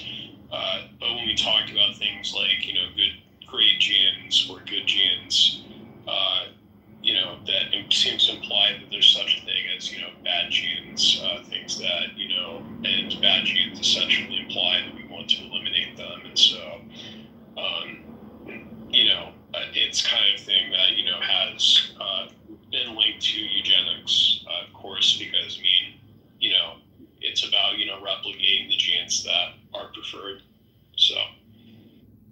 Does anyone see a problem with the ad? I know Adams, I actually agree with Adams. He's like, who cares? You're comparing an ad to everyday life, and it says more about celebrity worship culture than it does about race. I'm not sure. I'd like to hear more about that. Obviously, I only heard it because other people were talking about it, and it was already a thing. And we have people running around making podcasts about this, talking about. So obviously, our culture, right? Like, yeah, what does it say? What actually is that saying? What is that saying about individuals and our culture right now that we have an ad, a jeans ad of some woman who makes a play on words, gene, great genes, genetic genes. She happens to be a particular, she looks a particular way, and that evokes two very, very opposite reactions in our society. Yeah, I would like to know more. Do you think that the ad was a problem? Do you think that this is entirely stupid? Do you think that it was arrogant? Would you buy from American Eagle if you had the chance? Are you going to choose something else? What do you guys think about it? It's just not as interesting as I think what we were talking about before, Bima. I think that's why we're not getting as much. There are quite a number of intellectuals in the stage, and I think they're more thought-provoking conversations than a Gap ad or an American Eagle ad. Okay, well that's what we started. We talked about. So that was what the room was about. But originally, if you guys want to talk about white privilege, you want to talk about that, that's fine. Monica doesn't want to bring it down the role of reparations. I think that's eventually going to be talked about, and that's a place that I would like to take it, but it's not my room. So, but yeah, go ahead. I have a comment. Oh, yeah, hey, Dino. Well, I keep having to switch. Dino, well, yes. Nia, would you prefer to go first? However you would like to go. You know, I submit to men. Well, since you're my friend and a lady, you can go first. Appreciate that. I think this is a very easy solution. I think when Black people stop caring about the standard of beauty that white people set for themselves, then this will not be a problem. And then the blondes and the brunettes and the redheads can argue about, you know, whose genes are better. Sometimes we just need to take ourselves out of these conversations. I'm not concerned about white genes, but when you deal with people who want to be included so bad and they continue to tell you you're not a part of our community, stop trying to be down.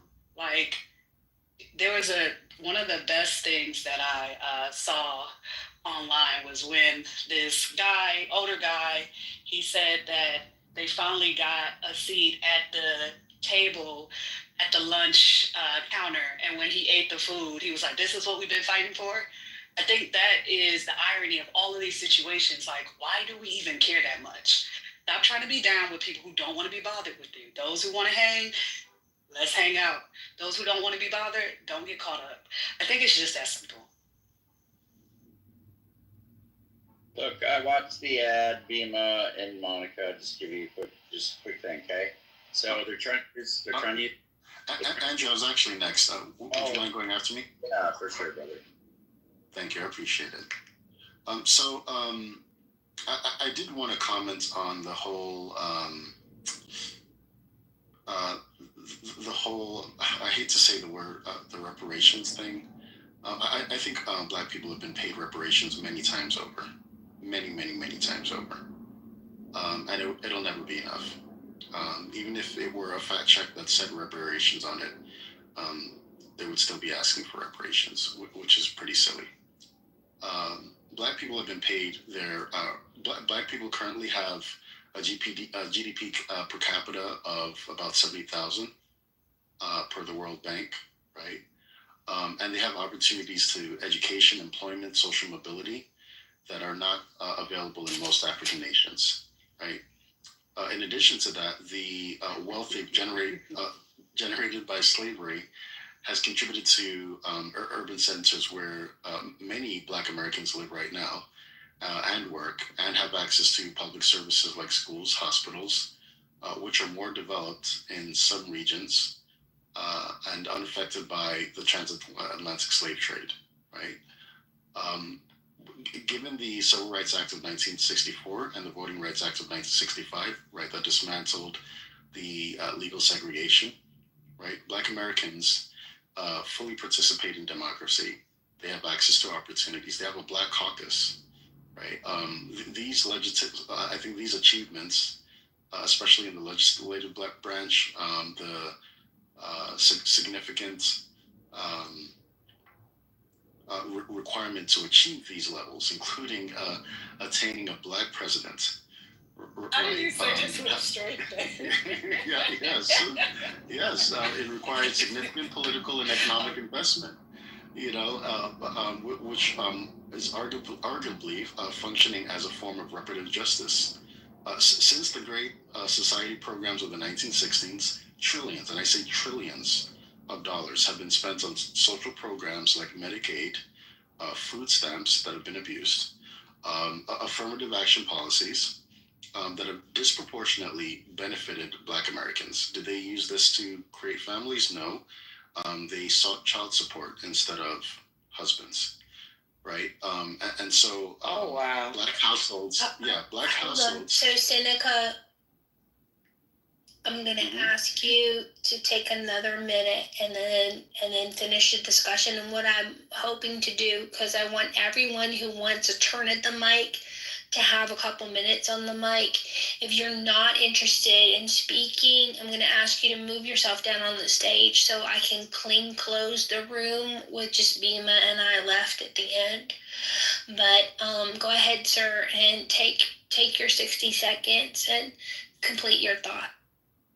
Okay, so I just think it's really funny that Black households only make up 13% of the U.S. population, but currently account for the highest share of SNAP recipients, right, per 2021. So at the end of the day, I'm sorry, when is enough? Okay, every time you hold a Black man or woman accountable, just look at the art of deflection, the mastery of deflection towards other groups, right? It's time for Black Americans to self-determine and to take responsibility and accountability for being the number one reason behind Black male deaths in the United States. Oh, can I say something real fast? Okay, so this is what we're going to do. We're going to go in reverse PTR order. After you've had your turn at the mic, please drop yourself down. And then we're going to try and make sure everybody has a turn. According to my PTR, Halo gets to go. Go ahead, Halo. Hey, I just want to respond to what he said. I just did some research because that didn't sound right, but it does say here in the U.S. non-Hispanic white individuals account for the largest percentage of SNAP, according to whatever data, both amongst adult and children. In 2020, 44.6 of the adult SNAP recipients and 31.5 of the child recipients were non-Hispanic white people. I'm not here to make a black and white argument. I just wanted to correct what he said, and I'm just listening. All right. Well, Yeah, check 2021. 2020 was a long time. Thanks, Halo. Seneca, if you have any resources that you'd like Halo to look at, I would so appreciate you dropping them in the chat. Look at the USDA 2021. So, Double, the mic is yours, and then we're going to come right to you, Andrew, okay? After Double gets to speak. And then, Halo, if you can drop down. I'm trying to end the room. It's been open for a few hours. And it's been a great room, but I really need to say goodnight. So go ahead, Double. How are you and your thoughts? Hi.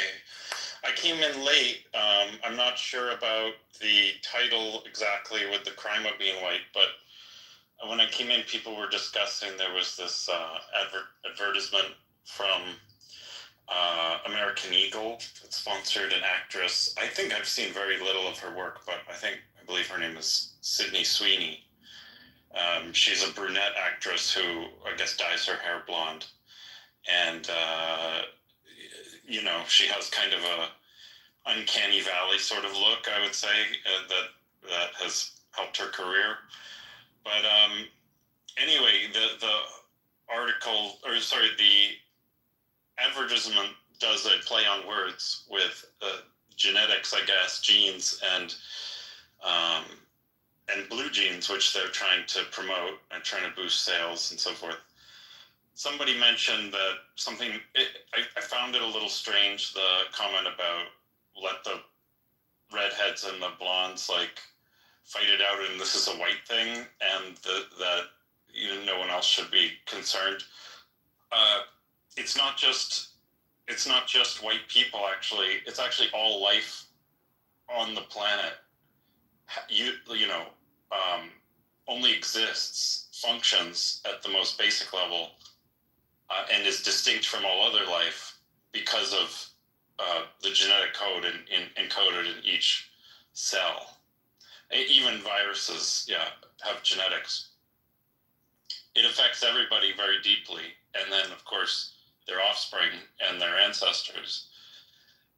So it does, I would say, as a topic, it is relevant to you listening. So at any rate, and another thing that's kind of funny about it too is the idea that it's white people separate from, I assume, like black people or other people. African American, I wouldn't speak for sub-Saharan Africans, but all African Americans are descended from European peoples, about 20% on average of their genetics. So even not trying to make a genetic distinction from white people, it's like, well, you contain the same DNA or the same population of DNA from large groups, from Europe. So it also doubly applies. Whatever's going on with white genetics applies just as well, largely speaking, to African American genetics specifically.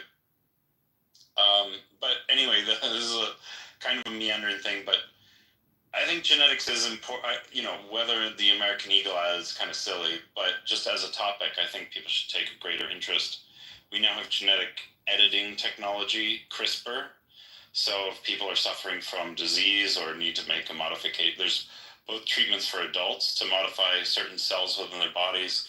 There's also germline edits that's been done to even change embryos themselves, so change someone's entire genome. Famously, there was first case of that was child. I think maybe multiple, but at least one child was cured. Or it's kind of controversial whether that was a good move or not. But supposedly, given an edit that makes it impossible for them to be infected by HIV. Anyway, I find this stuff fascinating. We now have technology like polygenic embryo selection. So if you're doing IVF or that kind of thing, you can analyze. Agent, wait, Yeah. wrap it up, Agent. Okay, sorry. Yeah, my point is it's important. I think it's increasingly important for people, and it shouldn't be dismissed. It affects everybody. Thank you. All right. Thank you for that, Monica Beam. I just wanted to start with an apology. I did accuse the mods of oppressing me because I'm white, but in fact, they moved me down, but they did invite me back up immediately. So I just wanted to say I apologize for the false accusation. The second thing I wanted to say is I did watch the ad, and the ad basically is just using attraction that they think will sell. You know, it'll get women to want to be, you know, who want to be desirable, to be interested in these jeans, and it'll make men, you know, maybe potentially want to buy those jeans for the women they're with, or promote them in some way. So that's what they're doing, and then it's just a play on words, saying she has good genes. So it's just trying to promote American Eagle. I'm not even sure what the controversy is. It's not like saying, it's not promoting like gene editing or anything like that. Just saying she has good genes. People have said that for quite some time. That expression's been around. If somebody has particularly desirable attributes, you might say they have good genes, right? People have been saying that for a long time. So it's not, I don't think this is any kind of eugenics or, you know, some kind of human modification pushing ad. Now, it may be salacious, or it may be capitalizing on, you know, sex sells principles, stuff like that. Okay, and there might be some immorality there, but it is certainly, as far as I can tell, not pushing eugenics. Last thing I wanted to say is Seneca. Now that you and I and Dee are all in the same room, I made it quite clear the other day to Dee that you have given me explicitly in your room the N-word pass. And she did not believe that. I would never believe something like that, Andrew. I don't think you're telling the truth. Okay. Well, what I would like to do is give up the rest of my time for Seneca to be able to speak and go ahead and let everybody know. Though I didn't use it, I have several passes in my back pocket. Oh, and they were given by Seneca. So I'll go on mute. Go ahead, Seneca, if you would, to take my time. So my position is that if Black people can reclaim the word from their slave masters and call their brothers and sisters niggers, then white people can also reclaim it back and also call them niggers. Are you putting Andrew in danger, Seneca? Is that what you plan to do? Is that the ultimate goal? He knows I am. Because it goes further than the app. You don't want someone like Andrew to feel that comfortable, because Andrew is fluid in the words that he says. And he might go out and think that the past allows him to just say it wherever he goes, and now you have put him in harm's way. I don't think that's what you want to do. Well, I think, you know, unlike Black men in Chicago, Andrew is not necessarily threatened by Black people, because anyone can get a gun, and so he can get one too, and he can also shoot a gun too, just like Black people can shoot each other in Chicago. And so if you know, those Black people want to threaten his life for using the N-word, he can respond in kind. So now you want Andrew to be equipped with a gun to shoot people for a word. Okay. That makes sense. I'm just saying we have freedom of speech in the United States. We definitely have freedom of speech. But I don't walk around calling women bees and don't expect for there might to be some violence to follow. You know, it's just called being courteous. Right. Well, I just want to say I'll accept your apology, Dee, because you thought that I said something that was false, that Seneca did not, in fact, give me the pass. You know what, Andrew? As a Black woman who holds herself accountable, I do apologize, right. And now it just makes me reevaluate the type of person that Seneca is. I get you. But I just want to throw, for anybody on the stage or anybody down in the audience that's jealous, Seneca has the express right to make these transferable. So I have 60 of them, if there's anybody here that would like one, just contact me in the back channel. I'll hook you up, and we can go forward from there. They're probably only good primarily in Seneca's room, but they might work elsewhere. Just be careful. I appreciate it. All right. So Andrew's done. Please move down. Andrew D, the mic is yours. Thank you. Monica, this has been a great room. It's been very funny. I think Double didn't understand what I was saying in regards to not being concerned with people saying this is the standard of beauty. The point is that worry about yourself. Stop getting caught up in divisive techniques. If that's what you think it is, if it's such an emotional, point for you, stop worrying about what other people are doing. Focus on yourself, focus on your community, focus on building. Seneca, I'm gonna have to have a conversation with him offline. So there's that. And go ahead. Yes. I was gonna say, Monica, I'm gonna follow you, and I like to hear people who don't have the same opinion as other people, and I will definitely come into more of your rooms, the conversation. Well, that is my honor. Thank you so much. And I did like what you said. If it's not for you, then it shouldn't bother you. And that includes people involved in things that are truly not of their business. And people who I find get themselves in a lot of trouble by intervening when it's not their job to. And then being offended by things that really is not pertaining to them. A good example is there are gender wars on the app, right? Women will hold rooms about men being trash and garbage and useless, and then the men will respond with a room about women being trollops and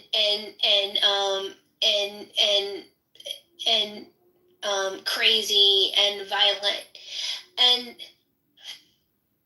instead of the men focusing on holding men accountable and men acknowledging the great men that are present, they'll attack the women. And the women vice versa. Instead of lifting up the good men and the good women, they focus on the issues, the problems.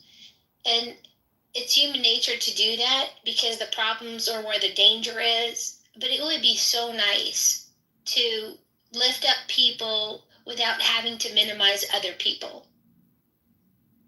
So thank you for your time. Seneca, the mic is yours again, if you'd like to make some closing comments. Yes, I just wanted to say that, the beauty of this country is equal accountability, equal responsibility, and fairness across board, right? Say what you want about our justice system and the marginalizations. Yes, are there flaws? Yes, right? But the beauty of this country, the reason why people leave Nicaragua, leave Nigeria, leave Haiti, and all these places to come to this country is because they know that in this country you get a better shot, right? And you get better fairness, you get more fairness in this country when it comes to the justice system. And so by that, right, I think it is really prejudice and discriminatory to suggest that white people are not allowed to use a word that black people use when we have the rights of free speech as an inalienable right in this country, meaning you were born with the right of freedom of expression, right? If a black man can say the word nigger, white people should be able to say the word nigger too. You wanted equal rights to vote, you got that. Give white people the equal right to say nigger. Thank you.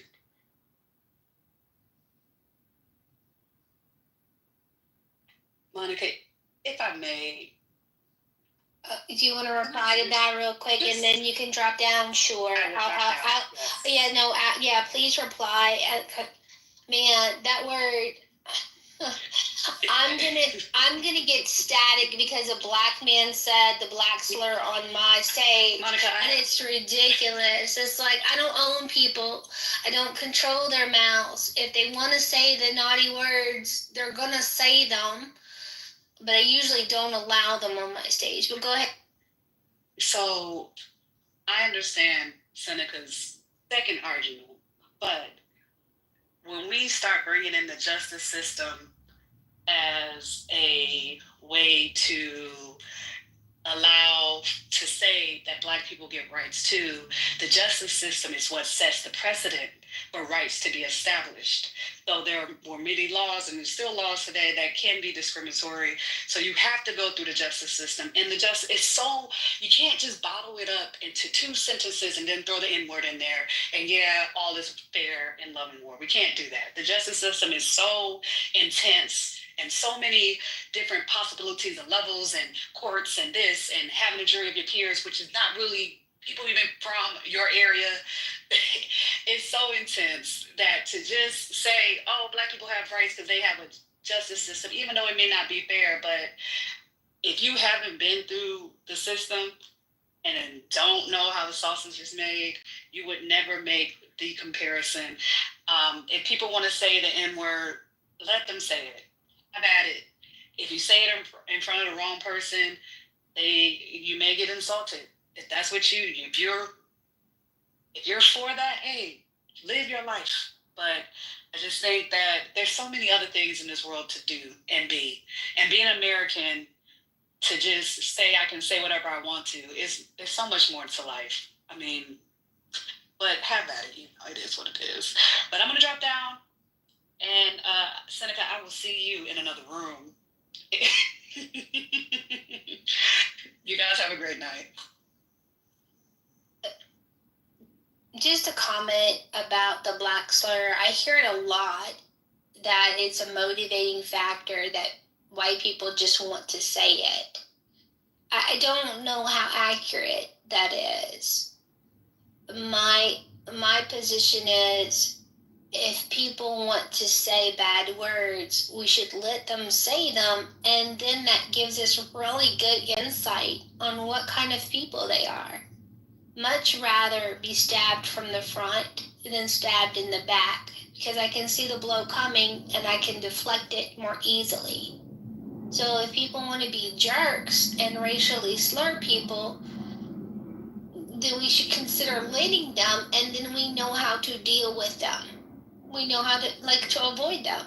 If that's not our bag, that's not our thing. Seneca, you did have ample time on the mic. I'd like to get to Pops, unless you have a 30-second comment you'd like to make.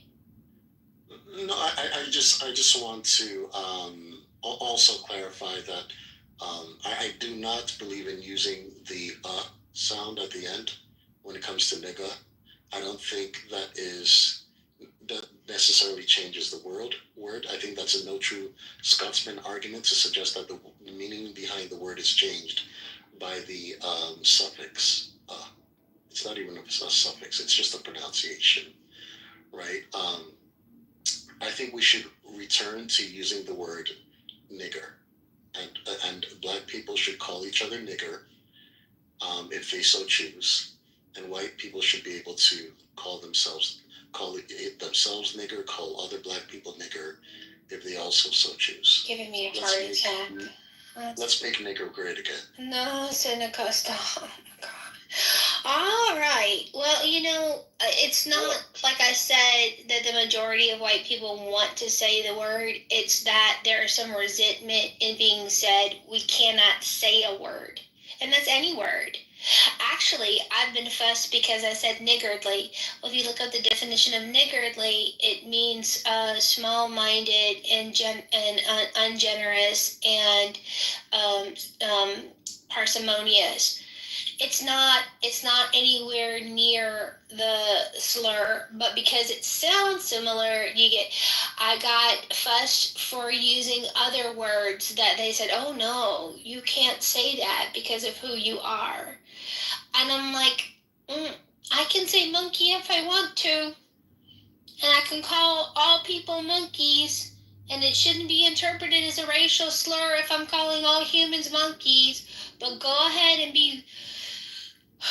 Never mind. Okay, Pops, the mic is yours. Thank you, Seneca, for your time. Please drop down. We are almost to the first row. Hey, Pops, what are your thoughts on what you've heard tonight?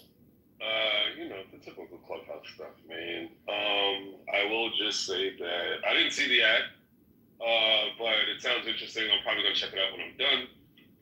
I'm not offended by what the ad sounds like. I have been known to fat shame. I am handsome, thankfully, and I do believe in superior genes. It is what it is. It's just with the time of the history that we're in. I don't think superior genes has anything to do with race either. This is just my thoughts. I can elaborate, but I feel like you're exhausted, and I will we'll probably circle back.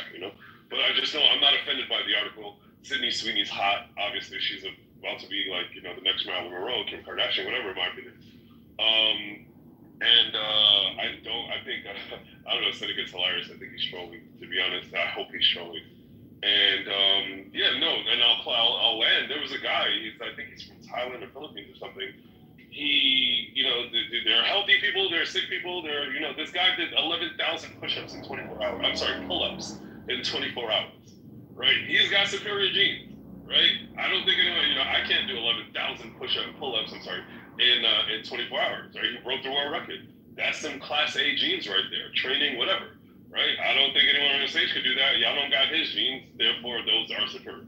Has nothing to do with his race. Has nothing to do with his, his race. Right? It has to do with his health. I think health as well. Right? And that's just my opinion. I'll check out the ad.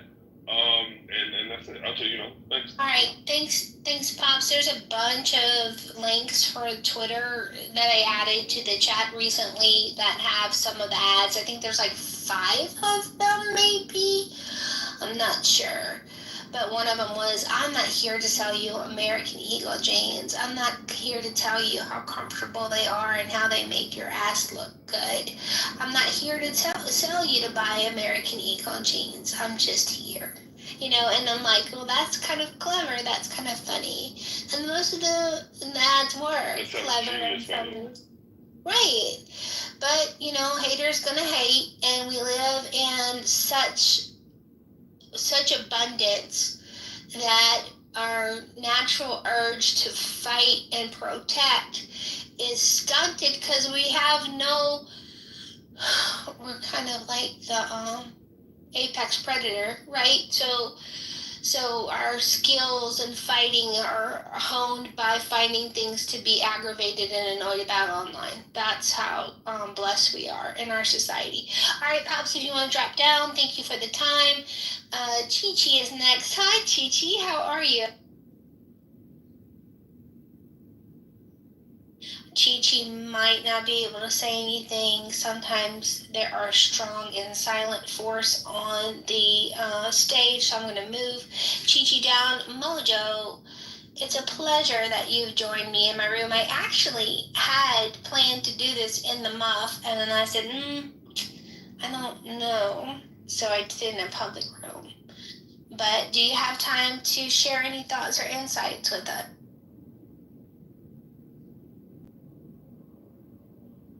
I'm thinking that's a no from Mojo. Io, the mic is yours. Yeah, this commercial just reminds me of a funny story.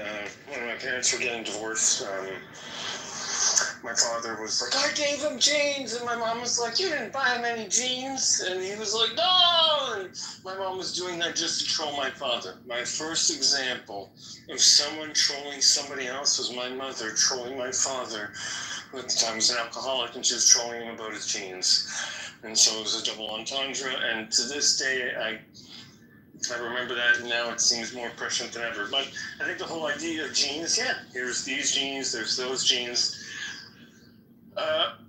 You can't be proud of what you have. seems to be the message that society has given everybody. No matter your genes, don't be proud, especially if you're white. Or especially if you have blue jeans. Fuck those jeans especially. So they look good on your ass for whatever reason. So I think it's silly. It obviously did what it was supposed to do, attention.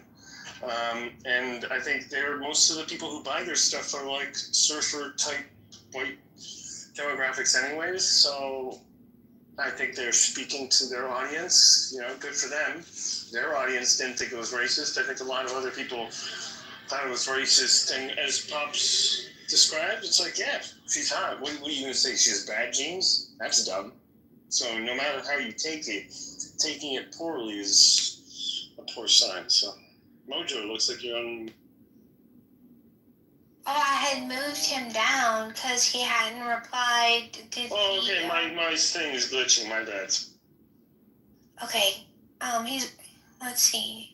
I think he might be away from his phone because usually Mojo's not shy at giving us his opinion. So, Io, thanks so much for contributing. I appreciate your thoughts. If you want to move down, MGK is next. MGK, you were so close to be modded in this space, and I'm like, I better ask his permission, and it might be a bad look on his profile. So I didn't mod you, but that's only because I was afraid for your comfort on the app, not because I didn't want you to be a moderator in this space. The mic is yours, sir. All right, let's see. First, I'll start with the ad.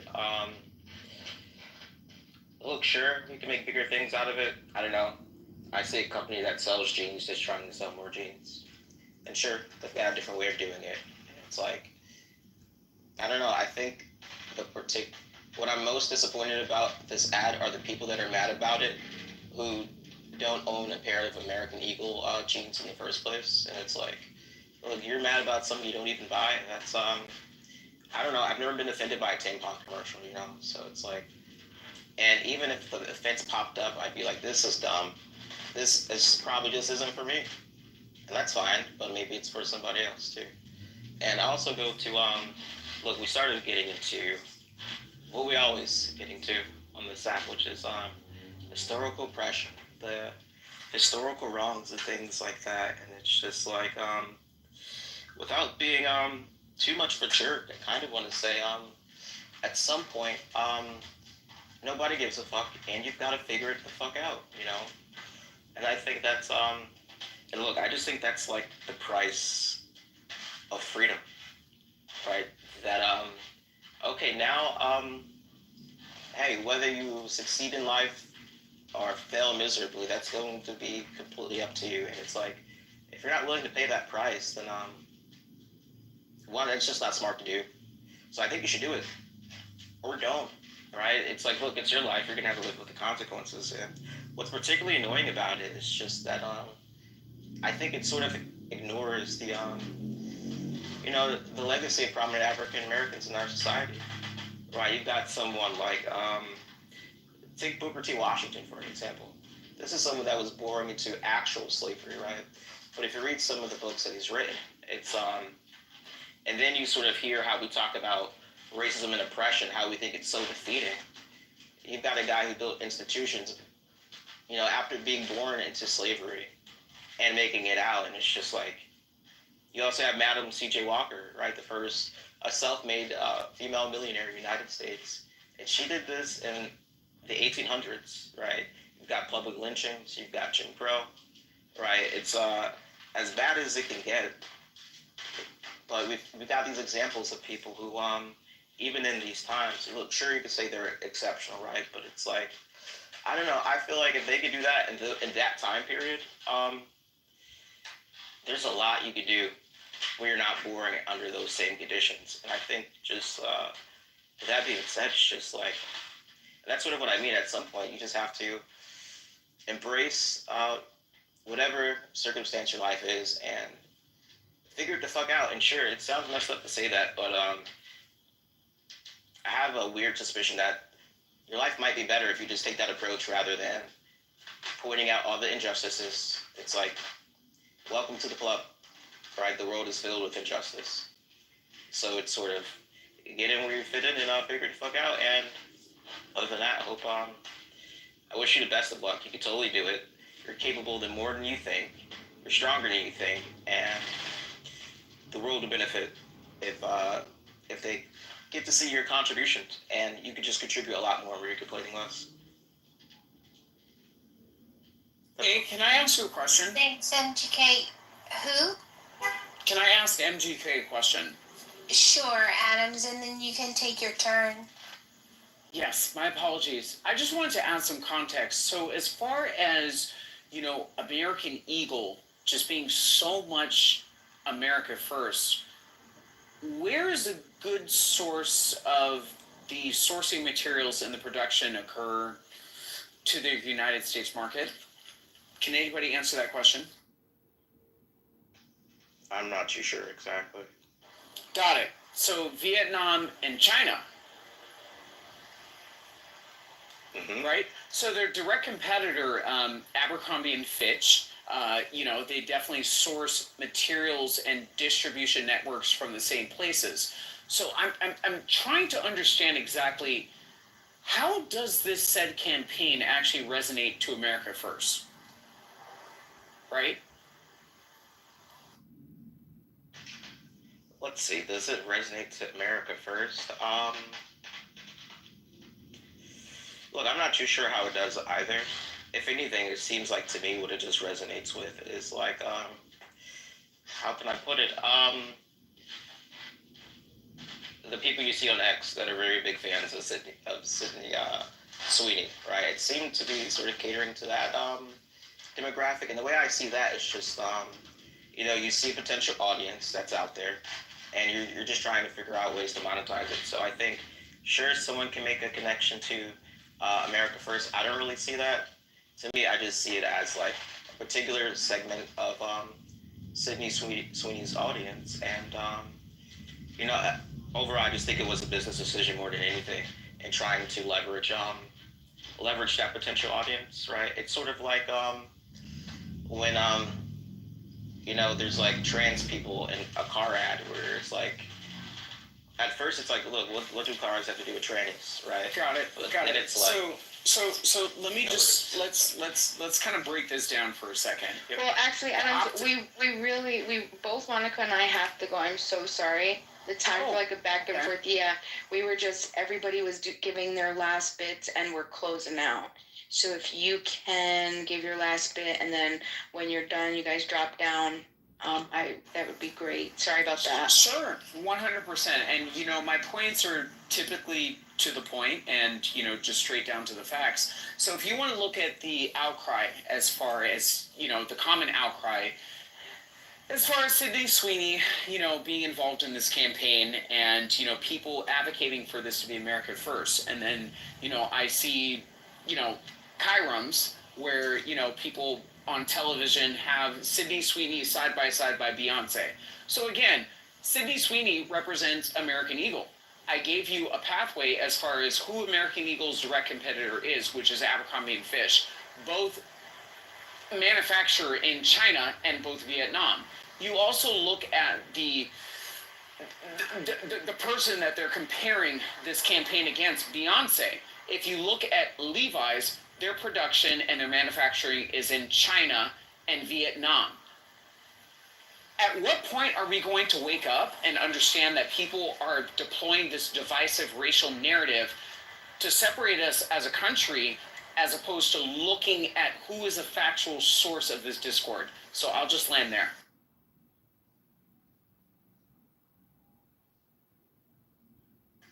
Thanks, Adams. I appreciate your time on the stage. I do want to make a couple comments, but let's go to Infinite. And Adams, if you don't mind dropping down, go ahead. Infinite. Yeah, of course. Thank you, sir.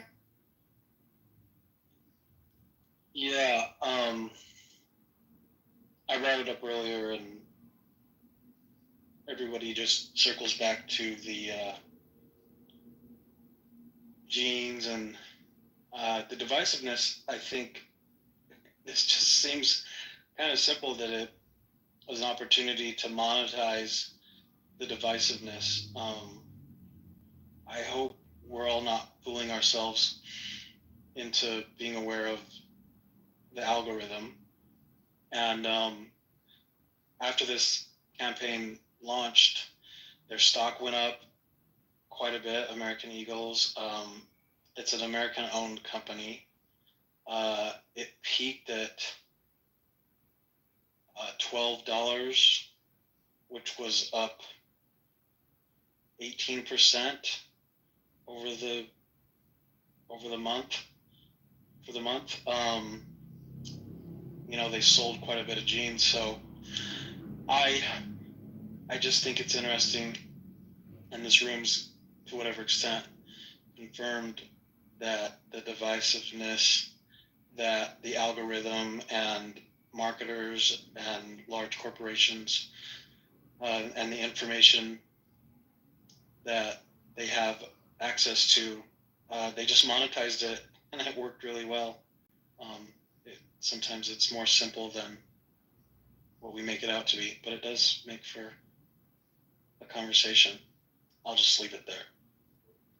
Thanks, Infinite. I appreciate you, and I appreciate you and Bima. I consider kind of you like an official mod in the space. Bima, we did it. We made it. I don't know if we had the discussion we hoped we had, but we had a discussion, and I think for the most part it was great. One of my observations is, although we were talking about the crime of being white, it seems like it always goes to other things. We can't stay focused on the topic, but when you put something out there, you lose the control of it because you're putting it out there and you're opening it up for contemplation. And I think it was a good room. Your closing thoughts, ma'am, and then we're going to turn off the lights and shut the door until next time. Oh man, yeah, great, Monica. Wonderful room. I have so much to say. I'm going to try to keep it short, that I get carried away. So I always count on Monica to give me the little whoop. Okay, so first and foremost, thank you everybody for coming. I want to remind everybody, because this is my purpose in life, is just to remind you that, you're not white guilt.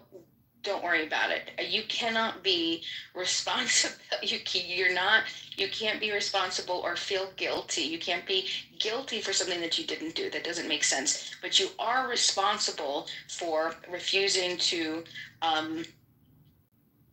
not correct the systems that perpetuate coercion, division, control, systemic oppression, etc. Okay, so I would invite everybody, remember, every day you wake up, you only have one responsibility. That's to not aggress upon your neighbor.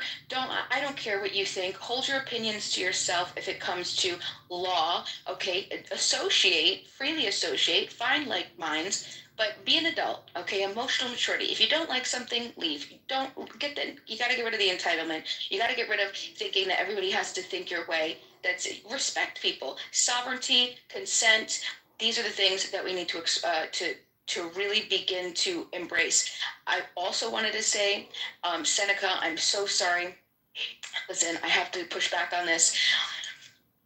The N-word topic, it was bothering me. I wanted to say something so bad, but we have 100,000 English adjectives and insults and descriptions to choose from in our English language. Okay, we could build some on adjectives onto others.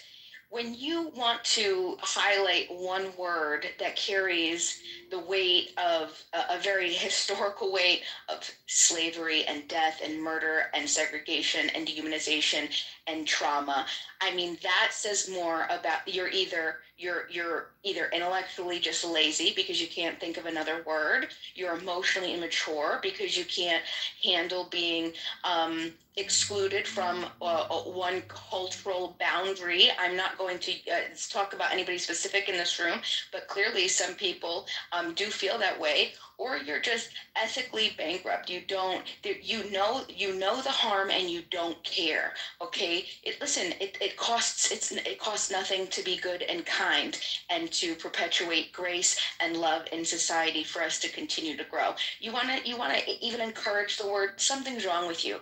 Okay, I don't know, get that looked at.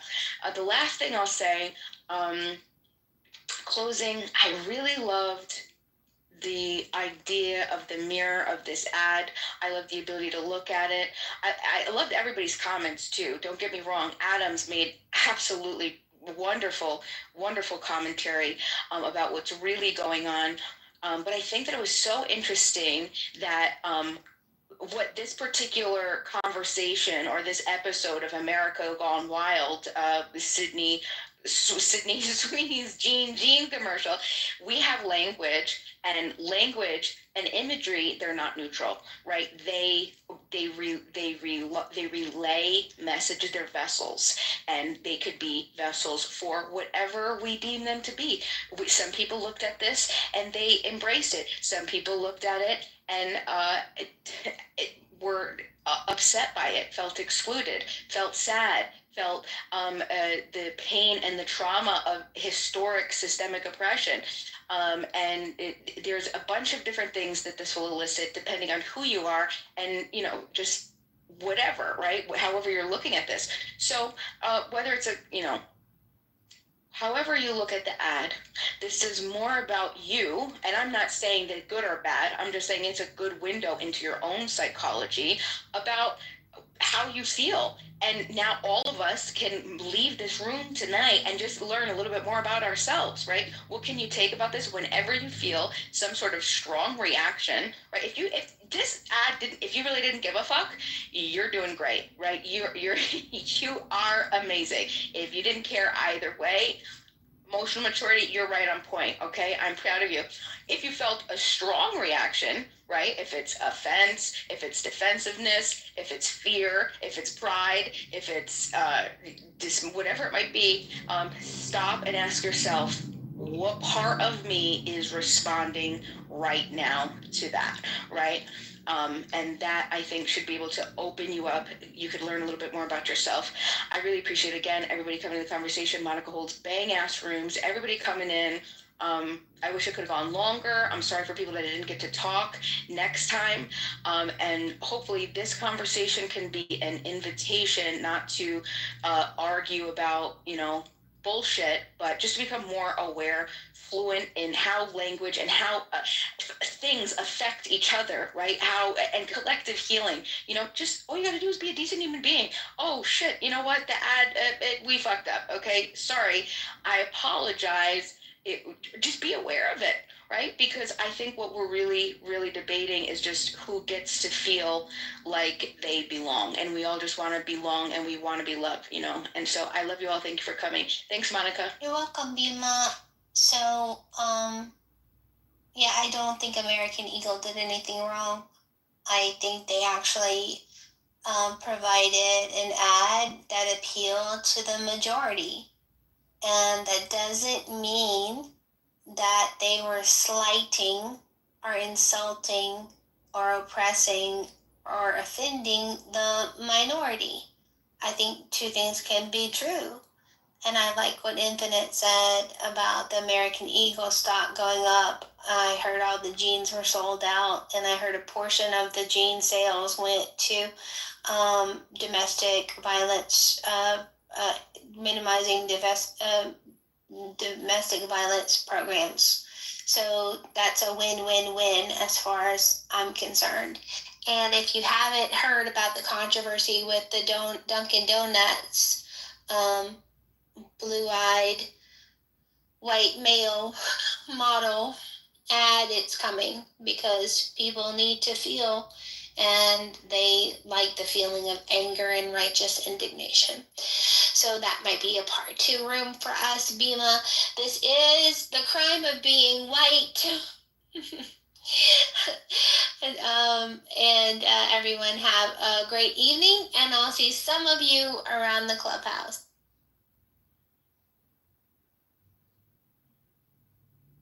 The one to the student race ratio is a real thing.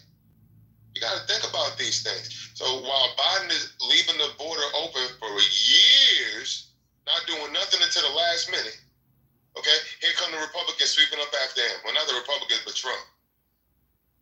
So please stop making it seem like the Republicans are the big boogeyman and the Democrats are, come on, that don't even make sense. And you know better than that.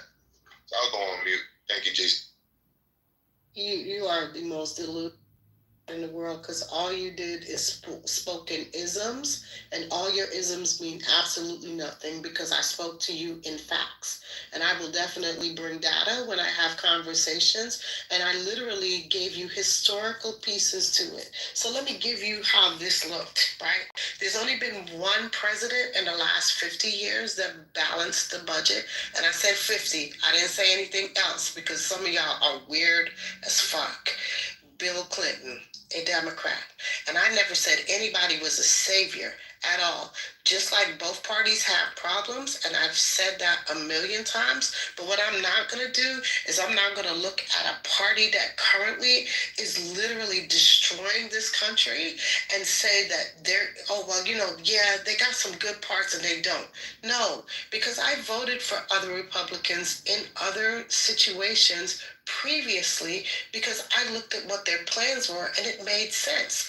And the previous Republicans that I knew were fiscally responsible. This ain't the Republican Party of yesteryear. This MAGA shit is racist, misogynistic, nasty, disgusting. They are looking to keep the rich rich and keep the poor poor. And I don't know how you don't see it, but have this conversation with me in another year and you will see exactly what I am talking about. Because again, you go in isms, I go by facts and data, sir. And the data don't look good at this juncture. When you have a man who would literally stand in front of the chair fed that he nominated, who has been his Fed chair for a while. He was kept on through the Biden administration.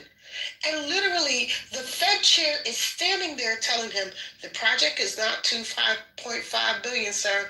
You don't know what you're talking about. He's shaking his head. He's trying to get him to shut the hell up. And then he pulls out the paper, and the man looks at him and says, no, you're incorrect. The numbers show the Martin Project, which is what you're including in the numbers. The Martin Project was finished 5 years ago. No, it wasn't. Yes, it was. He's the fucking Fed chair. He knows what the hell was done friggin' 5 years ago. But you want to argue with the man who is the power purse of this country because you want to prove that you're right instead of showing how fucking stupid you are as a president, that you would stand there with your unpresidential ass and argue some numbers that don't make damn sense. Give me a darn break. Okay. So you admit that the Democrats and the Republicans have messed this country up. It's not just the Republicans. I understand you. It's hard to follow you because you're doing the bob and weave between the Republican suck versus how Trump is terrible. And you're going back and forth. You're saying MAGA. MAGA came onto the scene in 2015. Okay, an anti-establishment figure who wasn't going to play nice because we were being sent down the river under go along to get along politics, saying all the right things but don't get nothing done. So he was sick of it. He put the spotlight on all of the corrupt. I mean, he ran through all of the Republicans, and then he ran through Hillary Clinton and defeated her in beautiful style. But at the end of the day, are you saying Trump and Marco Rubio and Jeffrey Epstein at the time, those people weren't establishment? Jeffrey Epstein in 2015.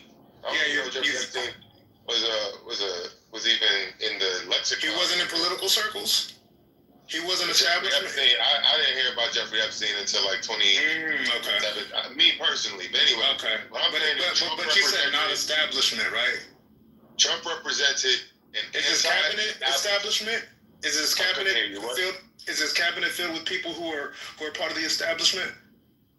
It's it's not filled with. There are some establishments. Did he drain the swamp that he said he was going to drain, or did he just get a bunch of people who asked him what he wanted? He's draining the swamp better than anybody else could. That's what I understand. He's not doing it to the 100%. What's been drained? Another person. What's been drained? This is dumb. What's been drained? What's been drained? What's been drained? What's been drained is the clog of corruption that was in the FBI. Where's the corruption? Nobody's been arrested. I'll tell you. No one's been arrested. No one's been arrested. You just wait and see. The Department no one's been arrested. You just, not yet. You just no one's been arrested. Wait and see. He's been in office for damn near 5 years. Not yet. 6 months. Who did he put in jail? Right, yeah, nobody.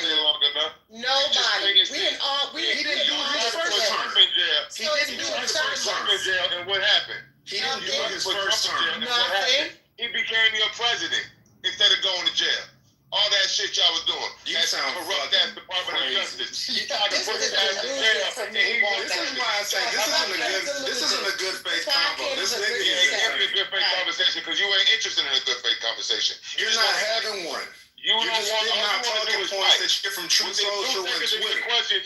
You're fucking goofy. You don't know how to have a conversation. It hurts your feelings when people call you stupid because you're unread and don't know what the fuck you're talking about. Something is absolutely wrong with you. You're absolutely ridiculous. They call me stupid. I don't even know who you are. Okay. According to you, who are you? I'm someone who's not stupid on the subjects that you talk about on a daily basis. You haven't made a fucking point. You haven't made a fucking point since you've been talking. You've been the only person talking for an hour. You're fucking dumb. You ain't shit, bro. And what? You don't know shit. You over here just yapping. You've been yapping for an hour and haven't made a point. Yep. And I'm going to keep yapping until I answer. Yep. I was having a conversation with Rez, and here you come. You haven't had a conversation. You've just been talking. We were having a conversation that was not. Rez, has he made a point? Oh, I made a point because she was he hasn't counted with one fact, one data, nothing. He's only counted with the normal MAGA rhetoric, the literally going around in circles and then regurgitating shit that he's heard, but he has no facts. Like I explained to him about the bill. That's what happened to you. I explained to him about how people were going to be hurt by cutting SNAP benefits, and I gave him the entire spiel. I even told him what it was in the bill. I explained to him how it was in the bill and what the effects of it was. And do you know what his response to me was? So how do you combat fraud, waste, and abuse? And you know what my response to him was? We already have laws on the books. I actually gave him a case that is currently happening in Louisiana with a young lady that literally frauded the Medicaid system, and now she's about to go to jail because she's been arrested because the laws are already put in place. But as I explained to him, Womack, there's no rampant, because this was the word he used, fraud, waste, and abuse happening to some large level that 20 million people are fraud, wasting, abusing the system, and this is why you have to kick 20 million people off of the program. That's what I said to him, Womack. Am I wrong, Hold on. Am I wrong, Womack? No, you're not, but he's clearly not. But he's not listening. You're not listening about one of your pom-poms. You got validated by a cheerleader. A pom-pom? Womack doesn't know me. He doesn't know me from a can of paint. You know what a cheerleader have pom-poms in their hand? You went to a pom-pom, a cheerleader, and you asked him to validate. I asked him to validate the data. I asked him to validate the data. Half of them don't know what the hell you're talking about. To validate the data. He don't know. You heard him before you even spoke. He was. He knows the data. No. Did you engage with any of her points? Please. Did you engage with anyone of her Infinity? Did you engage with any one of her points? And you No. You asked for something specific. You asked for something specific. She gave it to you. Have you engaged with any one of the points that she's made since she stated what she stated? Not one. Yes, I have. Not one in the last fucking hour happened. The problem is she's pancaking. That's why I was interrupting her a few times. Because I wanted to address it. What the fuck is pancaking? She's pancaking her quote unquote points. So when I kick what is pancaking if I'm giving you facts? You're taking ma'am, you're taking all of your points and you're putting them in one soliloquy. So then when I take the microphone, I gotta remember every 15 of the points that you try to make. That's why I wanted to go point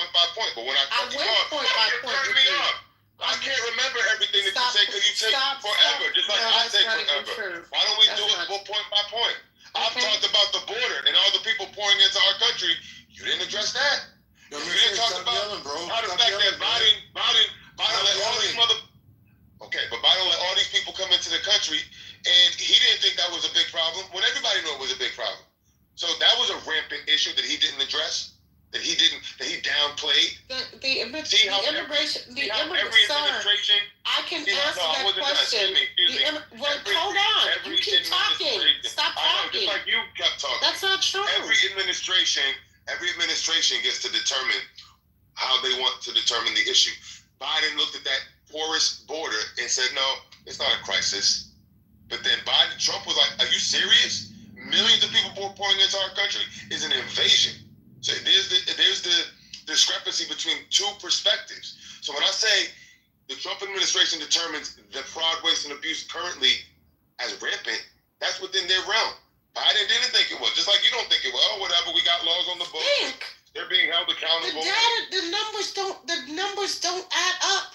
There's no numbers. It's just like you guys have said that there are illegal. I've heard this MAGA conversation that there are this rampant voter fraud and abuse, and it came out literally from the IOC department, literally from the department that was built under Trump, which is so weird, that the data was so safe at one point. What department? I just said, sir, stop talking. Fuck. What department? Stop fucking talking. You don't know the department. You're yapping. Oh my God, sir. You're yapping. You know what? You don't know what you're talking about. You don't know what you're talking about. This is what they always do, Walbeck. They talk you and they never let you finish. He's not engaging with anything. He's not. I'm done. You don't know what she's talking about. I'm done too. You don't know what you're talking about. You just repeating talking points, and you're getting lost in your own sauce. The department under Trump. What department? I don't know. You don't know what you're talking about. Yip yapping.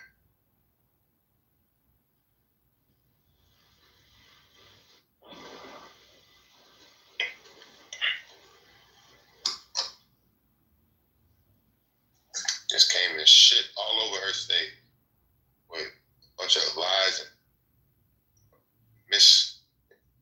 misinformation. Ridiculous. What are you talking about? I mean, I'm looking the stuff up that the lady was talking about, and she seemed to be on point in the math and statistics say that even Donald Trump's ratings in some places are falling. I mean, brother, you got to go by statistics. You can't roll up in a dumb bucket of truck type attitude and say, well, there's no facts, but here's what I got to say.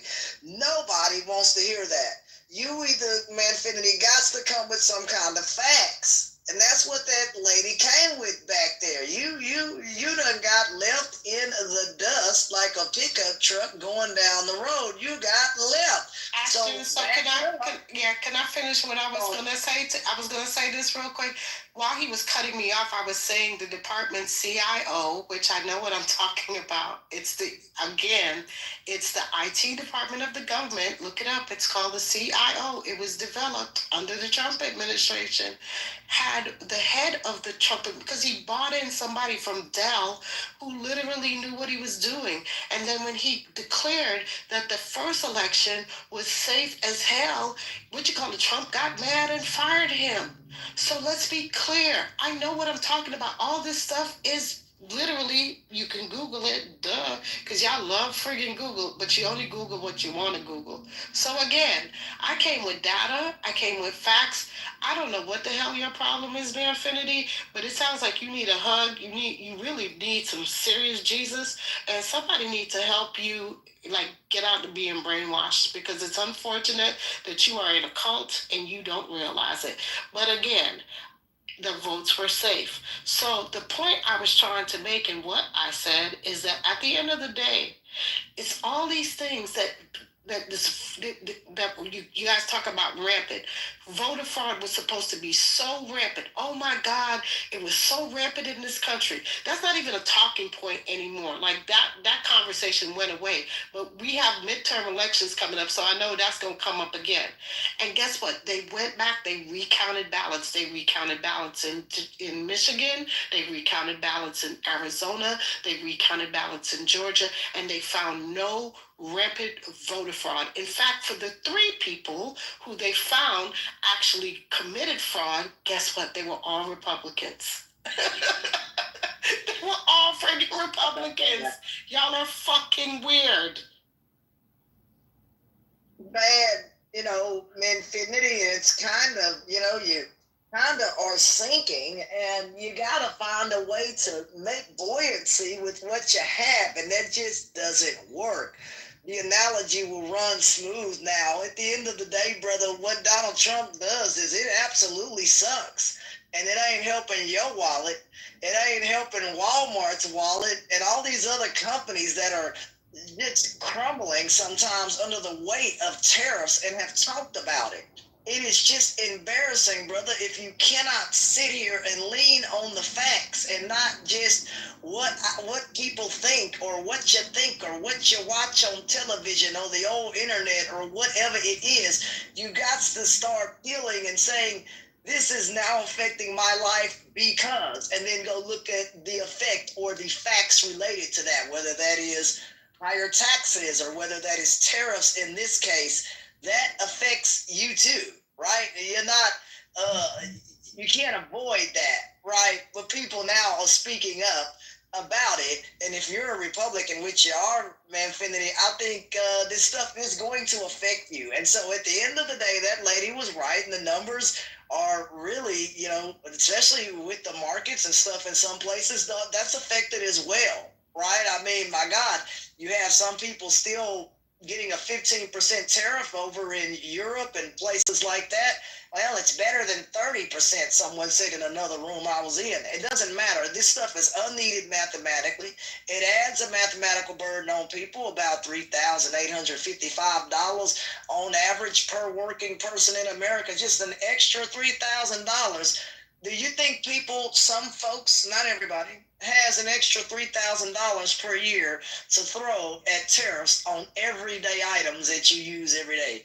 How stupid do the Republicans sound? I'm not trying to, I'm sorry, brother. I was going to say something else. So, whoop, God help me out. Brother, it just sounds stupid as hell. Go back to your kitchen table and go do the math. And look at our GDP and all of that other kind of stuff related to it. And I suggest you to break it down into sectors, whether that's steel, aluminum, and other things that we produce, and then get back with me. That math right there should be through as an arrow if you do it right. If you can do that right, then you'll see that tariffs are going to hurt you across the board. And got it, brother? Can you do that assignment? Can you come back and tell me what steel is going to cost under tariffs? Can you tell me what aluminum is going to cost under these tariffs and your everyday products, and then tell me you're joyful about that? Can you do that for me, brother? Any Republicans in here? Can you do that kind of math for me and get back with me? Because a lot of that stuff I certainly can do, and I have done that by telling you the extra $3,000 on average that each American would have to pay. That's some pretty good math. Infinity, find the assignment. I'm not happy. This is crap.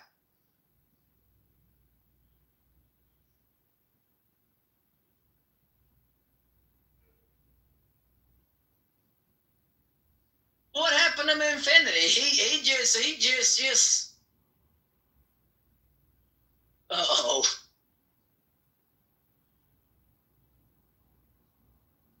Wow, she's terrible. My God. Republicans have nothing to say at all about the horrible mess mathematically that the country is in and other countries because of tariffs. It's embarrassing.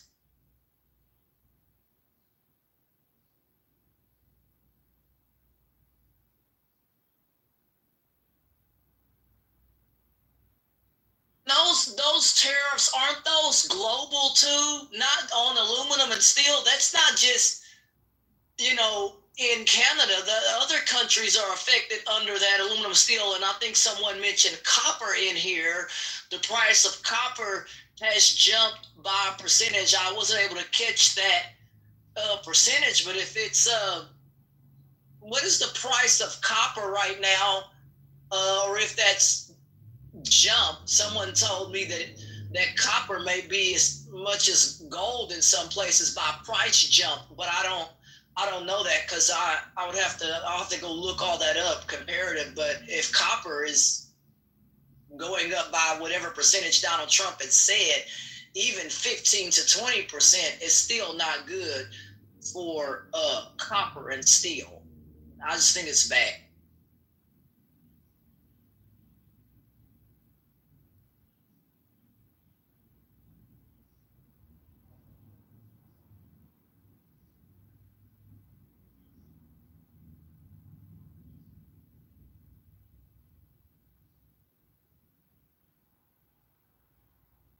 Miss Reyes, have you found anything? Because did you mention about copper or steel or those prices going up or on somebody? I wasn't talking about tariffs in regards to the prices because I don't know what the prices is. I do know that the tariffs being imposed are having an effect, and I do know I know some of the effect that's happening in the industry that I work in. So it's very complicated because people do not understand that tariffs are a business when a business is taxed.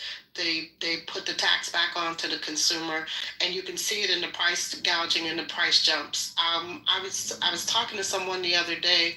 Some of our beef and our cattle, some of our beef comes from Canada, and if you go to certain parts where they import beef from Canada, you could see the prices have jumped considerably. Where a pound of beef used to be somewhere around I think like $1 and $1.50 a pound. It's probably now almost to $3-4 a pound, which is crazy. Whoa! And we see that here in Texas, as some folks have had to sell off cattle, heads of cattle and stuff like that, and try to plumping those cattle up to, I know that's kind of old school sounding, but we're just going to have to roll with that. Plump those cattle up to get those cattle on down the market and get those cattle sold at the value market price or the market price on the auction floor. Some cattle can be auctioned off quickly. If not, some cattle are sent to other places. It is a big deal even at the auction house. You know, here they have stockyards and stuff, and you do see the prices even for that record buyout. Folks will pay sometimes even at the stock shows and stuff will pay anywhere, a lot of money, $300,000, and some folks are greater. Even for the small calves, you can get $30,000 to $75,000. If your animal's branded, then that's another big deal. So I just tell people, yeah, I'm with you, ma'am. The price of meat is reflected in the market here, and we hate it here in Texas. We don't have to ship in as much, I guess, beef, but they are having to sell off their cattle and not being able to produce more baby cattle or more, I've heard something like that. Yeah, I've heard something like that. I didn't know how true that was. I thought a lot of the cattle that they use was not necessarily for beef, but I thought that a lot of it was for, well, you have like some for beef, you have some for dairy producing, because there's dairy cows, you have your Angus cows. There's several different variations of cows. So each cow has different stuffs. But I have heard that people are having to sell off some of their cows. So yes, in the auction floor, you go down there on that Saturday morning, you see that auction floor, and those cows come down. They, those real fast numbers rumble off. Those numbers come on the big board. That big board, those numbers come down, and boom, boom, bam, bam. They slam the gavel. If your number's called, you got the money. You get that cow right now. So that's another good way to get a cow. If you don't got a farm near you, well, I don't know where everyone lives. Whatever, I'm not sure. If you do not have a farm near you, and you still need a cow, then you can go on down to the auction yard and you can bid on a cow, and they'll, you can get it, drive that on to your house. So yeah, wherever you live, or you can drive it to the butcher and they'll cut it for you and you put it in your deep freezer. So you still have the opportunity to get cattle regardless, I think, of where you live, but the prices are still high even at the auction house, just due to the fact of demand and not enough being born. What Texas wants to do is supposedly create a breeding system. I don't know how to put that in there, but it's like a breeding system to have more cows if we can just keep producing. But there are some problems with that too. But that's what they're thinking, to try to maybe, I don't know, meet demand or do what they do with chickens. But cows aren't chickens, so having them all crammed into a barn or place, it just isn't going to work. So they've got to find other ways to get more cows to be born to meet the demand of the beef, so those prices hopefully can go down in that particular market. That's what I'm hoping here in Texas, that they can begin to produce more cattle and we see our prices go down. I don't know about other states or what other states are doing to kind of counter that. I'm not sure, but our state's trying to look into what we can do.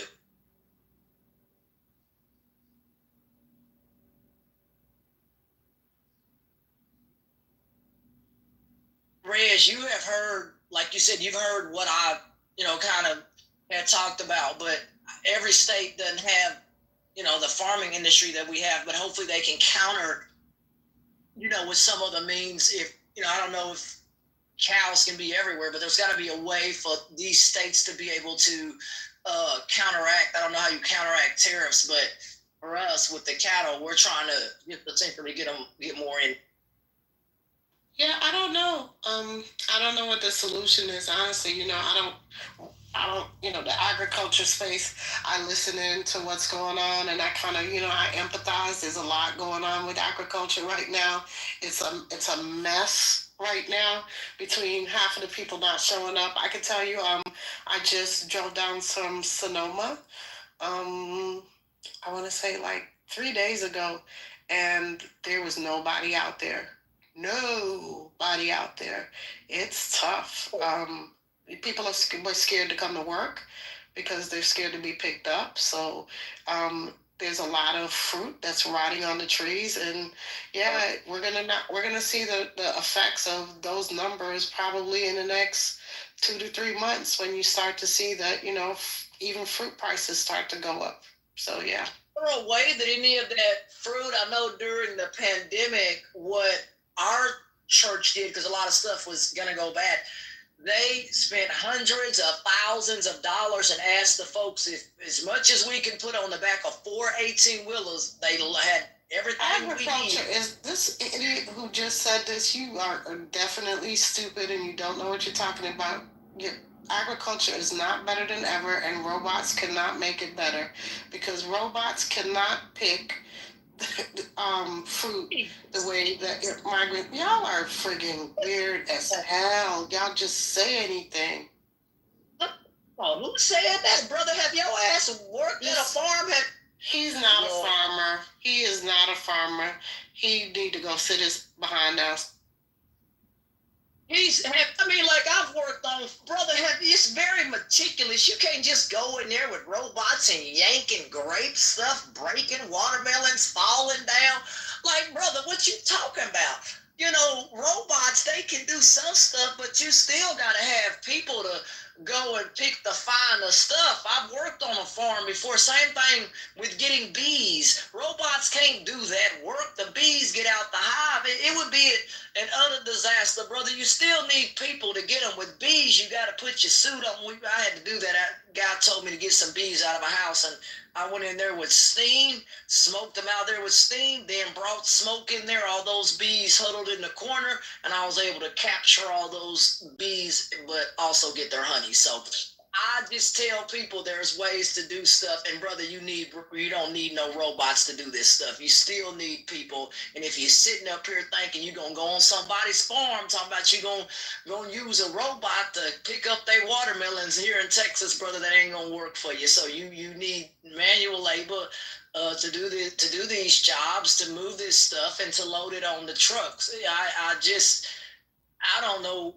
Like I said, maybe I'm an old school way of thinking, but we have folks and all that works at Opal Lee's farm. We don't have no robots working out there. So I think you might want to change the way you think and know that people still need jobs. You sit here and think that robots they're gonna take every job, but then you still need folks, brother. I don't understand the concept of, I guess it can work for some things you need on a farm, but robots can't pick grapes. They'll break the grapes or something. Yeah. He doesn't know what he's talking about. He's trolling. He's just trolling. He's weird as hell. Down grapes will be all on the down ground, man.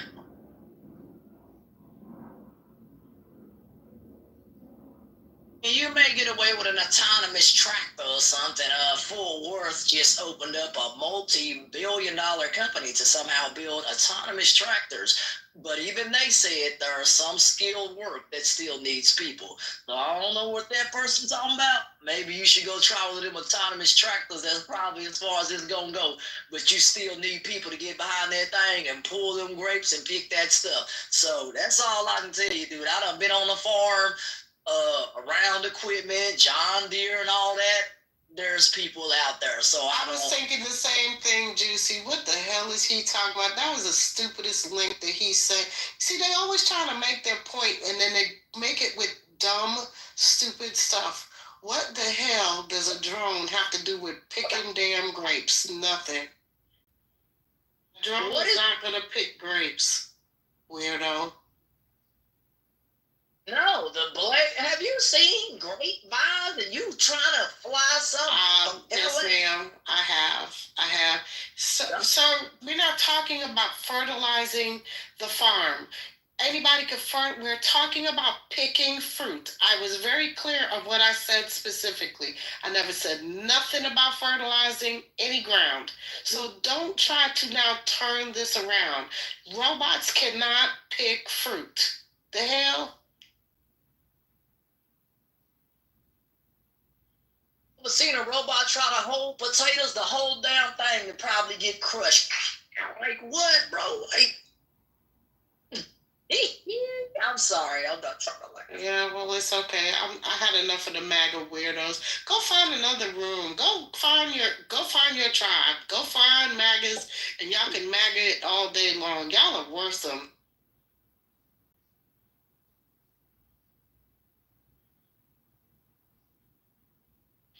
When they come up and speak, I mean, like I said, maybe I'm old school and all that, and just thought I'm nowhere near MAGA, honey. You got the wrong person.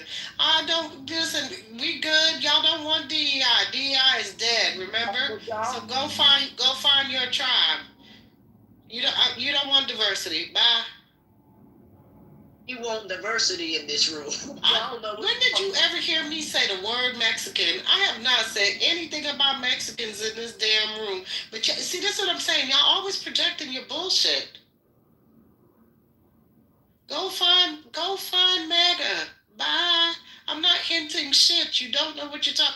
Now we're going to bring up slavery. Okay, now y'all going to have to go because I'm so over y'all with the dumb shit. Bro, what in God? Bro, are y'all drinking? Yo, I'm dead. Like, yo, we're talking about a farm and folks working. That means people. Robots don't. Right, that's all we said. Nobody said nothing about Mexicans. Guess what? Now they got a whole lot of jobs. So why don't you get your brothers, your sisters, your cousins, Pawpaw and Mima to go pick that damn fruit? How about that?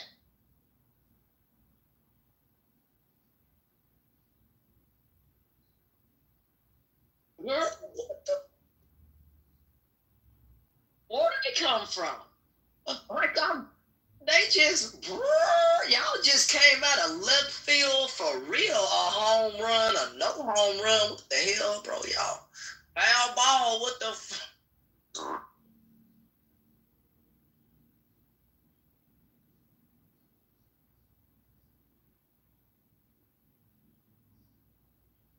They say just.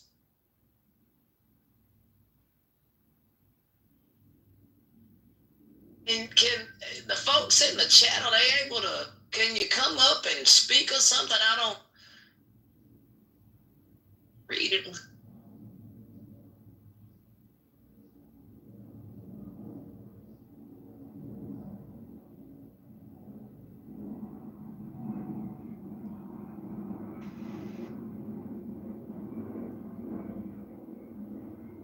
Just lit. 8 point. UBI. Huh? Somebody in the chat. This is a great idea. They said that in the chat. It says UBI is a great idea. You know what UBI is? What I was gonna ask, what is that a name of a company? That's what I was gonna ask. No, it's Universal Basic Income. UBI is Universal Basic Income. Oh, basic income. What so what? Bank or what? Universal basic income. What? Yeah. What is that going to? Is that something that helps everybody? Is that something that only helps a few people? No, universal. That's what universal means, right? Universal means like when you think of universal healthcare, that means it's for everybody. Okay. Universal basic income is an income for everybody. So you see how it's like Social Security is for only folks that are of retirement age. Universal basic income would give income to everybody. So the tax revenue, instead of it being, you can use the tax revenue to give everybody a basic income. So like, I don't know, $500 a month each citizen. No, mathematically it isn't working. You're not going to have. Actually, it does work, because look what they just did, right? They just cut what $4 trillion from the top, just giving them a tax cut when they could have allocated that, and they also cut freaking Medicaid and all this other shit too. All of this money, right? Yeah, but if they just funnel that. If they just there's a way to pay for it. There's a way to pay for it. I get the way to pay for it, but you're saying for lawyers and doctors and folks that make good money to go to this universal income system, and that ain't gonna work. If I like my 2,000 square foot of, hold on, or where I live at, big old place there, you telling me I got to downsize because you may give me just enough to make it, brother. I don't want just enough. I want to make as much as my talent or the market. We gotta allow that to be the marketplace. It doesn't make you not able to do other things. It just gives everybody a basic income. You can opt out of it, and also the folks that are making a whole lot of money, like you're saying, like lawyers, doctors, whatever, they pay more in taxes than they would get from universal basic income. So it would actually fund more towards the bottom. And also you can make exceptions in what they can use it for too. So there's different ways to score it, so that way it's fair. But the basic concept, yep. There's a lot of videos on how it can be paid for. There's different ways it can be paid for. Also, there's pilot programs that a lot of people, different like cities and states have implemented, and it actually improved the community. So there's a lot of positive, and actually, the United States was about to pass it. During the Nixon era, they were about to pass it, but it was for some reason it was blocked. But we were about to have it, just like Social Security. Imagine if they blocked Social Security, where would we be right now, right? So, right, I mean, when you're on these income kind of programs, whether it's Social Security or whatever, there's restrictions. You can only make this kind of money, brother. I don't know if anybody in America would want to be limited in what they can make in order to accept this program. Now, there's an opt-out button or whatever you want to call it. Universal basic income doesn't limit you. It just gives everybody a floor. You can make as much money as you want. It doesn't mean that that's the only money you can make. It's just a minimum, basic income. So that way everybody has at least money for food, money for whatever. It's universal, so you can use it for whatever the fuck you want to use it for. You can use it for college. You can use it for... you got your basic needs met. Everybody. All right, I see what you mean. At least lifting somebody out of poverty, right? Well, why don't we increase the wage? I don't know about the income deal, but we can do both. It's not exclusive. It's not exclusive to raising the wage. It's not exclusive. Well, that's gotta You can happen. have a minimum. You They can have a can't- minimum income, and you can still increase the wage. Go ahead. Well, then that's gotta happen, because it can't just be the government saying, whoop, I'm just gonna give money to everybody, every single person. That also has to be paid for somehow. You have 63 million Americans right now receiving some kind of benefits of Social Security as well. That program talking about possibly going insolvent. So how do we make sure that if this universal income thing you're talking about, that the god doggone thing doesn't go insolvent, or that we make sure there's money in it? How to make sure. Social Security is self-funded. It's not going to go insolvent. It's just going to decrease in the benefits by 2033, unless there's any changes to the policy. So it's just going to decrease. But there's an easy fix for that problem that could fund it for the next 70 plus years. Is if they raise the cap on the freaking income that gets taxed for Social Security. So that's an easy fix. They just don't want to do that shit because lobbyists and all this bullshit of people that don't want to vote for the people. So that's an easy fix. Check would go to because I like doing math. How much of a percentage would someone's their paycheck, would have to cover to really pay for this program? Let me propose something from a lot of research, a lot of research. As hell what he's talking about. Yeah. Just let's ask a little more elemental question. Somebody on the chat is saying, where's the money come from? I'm going to argue that in 100 years from now, people are going to wonder why there was ever a question about scarcity of money. That is one thing we don't have a scarcity of.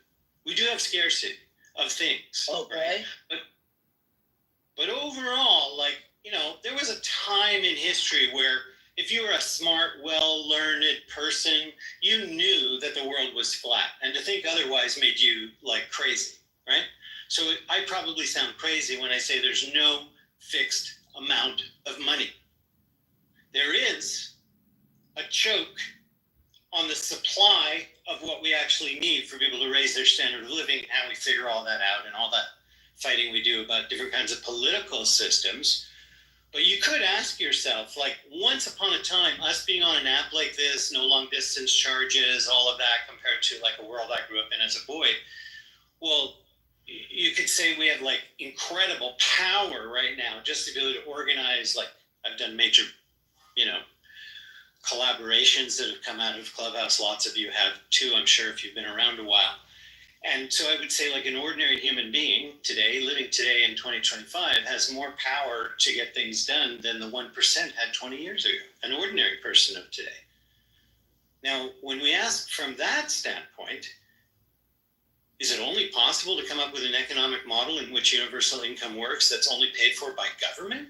I don't think so. I think there's other business models that can work in which universal income can work. And it only really has one, and you look at basicincome.org, which I posted in the chat, that people can look at all these examples, whether it comes from government or not.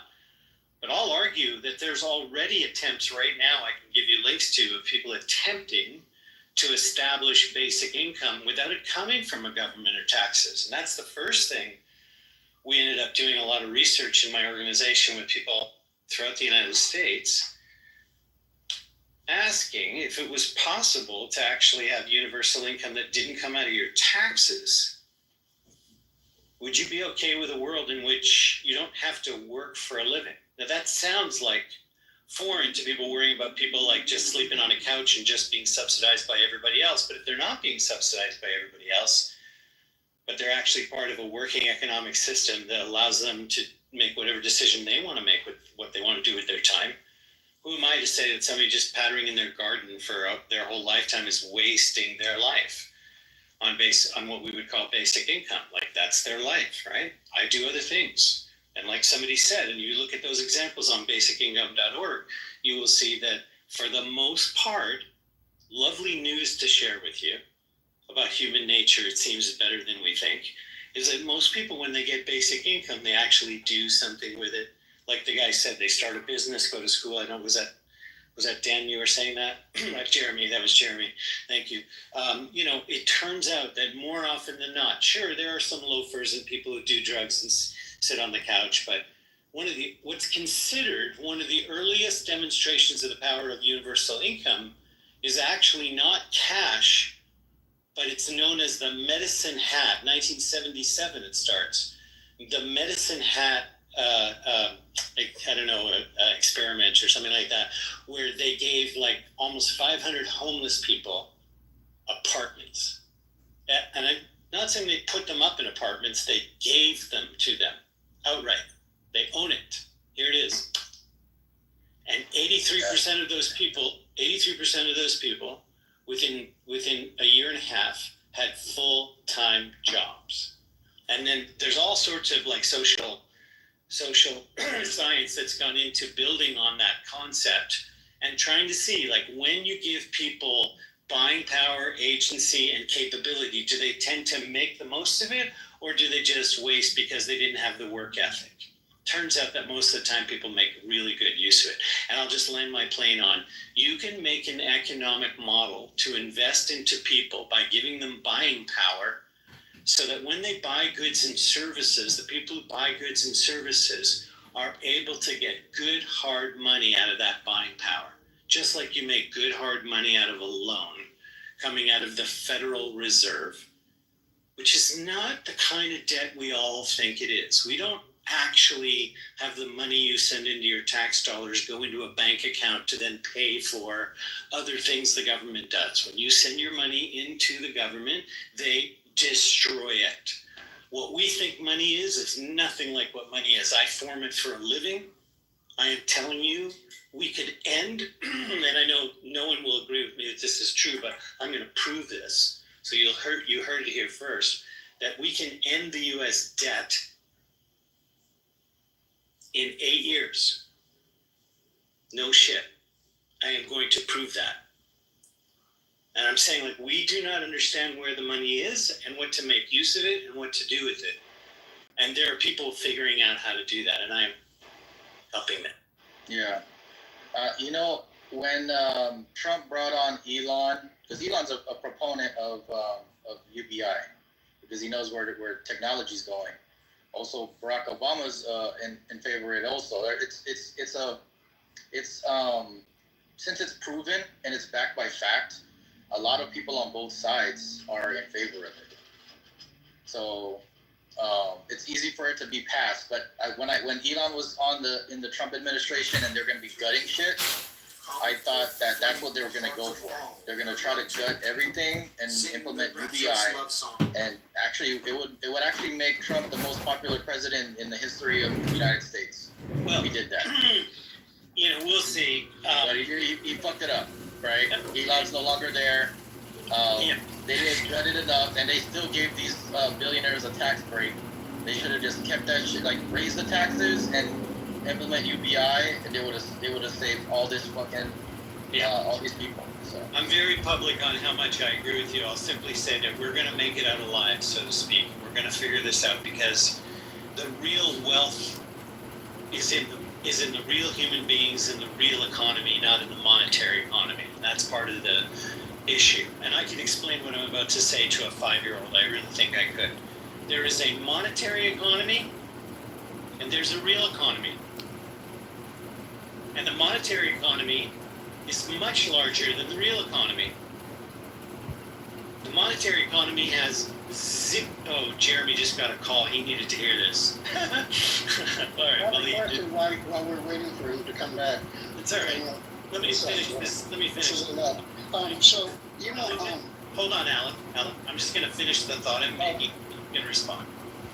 There is a monetary economy and a real economy. The monetary economy is larger than the real economy. The monetary economy has zero tax on it. And the real economy has way too much tax on it. And if you change the tax from the real economy to the monetary economy, you can wipe out the debt in 8 years. Jeremy just came back, so I'll finish and then let it go to you, Alan. Jeremy, what I just said is let it go. Go ahead, Alan. You got my proposition. Well, there's a lot of things I think that could set the air out of the room, but one of the things that could probably back up what you were talking about earlier was the example of Finland with the Housing First initiative that they put in place that almost eliminated homelessness from their country, and really helped to solve problems that were symptoms, the cause of the homelessness, which are young, any kind of drugs or crime only, or alcoholism. So the Housing First initiative basically put people in a home and then worked on those other factors, and by removing that, essentially what you were saying earlier, right? So it does work, and it's been tested in England, UK, and several other places. But even in New York, they're starting to become more. It's growing more and more. I hear that there's a housing first type of approach. I have been watching American politics since a long time. I've lived half my life in the States. I'm Canadian, and I'm interested in helping in the U.S. debt, and I have reasons for that, but I won't go into that. But I was really, really shocked, I gotta tell you, that the whole proposal of the down payments and getting people into homes and their own businesses and all that didn't have more reception. And I wonder if she'd had more time, she would have been able to make that case. Because it's so obvious that wealth, security, safety, like everything that we consider standard of living is that why doesn't everybody have a home? It's just ridiculous that you have to earn a home, as if it's a prize. That just makes no sense. Not even to society does it make sense. None. So I see a lot of proposals and a lot of community reinvestment kind of projects and stuff like that. And one of the interesting ones I saw was it was a research study done, right? And it was it basically derived what was called a closed form condition, under which all the AI generated capital gains alone can finance a UBI, right? Which is 11% of the GDP without any taxes or job creation. And that was pretty outstanding, I doubt that it'll get off the ground in America. There's a guy like me working on a bank, investment bank devoted to moonshot kind of things like that. And we specifically focus on all the ways that we can get out there that have anything to do with UBI and what can we do to move them forward. So, is there any way that maybe churches can use what they have? I mean, ours have. We've put people in homes and stuff like that, working with Habitat for Humanity programs like that. The home ownership program of America is what it used to be called here, but I think it's now called the home ownership program. Those kinds of programs need to have an infusion of funds, money to fortify those so that more people can get off waiting lists. In some states are 4 years long for people to get on even basic housing, Section 8, some of that kind of stuff. So it can't just be a government take on. It's got to be private and public. I'm sorry? At this point, because, I'm sorry, but government has been destroyed. Well, it's got to be everyone to help. It's got to be private, public, and even some religious sectors to try to help. Yes, I didn't mean to project that. It's true. But I'm agreeing with you, for sure. Everybody needs to participate. And the key thing about this participation is there isn't a limitation. People do not need to go around saying that there isn't any money to pay for anything. This is a false limitation. There is a limitation on how much the economy can absorb. That's where inflation happens.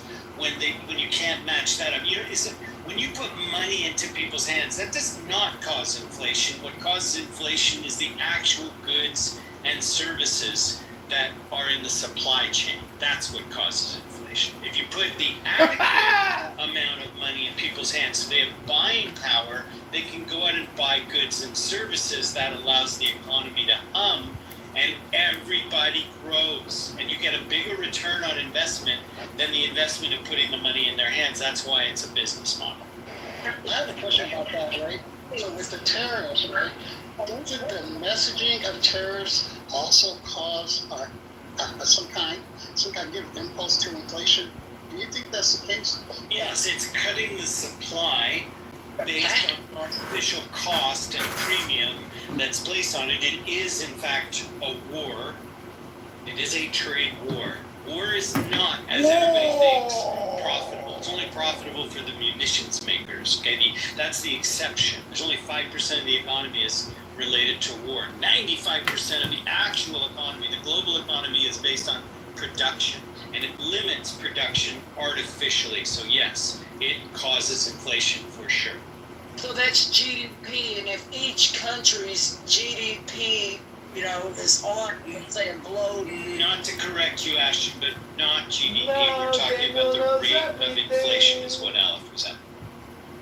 Okay, the rate of inflation, but that still can be affected by tariffs, and tariffs are affected. Yeah, he agrees. Yeah, that's what he's saying. So one other thing, it was like a step before. I think somebody was saying about the government, right? So if you were going to generate UBI, right, from like, say, AI, access to data, and also AI profits, from using our data, I think that the government, if they capture part of those profits, that would lower the threshold, right? For what we were. Absolutely, yeah. Like a utility. Like I have a project that I'm supporting now that's launching communities built around a model like that, where they're funding the community off of income, off of data center usage, where they're not like going out and selling it to anybody. It's like on a permanent feed being sucked up by the use of AIs using it computing power, and they just sell it like selling electricity back to the grid. And it funds a whole bunch of projects. And that's good, because I will tell you, in real life here, Texas has asked for some of these companies that are doing a lot of whatever you want to call it, mining. I don't know much about that kind of stuff. That's new age crap, whatever. But that stuff, yeah, you're right. It generates so much power that the state of Texas, has asked these companies that pull off the grid, yes, to please somehow either use solar and all of that. Even in the country, when I've looked up a lot of this, the grid in America is really old and outdated in some places. Don't get me started, Ashton, because Texas. I get it. I just want to point out that Texas's grid problems are self-inflicted. That's what I was going to say before. They need to have electric delivery lines dropped into the ground somehow to connect to on power delivery, to deliver that power where it needs to be across this state. We don't have right now a powerful enough delivery method to get power to where it needs to be. And that's why the state has proposed to build a 76,000 acre lake. Some of that water can be dropped down via natural gravity, just the way they'll position that lake on the land. That will produce supposedly electricity and whatever else, but it'll also have water to bring 250,000 people online.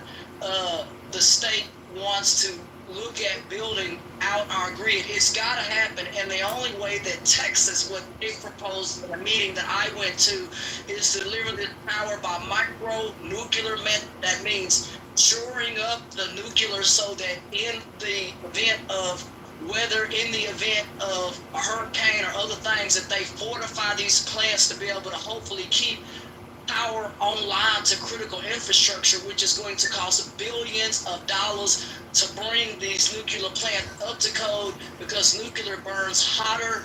It burns when the wind doesn't blow and the sun doesn't go. That's just what it is. And they're making the investment to build more nuclear, and it's a pollutant. It's not the best, but that is what the state is thinking to do here, so that people don't lose their lives in the next winter storm.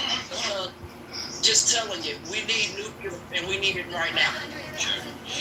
That's all terrific. I'm pointing out also that Texas cut itself off from the U.S. grid. It is on its own. It is unique in this regard. And when it suffered, and the point of having larger grids working, collaborating together, is you make more available energy and fail-safe for all the participants. The more you connect it, the more valuable all the pieces become. It's like synergy. And Texas cut itself off. And so I was in Texas when they had that, freeze and the grid went down and everything. And nobody from the rest of the country could help them, even if they wanted to. And that's a weakness still that they need to fix there.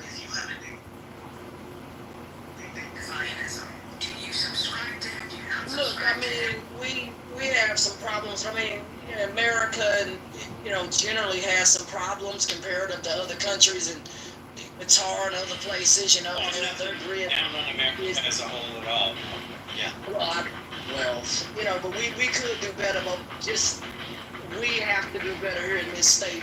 And making sure that somehow we can, I just don't know how we connect power to, I don't know anything about that. It's energy grids work like this, right? When a grid is connected, there's certain parts based on time zones and other reasons where there's less usage in one place and more usage in another.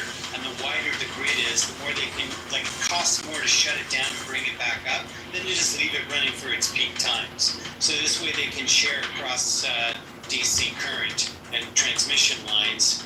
And actually, Buckminster Fuller, an American genius, said that if you took all the regional grids of the world and created one continuous grid for the entire world, you would increase the energy available per person on the planet by 800% without generating another single kilowatt.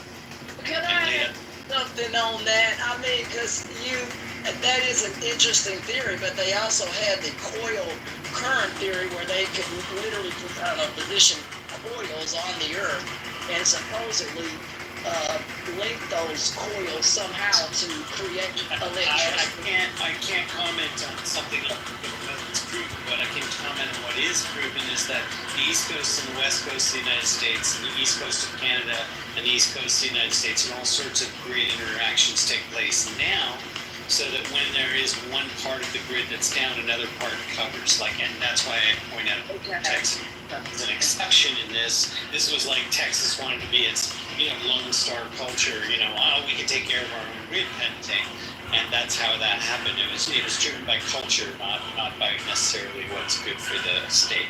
But I'm just saying the way energy grids work. And the world is an island surrounded by water. It is not actually like the way our maps look at all, if you really look at it from space. And if you took all the grids of that island and made them one long grid, you'd have all this extra energy for every person on the planet without polluting the thing.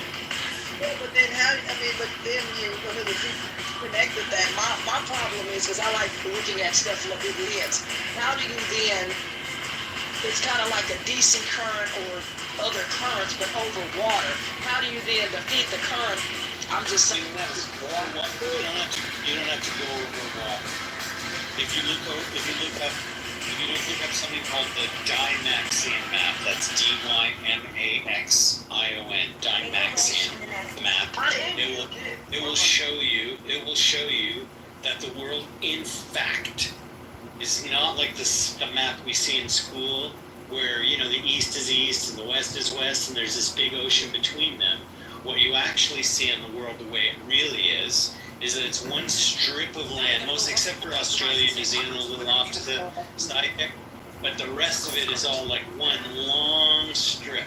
In fact, between Russia and the United States, there's 3 kilometers. I say something as I look at this globe. We're going to get a globe, but I've got a globe on the table. Can I say something to you, brother? When I do my latitude and longitude lines, That ain't making no sense, brother, when you have a North Pole and South Pole that cools this planet down at good rates, keeps the weather steady. I don't understand what you're talking about. And the planet itself, I believe, is a round globe and not some strip like a It is a round globe. The man who coined the term spaceship Earth that everybody uses now and actually created the mathematics of synergy is the man who described this. And he said that it is a round globe. It's a spaceship of Earth that is mostly water, and it's a strip of land on that water. And when we clarify that, we make better engineering decisions. This is a man who was so precise that when he would walk what you and I would say is upstairs, he'd say, I'm walking outstairs. And when he's walking down, he'd say, I'm walking instairs. This is a man who created the mathematics of synergy. And what he showed, the maps that you and I grew up with are wrong. Like the way once people thought the world was... I'm a very nice globe for $500. Real nice. Let me tell you something. I'm looking over here. I can show you a nice globe. It doesn't show. I don't see strips of land.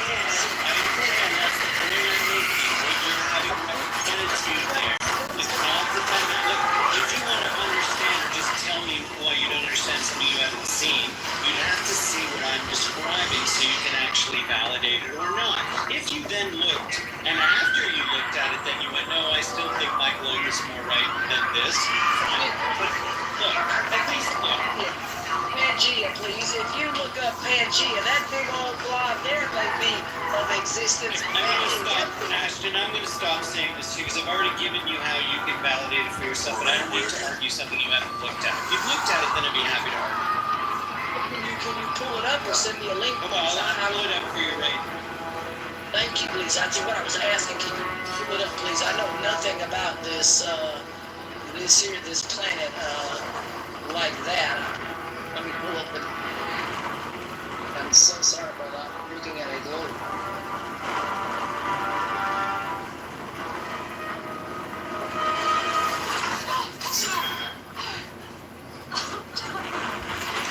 You okay? Yeah, I'm alright. Yeah, it's going to be ridiculous that we'll just increase 800% energy per person on the planet and while you just sit around and be afraid. And we are stronger together than we are apart. What good is it if we're alone? They never made a statue for a way to get all this, let me say that. Why bother to make the world work for 100% of humanity? Seems to be like a very good idea. That's why okay, cool. So, if you look at that machine, this is a deeply mathematically inclined engineer of all time. You put him in the top 100 minds of all time. For sure. He'd have to be in that list. And he said that basically the way we shape what we believe is possible is even affected, in his opinion, I'm just making, of how we misunderstand the actual representation of the real world, the physical plane. Thank you for clicking on our and remember, this is the man who coined the term spaceship Earth that people use routinely or use synergy that he defined the mathematics of. This is a man who had 70 or 80 patents, he had 50 predictions for the year 2000. 49 of the 50 came true. He's designed the geodesic dome, which is arguably the first redevelopment of the basics of architecture in 4,000 years. So like, it's not a small mind that's proposing that in the Dymaxion map, what he's able to demonstrate with better proportions than the Mercator projection map that we see in school growing up and look as the normal map from which your globe is made. You can get Dymaxion globes, but there are people who believe this is a more accurate way of looking at the Earth. And if it does turn out to be mathematically, even if it looks weird to you or me, mathematically true, then his engineering proposal, like building bridges, is that if you connect regional power grids together, you make more available energy for everybody of the grid. Yeah, you know what? It's not a bad idea.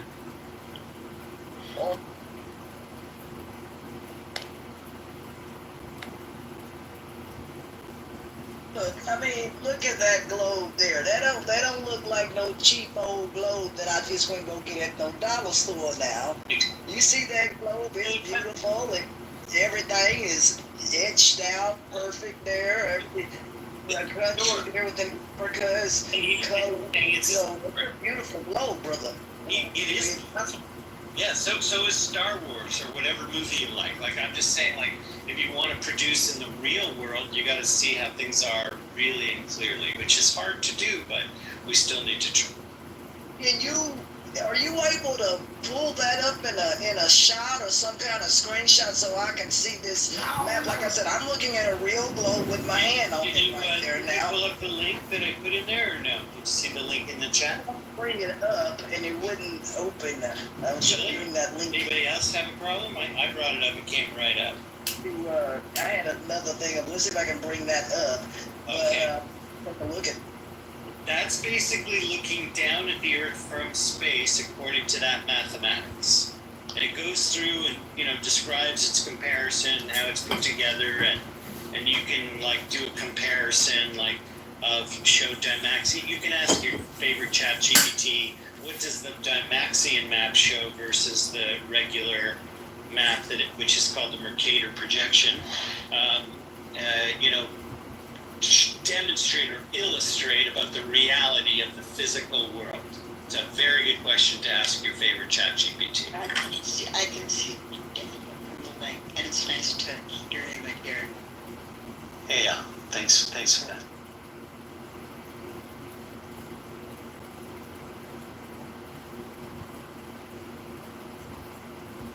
That is an interesting map, kind of. I don't have a globe that looks like. I'll have to take a look at that, and somebody that I know that is really good at math, and they do a lot of math stuff. I will give that to them and tell them to take a look at that. But like I said, the globe that I have that I'm holding my hand on, that globe cost well over $500. I didn't get that at no dollar store. No. It's a beautiful globe, just like you're talking about. I have them as well, mostly in storage because I travel a great deal. But I was introduced today to a group of very eminent people, and the person who introduced me said, Daniel is Mr. Possible. I've never had anybody introduce me that way before, but it seemed to be very accurate for the moment. And I'm also especially Mr. Clarity, if I can be.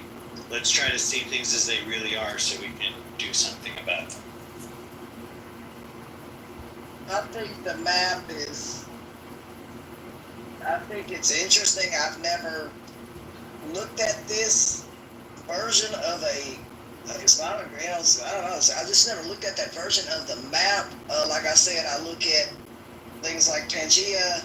I look at this globe that I have here because it is very, very nice, and it has all my longitude and latitude lines on it, everything that I need for what I like. But I get it. I understand that people ain't gonna pay $500 for a globe. I got it. But there was nothing else in the store that looked like the map that you showed me. What? Yeah, the thing is, Ashton, it's not about the map. It's just about the possibilities of what that map says. Really, it was about the idea of connecting the energy grids and all that. Like, it's just okay. Yeah, that's kind of where we were. And look, the big thing is the question of money. Is there enough money? Which is a very frequent topic in our conversation, because I don't think anybody can argue that there's a fixed amount of money, which means it's more like a tap. And the question is how much is in the tap? It's got to come from somewhere. I mean, well, does it? Have I ever? I mean, I form capital for a living. I really do. And I can tell you it does come from something. But what it comes from is merely agreement. When you get a loan from your bank, if you get a loan from your bank, they're not going and getting it from the Federal Reserve from a quantity of money that exists for the United States. Say, hey, we need some of that so we can go lend that. That is not where it comes from. The bank issue. I totally get that. Yes, I get that. Okay. All right. So the money is created by something, does come from somewhere, but that somewhere is agreement. The question is there a limit to agreement? There is, but the limit is not how many agreements we make, it's how many agreements we can keep. And that is only supported by how much the economy can sustain. That's why inflation is a very important thing to handle. That's why guys who make blockchain and crypto launches have to have monetary policy the way that countries only used to have monetary policy. Because if you put too much supply of capital at once in a way that dwarfs the system, then it will absolutely cause inflation and raw buying power. But other than that, of what the economy can actually handle, there is no limit to how much money you can give people if it's buying power that can be converted into real goods and services and stimulate the economy.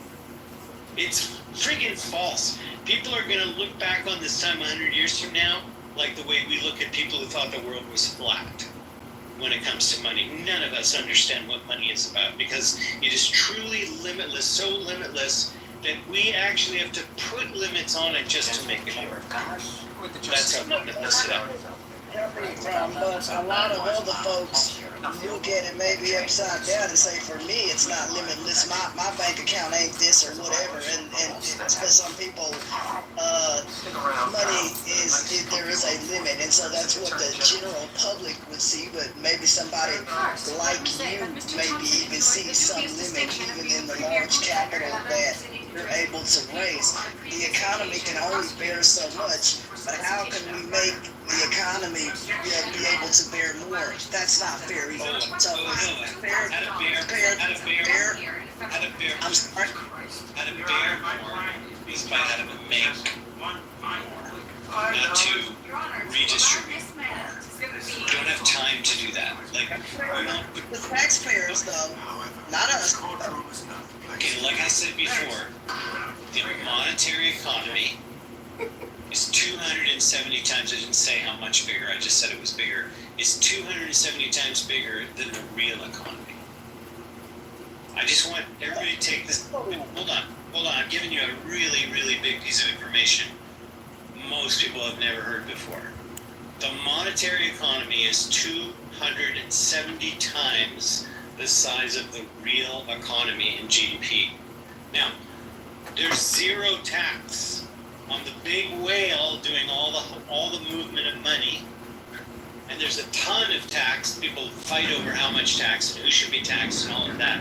In the real economy, I'm talking about the monetary economy, and when you figure out the mathematics of it, you take the time to go through it, as I had, you will find out that a tiny tax on the 270 times larger economy can wipe out to zero all the taxes on the real economy. That's how much of a big gap hole in our knowledge and education about what I just said is. But I could explain it to a 5-year-old. I could show, here's a bucket, here's another bucket. This one's the M, this one is the R, and on the M, we're doing nothing, we're not taking anything, and we're running everything on the R, and the R is tiny and having to carry all the weight. A 5-year-old can understand this. No, I get it, brother, but, when you're talking to, I guess, the general public, they're looking at their real lives in this functioning economy, which should not have to take on all of the burden, like you said, this second. No, I'm talking about the movie. Ashton, break it down what I'm saying rather than just taking the opposite side automatically. Maybe we'll have a little clarity come out. What I'm saying is, it's okay, we all do. What I'm saying is how many people are in this room? We're all ordinary people. Okay? I'm not even American, and I have vested interest in why I'd like to push this, by the way, and I'll come up with that about why that in doing the material I'm doing and the actions I'm taking. But what I'm saying right now is, if everybody just understands there's a big hole in the system, and if you fix this one hole, you flip the script on every conversation about what there's enough of and not enough of to pay for. Everything, okay? You can end the debt in 8 years. You know what you can do with all that savings? You understand, like, You pay more right now for interest on the debt than you do on the military. Does anybody know that? If you didn't know that, it's news for me tonight. Okay? That's how big it is. So if you can pay off that debt in 8 years, you no longer have to pay that interest cost. You basically have like the military, the size of the military, to now spend on other things. And we can argue about, now we can have a fight about what we have too much money to spend on. Do you understand what I'm saying? Like, conflict comes when there's scarcity. If you can solve scarcity as much as you possibly can, not perfect in everything, but if you can do that in some sort of measured way, then it frees up creativity for everything else, and that's what produces a bigger economy in the end. You don't have to share a limited pie, you go make a bigger pie. You invest it in human beings. That's basically how do you then get the lobbyists and all these other people, other folks to then lean in and start the... Like to hear my plan for that? I got a plan for that. I got a plan. Here it is. You can't make them do anything. It's tough. Hold on. So let's see if you think I have a plan for that. Let's assume I do. Okay. Give me the... No? Okay. So, because this is an issue which matters to both conservatives and liberals, I'm going to start a super PAC that's going to raise money from big fish and little fish who all care about the very idea of ending the debt from both sides.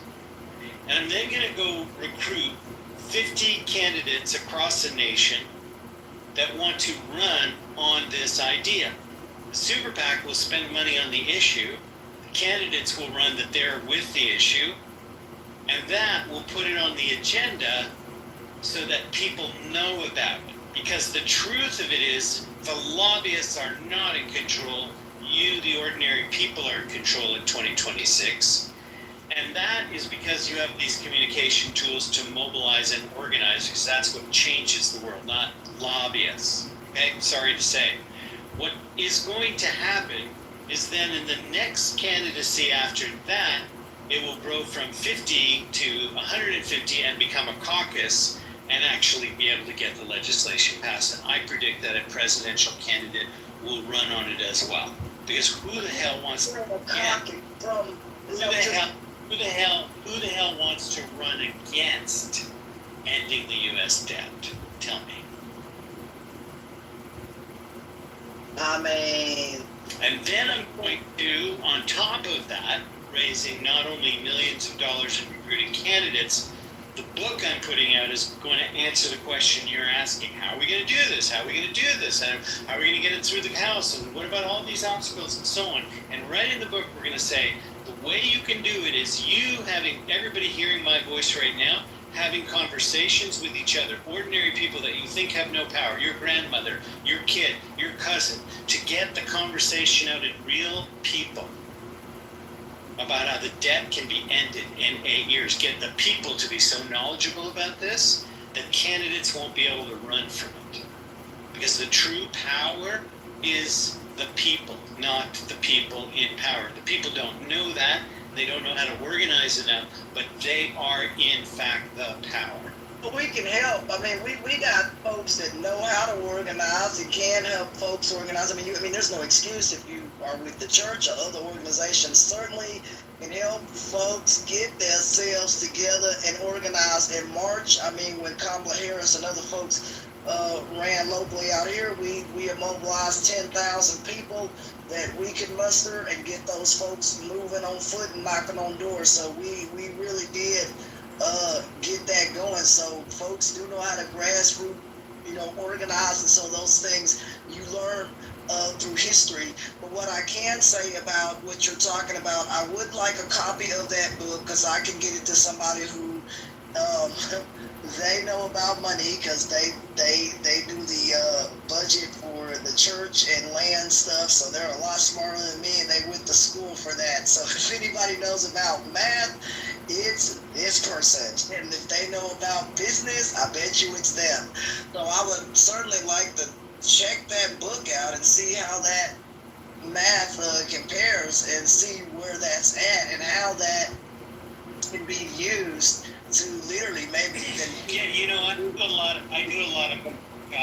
lot of traps in my work, and somebody writing in the chat that'll never work because of pension funds who operate with debt and never want to see debt ended and so on and so forth. Everybody, people always have an idea when somebody proposes an idea of who it won't work for, and therefore because it doesn't perfection work for everybody, therefore it has no value, and that's how we don't have an economy that grows when people have great ideas. I'm a change agent. I know what makes change is agreement, and regardless of whether the pension funds are against this or that, if I get enough agreement to actually make it happen, then it actually happens. That's the end of the story, right? That's Daniel, I have a question for you, Daniel. Yeah. First of all, it's fascinating. It's good to hear you really talk about this because I've been aware of your work. We've talked a tiny bit. But I have a question, which is, how do you? I understand exactly what you're putting forth. How do you?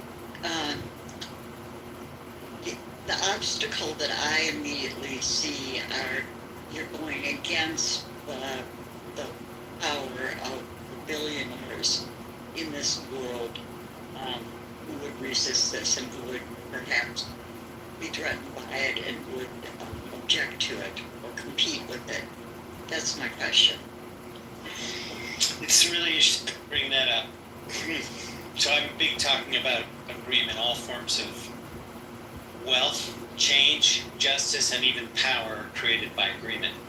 I'm literally doing a tour in Ghana for 10 days coming up in September that's all themed around the power we make, not the power we take. 5,000 young Ghanaian entrepreneurs. And I'm bringing that up because there's a culture around the world of people operating outside of government, including them, to make the world work and basically make the 1% irrelevant. They're not in their way because we don't have to take from the billionaires to make for everybody else. I'm just going to tell you I'm proving that. And I think, bringing up my friend Buckminster Fuller, he said you don't change things by fighting an existing reality. To change something, you build a new model that makes the old one obsolete. Now, any of the change I'm talking about by agreement, I've come to say that the reason why agreement is difficult is because we're all basically warriors. We all come from 70,000 years of war, and we have war instincts. And we've made language war. We do it right here on Clubhouse all the time. We all hear it better here as Clubhouse people than anybody else, I think, out there. And my proposition is that, we can actually produce more for everybody and have everybody participate with less sustainably without having to take from anybody, including the grandfathered in billionaires who I don't care about. Because I think there's so much capable for us to do that I don't have to waste my time is kind of how I look at it. Now, I'm not talking about injustice or crime or any of that has to be addressed from a legal standpoint or anything. I don't want to ignore history completely type of thing. But I'm much more interested in the present and the future and what can I scalably do. For example, if I can get 1,000 impact funds to be created over 10 years that are going out and investing in actual human outcomes, even for profit, by the way. If I can get those created and out there in the world, I don't really have to go after the billionaires to do that or even deal with that. You see what I'm saying? So I look at it incrementally as the short answer to your question. What can I do incrementally and measurably and see what that can do within the time that I'm here? Does that answer your question? Yes, it does. Thanks.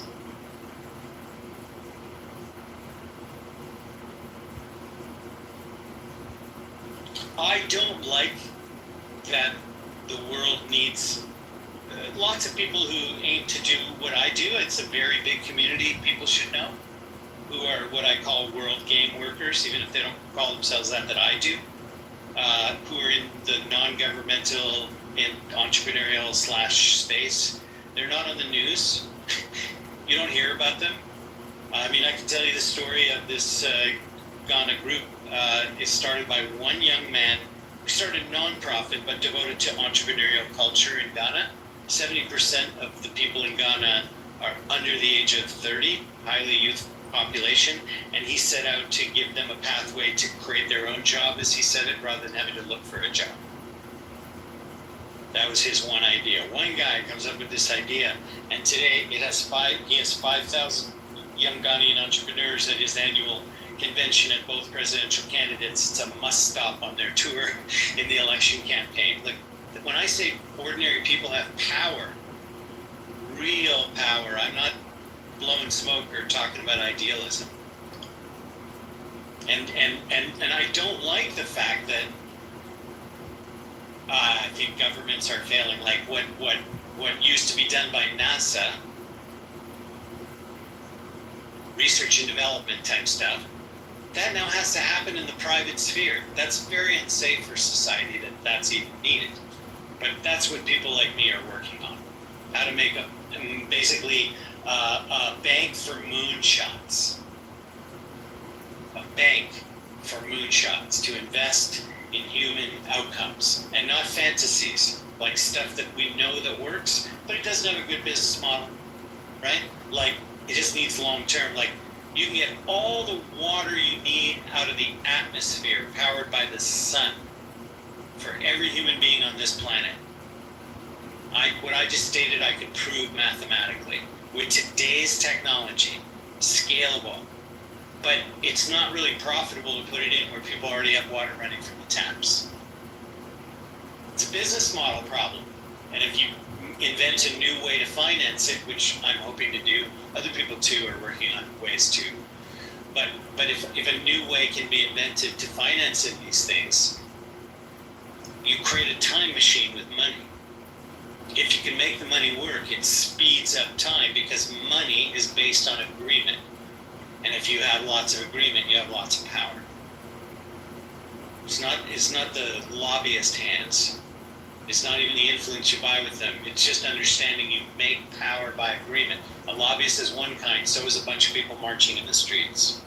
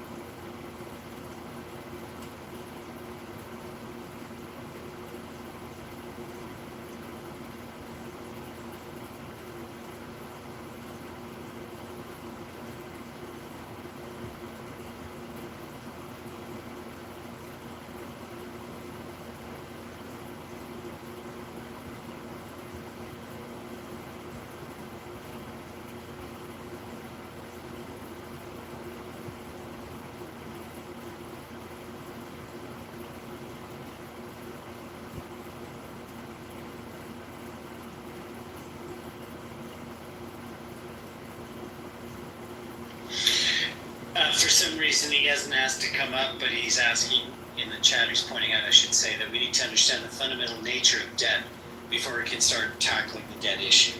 Because most folks just think that debt is money owed. That's not true, and he is correct. And I'm going to put a link here in the chat. We did a 4-part series. It's on here on Clubhouse. Anybody can listen to it on replay. We applied topics to the conversation of is there enough? And this was, is there enough? Oops, sorry, I put the wrong link there. I was saying replay. Is there enough? America was the series we did, a 4-part series. And we linked to a documentary on that page talking about modern monetary theory. There are definitely people, who are very opposed to it and disturbed by it and so on. And it's a very provocative documentary there called Finding the Money, which talks about modern monetary theory, but over and above the fact that it's talking about that, it's making some very specific points about how government funds operate in a way that not only surprise general people, but even people who have been in positions of power like the Treasury, who are interviewed on camera, who you can obviously realize they themselves don't know what money is. He is absolutely correct. Okay, thanks, Robert. But what Robert is saying is we don't really understand the nature of debt. In fact, when money is created out of the Federal Reserve, which is basically the world's money until that changes, and if it does change, it changes, but until it does, the Federal Reserve printing American dollars is printing world dollars. They're global dollars for the most part. And when it prints that with unlimited, other than limitations it places on itself, to do that, they have to put it into a record of something real. It has to move from the monetary to the real. That's why the understanding of these two components matters very much in the modern world. But when they do that, they have to convert it into a transaction, and so they put it into a debt. It isn't like they borrowed the money.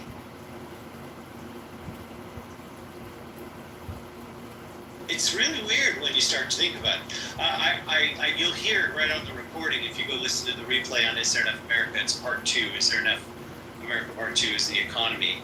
And we talk about this and also how to end the debt in 8 years on there in more detail.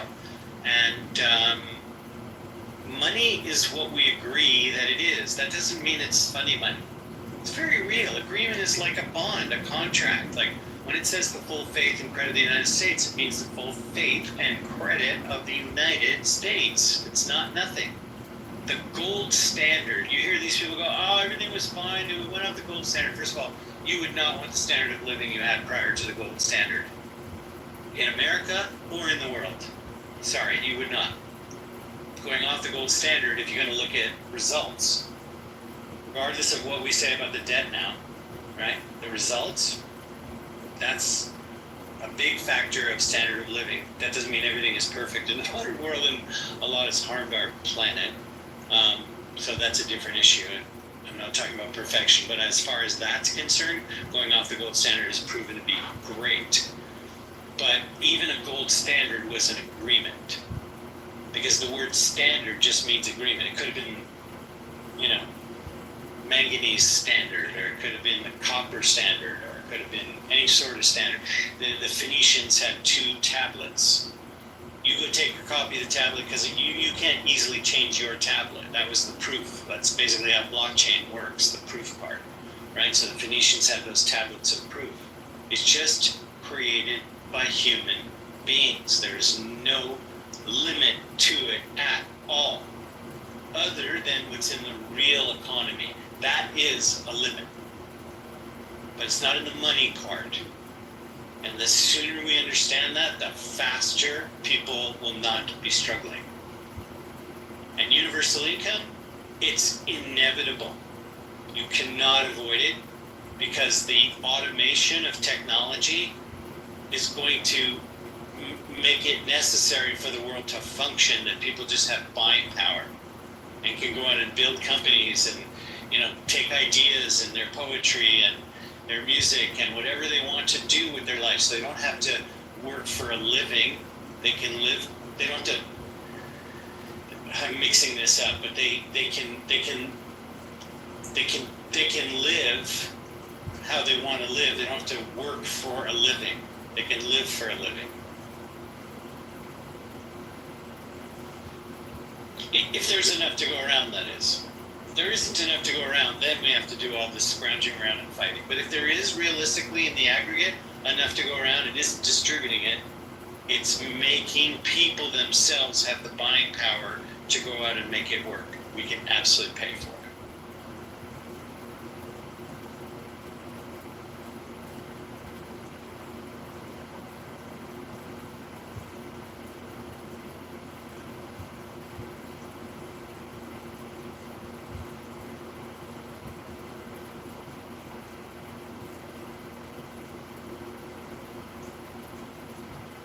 Hello, KR.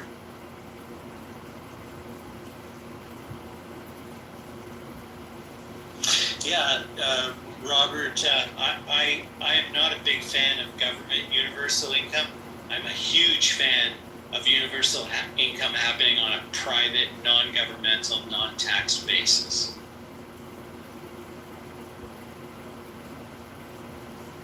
If you can make this system work, like, how do you guys think this is working, right? They're selling all our data, right? You ever seen those games? They go, hey, our game has no ads. Because they figured out how to make money from the marketing without the ads. That's all. That's it. They created a supply chain out of that. It's just how it is.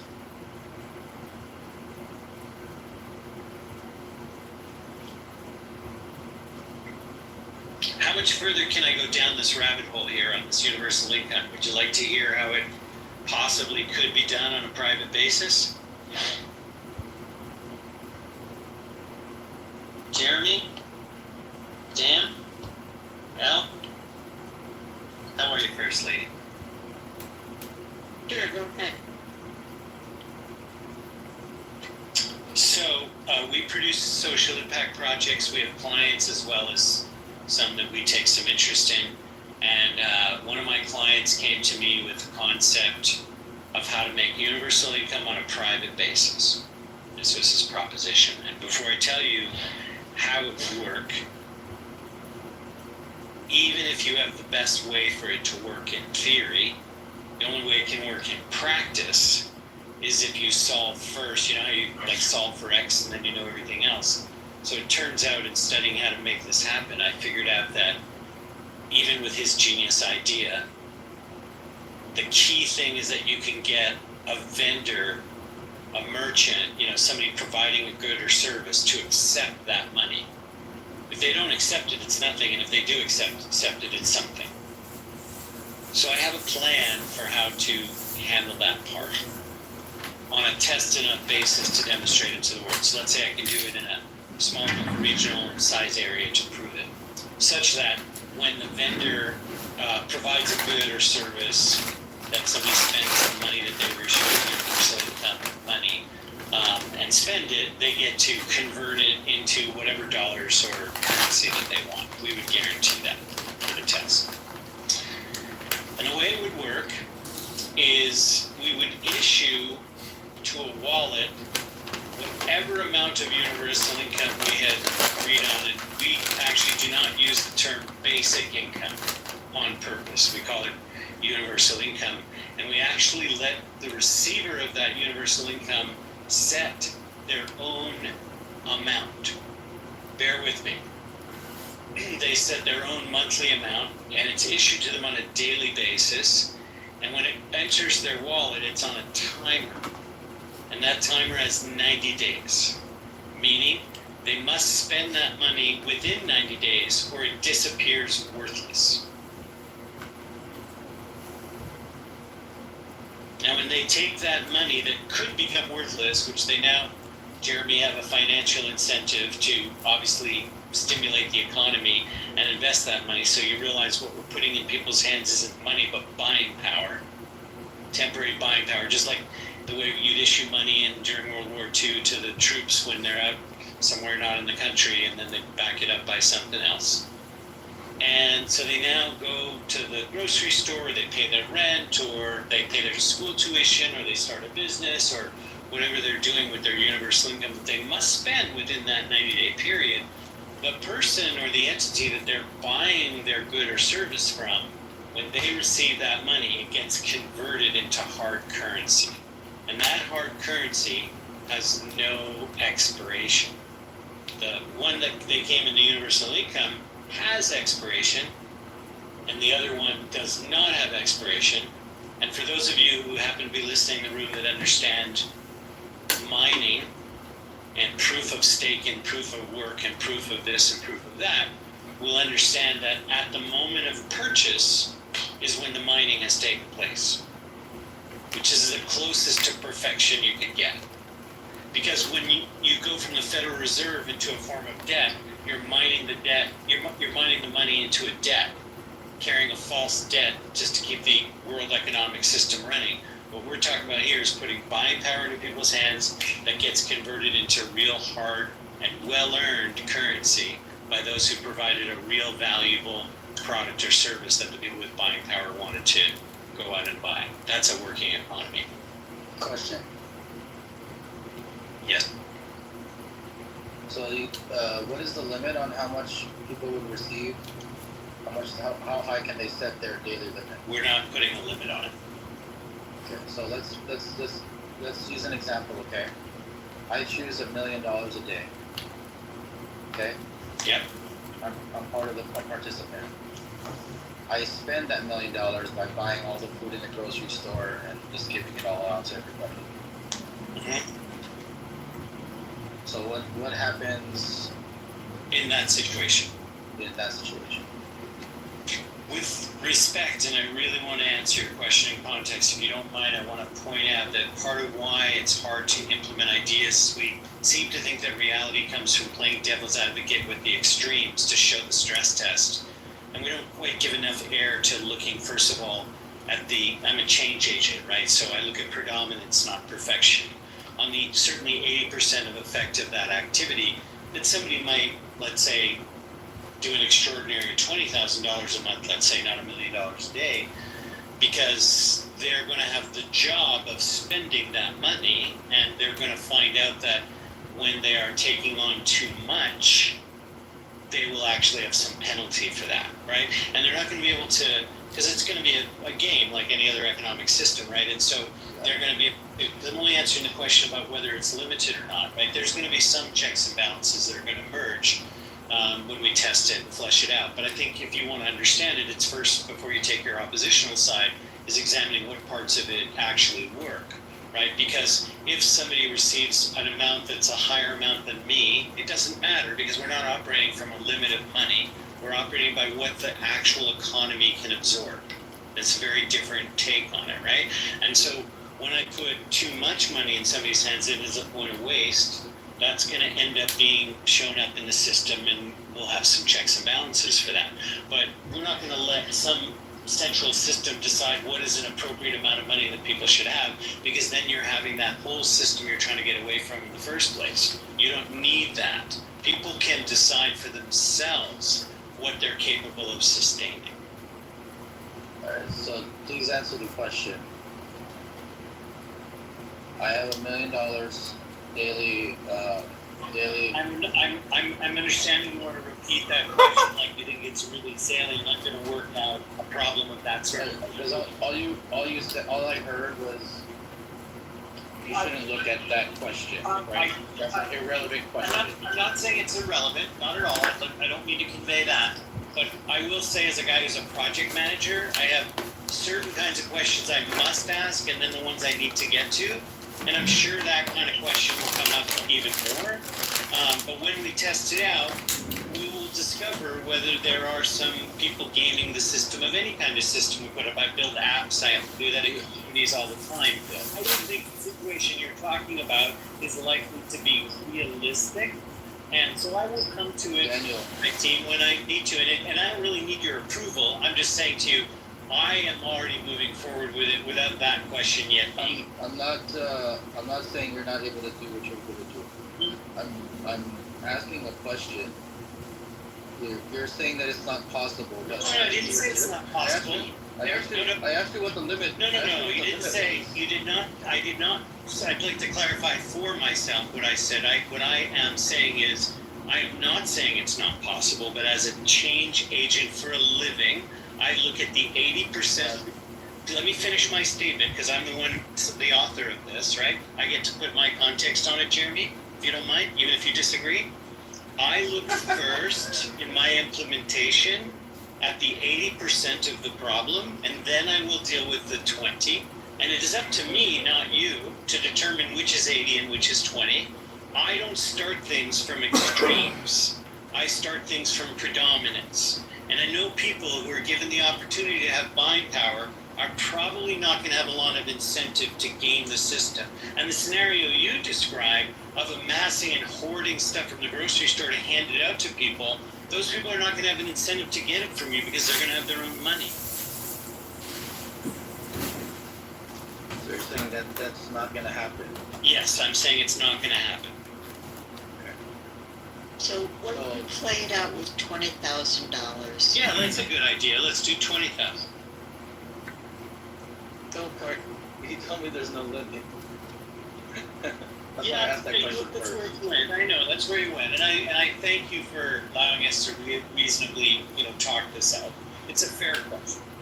I just think, Yeah, I think I don't want in the test we're attempting, and it could fail, right? There's lots that need to be tried, so ours could fail, okay? But what we're attempting to do is where people set their own income levels. That's what we're doing. Okay. Yeah, that's the hypothetical, right? Absolutely. Well, when do it and People can set their own income levels. There's a lot of, human nature. They're gonna say, okay, how much can I set it for? Right? Obviously, when things play out, things might balance themselves. But what are you gonna do in the beginning stage when people say, you know what, let's see what I can do. Let's see what happens. Yeah. No, I think it's fair, but just imagine how much different the world is going to be when people think this is a problem compared to the problem people have now, where they're scrounging around and unable to pay their bills, and if they get hit with a $400 unexpected bill, something like 60% of America, and that's the richest country in the world, would have a real problem. Okay, that's a problem. The problem we have now is arguing about, can we handle the fact that we could end up having too much money? That's a pretty good change of problem. And as my friends who are much better change agents than me and group partners say, they say, if you ask the wrong question, you solve the wrong problem. When you shift the question people are asking from, what are we going to do with all the money we really have, from what are we going to do with the fact we don't have money, and we have to worry about all the stuff we're putting on our great-grandchildren and how they're going to have to pay off debt and all this bullshit that I've been hearing since I was a boy. I've been hearing how we're going to go off the cliff with the debt, like as if the Chinese are going to show up with trucks and start repossessing American. We're getting a little bit off topic. No, we're totally on topic. We're on the topic of money. They're on the topic of money. That's the topic. Is there enough money for this? And money is made by agreement. When you understand that, and I'm telling you, I'm from capital. Yeah, I get that. I understand the contractual stuff, but a lot of people look at whether you live in the poorest country in the. You have enough privilege. Guys, on your own, go back and reflect. Right now, go back and reflect. India's bad right now because Trump had approved the whole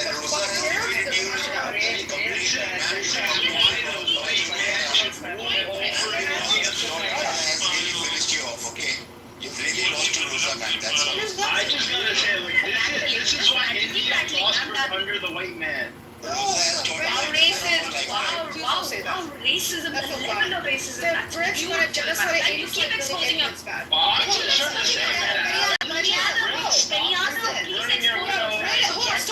British genocided 85 million Indians.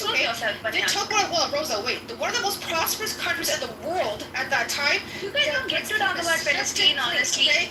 Please don't talk about the Brits doing anything for anybody in this world. Including South America, not understanding that arms are coming in Afghanistan, arms are coming in, and then going and teaching people, oh my God, I care about women in India. I care about women. Honey. I care about Indian women. Some of them are really hard. Do you care about the women in Palestine whose children are dying? No shit. I care about the children, the men, the women. Yeah, and the children of Palestine are dying because of the policies of America. What are you doing? You know that because of your country, the people are dying in Palestine because of USA. You know that India about the women of Palestine with USA is They think they will compare India and America, and we will be like, yes, they are comparable. No, they are not. The power play is not comparative. You know that, right? It's not comparative at all. Yeah, it's not comparative.